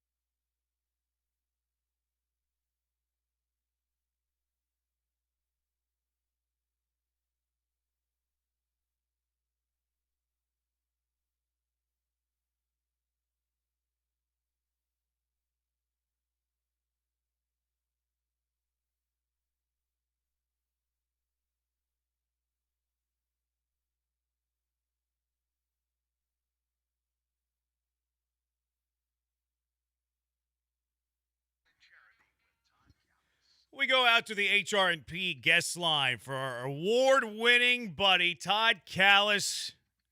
Got an Emmy. Again, another Emmy. Heard you talking about with Bagwell, Todd. Congratulations to you and the team.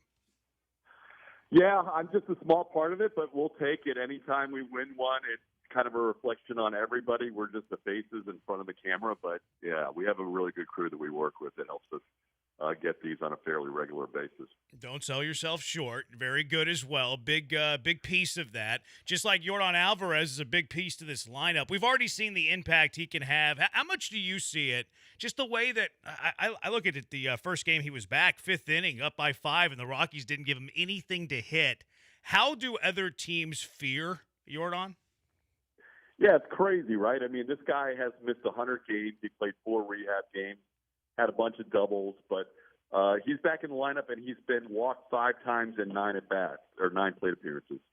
So that's all you need to know, right? It's not like the Rockies were walking everybody else. Their pitching staff actually did okay in that 3-game series against the Astros. It was kind of disappointing, to be honest with you, that the Astros didn't do more against that staff. But they weren't walking the world, but they walked Jordan because they did not want him to do any damage.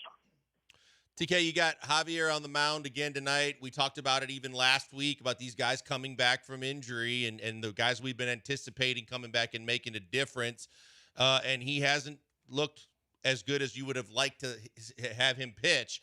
What are expectations tonight then going forward? I mean, I guess you're going to continue to go with these guys, him and Arrighetti and guys coming back, and just hope for the best? Yeah, I mean, Spencer kind of figured it out last start a little bit after the first inning that was rough in Baltimore, so that was a good sign. He ended up going 5 1/3. But for Christian to go 2 innings last time, kind of unacceptable when you give the bullpen that many innings in the middle of a stretch where you don't have an off day. The Astros did have an off day coming into this homestand, but now you've got a 10-game homestand followed by a 3-game series in Arlington without an off day. So you need Christian to become that starter, and maybe not right away where he was in 2022 when he helped the Astros win the World Series, but he's got to be a little closer to that. And somebody has to. At this point, you've got your 2 studs with Hunter and Framber, and Jason Alexander's been close to your number 3 guy. He's probably been your best third option and maybe even better than Framber over the last month. But you need one of these other guys to at least give you a regular turn in the rotation and not kill your bullpen, because the bullpen's already been used up to this point with 28 games to go. They need a little bit of a breather. So I'm going to guess that either A.J. Blueball or Lance McCullers Jr. is going to be on call today as the long guy out of the pen in case Christian doesn't go very far. And then beyond that, the roster expands on September 1, so a Luis Garcia could be another guy that comes up and gives you an option to be like a piggyback starter. But going back to your original question, yeah, Christian has to do better than what he did last time, and the Astros have to figure out this rotation here the next few weeks. There's a lot of questions going down the stretch. Yeah, it's an interesting situation because, Hunter and Framber, you feel really good about that. Maybe in the middle with Arrighetti and Javier, they can really solidify the middle of the rotation, and Alexander, of course, as well. But then after that, it feels like there's a surplus of rotation-worthy starters, but you don't really trust them a whole lot just yet. One of the reasons I think Lance McCullers going to the bullpen, I guess that has to be the goal here over the next 29 games, that you try to figure out that 5 starter. Yeah, and to be honest, I don't know if Alexander's locked down the 3 spot yet. I mean, obviously he would be your choice today, but 4 weeks is a long time. And Jason, as well as he has pitched, still has to continue to get the job done over the last month. So, yeah, there's a lot of – for a team that's in first place by 2 games, there's a lot of questions as to who might be in that rotation other than Framber and Hunter if they get to the playoffs. And those are a lot of questions that need to be answered over the next 4 weeks. I would say there's probably 6 or 7 guys in the mix for those 2 or 3 – probably 2 spots. You're not going to need a 5th starter in the playoffs. But for those 2 spots, there's probably 6 or 7 guys in the mix for that, with Alexander being the lead right now. But, again, a lot can change. So hopefully Christian pitches well, gets himself back into that conversation. I think the Astros would love to see him be their 3 guy in the long run just because he's been there in the postseason before. But he has a lot to prove still coming off that injury. Sanchez in the lineup again tonight, TK. A little bit different because it's a lefty, but overall the other outfielders have been scuffling quite a bit. Is this just a way for Joe to kind of tread water until we see when Jake might be able to come back? Yeah, Jake's probably close. I would think sometime by the end of this homestand, or certainly by the next road trip, but I would think the end of this homestand might be realistic. If he has the same number of games that Jordan played, then you're talking about maybe a week from when he started, and he started yesterday.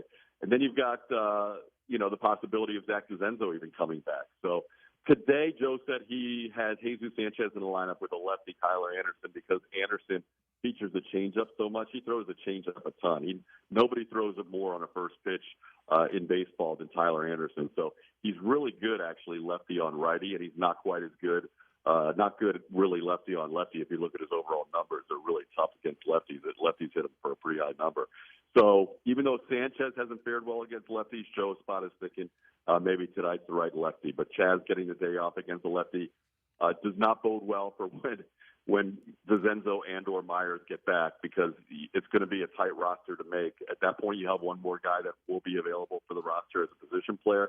But if Chaz is playing against the lefty tonight, then that's kind of a tough blow for him. Christian Walker's numbers over the last 2 months are what you paid for, it looks like. What do you think has changed with him? It's hard to really say. I mean, I think, first of all, where he was before July 1st was we couldn't explain it, because it's nowhere close to where Christian's been in his career.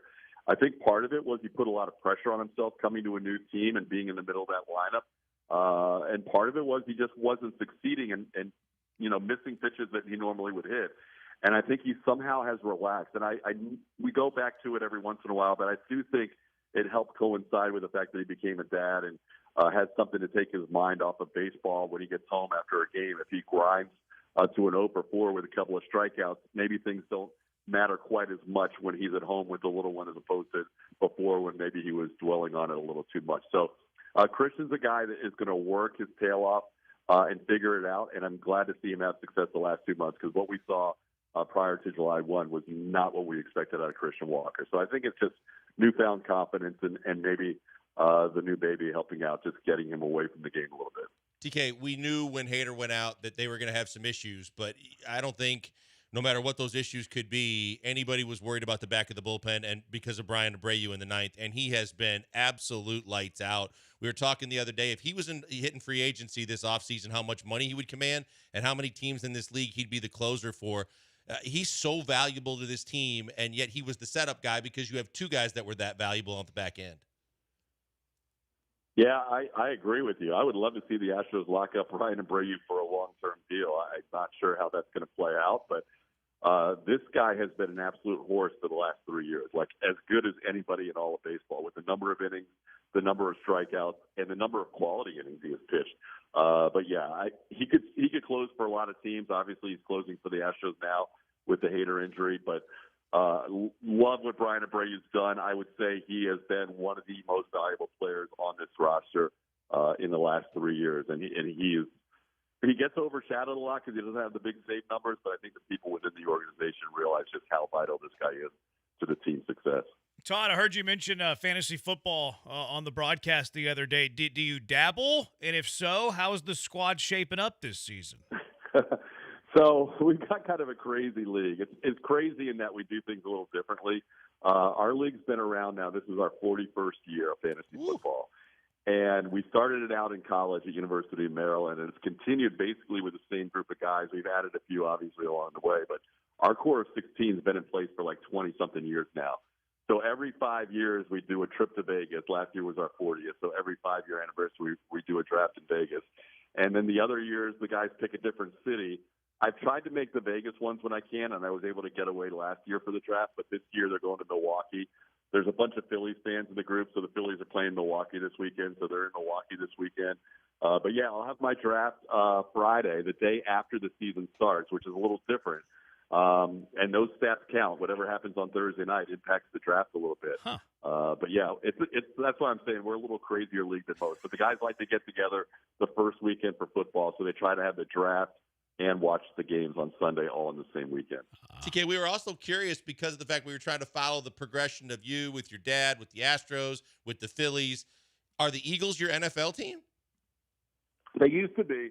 Although I will say this, growing up in Philly, I was a huge Sixers, Flyers, Phillies fan. Obviously Phillies because my dad worked for them. But I really leaned into those other teams in Philly, but I never really loved the Eagles. And I think it stems back from the fact that early on when we would go to games, I would see fans from the other teams literally get beaten up on a regular basis in the upper deck at Veterans Stadium. That's not a joke. Like they literally we've seen it.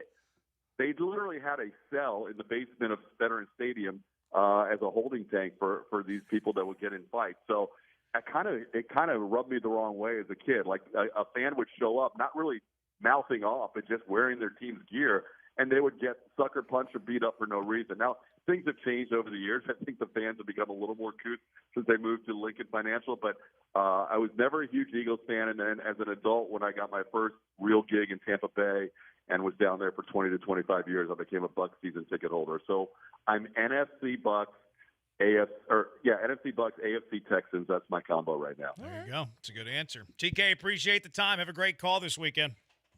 All right, guys. Always good talking to you. We'll talk to you next weekend. It's Todd Callis, TV voice of the Houston Astros. Today's interview presented by Pipefitters Local 211. They do it right. I've never heard of a fantasy football league drafting the Friday after the season. Yeah, after why? week Yeah, one. why? Well, I mean, I guess it's because they wanted to hang out and, like, you know, camaraderie and all that. You can do all that after you drafted before the season started. Yeah, it's a weird one. I love TK. It's a little weird. Well, he said there were 16 teams, too. That's all. I've played in leagues that big, and I did not like it, and I'll never do it again. It's a big league. But, I mean, if you do it for 41 years, it's pretty cool. Well, yeah. Okay. 41. I think the one that I'm in, I think, is like 22, something like that. You've been in the same league for 22 years? The one that's been, I'm in a couple of dynasty-ish ones, or keeper-ish ones. It's kind of a hybrid. The one, I think this is year 22, year 23.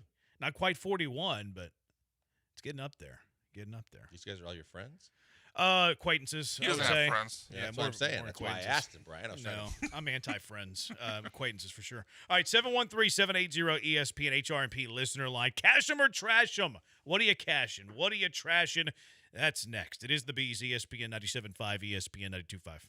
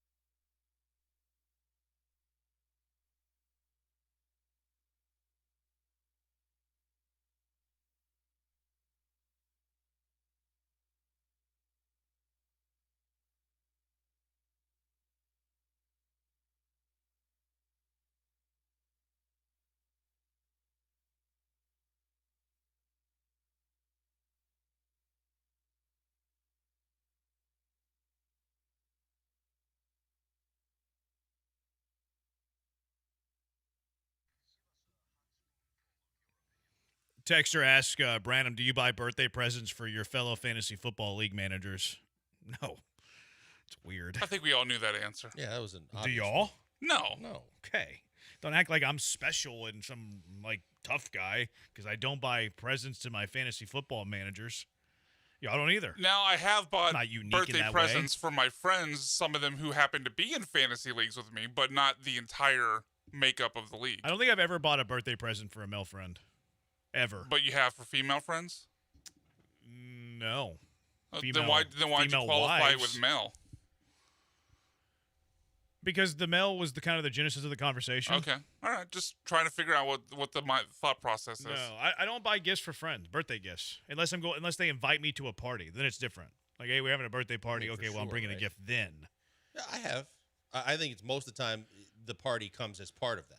Yeah, if it's a party, absolutely, you have to. Like, Right. it's your admission. Yeah, it's your ticket. Yeah, it's your ticket. All right, cash them or trash them. What are you cashing or trashing, Blankers? I'll open it up with, not so obvious, but the Green Bay Packers will not make the NFC Championship. You hate the Packers.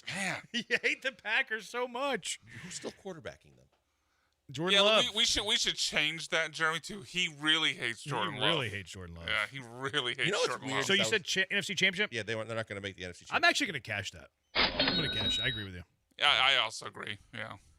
Yeah, I mean, I know that also Cam hate the Newton went way at them to say that they might not be, I think, the third, not even the third best team in the NFC.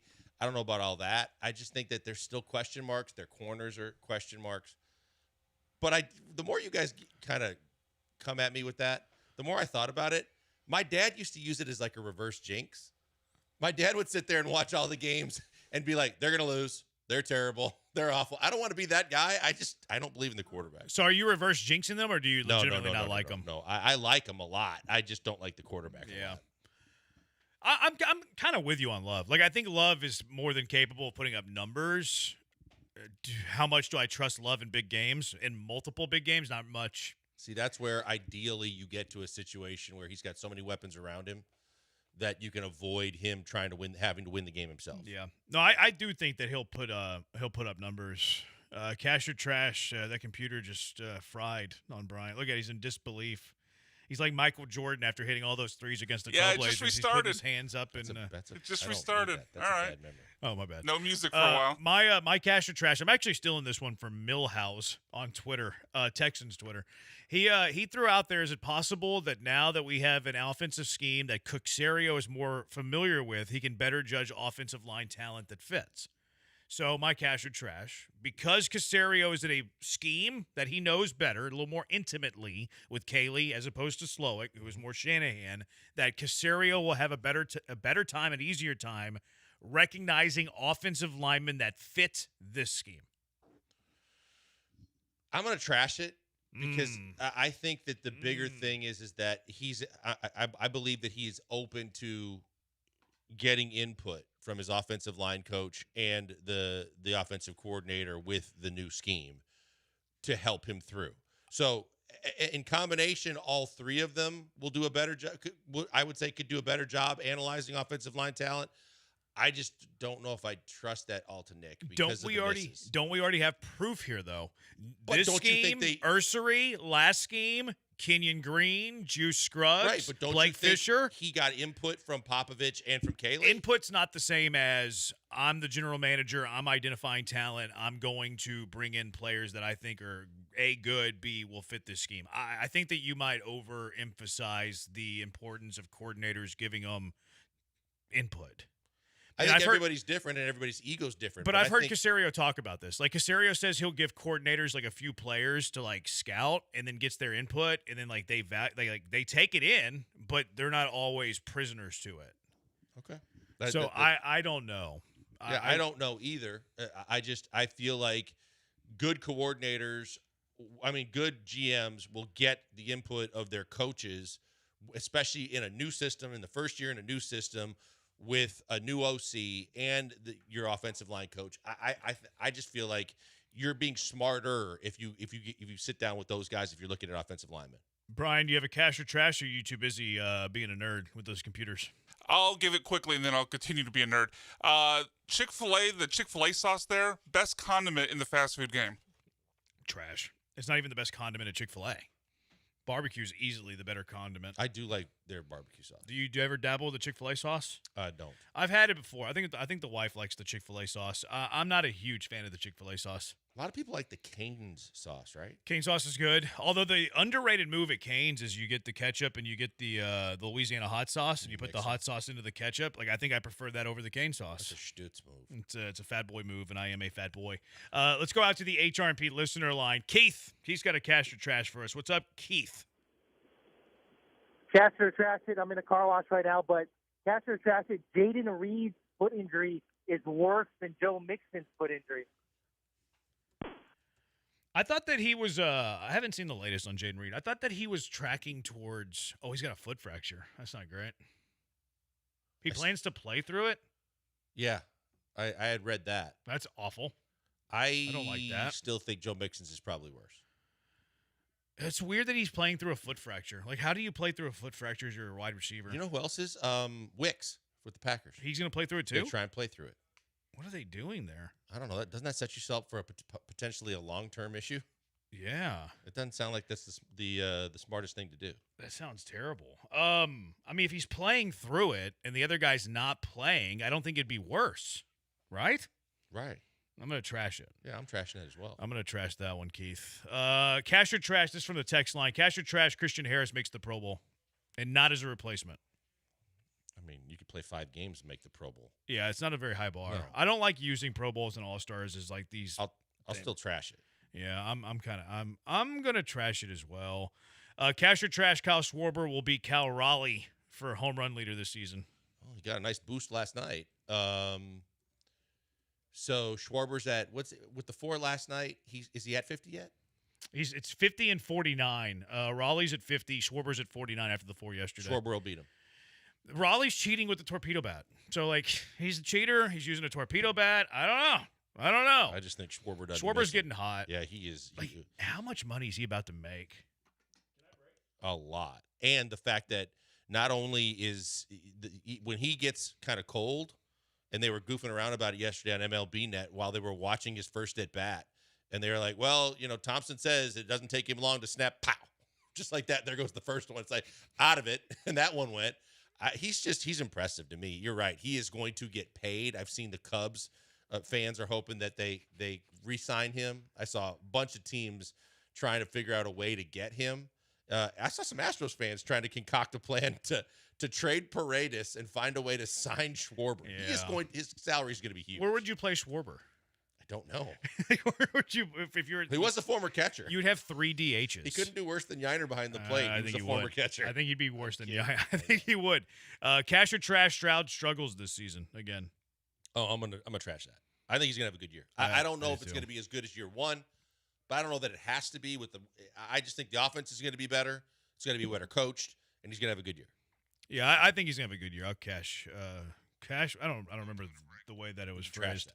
Trash it then. 44. I love this text. 4488 says 4488. I'm cashing that today's show is one of the best Killer Bees to date. Great guests today, B-Mag. Is today one of the greatest days in Killer Bee history as Brian's trying to reboot the system and we can't go to commercial break. I guess it depends on perspective right now. We can just do the live reads. Just load us up with who it is if there are any of ours. Let's bring back old live reads we haven't done in a while. What is your favorite episode of the Killer Bees? I don't know. Like they all stick the previous out, right? one. They're all tomorrow's. Tomorrow is the most important show in Killer Bee history. I like the ones where we fight. Those are always fun to me. I don't care for them. I like the ones when we break news or stories. Oh, those are cool. Trade deadline day was pretty. Like the recent one was pretty cool. Yeah. Like, oh, hey, Correa just got traded to the Astros. And yesterday was pretty cool. I was going to say yesterday was cool too. Yeah, with but it was the Parsons trade Cowboys. right in front of us. I mean, what other breaking news have we had? I want to say, well, we had NBA trade deadline too, but the Rockets didn't do anything. No. And we didn't have any Astros.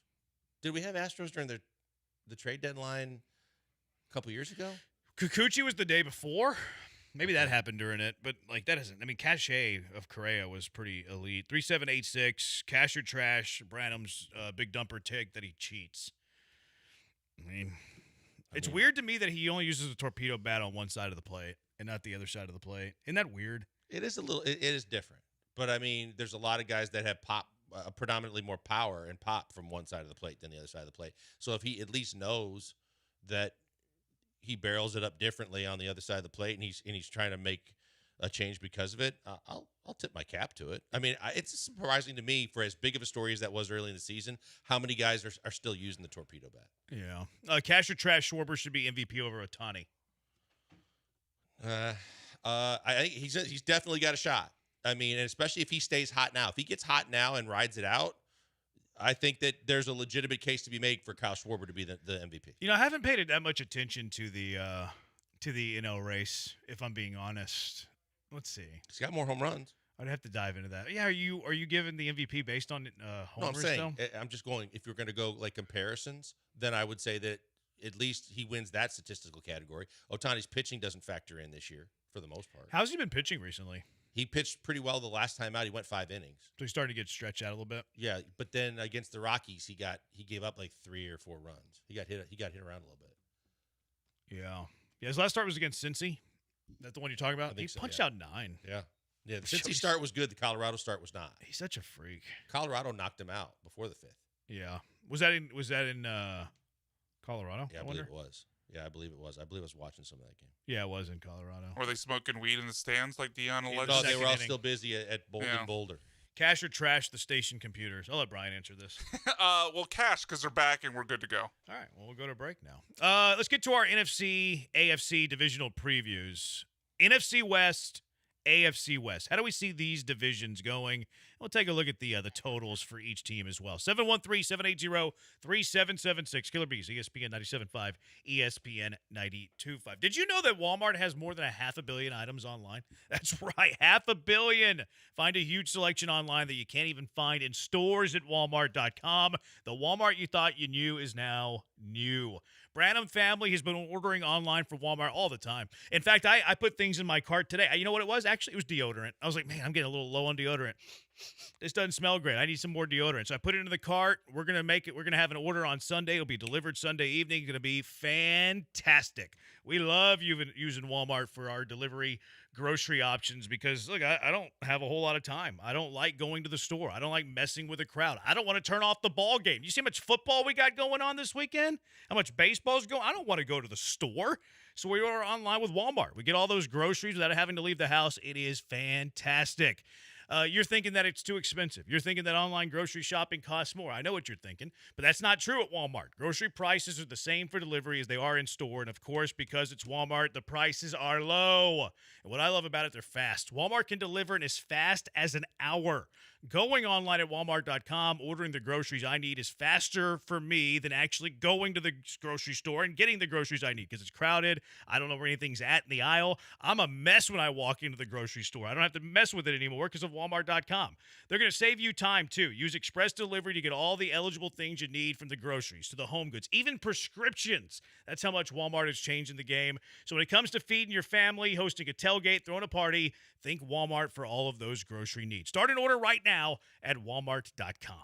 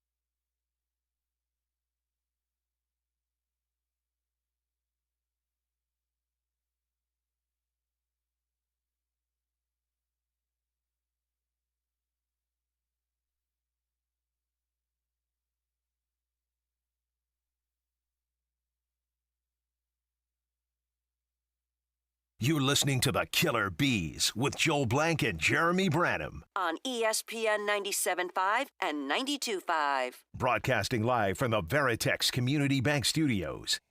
All right, NFL season starts in less than a week. Love it. It's going to be so good. I'm going to have to hammer out so many best ball drafts this weekend. I'm going to spend $500 in best ball this weekend.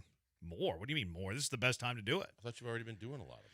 I have. I'm going to do way more. This is the best time to do it. The fields are the softest this time of year. Soft fields, baby. I'm going to try to get a little $500 worth this weekend. Maybe tomorrow alone. Sit around, watch college football, draft NFL best balls. Who says no? Okay. What a better way to spend a Saturday than watch college football and draft best balls. Like, that is the best Saturday imaginable. Let Branham baby run around, like, as I watch him upstairs. Hey, do whatever you want. I'm about to jump out this window. That's okay. I'm about to draft C.J. Stroud. Like, it's fine. It's okay. It's going to be a good time. Wish I could. Gonna order food at Walmart.com. Wish you could do a best ball? Wish I could, have that life as opposed to the schedule of the weekend. What are y'all doing, softball? Oh, and the kids have birthday parties to go to and swimming parties to go to and softball practice. What maniac parents scheduled a birthday party during Texas-Ohio State? Mm-hmm. Oh, it's not just a birthday Casuals. party. It's a pool party, which leads into a slumber party. Why do you got to be there? You slumbering with them? Because my youngest has been invited, but she's not old enough to stay overnight, so I have to be there for the pool party part of it, and then I have to drive her home. Oh, okay. We'll sit in the lawn chair and do a little best ball draft. Do a little best ball draft. You a little Jordan Love. Nope. All right, NFC West. Let's go team by team here, alphabetical order, because that's what we do. We're fair on the Killer Bees. Arizona, 8.5 points. Gannon, their head coach. Kyler Murray, the greatest athlete on planet Earth. How many guys were drafted in the first round in two different sports? Arizona, 8.5 wins is the total. What are you thinking on the Arizona Cardinals? I'm not staunch on the Cardinals. I don't believe in Kyler Murray. I know he's got a few weapons. I think Harrison Jr.'s got a lot to prove, and he should hopefully have a more of the expected year than last year. I don't think he was great, but I don't think that they're a very good football team. I think 8.5 is too high. I would take the under on that. I'm not staunch on the Cardinals at all. Their defense is good. I think Gannon kind of gets like a nerdy reputation, so we're like, oh, he doesn't know ball. I actually think he's one of the better defensive minds in the NFL. The 8.5 is a little high for me. I have him at 8 wins. I have him going 8-9.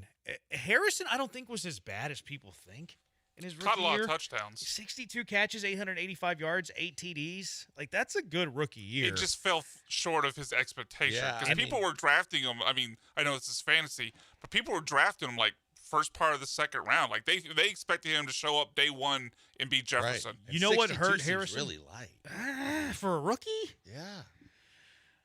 See how many DeAndre Hopkins got his rookie year. Different era. Hopkins was 800 something a lot of yards. guys in the last couple of years coming into the league as rookies that made an impact better than 60. Yeah, Hopkins went 52, 802. But he wasn't the number 3 pick of the draft. Yeah, he was in the 20s. Number 4 pick of the draft, what Harrison was. You know what I think hurt Harrison? Was that Brian Thomas Jr. and Malik Neighbors and even Ladd McConkey outproduced him. So, like, we look at that and be like, oh, Harrison didn't have a great year. Like, if those guys didn't exist, we would be like, yeah, it was a good rookie year for Harrison or a solid rookie year for Harrison. Yeah, the bar's just been changed. I think people, like Andre Johnson was under 1,000 yards as a rookie. Same with Hopkins. But starting with Jefferson and Chase, and then, like you mentioned, Malik and Brian Thomas, Puka even as a rookie as well. Like, they just completely changed on the bar of what we expect from rookie wide receivers. Look, I have Arizona at 8 wins. I don't think that they're going to make the playoffs. I would go under if I absolutely had to. We're going to have some fun. Was that Gannon? That's Gannon, yeah. My favorite Gannon's the pew, pew, pew. Oh, I think I had that somewhere. Pew, pew. I think their offense has a chance to do some stuff, though. Like, they have the weapons. Connor doesn't seem like he ages. Harrison, I think, is going to have a good sophomore year. McBride's their best pass catcher. And then I think defensively they're going to be a tough out. But I have them flirting with a 500 record. Anything different, Brian? I'm on Joel's side on this one, and here it is. That's the weirdest. Who was he talking to? Do y'all remember? It was some random receiver, I think. Well, there's one more that I was about to pull up, and I think in this one he's talking to Kyler as I pull it up right. There's one I remember him talking to Kyler. Explosives, you can run. That was to a receiver. That was to Kyler. He just said that you were talking explosives you can run. I know, but he's talking to Kyler. Yeah. Oh, okay. So the pew, pew, pew was to a receiver. I think so. I think it was some random receiver. They might have even cut the dude. Yeah, he's his. Shoo, shoo, shoo, shoo, shoo. I mean, I know we give Liam Cohen a lot of crap for Duval, but I mean,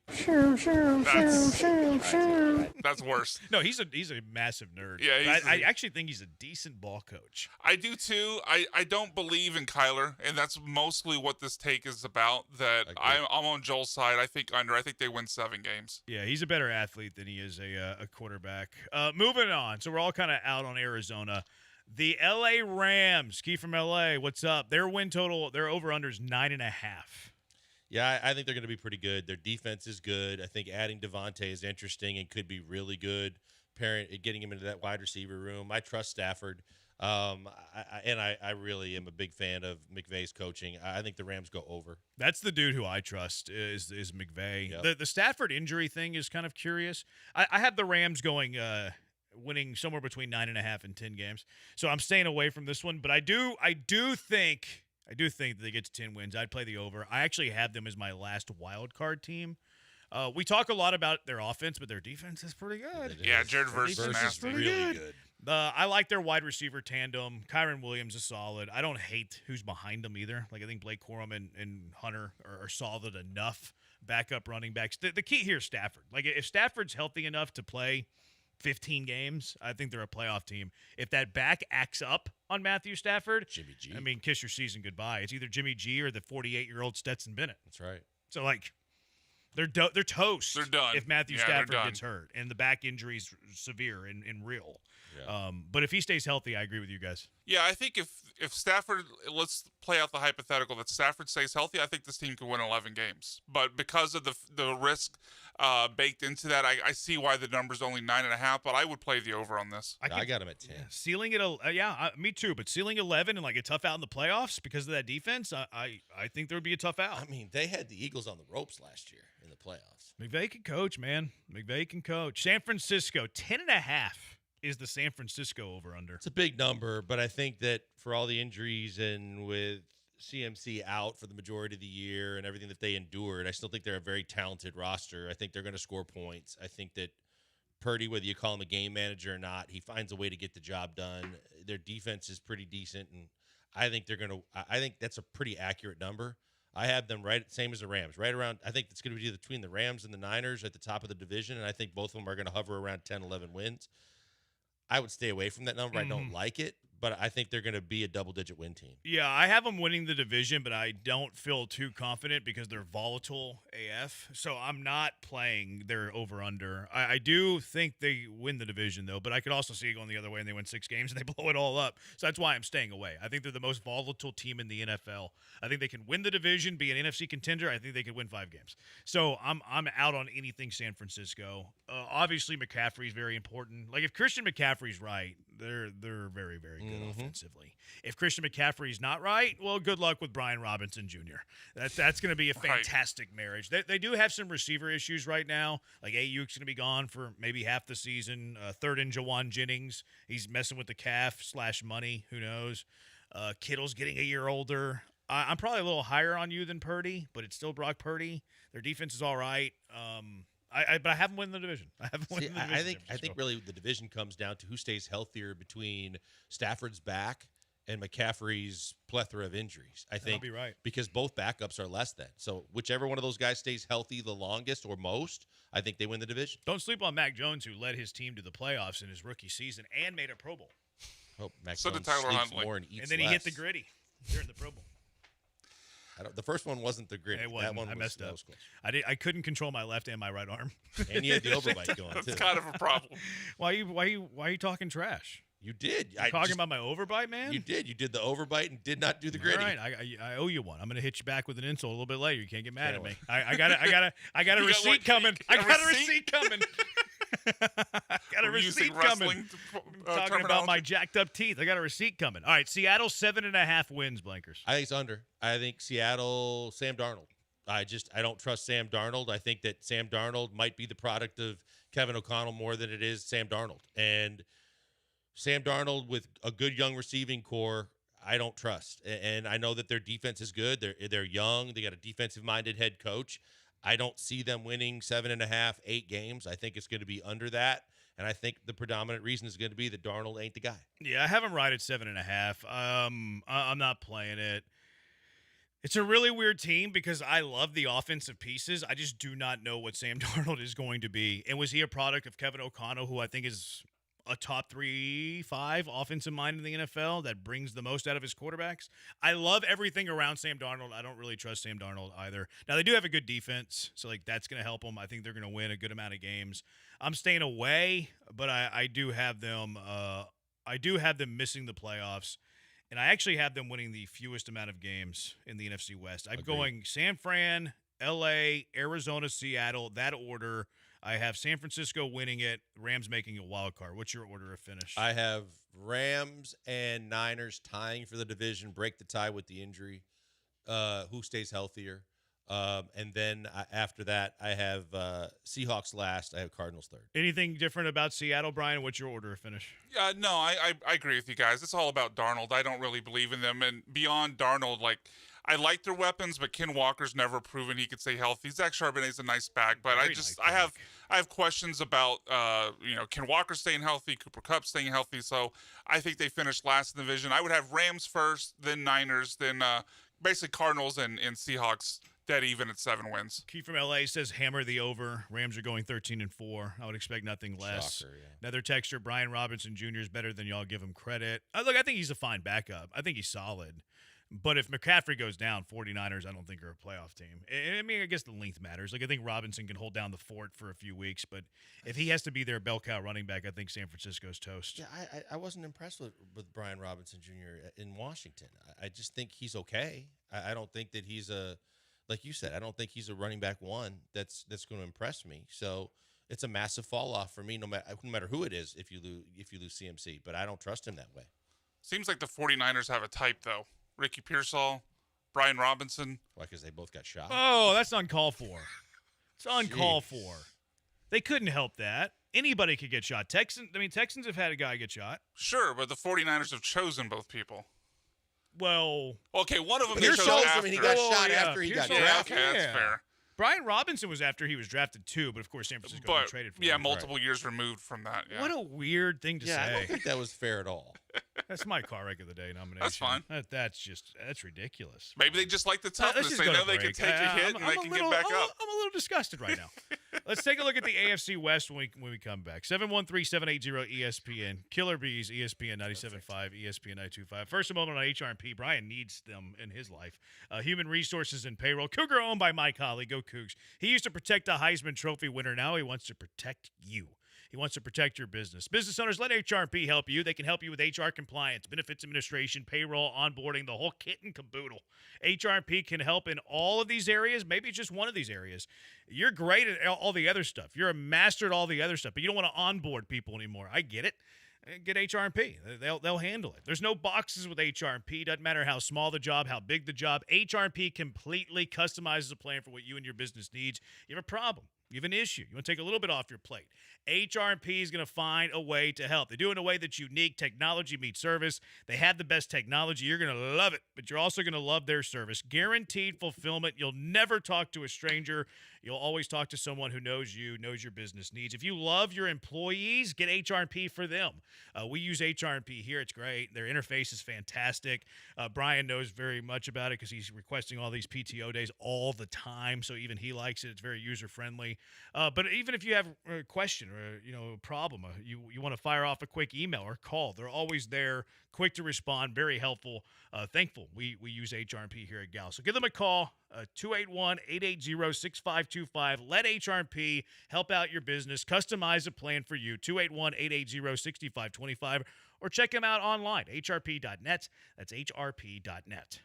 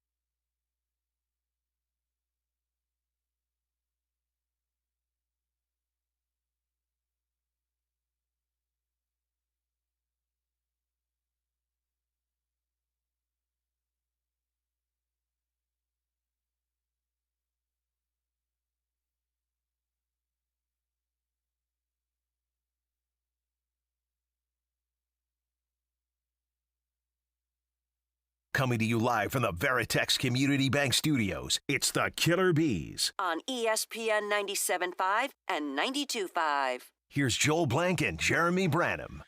Texture Tank Dell to the 49ers confirmed. Breaking news, 49ers trade for Tank Dell. Both of you Textures are banned for the rest of the year.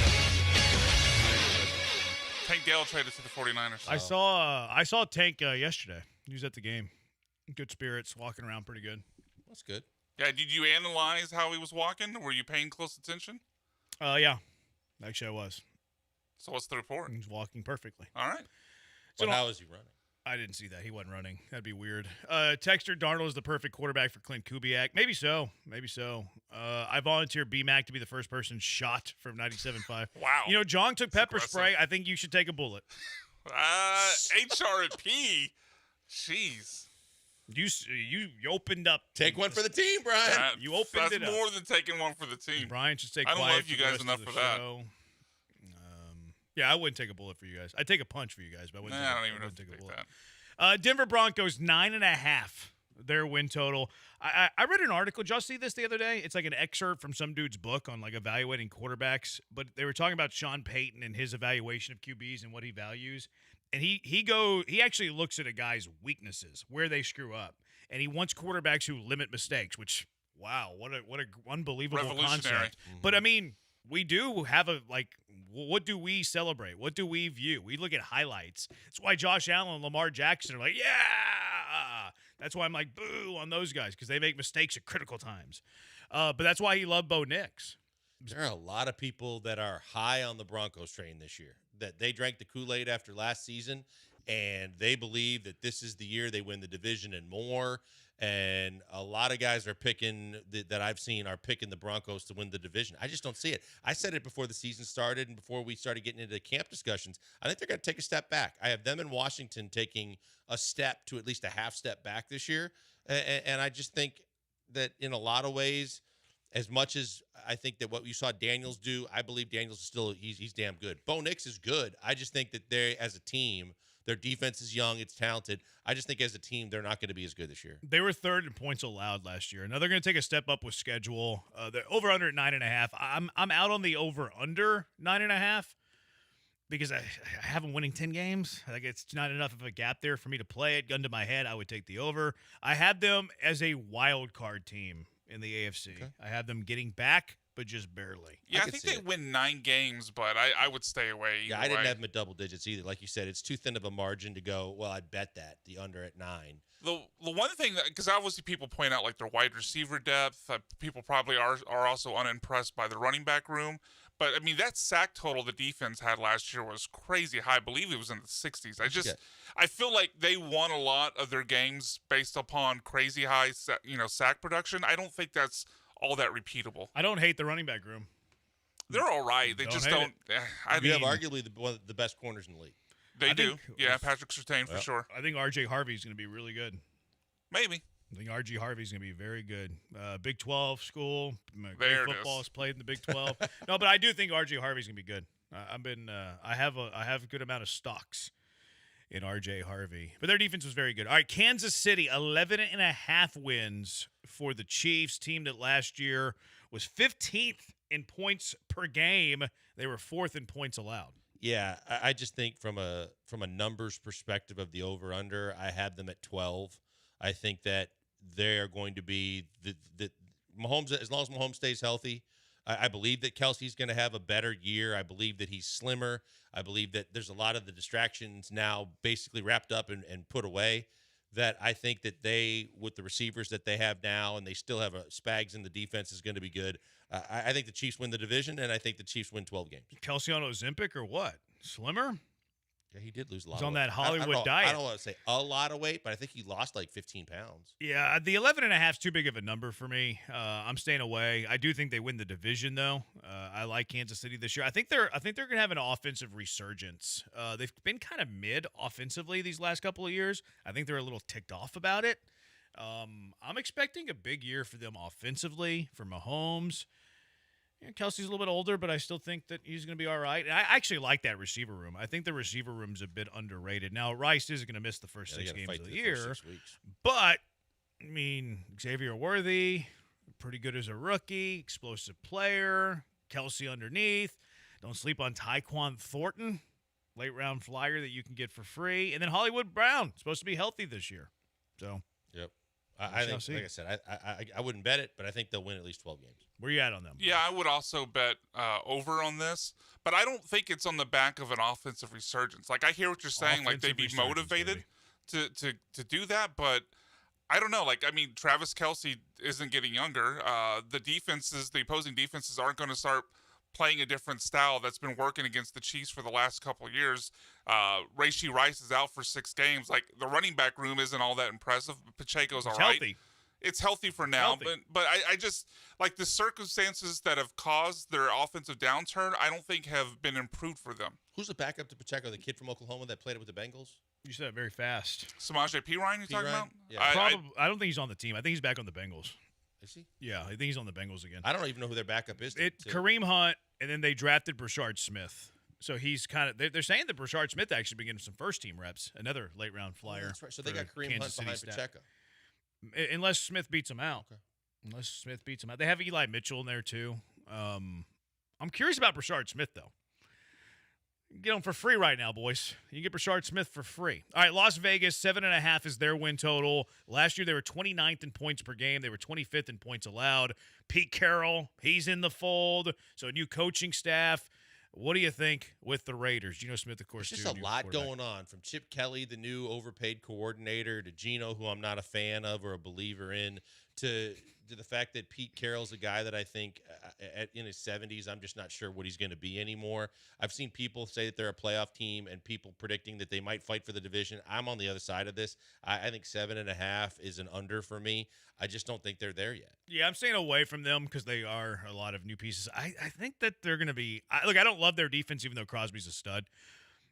I think offensively they have a chance to be pretty dangerous. I think they can be dangerous offensively. I think Chip Kelly is a good offensive mind. Now, he wasn't great in the NFL, but I think he's a good offensive mind. I think coordinator is his best role. I'm higher than you are on Geno. I think Geno's solid. I think he's like a late teens kind of guy relative to the position. You drafted Ashton Genty. Like, they have juice in the running back room now. The receivers are kind of mid. Jacoby Myers, blah, blah, blah, blah, blah. Depending on what he decides to do, right? Yeah, I mean, Raiders said they're not trading him. I bet you he plays. You know, Trey Tucker's Cooper. okay. Yeah, see, I'm with Brian on Cooper. I think he's just kind of a warm body in the room. But then they have the best tight end in the NFL. Like, I think they have a chance to be pretty dangerous offensively. So, but I don't think they're going to stack up tons of wins. I don't think they're going to be good on both sides of the ball. But I'm staying away from the over-under. Yeah, I would stay away from it too. But if I, gun to my head, had to play it, I would play the under. I love Bowers. I love Genty. I don't think the weapons are deep, and I don't trust their defense or really Pete Carroll at this point. So I would play the under if I had to. Kind of mean. It's ageist. Yeah, it is. Absolutely, it's ageist.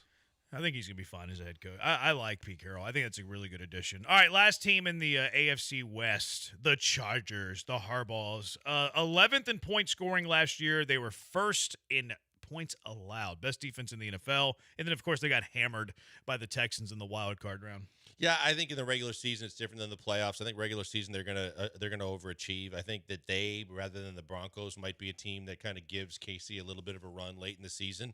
I believe that they've continued to load up the offensive line, though they did suffer a season-ending injury to one of their best players.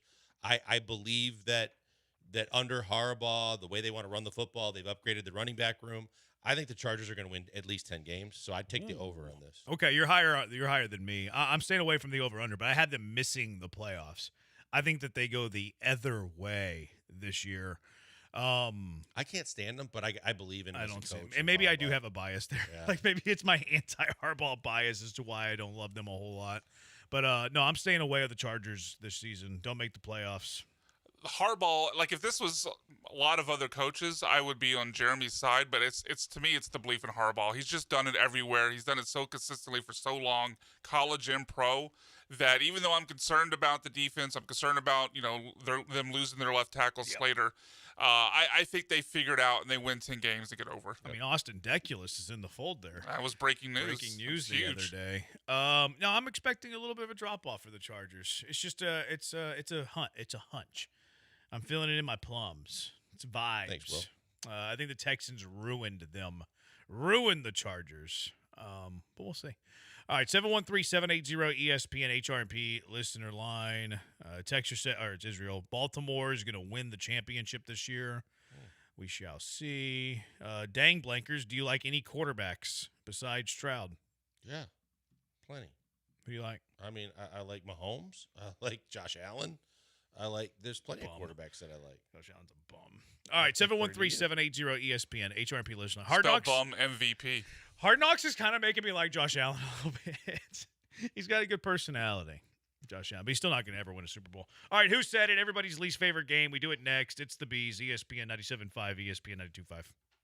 Hey, right now, before we go to the break, I want to tell you about Allstate Siding and Windows. Allstate Siding and Windows are the best in the business. They're right here in Houston, Texas. They've been in business for almost 50 years, and they base their business on not just really good prices, but really good service before, during, and after the sale, and being loyal to you, the customers that support them here in the Houston area. They support us, they support you, and they want to reach out to you through us to get the best deals possible. Right now, 30% off all window jobs, $2,500 off a complete siding job. And the experts are there for you at your beck and call. And literally, all you got to do is call them. 832-204-1936. You can get a free estimate. They will come to your door. They will explain to you everything about their products. They will look at your structure and tell you the best products that they have to fit the best situation for your house.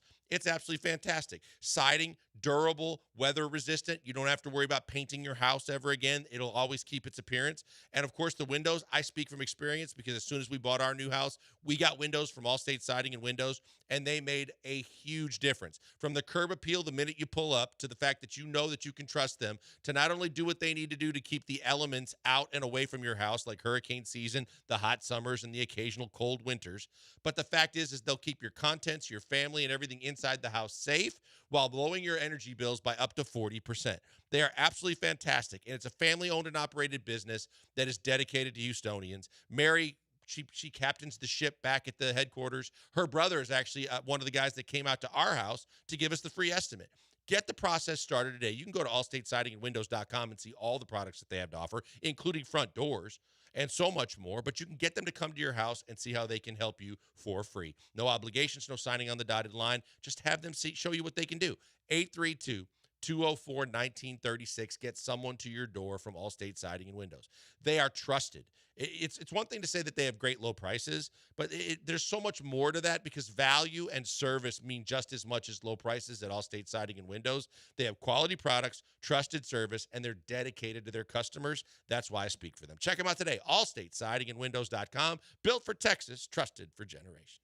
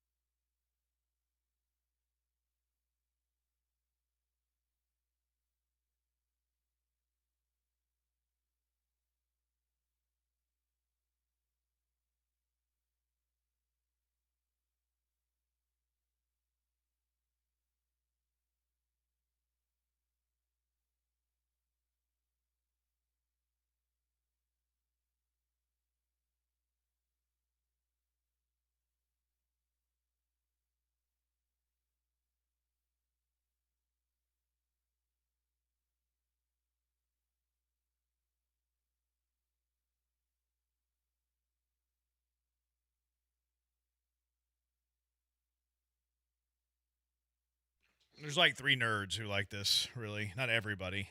Select very few. All right. Who said it? Brian, you know how we play by now. I don't need to give you the rules. Question or quote 1. What a setup. He really promoted the hell out of that, didn't he, Joel? Does it need promotion? I mean, you could have said it with a little enthusiasm. Everybody either hates the game that doesn't need promotion, or the 3 nerds love the game and don't need promotion. Brian, it's a love-hate with a little relationship, enthusiasm. and we know what side he's on. Yeah, no, it's clear what side of the fence he's on. All right, quote number 1. Now, I will tell you, because of what happened last week, 2 of these quotes are from last week. I don't think that'll make any difference, but just a heads up. That's why you don't mention the rules, Jeremy, because they change every week. How do they change every week? To go your way. What do you mean? You're using quotes from last week. Yeah, it's the and first I time told that's you been about done it, in so the that history it of the wouldn't game. be slanted in my favor. I told you ahead of time. But it is a change. Okay, technically it is a change, but So it's then not you can't slanted argue. anything in my favor. Quote number 1, you big babies. All right. This is a recipe for disaster. When a drunk dog who finds some of the nips that are lying around Dyke and Park, because that's what people are getting yammed on, because apparently they're sneaking nips in. When they find a drunk dog, a drunk pit bull who mauls a toddler at Dyke and Park, just know that I said it would happen first. Paul? Who used to would the old guys know the nips? Hey, Lance would. It's either Paul or Lance. I feel like I always say that. It's either. I feel like I say that with every single quote to me is always Paul or Lance. I think it's Paul or Lance, but I do have a lean on Paul. Let's If you try had it. a lean on Let's Paul. try. It's the first one. All right. This is a recipe for disaster. When a drunk dog Was that this week or last week? finds some of the nips that are lying around Dyke and Park, because that's what people are getting yammed on. I'm just Apparently curious why they're that sneaking matters. Nips in. When 'Cause I they wanna know find how a many drunk of the dog, possible a drunk stinkers pit he's got bull lined up for who mauls a toddler. I'm trying to find the competitive advantage. in that. That's what Don't worry I'm about that. lost on. All right, teammate. Yeah, well, but I mean, you know what? As much as you bail on me as a teammate because you don't like this game, we've done all right. I don't bail on you. I do give it a college try. I kind of check out once we get one wrong. Yeah, there you go. They're okay. That's more accurate. All right, quote 2. And Terry McLaurin is their number 1 guy. I mean, it's not like they have a tight end Terry McLaurin is the man. Terry McLaurin is the guy. I mean, they added Debo, but Debo is, I mean, I don't want to say he's fat. I don't want to call him a fatty. But I'm just saying, I don't think he's the Debo of a couple years ago. That was a whole lot of rumbling, bumbling, stumbling. I read something today that Debo's lost like 20 pounds. I hope so, since whenever they saw him at the start of camp. Good point. I mean, because he did look a little bit more like a lineman. I kind of like Debo a little bit in fantasy this year, just because that running back room is obsolete. I heard all 3 guys in the morning. See, that's who? That's a lot of rambling for Lance, like stumbling for Lance. Like Lance's football takes are usually on point. Would Dell use fatty? I don't think Dell's going to stumble that much. I think this is John. I think it's Granado. I think that Dell would use fatty. Sure. And I know that Lance would stutter around and like that. Yeah, but he said that was what? I mean, 45-second quote, and he said like 3 things. It's like 21 seconds. And he didn't give any respect to the commander offense. He read it like 45. He gave 0 respect to the commander offense. I don't think that Lance would give 0 respect to the commander offense. I think it's John, but it could be Dell. And I suck at this game, so like let's factor that in. I would ask you to read it again, but I know that was tough even for you to. It is tough to factor in the stuff. All right, screw it. What the hell? And Terry McLaurin is their number 1 guy. I mean, it's not like they have a tight end Terry McLaurin is the man. Terry McLaurin is the guy. I mean, they added Debo, but Debo is, I mean, I don't want to say he's fat. I don't want to call him a fatty. But I'm just saying, I don't think he's the Debo of a couple years ago. It could be Paul, man. I hear Lance. It's like the last guy I think it is. All right. Well, we've added 2 instead of narrowing I think down you've the 2 said that the we entire had. cast at this point. That's probably true. I mean, it is only 4 people, so it's not hard to name them all. I veto Lance. Okay. And then you can pick with the remaining bodies. Well, I mean, this is big for you because right now we don't have a blemish. I know. So if it means more to you, then pick it. Well, I'm stuck on Granato and Paul now. Yeah, I didn't hear Paul in that, but yeah, the fatty part makes me think. Yeah, Paul. because Paul does use fatty boom batty. I think. And also, I don't think Paul knows a whole lot of players on other teams, and he kind of gave zero clue on what other players were. He stumbled on Debo and then called him a fatty. That's a Paul word. I started to talk myself into Paul there. Like I said. All right, let's go, Paul. And Terry McLaurin. Dang it. Is their number one guy. I mean, it's not like they have a tight end that they're going to. Terry McLaurin is the man. Terry McLaurin is the guy. I mean, you had a Debo, but that's not. Debo is. I mean, I don't want to say he's fat. I don't want to call him fatty. But I'm gonna. But I'm just saying he's so not. John. He ain't. I don't think he's a Debo. No, a couple that of years actually ago. ticks me off. Yeah, you were right there immediately. I sniffed that sucker out. The stumbles, I thought you picked up on it right away. Did. It was John, and then you backed off of him. Your logic, though, on why you backed off, I think, was sound because Paul does use fatty a lot. He does. But, fatty boom batty and all that. Yep. So your logic wasn't off, but yeah. All right, I'll try my mic. It's all right. Quote 3 for Joel and Joel only, I guess. Cal, I know you listen to the show.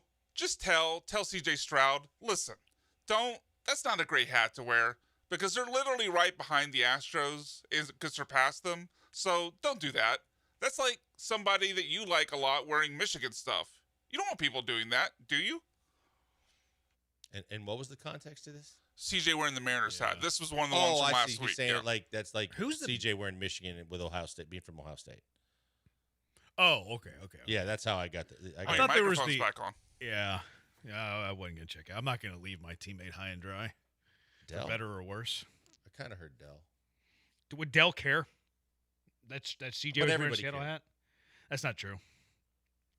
I mean, it was a topic everybody was talking about. Yeah, for sure. Some people though were like, it's not a thing. This is about the fit and all that stuff. Swag. I think the morning show guys would both care. I think it could be Lance.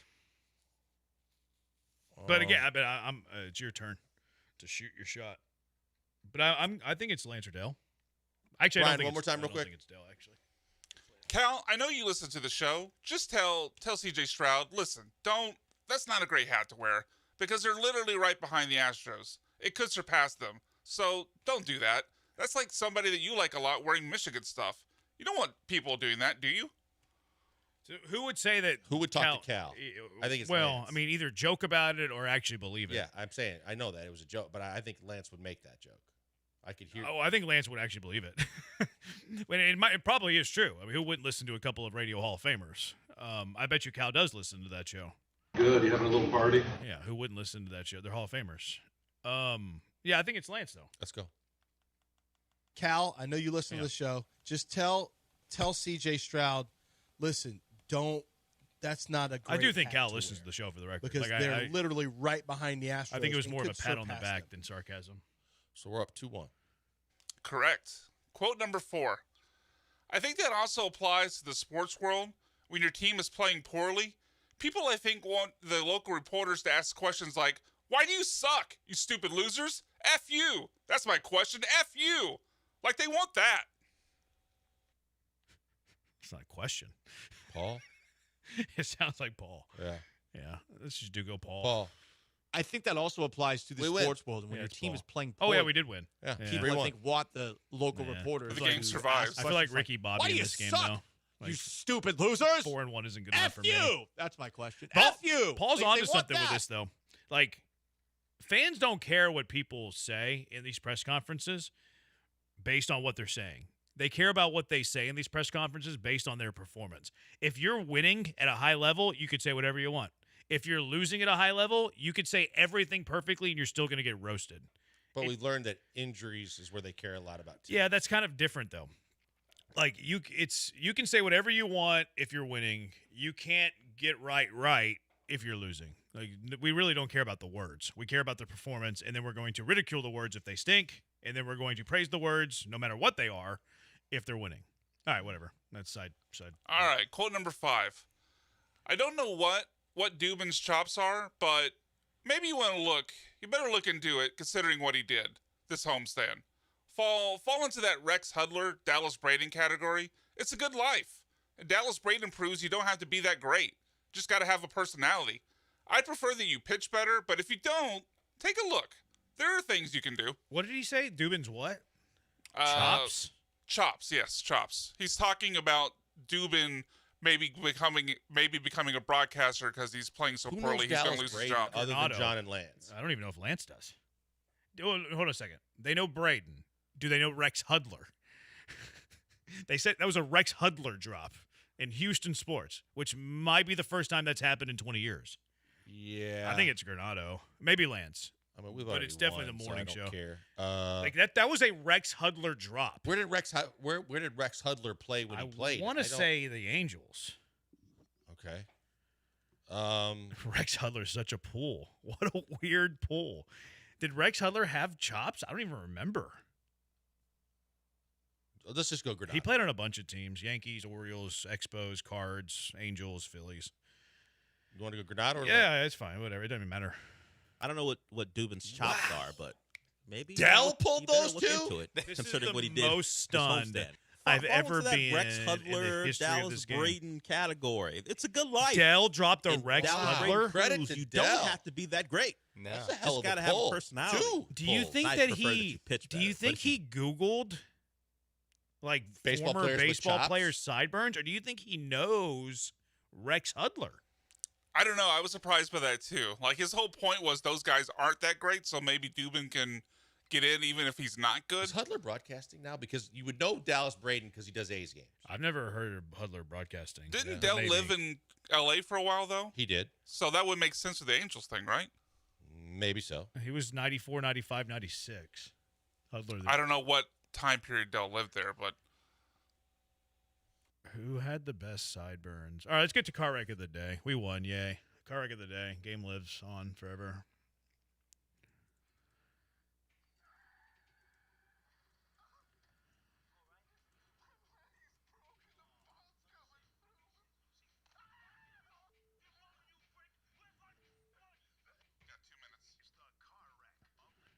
Car wrecks of the day, 713-780-3776. What is your car wreck of the day?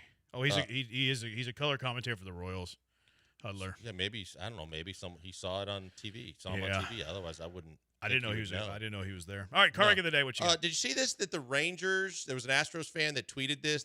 That they had tickets. They were invited to the Rangers version of the Diamond Club called the Home Plate Club. And as part of having a ticket within the Rangers Home Plate Club up in Arlington, there is a dress code. And the dress code is very clear that the Texas Rangers restrict wearing any opponent's baseball gear in the suite.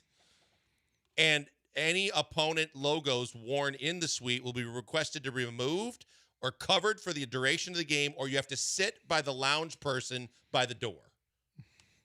That's weak sauce, man.